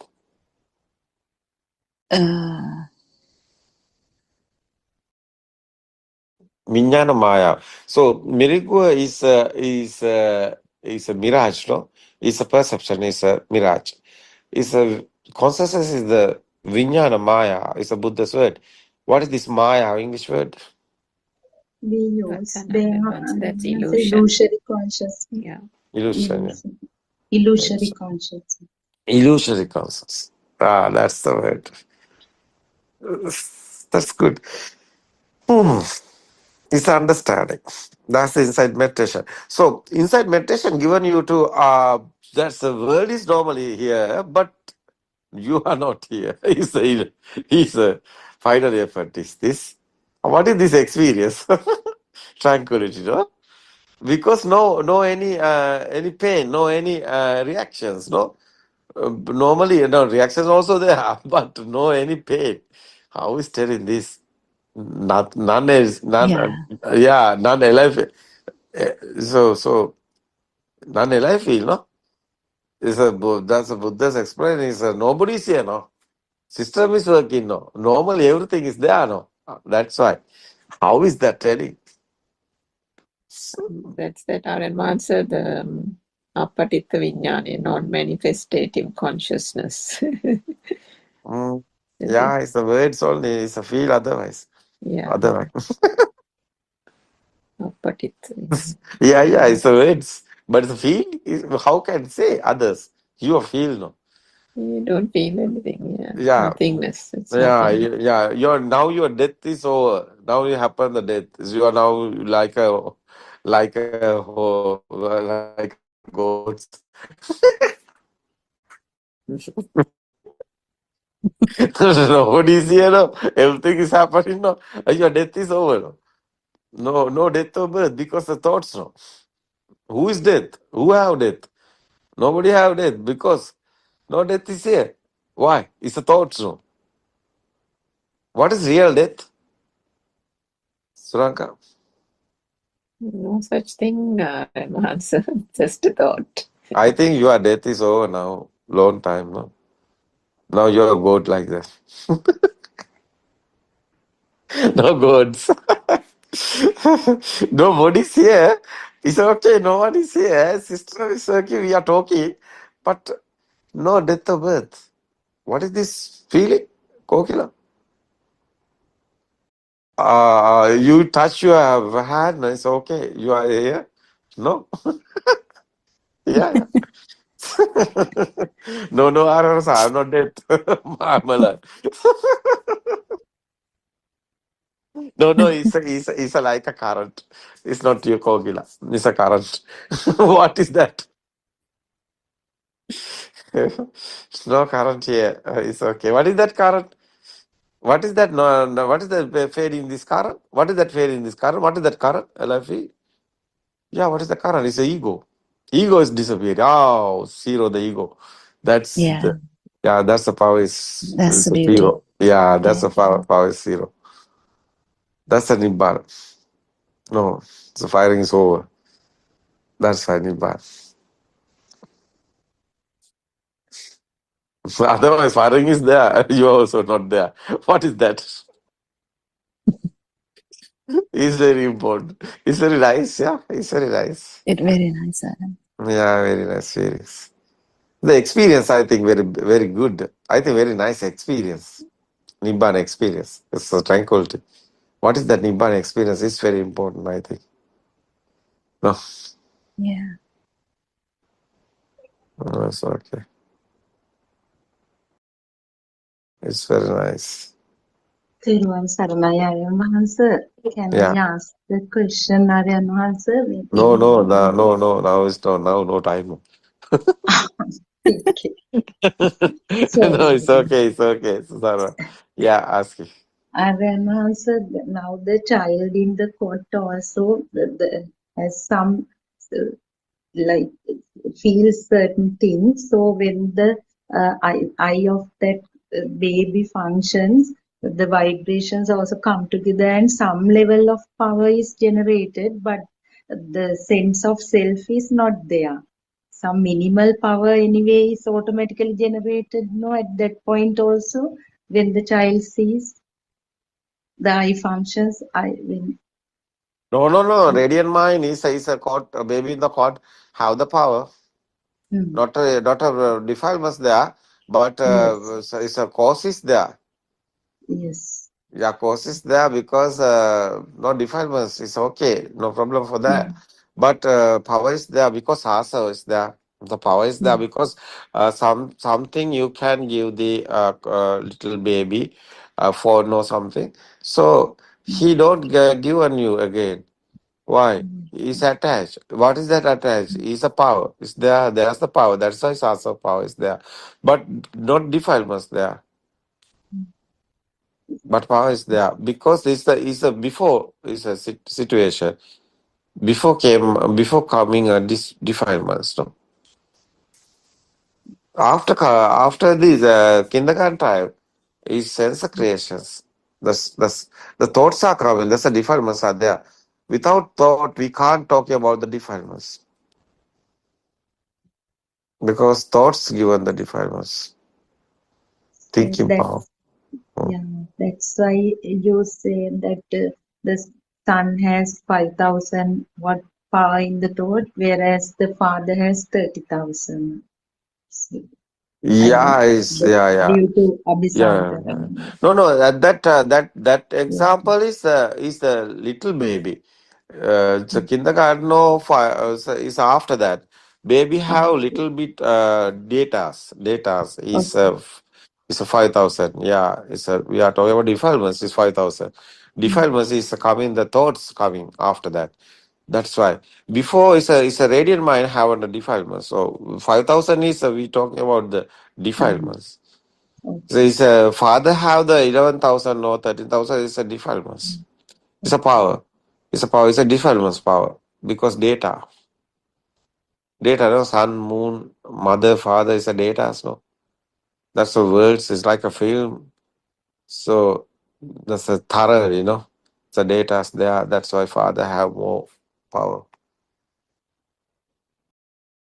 No, it's okay. Yeah.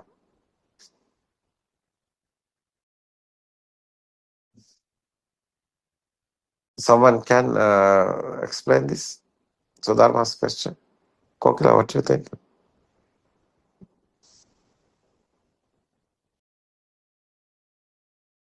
Are you there?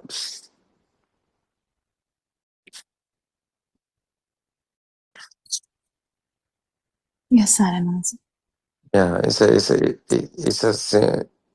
okay, no?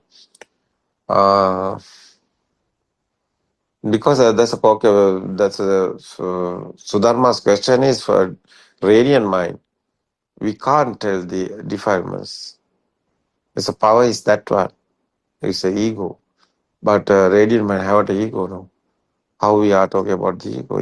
We can't talk about the ego. That's why it's a before. It's a situation.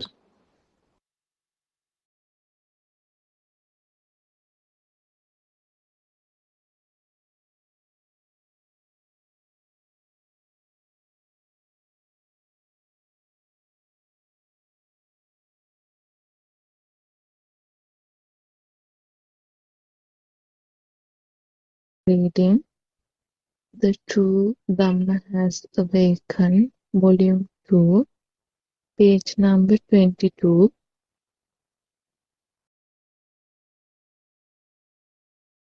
You would see that the last thought is also a lie, and you would let it go. Let us see the importance of studying just one thought.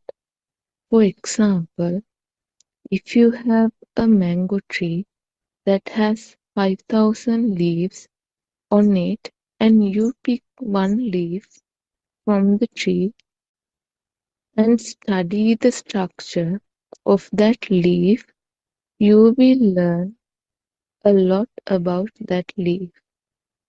You know that the rest of the leaves on the tree would have a similar structure to the leaf that was picked by you. Similarly, just that one thought that arises in your mind consciousness will be the same as all the other thoughts that arise in your mind. What you need to do is to understand just one thought. Understand how the thought is formed and how it ceases to be Udayavaya. The wisdom to see the formation and the cessation of the thought is called Udayabhaya Jnana. Actually, our problem is that we fail to see the truth in this fleeting thought. When we begin to go on the path to nirvana, applying effort to see the truth in each thought is of utmost importance. By now, you would have observed SIL, attended many meditation classes held in this society, practiced Samatha Bhavana, concentration meditation, and you would have followed various other methods to control your senses. What you need to do now is to rearrange all this knowledge that you acquired so far and use it in a beneficial way to release yourself from this illusional thought. You should realize the pure truth and attain nirvana. Now we have a presentation to do for all those people who have arrived at this point after learning various methods on how to control your senses. What do we have to understand now? We need to understand how a thought is formed and how it ceases to be. The arising and the cessation of a thought is a natural phenomenon. It just happens. Nobody makes it happen. There is nothing as a thought, and there is nothing as a mind consciousness. Let us consider the thought that you see something in front of you. Teron Sanna, everybody.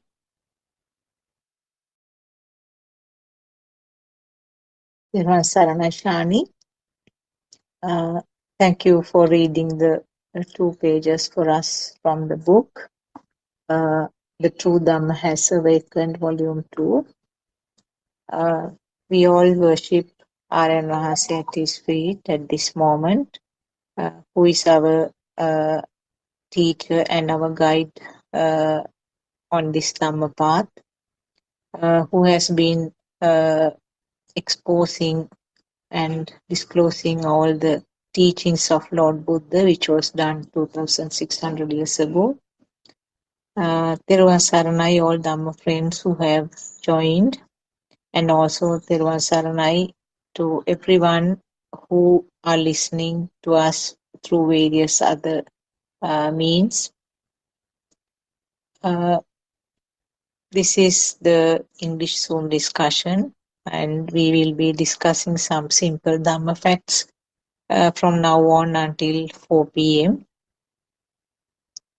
And the facts that Shani just read is the basic facts actually for a person who is trying to understand what this true Dhamma is.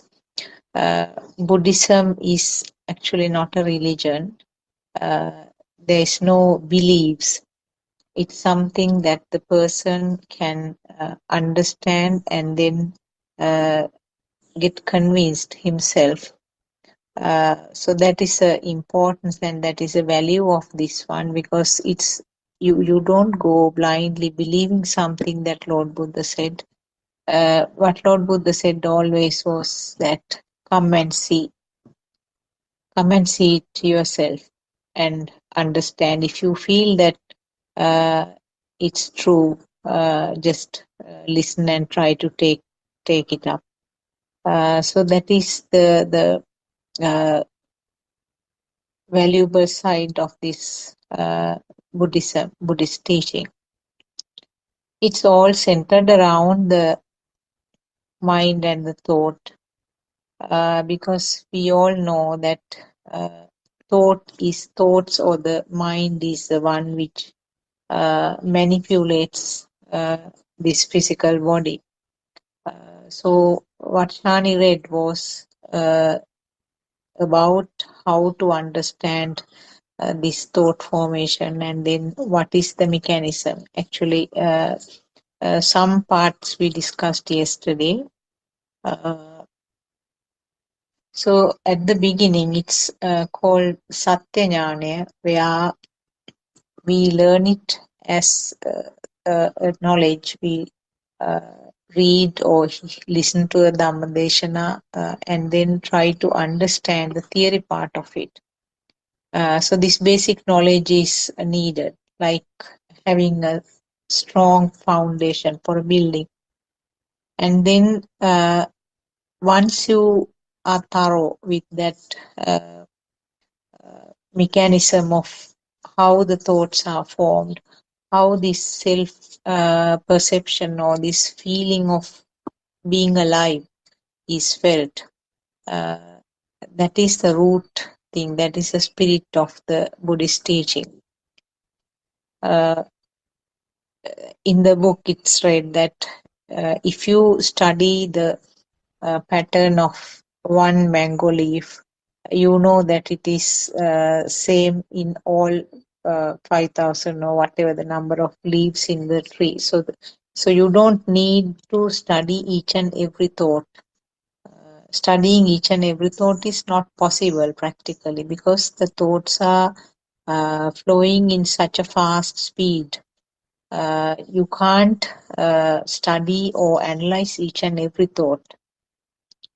What you can do is you can study and research on one thought using this basic knowledge that you have achieved.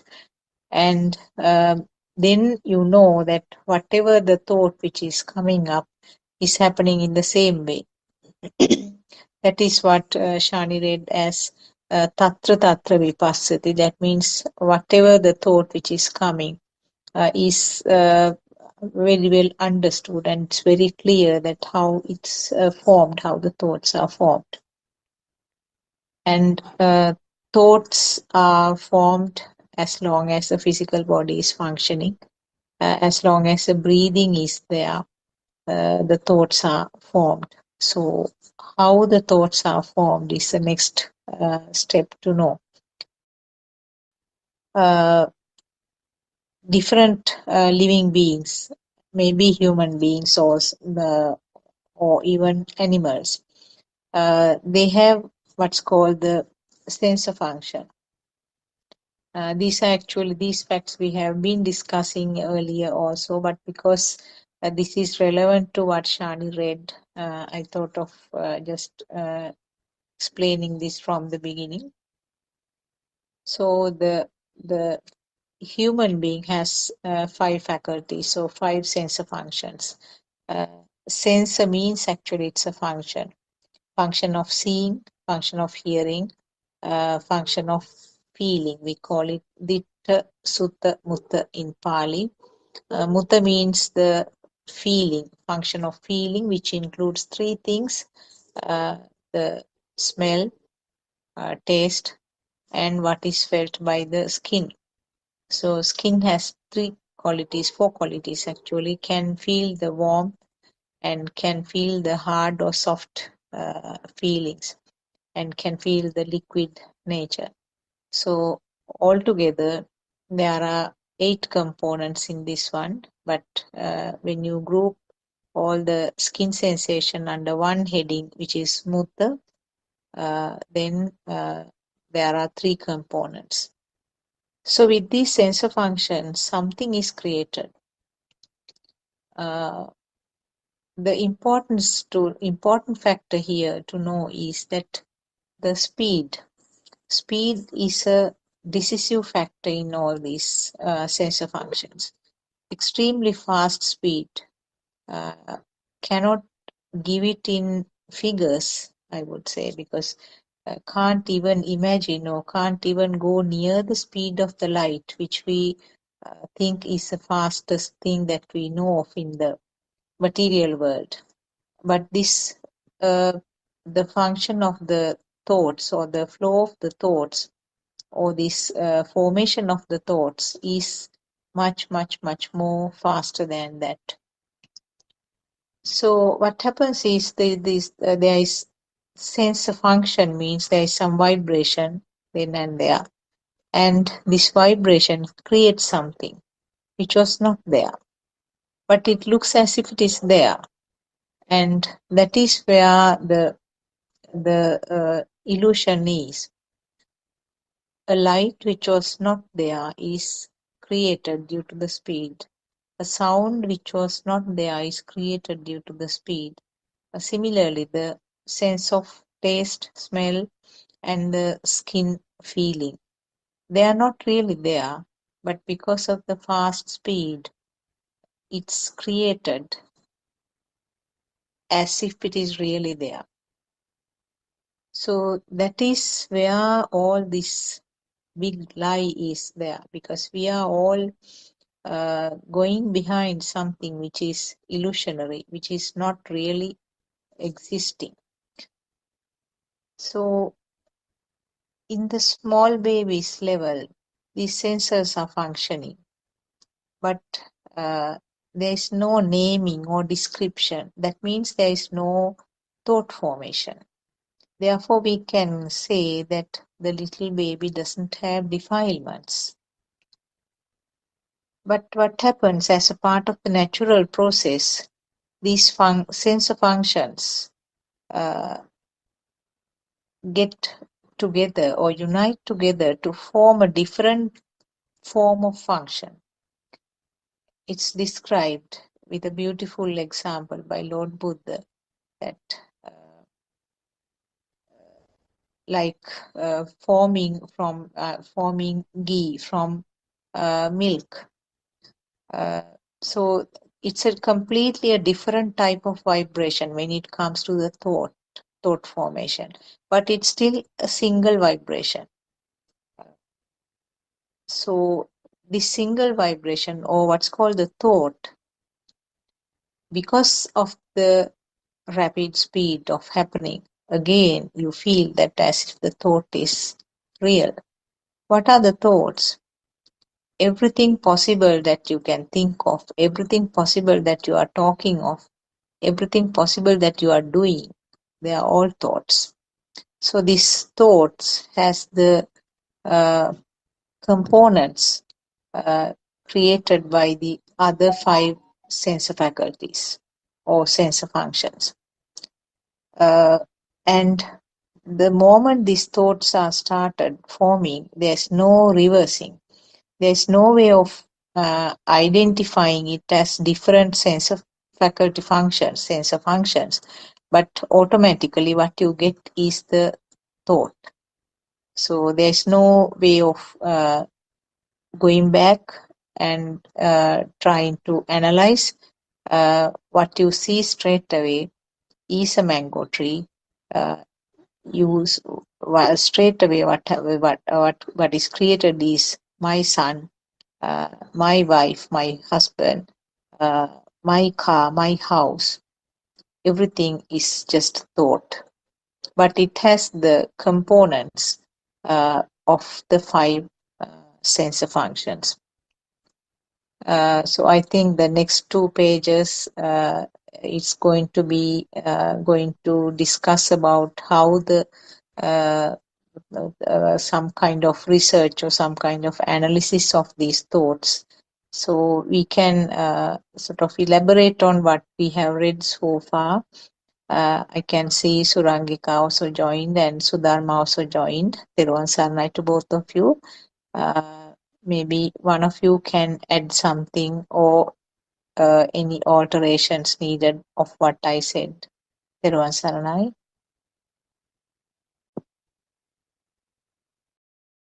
Theruvan Saranai, Dr. Sakuntala, and thank you for that good explanation. Theruvan Saranai, Dhamma friends. I'll just add a little more to the aspect of speed that you mentioned. And this whole thought process and the mechanism hinges on the speed of vibration. Because when we talk about creation that occurs through the sense faculties, the creation and the appearance of this so-called creation or manifestation only comes about, as you quite rightly said, due to the sheer speed.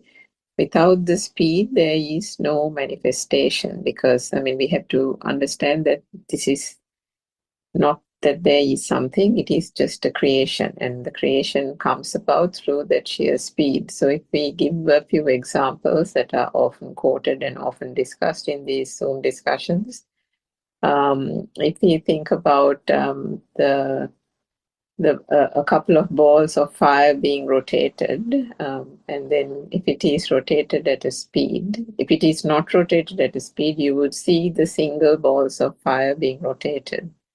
But if it is continuously done and the speed is increased, one would just see a simple ring of fire, isn't it?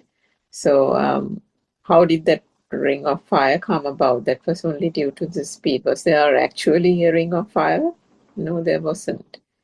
So another example that we often use is, even our advisor talks of this several times, Back in the day, for people, probably not the nowadays children, but maybe middle-aged people or our generation may recall that the old cartoon books, there used to be all the motions of people walking, running, and things are drawn through cartoons, and every little picture, and there's like hundreds of pictures in one cartoon book. Every picture denotes an active movement of, for example, a child running or a child walking or a child jumping out of something.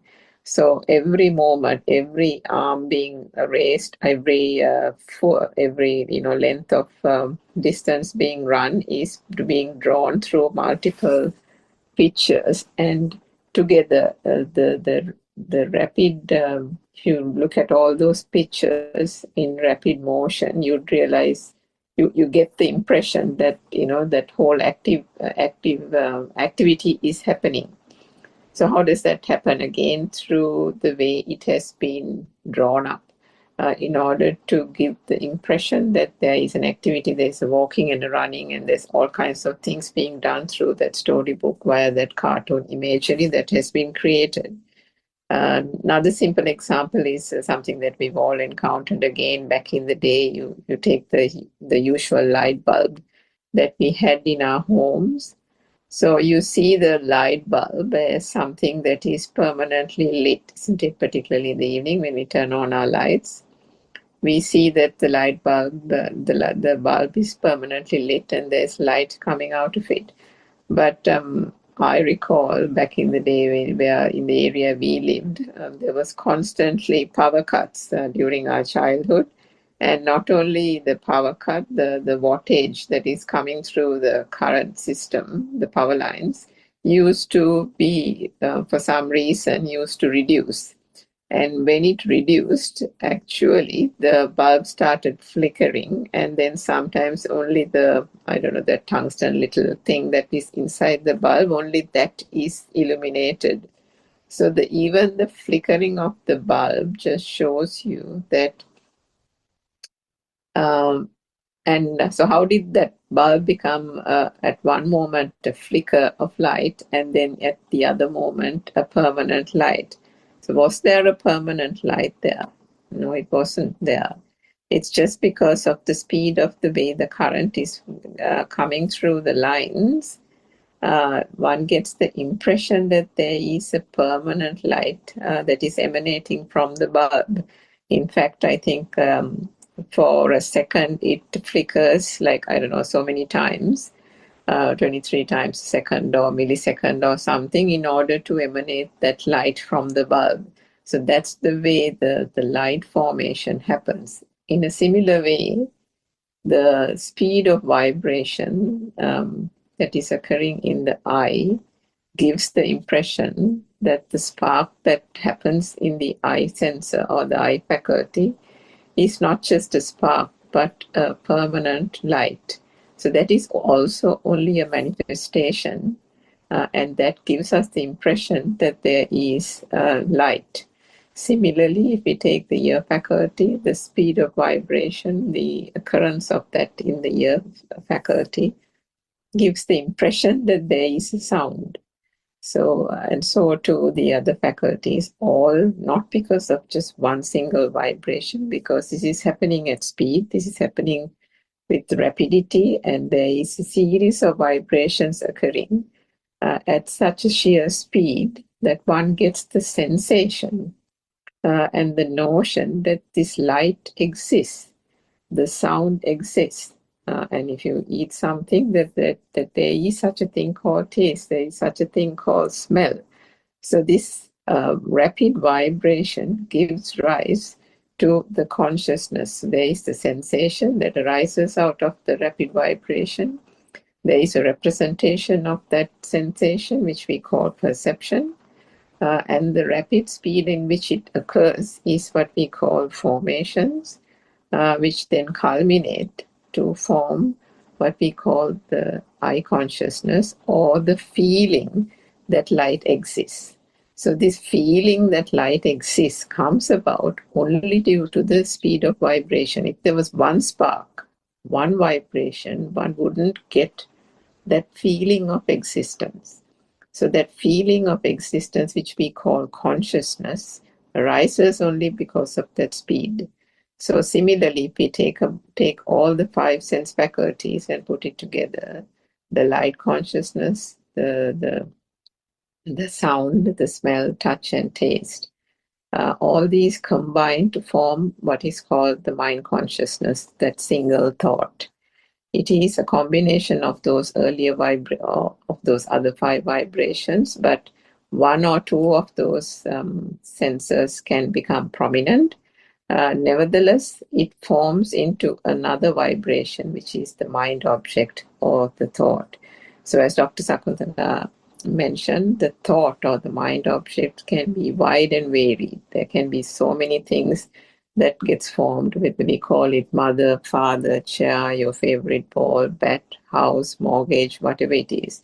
From our childhood days, these mind objects or labels, the images, sounds, touch, taste and smell and so on, have not remained in that basic functionality, have not remained in that basic perception. Every one of those aspects, perceptions, every facet of it has been given a name, a branding, and a label, and all for the reason of due to ignorance. For what happens is with those consciousnesses and that feeling of existence comes that underlying power.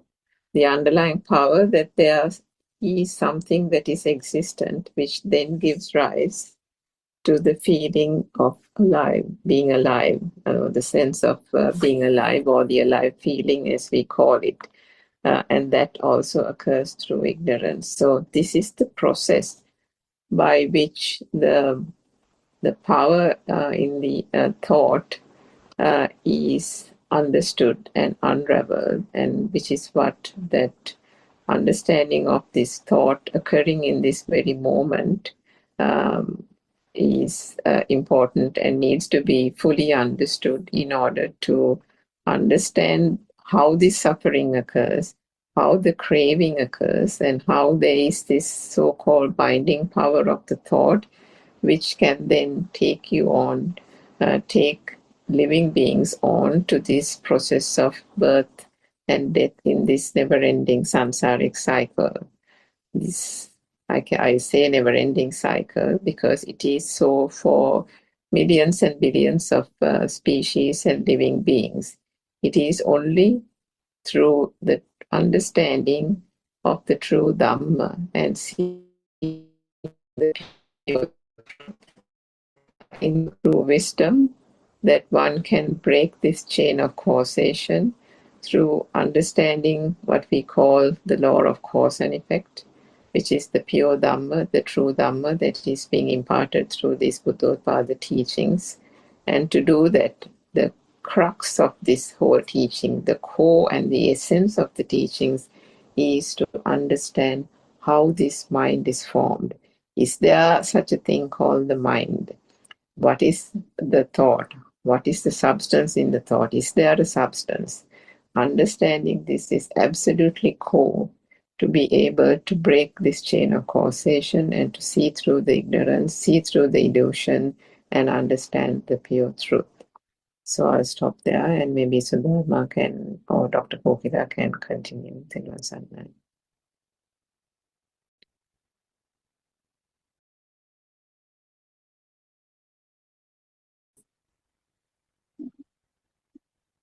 Yeah, it's I have a reception issue here, but anyway, hopefully you can hear me. Yeah, I think it was a very, very, both of you gave a very descriptive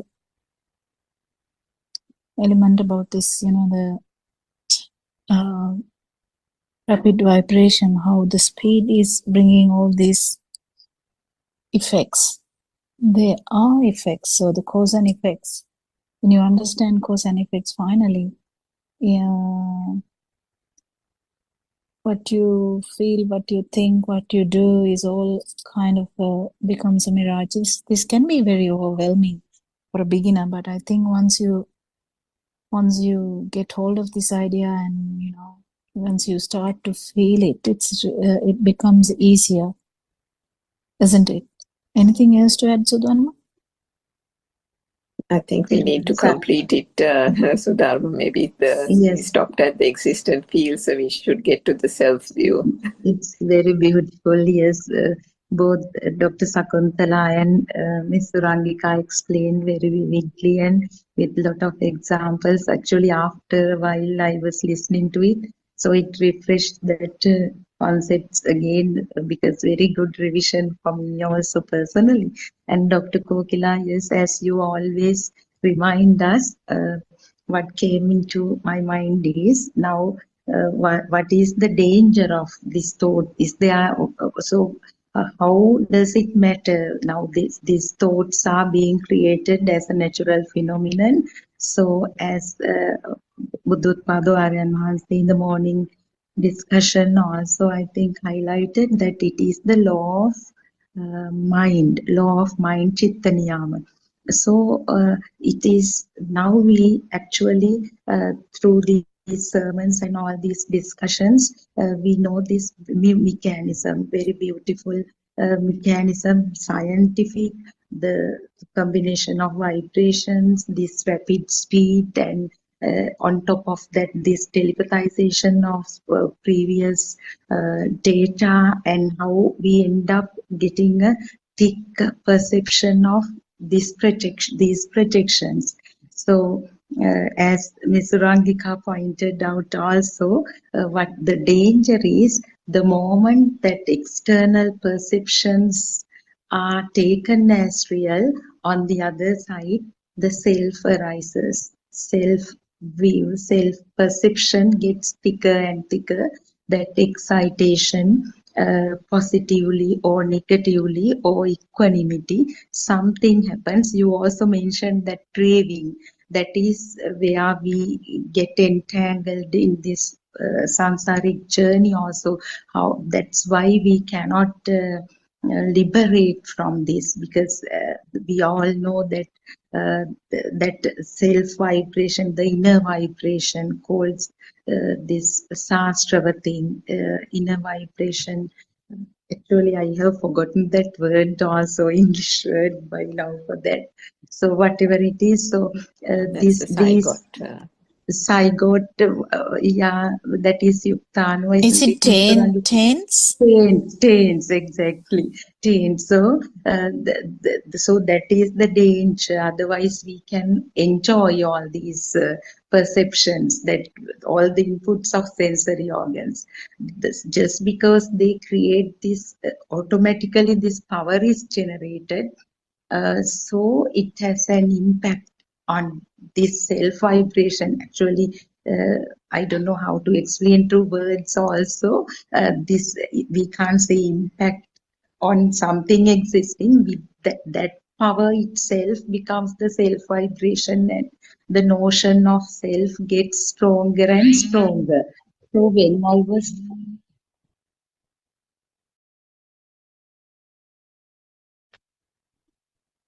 sorry about the disturbance. So when I was trying to relate what Shani read previously, there I saw the reference to last thought also. Don't know whether it was yesterday or today. It is said, so why are we trying to analyze the thought creation and trying to understand that there is no substance in thought? Because when the last thought occurs in this mundane world, we believe in this life and death. So when the last thought occurs, maybe the all sensory organs will be in a very kind of weak situation, the function of them. Now when we are strong, we can show the truth to the mind, using the mind management. Now they are not true, they are false projections. We can manage our mind and just suppress it temporary manner. But when the last thought occurs, if if a person is not having this experience of spontaneous or automatically the skill to liberate from thoughts naturally. They are the one get caught in that, and the last thought may have some power, and that vibration will decide the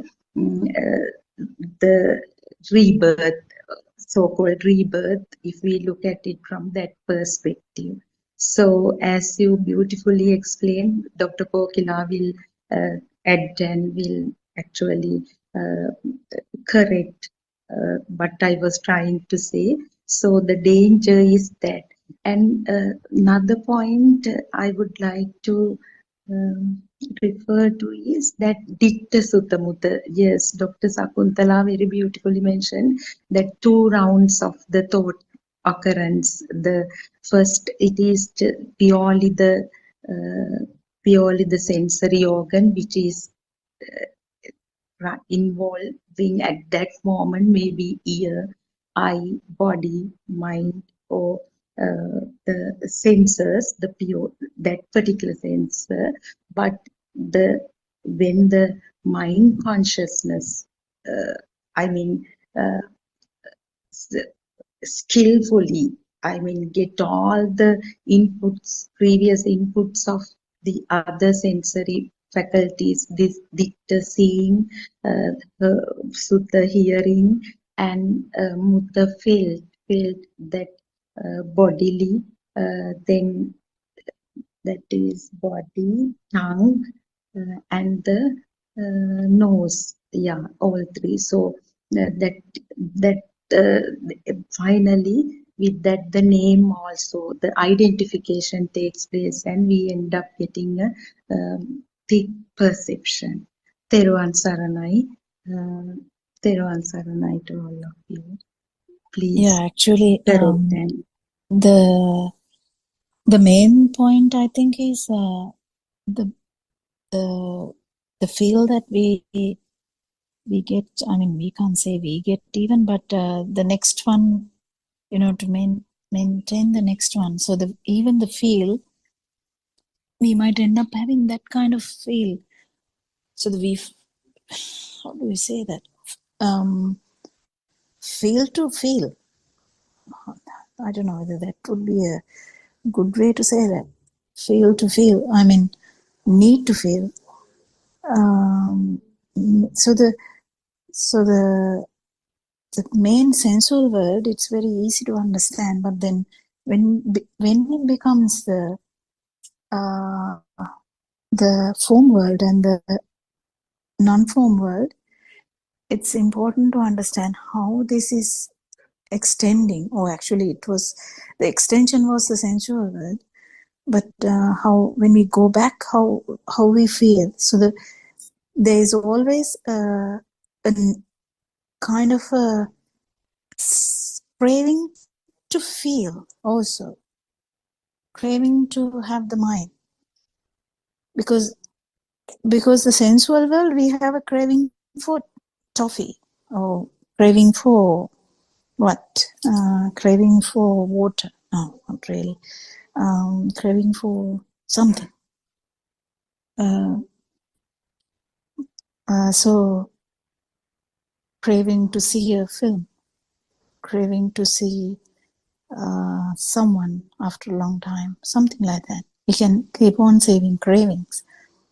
But then when it comes to the mind, when it comes to the form, kind of we don't have those extensive needs, extensive projections. We just have kind of a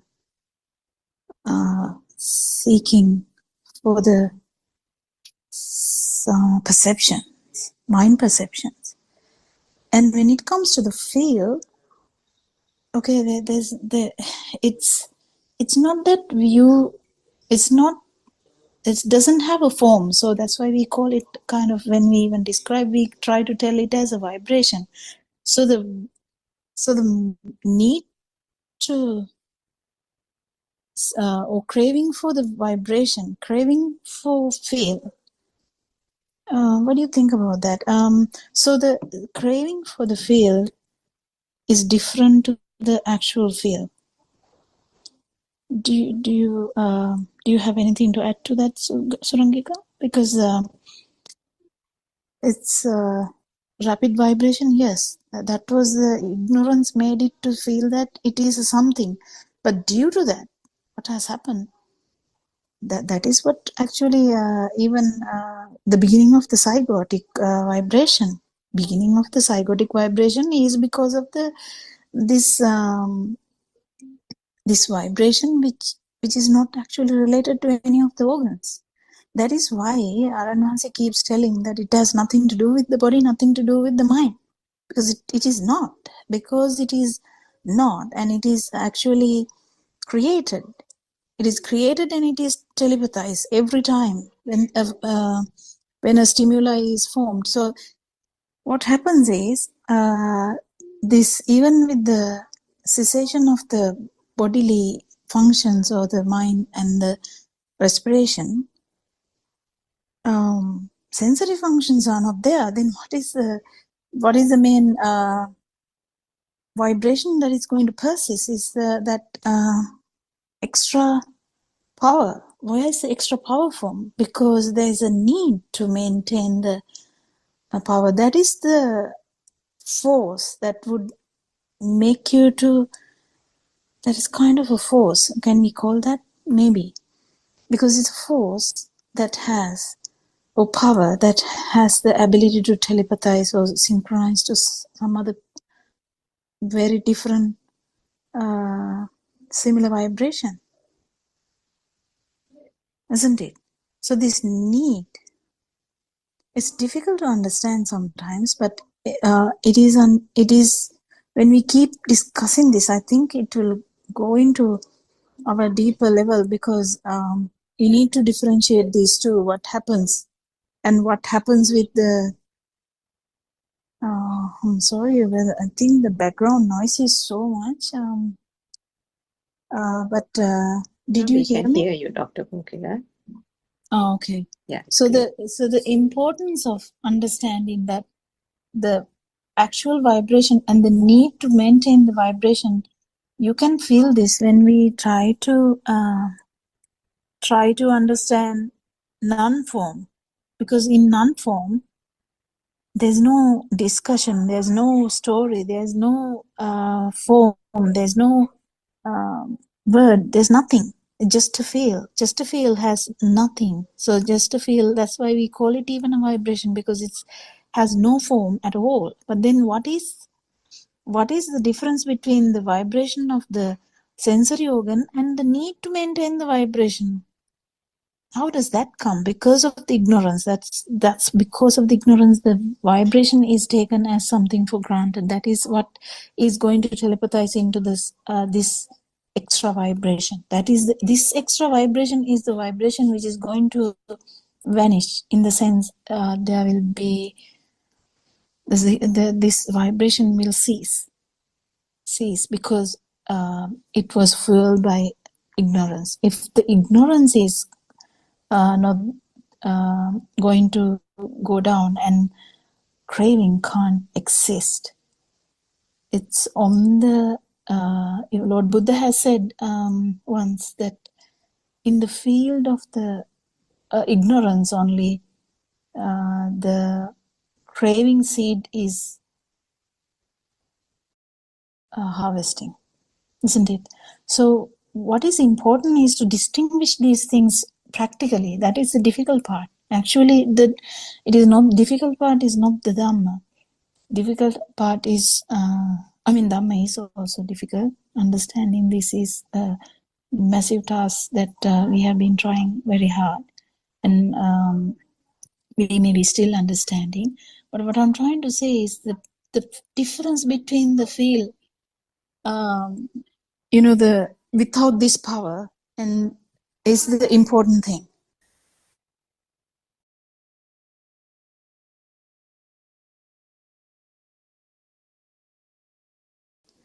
So it's very important to distinguish.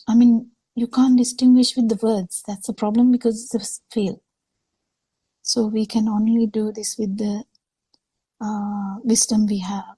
And that is why we keep discussing this. That is why we keep highlighting this. That is why we keep this, keep making the other people's mind. We put, actually, we kind of attack ignorance. What do you think, Suramika? Do you think you have anything to add? Like, it is a very, very, very important point, I think. I think the main issue here is that power. The power of how does people, I mean, living beings, but particularly humans, because they have this mind. That is the thing that gives them the glowing factor to the thoughts and the underlying power. So I think Aranwan just yesterday or today, I think, explained about the difference between, animals also have a slight consciousness, but it's not as big as, the mind is not as big as human beings, No. which is why, they still have the sense of existence, which comes about through whatever sense faculties that the animals have. If you take, for example, a bird, the bird would also have that, the bird will get frightened. The bird will also want to fight for survival. The bird will also want to go and fetch food and so on and so forth. But the mind is not big. The mind is not overpowering. But it is content with a little. However, it still has that feeling of existence, which comes about through the limited sense faculties that it has, whatever, whether it's 2 or 3 or whatever it is. And the mind, and so it is easily satisfied. If there is probably some hunger in the morning, then they'll search for food. If they have they'll just find the food and have the food, and then that's it. And then they'll just chirp about and be content. But in contrast, the human beings, because of the mind, there is this overworking, and the irony of it is because of that very nature of having a mind, or the mind mechanism is there, shall we say, which is also needed as a tool initially to understand the Dhamma and the teachings. But it is that mind consciousness itself that is almost, you can say, the downfall, or almost can create the downfall of human beings, because that the power that is there in every thought process and the glowing nature of it becomes all the more powerful and enduring for a human being, which is why it is so difficult to break that cycle, because of the fact that there is that belief, which is really overpowering, of something existing, the external world being real, that existent feeling, and with that comes that alive feeling.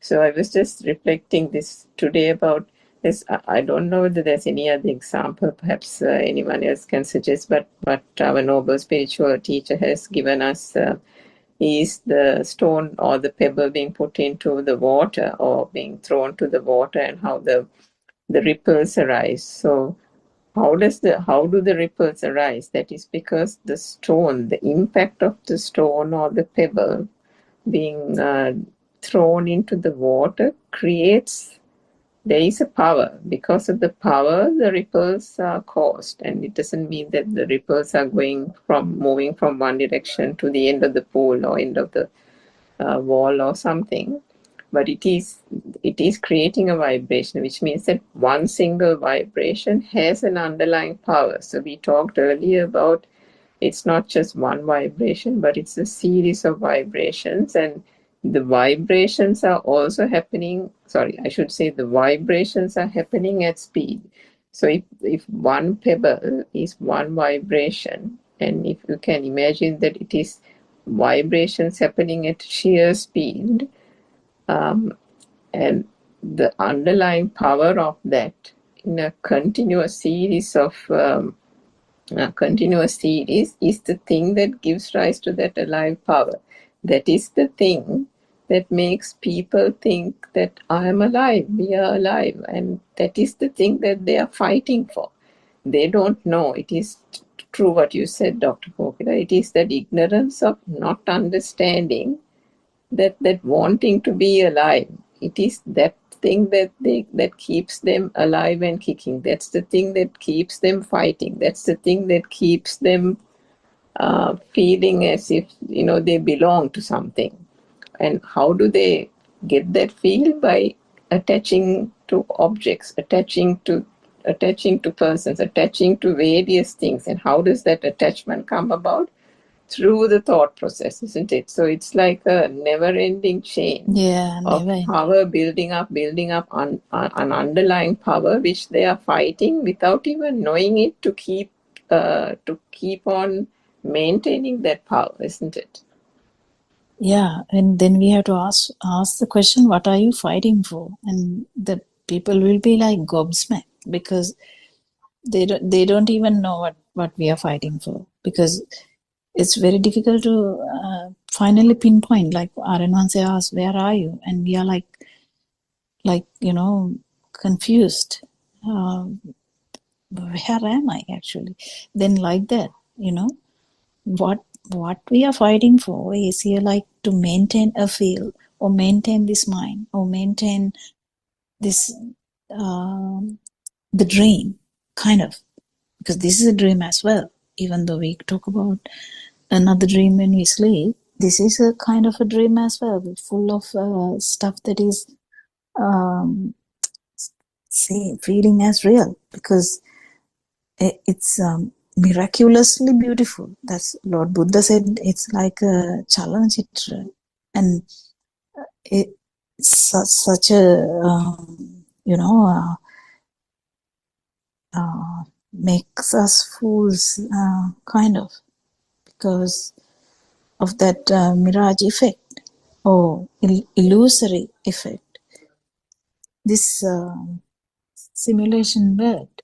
So that is the thing. It's as you said, never ending trap. So the to understand this trap, what are we wanting? And that question will actually, there's no answer. Finally, if we keep asking through Dhamma, if we actually understand through Dhamma, then we understand what you want. Then it finally comes to, survival. What are you surviving for? Is again another cycle of thoughts. So, or cycle of feel, in that sense. So it is funny, but at the same time, it is very dangerous. Very dangerous, because we can understand that because Lord Buddha once said, if there is something to be happy, I wouldn't have told this, if there's anything to be happy about, I wouldn't have told this Dhamma. Because everywhere there is suffering in a different form. Whatever the form, we might not feel it, but even in basic level, there's a suffering. So trying to maintain the feel, trying to maintain the dream, trying to maintain stuff, trying to achieve stuff, that is in sensual world. Actually, people, they are in the sensual world. But trying to maintain the dream is in the form world, and trying to maintain the feel is in the non-form world. So this comes through the ignorance of feeling that there is something to maintain. If we know that there is nothing to maintain, that we are actually born in each stimulus, and what it was there was just the stimulus only, the craving has to disappear, isn't it? What do you think? Anything else to add? I think I'll just mention a little bit before maybe Sudham and Dr. Sakuntala can add. So the main thing there to break this thing is, because you can't break it halfway through. The breaking, how you can attack it is by showing that what are you trying to, all these things is to kind of keep an identity, keep a soul here alive and kicking. No? So if we show through that true Dhamma that there was never a self, and this was only that self, the misconception of a self, that is the thing that is going to, as you said, make people get gobsmacked. Because all this that people are doing in this conventional world is on the assumption that there is a self, there is a persona, there is an identity. And when one actually, unravels it in perfect logical sense, how this thought process, how these sense faculties are forming to give an impression, an illusion of a self, then there is actually nowhere to turn, isn't it? That is where the whole process gets arrested. And that is why Renvasi says all you have to do is to understand the mind, understand the thought. How do these sense faculties arise? How are these perceptions coming about? You do that, and if you do that, you're arresting that process. You're arresting this power getting built up. You're arresting the current. And before that person even knows it, gradually, through time, there is a diminishing of that power, because the self-view is diminishing. And that is where, not the virus, the antivirus is put in, isn't it? Yeah, it's really beautiful. Anything else?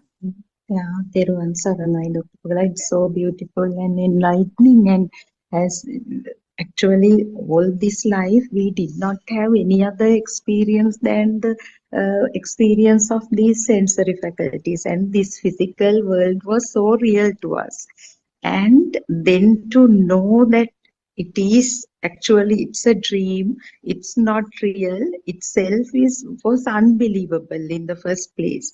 And we tried to liberate from the suffering, having a kind of using these real entities being in the world, then accumulating merits and thinking of heavens, and then some actually some concept that we cannot define called Nibbana, and we had a different dream to liberate from this suffering also. So with this true Dhamma, the true message, as now Ms. Urangika also pointed out very nicely too, we work on understanding the stimulus, how this thought is formed and how this power is generated, and how actually we are working on that. But ultimately, that is the only way to diminish, because to liberate from this world and this thick self vibration, and to know that Nibbana or the non-vibration is also there itself is completely a new, even though we were born as Buddhists, it was up until this 5 years ago we heard this true Dhamma. It was again, we were fully unaware of that. We were in the dark. So when Dr. Kokila said that, I wanted to ask that, Dr. Kokila, when you said feel and the craving for feel, actually I didn't understand that even, because it is so deep. You are referring to a different level, because sensual world, the diminishing of this power, the attachment that the diminishing of defilements, I experienced that. But when you talk about non-form and formless, actually I have no experience whatsoever. And can you please explain a bit more about that feel and the craving for feel? You asked whether we understand that. Have I understood the question at least? That's there already. if you take chair, we already have the craving for the feel underneath, craving for the dream also underneath, and craving for the chair is on top of that. That's the thing. It is similar. It is similar. It is kind of the levels of the craving, I would say. That is level of you, level of self vibration. So they are kind of different levels, because you crave for milk toffee. You can say you crave for milk toffees. Then underlining, there is craving for the sanya as well, the perception as well. And there's a craving for the feel as well. Not milk toffee as such, but craving for any feel is also down there. I mean, that is when you really understand what we are craving for. It is important to dig into your cravings a bit. The main important thing, the question you ask is to keep understanding Dhamma only, because if you understand that the perception also, so imagine you kind of feel that the ability to think is or actually dying. Why we don't want to die is also part of that. I mean, in the thinking part also, we don't want to die. That's a different story. I mean, as a concept, or as a sentence, we can say, I don't want to die. That's a different thing. But actually struggling to maintain the feel is there even in a Brahma with the wrong vision. If there is a Brahma means only there's Brahmas with only the feel. There's Brahmas with the form as well, but they are struggling to maintain with the form. They are struggling to maintain the form, and with the feel, non-form, they are struggling to maintain the feel. So you can understand this even with the animals, or even with the baby, human baby. Human baby doesn't know anything, but still the human baby will not know anything about death, anything about birth, nothing at all. But the baby can't actually have a fight to survive, but still will not like to die. The perception or the feel of light, feel of sound, feel of skin, or the taste, or the nose. No baby would like to seize that. That's in the tense level, though. That's in the tense level. I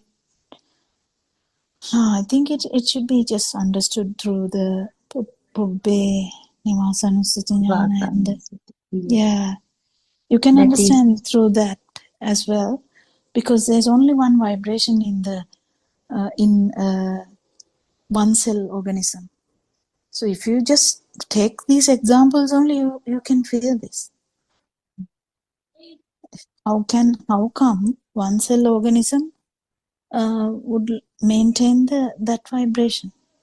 Would like to maintain that vibration? How can you even think about that? So there is always a power with ignorance everywhere. Every consciousness has this problem. So no one is free until they understand non-vibration, and until they feel the non-vibration, and until they become the non-vibration. No one is free. No consciousness is free. Isn't it? Yes, and it's clear, Dr. Kokila. That's why when the phone or some object is given to the baby, he grabs it Yeah. without any perception, any kind of attachment whatsoever. Due to that chains, the power of that traction is there, isn't it? Yes, good. Yeah. Thank you.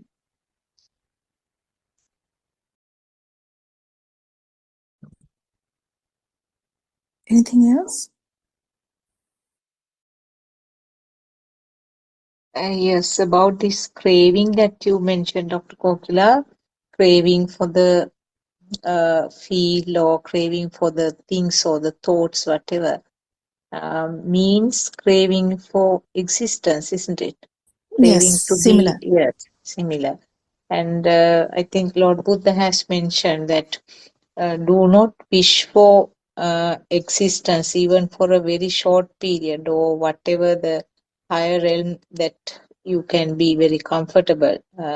Never ever wish for existence, because the example or the metaphor he has given is that feces, whether irrespective of the amount, will smell always.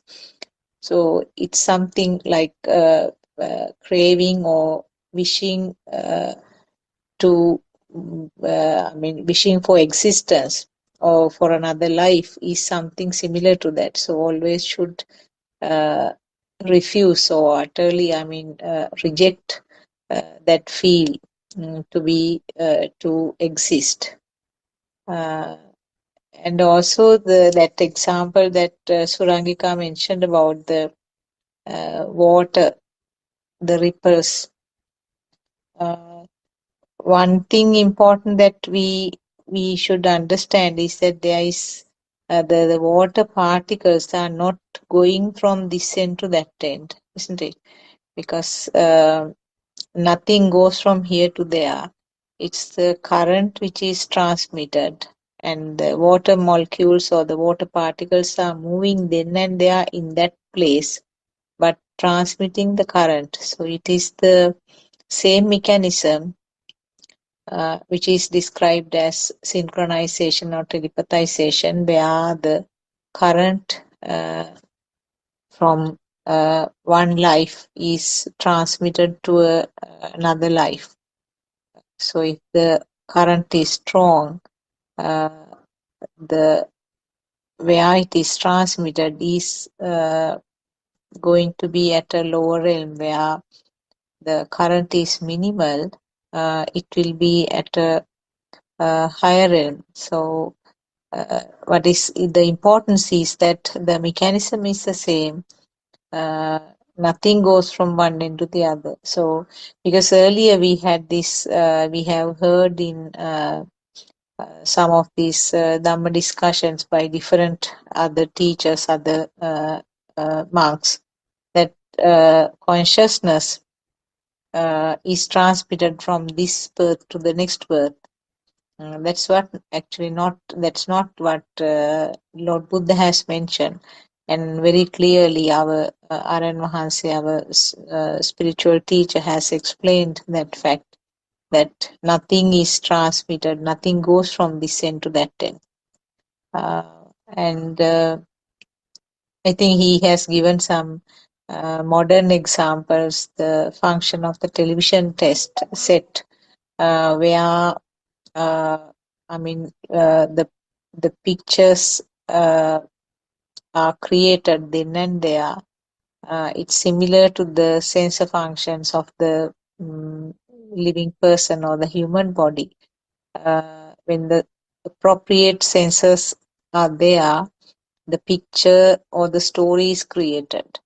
So similarly, when the television set breaks down, the material part, when it breaks down, and if there is another television set somewhere else, the same picture can be created if the same set of equipment is there in the television set. So he gave that modern example, which is very easy to understand how the life continues as a part of this samsaric journey, isn't it? Yeah, it's very important to understand Dhamma, and we invite everyone actually to come and have a discussion in English medium, which we may be struggling, but still I think it is good to discuss in whatever the form, whatever the way, whatever the topic. Doesn't really matter, because it ends up in non-self angle, and keep understanding what drives us to persist, what drives his existence, what drives his idea of existence, what drives his view of existence. It's complete ignorance, and the ignorance drives the craving, and craving drives the ignorance, and it's like a vicious cycle, never ending vicious cycle, as we discussed. Yeah. Teruvan Saranai, Dr. Kokila. Can I share the daily meditation schedule of Tombagadu International Meditation Center? Yes, please. For Yes, the please. benefit of the listeners. Yes, we have, like, now in most of these discussions, we go into detail in terms of Buddhist philosophy. It's very beautifully explained by scholars. Most of these Zoom discussions represent scholars representing, the entire world, I should say, because you're all from Australia, then UK, then America. So that, it is also not because not that it is for only educated people or only for scholars or only for a certain social class, but still everybody has the opportunity for that. Now there are Mitmal monasteries island-wide, so any person, even most of the villagers, peasants, everybody can come and experience what we discuss as theory or as Buddhist philosophy in the discussions can be experienced personally under the guidance of Theranis or nuns, Mehenin Mahanses, and Buddothpado Aryan Mahanse himself.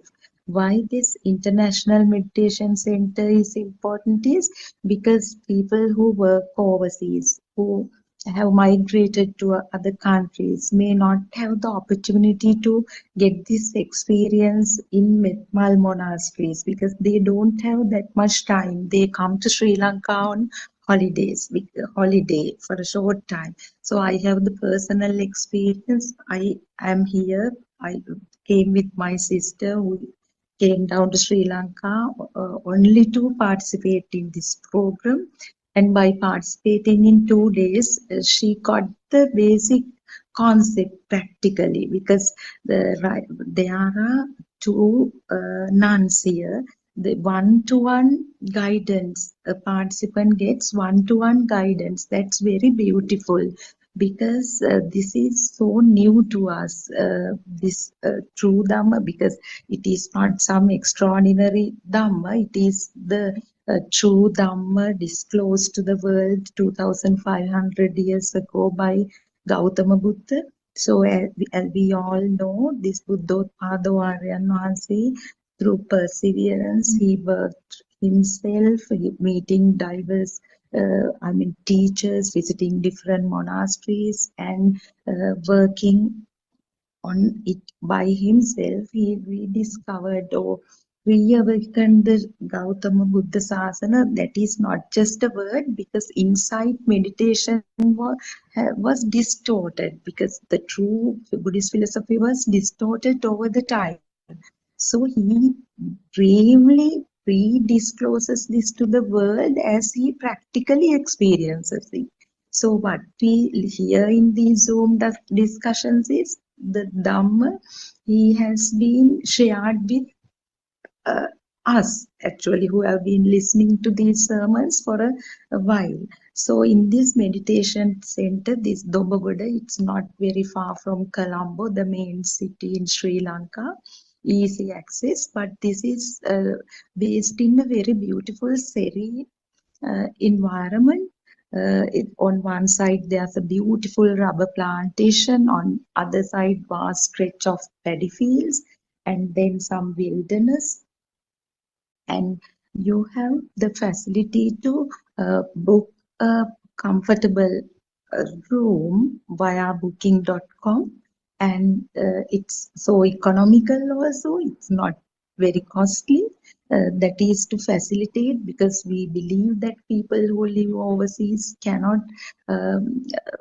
easily fit into the heat, the climate, etc. So you have the with under these all these comforts, you can experience this true Dhamma in this beautiful center.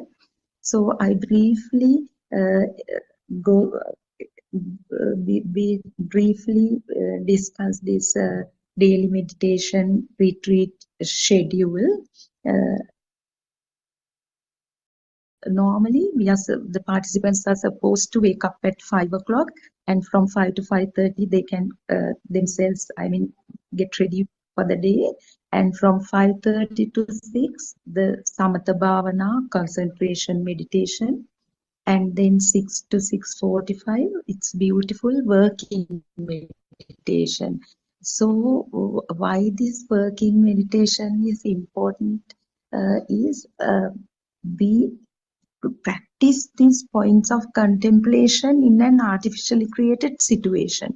Once you leave the meditation center, it comes to you naturally, automatically. We know that 3 levels as Satya, Krutya and Krutak. So for you to experience this in daily life, this meditation to become part of your daily life, this working meditation experience is very important. Working meditation means just sweeping the garden, picking up dried leaves and helping them to prepare meals. Not heavy work. And then 6:45, the typical Buddha Vandana, and 7 to 8, breakfast. It is very beautiful again, typical Sri Lankan meal, healthy meal is offered. Then from 8 to 10, Dhamma discourse, the wisdom of truth. It's happening in the discussion, Q&A, question and answer mode, under the guidance of nuns. And then 10:30 to 11:30, 10 to 10:30, the tea break. 10:30 to 11:30, the Dhamma discussion continues. Then the Buddha Puja is offered at 11:30 and the lunch is offered. And from 12:30 to 1:30, the first point of contemplation is being introduced, and get the opportunity to walk through beautiful wilderness and this beautiful environment, which silence is the beauty of this, that calmness. So it's the ideal setting for you to isolate from this busy world and to look at your own mind, to understand our own mind, because it's the biggest challenge. Then 1:30 to 2:30, second point of contemplation. Then the tea break. Then again 3 to 4, third point of contemplation. 4 to 5, fourth point of contemplation. Then another 5 to 6, again the working meditation experience. Then 6 to 7, another beautiful, I think this is Aryana's creativity and wisdom, actually, the silent meditation. This is so beautiful, because when the people who do not have, actually including myself, do not understand what this feel really is, this is the moment to let go of everything and to just wait under the kumbuk tree, or there are beautiful garden benches. You can sit in there, beautiful lawn is there. There are huge trees like kumbuk trees. So be seated under them and just wait silently. So it's there. We never know this. Being silent is a form of meditation. And then 7 to 7:15, again paying homage to Buddha. Then light meal is offered as dinner. Then 8 to 8:30 again concentration meditation. So by 8:30 the scheduled program ends, but we still have the freedom, the participants have the freedom to practice walking meditation on the balconies, beautiful balconies looking at the open. There's a beautiful, actually panoramic view of the paddy fields and the sky. And so what I am telling is, as someone who has the first-hand experience of being here, to come and see, come and experience this, so you will for yourself realize this true Dhamma. That's what these Dhamma friends, Dr. Kokila and all of them explaining to you. It will become self-evident to all of you. So this is an open invitation to people who have a desire to, who have a passion to look for the truth and to understand who are you and where are you. The two big questions asked by the Thai monk also. Teruvan Saranai, thank you very much. Teruvan Saranai. Everyone, Sarnai, I think we have to wind up the session today because we are running into 4 o'clock Zoom discussion. So we worship Paranwanse and thank you very much for Dhamma friends for participating to the discussion today to make it fruitful, and we'll meet again tomorrow. Everyone, Sarnai, everyone. May Triple Gem bless you. Teruvan Saranai. Teruvan Saranai, all Dhamma friends. Teruvan Saranai.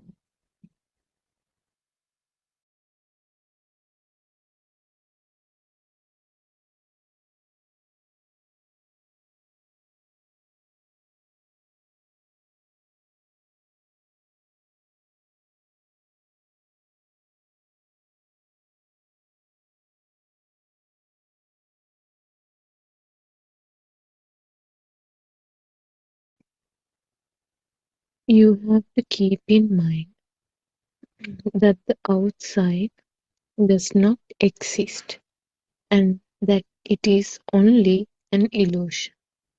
You also have to know that the thought is a lie. The above practice of seeing that there is no truth to the thought means observing the udayavaya of the skandha that forms at every moment. Another way of seeing the truth in the thought is to observe the thought according to the yatha bhuta jnana, the moment the thought arises. You also have to keep in mind that the outside does not exist at all, and that the outside is a lie. Keep in mind and see that even the thought does not exist at all, that the outside is a lie, that thought is also a lie. The Buddha said, Tatra Tatra Vipassati. This means to observe the thought the moment it arises, on the spot. Sile patitaya naro sapanno chittam pannanga bhavayam atapi nipako bhikkhuso imam vijayataye jatanti. If our mind is not calm, we cannot see these thoughts clearly. If we can see the pure truth in one thought, we would be able to overcome this illusional death and rebirth. The above stanza means that we need some discipline in the mind to enable us to closely analyze the thought. When we begin to go on the path, we clearly need to see how one thought arises and how it immediately ceases to exist or how it disappears. Even after we live for a long time in this life, at the end we would only have one thought just before our time of death. Even while living, we have only one thought at a time. The last thought that arises just before we leave this mundane world is known as the Chutisita. Seeing the truth in this thought means you see the illusory nature of the thought. You see that there is nothing in the thought and you let it go. At the end, at the last stages of your life, you would do the same thing to the last thought that arises in your mind. You would see the truth. Tedwan Sanna, everybody.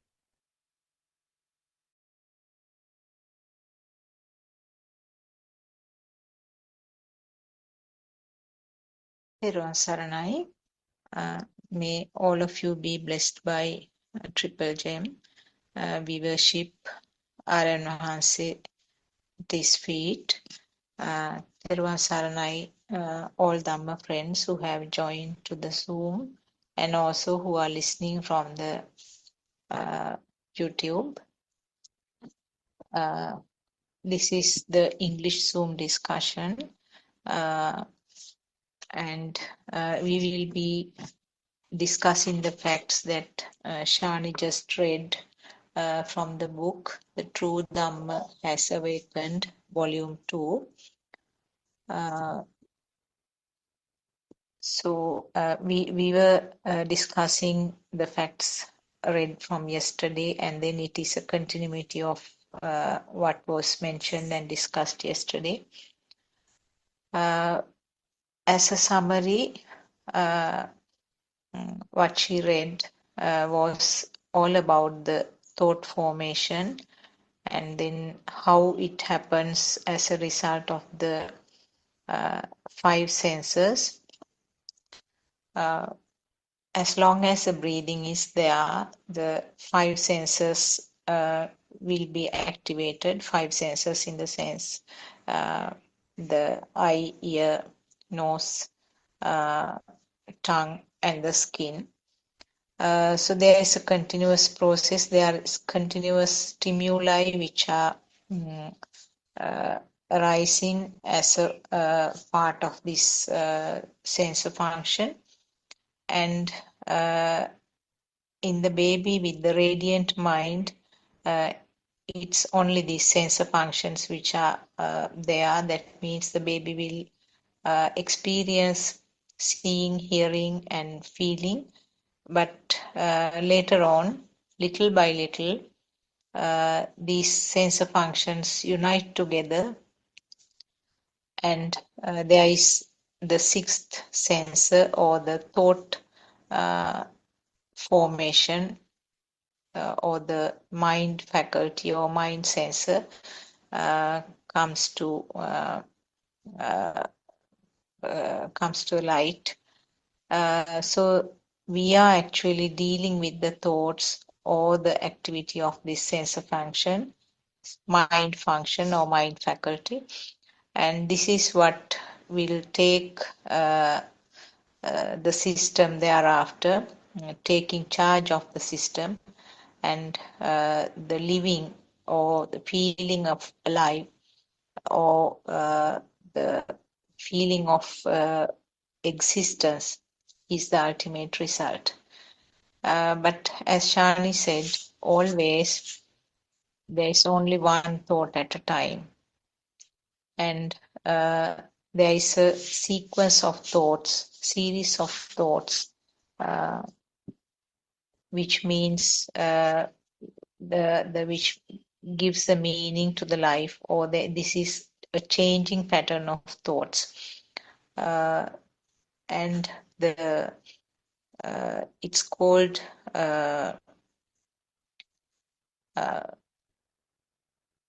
abhisankarana, or changing pattern of the thought gives the feeling that I am alive. Actually, what happens is, as a part of this thought sequence or this thought flow, there is a power, there is some some form of current, and this current gives the feeling that of alive, feeling of existence, or feeling of alive. But a name is given as myself. So in other words, feeling of living, or feeling of alive, feeling of existing is simply a current, which is the ultimate result of this cause and effect series. Right at the beginning, it's a function of the sensor function of the 5 main faculties, and then as I said, it's a thought which is the collective result of the other 5 sense faculties. And also only one thought at a time. And this thought has all the components contributed by the other 5 senses. So in other words, a thought has the components of a shape, that means a light, and then sound, and the things like, depending on the relevance, things like taste, smell, and also the feeling of the skin, the tactile feeling. So all these components are there in one thought. And also now, at the time of the collapse of the physical body, at the time of the so-called death in the mundane world, that time also there is only one single thought.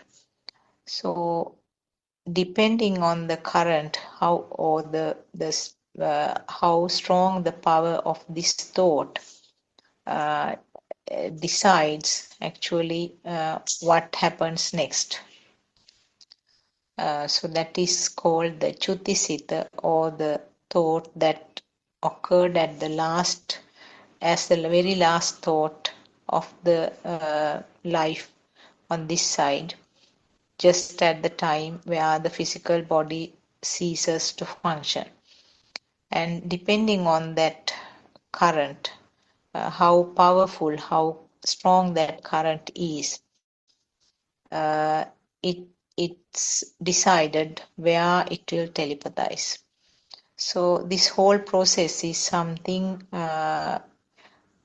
beyond control of a self, and there's no particular specific plannable way of happening, and this continues. If the current is not, if it doesn't come to the 0 level at this end, it will synchronize somewhere else.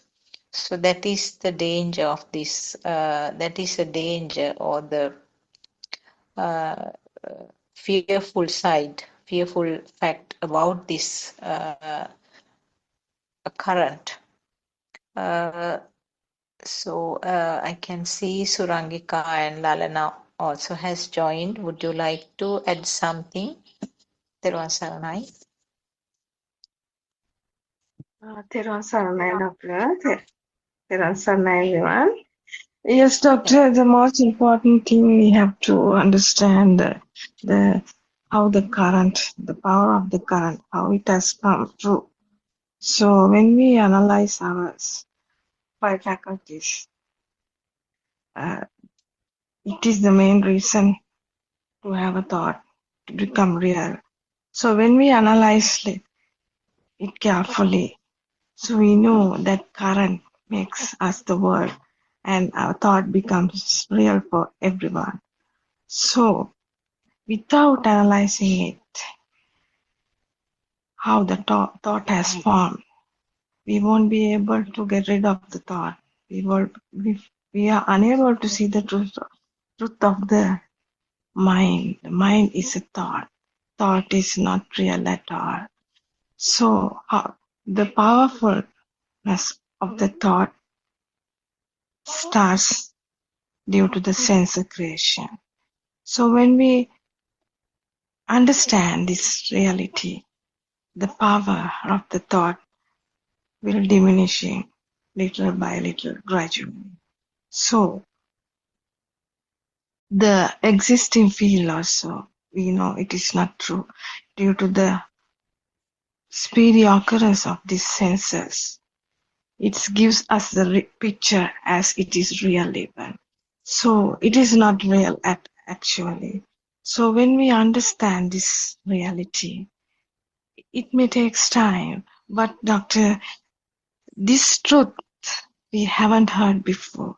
So when you are doing something, you feel it. The thought is not real. But when you understand the reality of the thought, we can do our things leisurely. Whatever happens to us, whatever comes to us, we know how to handle it before than earlier. So this thought makes us the world. That is 100% true. Our advance is always highlighting the power of the thought. So this power makes us the world. The gravity of the power depends on our samsara journey. So I think every one of us know this true. But to realization takes time. It doesn't matter. But when you experience it, the thought is not real. You can do your things leisurely. And you may feel, no one is feel it. The happiness, not the happiness, the freedom that you are experience is cannot be explained even. The more freedom you feel, because whatever you do, wherever you go, it doesn't matter for you. You can do your things leisurely because the world does not become true for you. So that feel increasing gradually. So I think that is the most important part in this true Dharma to understand how the power has formed and the formation of your mind and the thought. So when you understand this reality, it's very easy to live without any doubt. Not even a doubt. Your suffering, your sorrow will diminishing gradually, Doctor. That's what I want to say. Saranai. Yes, Thiruvan Saranai. Uh, I would like to invite Dr. Kokila or Surangika also to. Sorry, I missed the first bit. What was the initial bit, like the topic? It was actually about the thought formation, and then briefly talked about the Chutisita. And it was explained that From the book? Yes, from the book, yes. Oh, okay. Only one thought at a time, and then that effect of that last thought is what is called the Chutisita, and the current which is there at that moment will decide the next outcome. That was, there was some. Yeah. Actually, Solanika can join the discussion if she can, or there's I can see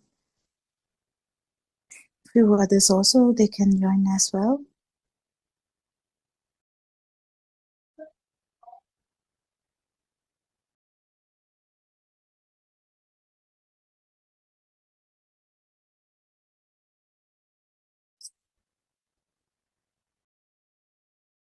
So till someone join, I'll continue that discussion.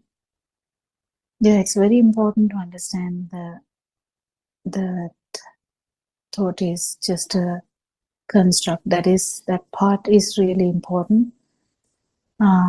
So we understand that whatever the projection, we have so much projections: the daughter, son, mother, father, family, my country, my village, my close family, distant family, whatever, the friends. So you have kind of a circle, the world. That's your world. Your world is not similar to the other person. Even if they are living in the same house, that would be very, very different. So we understand the worlds are quite different. But we keep understanding through this Dhamma that the world actually is a kind of a stimulus or thought. And to understand that thought is also not real is the most important aspect, I would say. And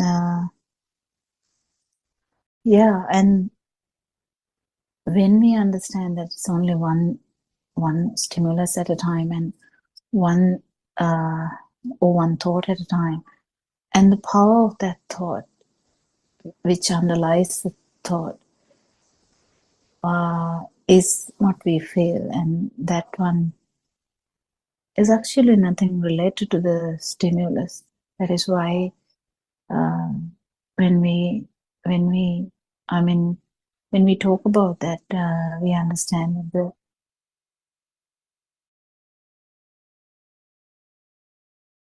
levels, that is actually due to the speed of the sensory organ, but we don't know that. We don't know that. Even the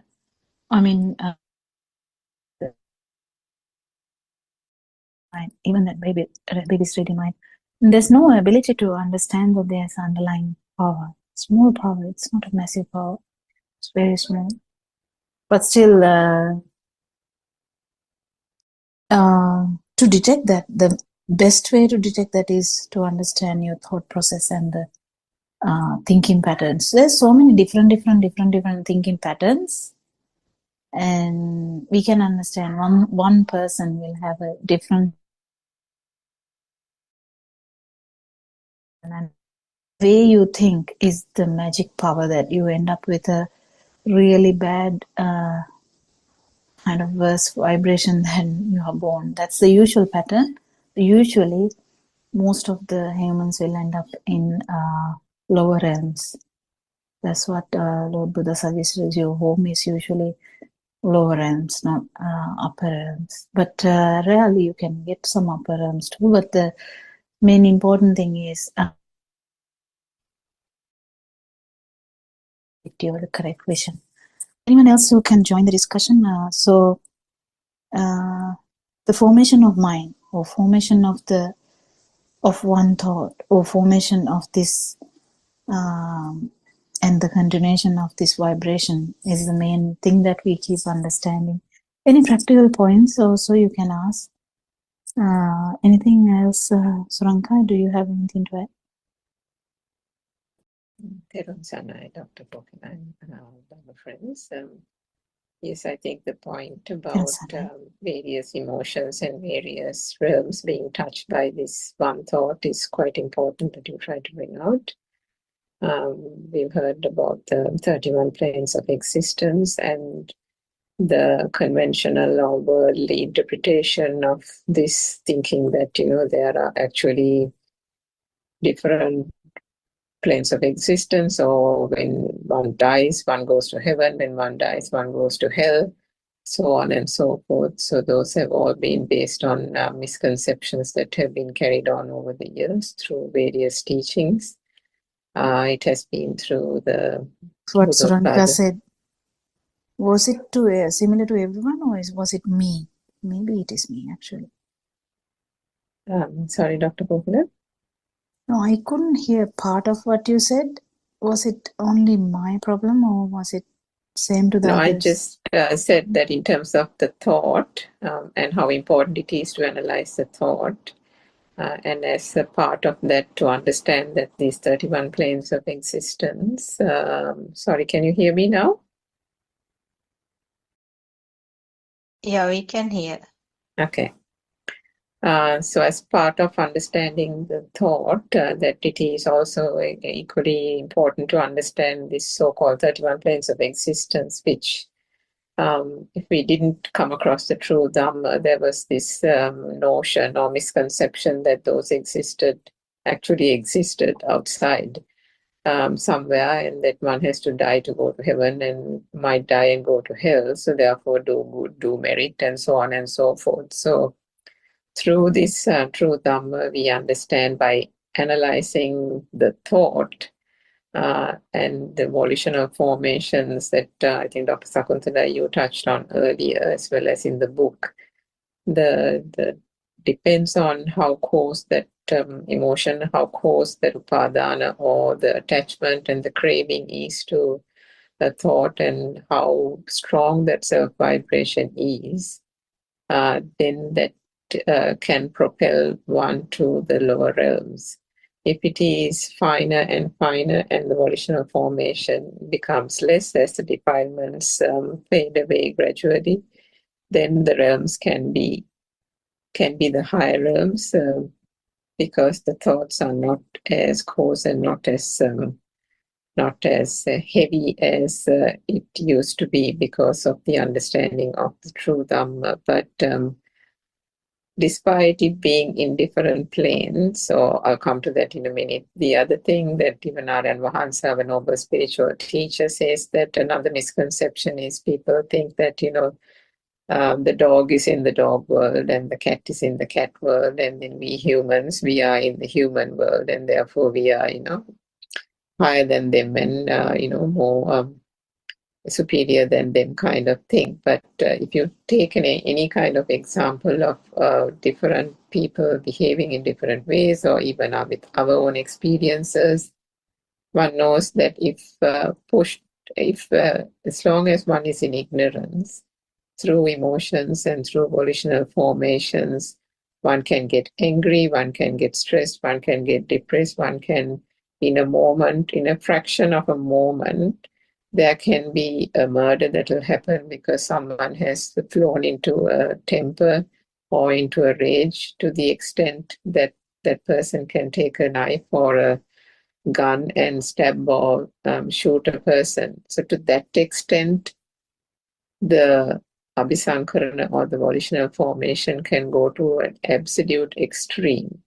So if that happens, and the rage that even consumes the person, one can see from that itself, when one analyzes the thought and the process behind it, that the realms of hell have come about through that act, through that volitional formation. The vibration itself is very coarse and very heavy, and therefore the realm of hell, or the different types of hells, are touched in that moment. Similarly, you can have people with more awareness of the Dhamma, the defilements are fading, and that person can have only very, very light or low self-vibration, and perhaps somebody on the path. So then there can be a state of even Brahma, or the different Brahma planes. And then that would be a lesser burdensome, less heavy formation, volitional formation, or thought construct in that particular moment. But the other aspect that the Buddha always said was that all these 31 planes of existence are still vibrations, isn't it? They're still different degrees of self-vibration. And that's what we need to understand. So any kind of vibration is not the Buddha's word on. That's not that's something that one has to work on, because the ultimate akampita or non-vibrational state is the state, and vibration of any form was frowned upon by the Buddha, because that was the state that would keep a human being or any species for that matter in this samsaric cycle, in this continued cycle of suffering, birth and death. So I think the 31 planes of existence is another way of analyzing this thought and the construct in order to be able to get into the point of, gradually of course, but get to the point of non-vibration. Yes, Dr. Kopila. Yeah, that's true. Actually, when we talk about this construct, when we talk about the 31 realms, when we talk about the thought, it's all kind of similar because all the planes are in one thought, and it's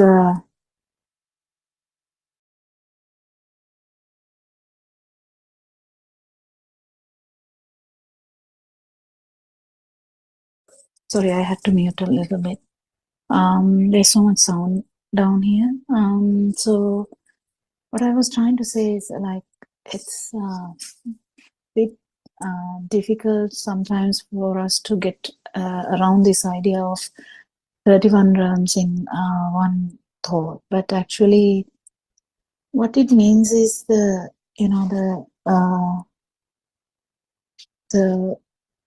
when we take everything for granted and when the thought is felt as real, when the projection becomes outside, the vibration has to be so high, and those vibrations, we call it like sensual realm. Sensual realms has the 4 realms of the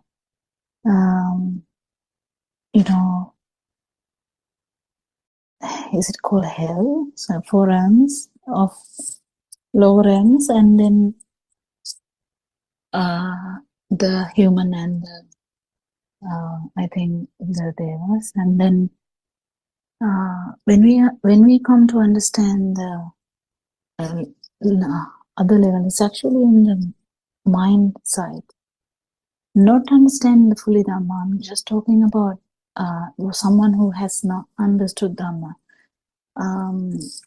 When one actually is in the mind side or in the field side, it would be the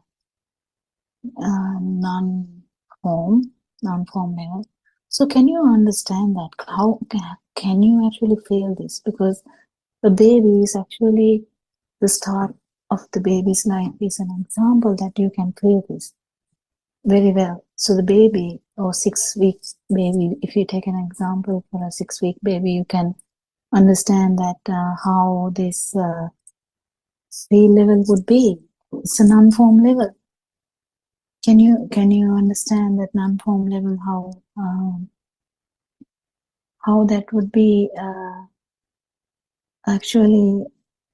There's no even thought in that level, in the non-form level. But when the thoughts are now already, when we talk about someone in age like more than 7 years or so, there's already the thoughts are already formed, and thoughts would be showing the kind of all these levels. How? Because the feel level, then the perception level. Perception is just the form level. There's no projection as such, but you have all the kind of perception in the basic level, like you will have the idea of idea of something. But then when we go on, when it happens again and again, a lot of things will come together, and then projection is getting stronger and stronger. That's the thought level. So when we understand this, now when we talk about someone and trying to understand this Dhamma, this thought is already formed. This is a very classic feature of humans.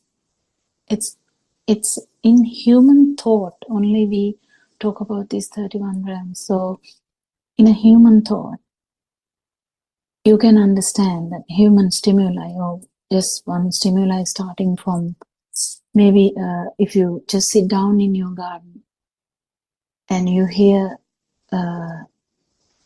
noise and you understand that it is it is a sound of a crow. So sound of the crow, how did that happen? Sound of the crow, the sound. And how does the sound perception come? How does the sound perception come? And how does the sound of the crow comes? You know? But when the sound of the crow has already happened, you can't reverse it. Lord Buddha said this nicely, that you can't reverse it. So it will be the sound of the crow anyway. But then when you hear the sound of the crow, all the realms are there. How come is that? Because you had the feel. You had the feel. What was the feel? Feel was in nature. Feel that we had. It is already here in the sound of the crow. That vibration, the vibratory nature of the ear is already there. Let alone the vibration of self. Because in a normal human who has not understood any Dhamma, it would be misinterpreted as self anyway. But when we interpret this now, it becomes a bit different. But just trying to say the crow of the sound. Sorry, sound of the crow. What am I saying? Sound of the crow. How that had these all three layers: the feel, the vibration of the ear, and then the actual perception, and then the story you have about it. Because the sound of the crow can bring so many things to your life. You have already have an idea. Oh, he must be asking for food, or here come it is. I will not be able to sit in this garden without, I just wanted to sit here peacefully. Now these crows are shouting here, something like that. This would go on and on. How does that happen? So that's the important thing. So how this humanity, or the most important human life, how this one thought is having all these features, and what actually happens with this self view is you just misinterpret everything. The misinterpretation of the feel is the beginning, because you never know that it is just a vibration of the ear. It's already been misinterpreted, or misconception is there that it is felt here. So you felt when something is felt here, you immediately take it as it's felt something like me or mine or myself. Everything is there now, and even the perception crow. It is the continuation of what you hear, what you see, what you. I don't think anyone will try to catch a crow and touch, but you know, of course, how it will be feeling, because it's a bird. So this story goes on and on. Story goes on and on. So what happens when you die? So the thought will stop. What does not stop there? There's something which is not stopping. What is not stopping? The power. Why? Because power was not actually associated with the stimulus. That is the power which happened in the initial zygote of you as well, like yourself. But then that will be going on. This is what happened to our parents. If because they didn't hear any of this Dhamma at all. They heard some Dhamma, but not full Dhamma. So they just thought they are existing, and they thought when they are dying, they are dying. Very easy. Just think that you were born in somewhere, and then you lived about 85 years, and then you just die. And you think that you are dying. Nothing wrong, but they just die suffering, thinking that they have to leave everyone,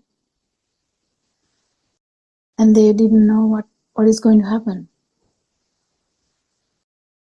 So why does that happen? Because the power which initially happened is surviving. There is no way that power will go down. Why?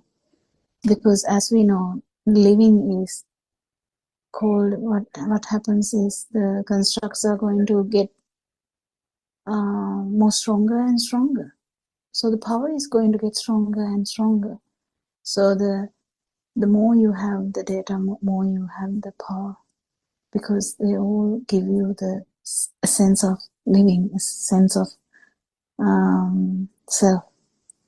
So this sense of self has nothing to do with this sensory organ vibrations, but due to the ignorance,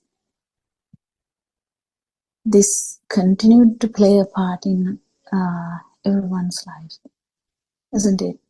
Anyone to add something to that?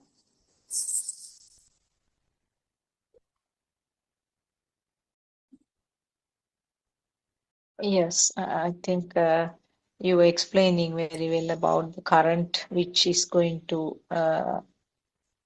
give trouble because it's not going to end up when the physical body ceases functioning. And also, I think Surangika also explained some facts about how the current can vary in one physical body. I mean, a person who gets very angry for some reason has a very powerful current or very powerful mind vibration at that moment. And if something happens to that physical body at that moment, when that current is very strong, that when that power generated is very strong, if for some reason, if the person gets killed, now, for example, in practical point of view, if we talk about some form of fighting between maybe two people or a group, and due to an attack, the person, one of the people who got involved, get killed at that moment. The thought which generated at that moment will have a very powerful, very strong current. And that is the current which is going to be very decisive at that moment, because that is the current which is going to be synchronized to the next life. So even though the person had a human body in this birth, because the current has been so powerful, it might get synchronized with a zygote of an animal. Or even I remember once R.N. Mahanse, our noble friend, explained that there have been some scientific reports to say that they call it some lives, some life, but I think from our point of view we can say that some vibrations, even in the fire. So that, I mean, we can explain that in very crude way. You can explain it as the hell, being born in the hell. So it's something like that. So the current which will be the decisive factor right at the time where the Chutisita is formed, or the very last thought is formed in this body. So that is the danger now. Even if a person who has been behaving well according to the lay person's talking, even if the person is behaving well, not doing bad things, maybe at one point, due to some reason, he will lose the temper and then get involved in something like the incident that I explained just now. So that current which is there at that moment in that last thought is going to decide where it will synchronize. So whatever the good things that the person has been doing will not be helpful mostly because it is that single thought which is going to decide everything. And that single thought, I remember in some of the discussions with our RN Mahase, he says that thought is not only related to the things happened in this birth, it can bring the experiences of maybe previous births to this point. So it is a collective experience or collective current which occurs in this moment. So these things are actually very complicated and very difficult to understand sometimes. And we can see that there is no assurance at all that you can have a good life in your next birth simply because you are doing good things in this life. That is what we have been doing actually. We were told that doing good things, behaving well, and lots of meritorious activities will bring good to the future births. But it's not so, because there are stories even from Lord Buddha's time where people, sometimes kings and queens, who have done extremely high level meritorious activities, but still they, even for a brief period, they had some birth in animal levels, because those have been described by Lord Buddha. So the behavior of this mind is so complex. Yes, Kokila, if you can add Yeah, something. actually, I wanted to add to that. Yes. You know, Yes. the main problem we had was we looked at this. I mean, even if someone tells us any of these things, we used to look at this whole scenario with the self view, and also scenario with the view of consciousness, or the view of being alive, kind of like, I don't know how to say that, because we never thought about it as like a vibratory effect, and just nothing, you know, like it's nothing specific, but we felt something specific, because I know even these scientists would understand this, but the main problem here is the way they look at this is with the self view. And but what Lord Buddha discussed was looking at this from non-self perspective, isn't it? Because someone, a scientist, can definitely sense this and say, yeah, there's no, you know, there is some kind of, you know, consciousness everywhere. Yes, there is thought formation. Maybe thought is not actually real. Even that point, they might say, but they all are stuck in this vijnana, or the you know, the consciousness level, because they don't really go beyond that. They can't go beyond that, because they have not explored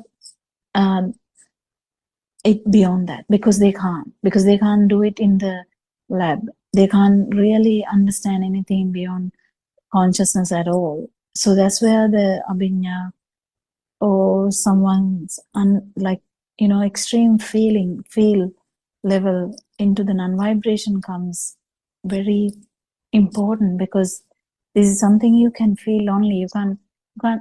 You can kind of discuss that and say that, but that's why it is called Samvitika, because basic consciousness is the basic thing everyone would like agree. They agree that, consciousness is something which is universal or something like that. They will stop there because they can't really understand anything beyond that, because beyond that is only a field. So even the consciousness is a field, but then beyond, how can you understand that there is something beyond consciousness, like non-vibration? That is the problem. And also looking at this, saviññānaka and aviññānaka, I don't know whether there's an English word for this. Actually, Suranka might be able to help there, whether there is a word used somewhere. Because Sudama is not here today. So, because she used to study this a lot, to say the words in English. But I would say, what did you say, Surangika? Saviññānaka and aviññānaka. Like, I'm not sure. I think it's just taking the self vibration to be real, isn't it? Because there's some, I don't know a particular term for it, but the consciousness or the Saviññānaka view that you were trying to explain is the that's taken as a base, and that is almost like that's a given for everybody. That's the default, because for the conventional world, they cannot absolutely fathom anything where the consciousness is not there. And when I say consciousness, it doesn't mean consciousness as a word or consciousness as a term. Consciousness exactly the way we interpret it, because what is consciousness, as Arden Master says, and we have understood through the true Dhamma, is the feel, isn't it? The feeling of existence. But what the conventional world and the lay people don't understand because of ignorance is that even that feel is a construct. So that's the thing. The vibratory nature of everything, and the speed is the magic of this problem. Speed is the magic. Speed has nothing to do with the self, by the way. It's just the nature.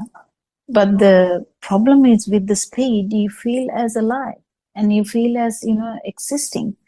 You feel as something is happening. So that is the problem that is misunderstood from the beginning to the end.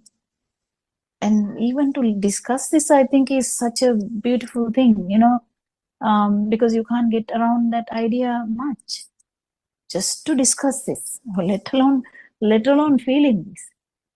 Even to just understand this, that this self is actually like a misconception or misunderstanding due to speedy vibration of whatever the organ. It doesn't matter what the organ is. And finally, we are able to actually, just hand over. If you want it, you just keep it. Hand over it to the I. I mean, if we understand that the I is impermanent in that sense, who will like to crave for impermanent things? No one. No, not a person who has a kind of a good sense, normal sense, common sense, would go after something which is a construct. I mean, as children, we went after sand castles. We don't do that anymore. Do we? Isn't it? Anyone? Yeah. I mean, it is funny to say that, though, because we all had that idea, isn't it, Suranta? We all had that idea. We went, I mean, I can't really, if I start to say about how I went after this self-vibration, this Zoom, I don't think that the Zooms will end. I mean, Zooms will continue. Because if you take one by one, how arrogant we were in believing that there is a, how foolish we were believing that there is a, how craving we were, thinking that there are things to crave for. it's weird. I mean, now only that it feels weird. And that is the problem, isn't it? I mean, when we talk about this consciousness, because of that alive feel, that is why it's so difficult for the people in the mundane world to understand, because they'll say, what are you talking? What nonsense are you talking? I can feel it. You know, Yeah. I can feel the world is there. I can feel myself here. I can feel that. I can feel this. And whatever you say, you can't deny the fact that I feel. So the problem is, the feel is there through the construct, through the speedy vibration, through all that. What they don't understand is how, because of that feel, and they don't understand how the feel came about, they attribute the feel to an I, to an absolute, Yes. some concept that has been perceived and conceived, whatever word you want to call it. And they have said, I feel that, I feel this, I see that, I hear this. So the I has been attached. How did the I get attached? So there is no way that one can unravel that. And until such time one can unravel that through this true Dhamma, there is always that attachment, there's always that linking to the I, to the ego, and to the identity. And as you said just a minute ago, nobody will want to accept the fact that there is no I, that there is this is an anatma or no self Dhamma, that there was never an I or a self here, and it was just a wrong self view. Because I mean, you can't blame them if they have not, fundamentally understood how this whole process, this mechanism works. It is impossible to unravel the I, isn't it? The illusion of Yeah, the I. in the other way around, once you understand this, it is very difficult to say the other way around. Yeah, exactly. Yeah, and then we are like, who am I? Who are you talking about? Who are you? And then as Aranwanse says all the time, I mean, I can understand how Aranwanse must be feeling, because we used to talk to him all the time in the Zoom discussions before, and we used to like say, Aranwanse, I understood this, and I can feel how funny it would have been to him, like to see, oh yeah, did you? And then, to feel that, you have to go a long way, how it is. And we are still here. We are still struggling, to get around these things, to talk about these things. And, that confidence he has, that, it comes with this non-self feel, the confidence. It's so beautiful to be able to associate a noble friend, I would say, isn't it, Suranka? And Yeah, to get around that idea, what he says, how many years we have taken to understand him, and how many more years would it take to become him.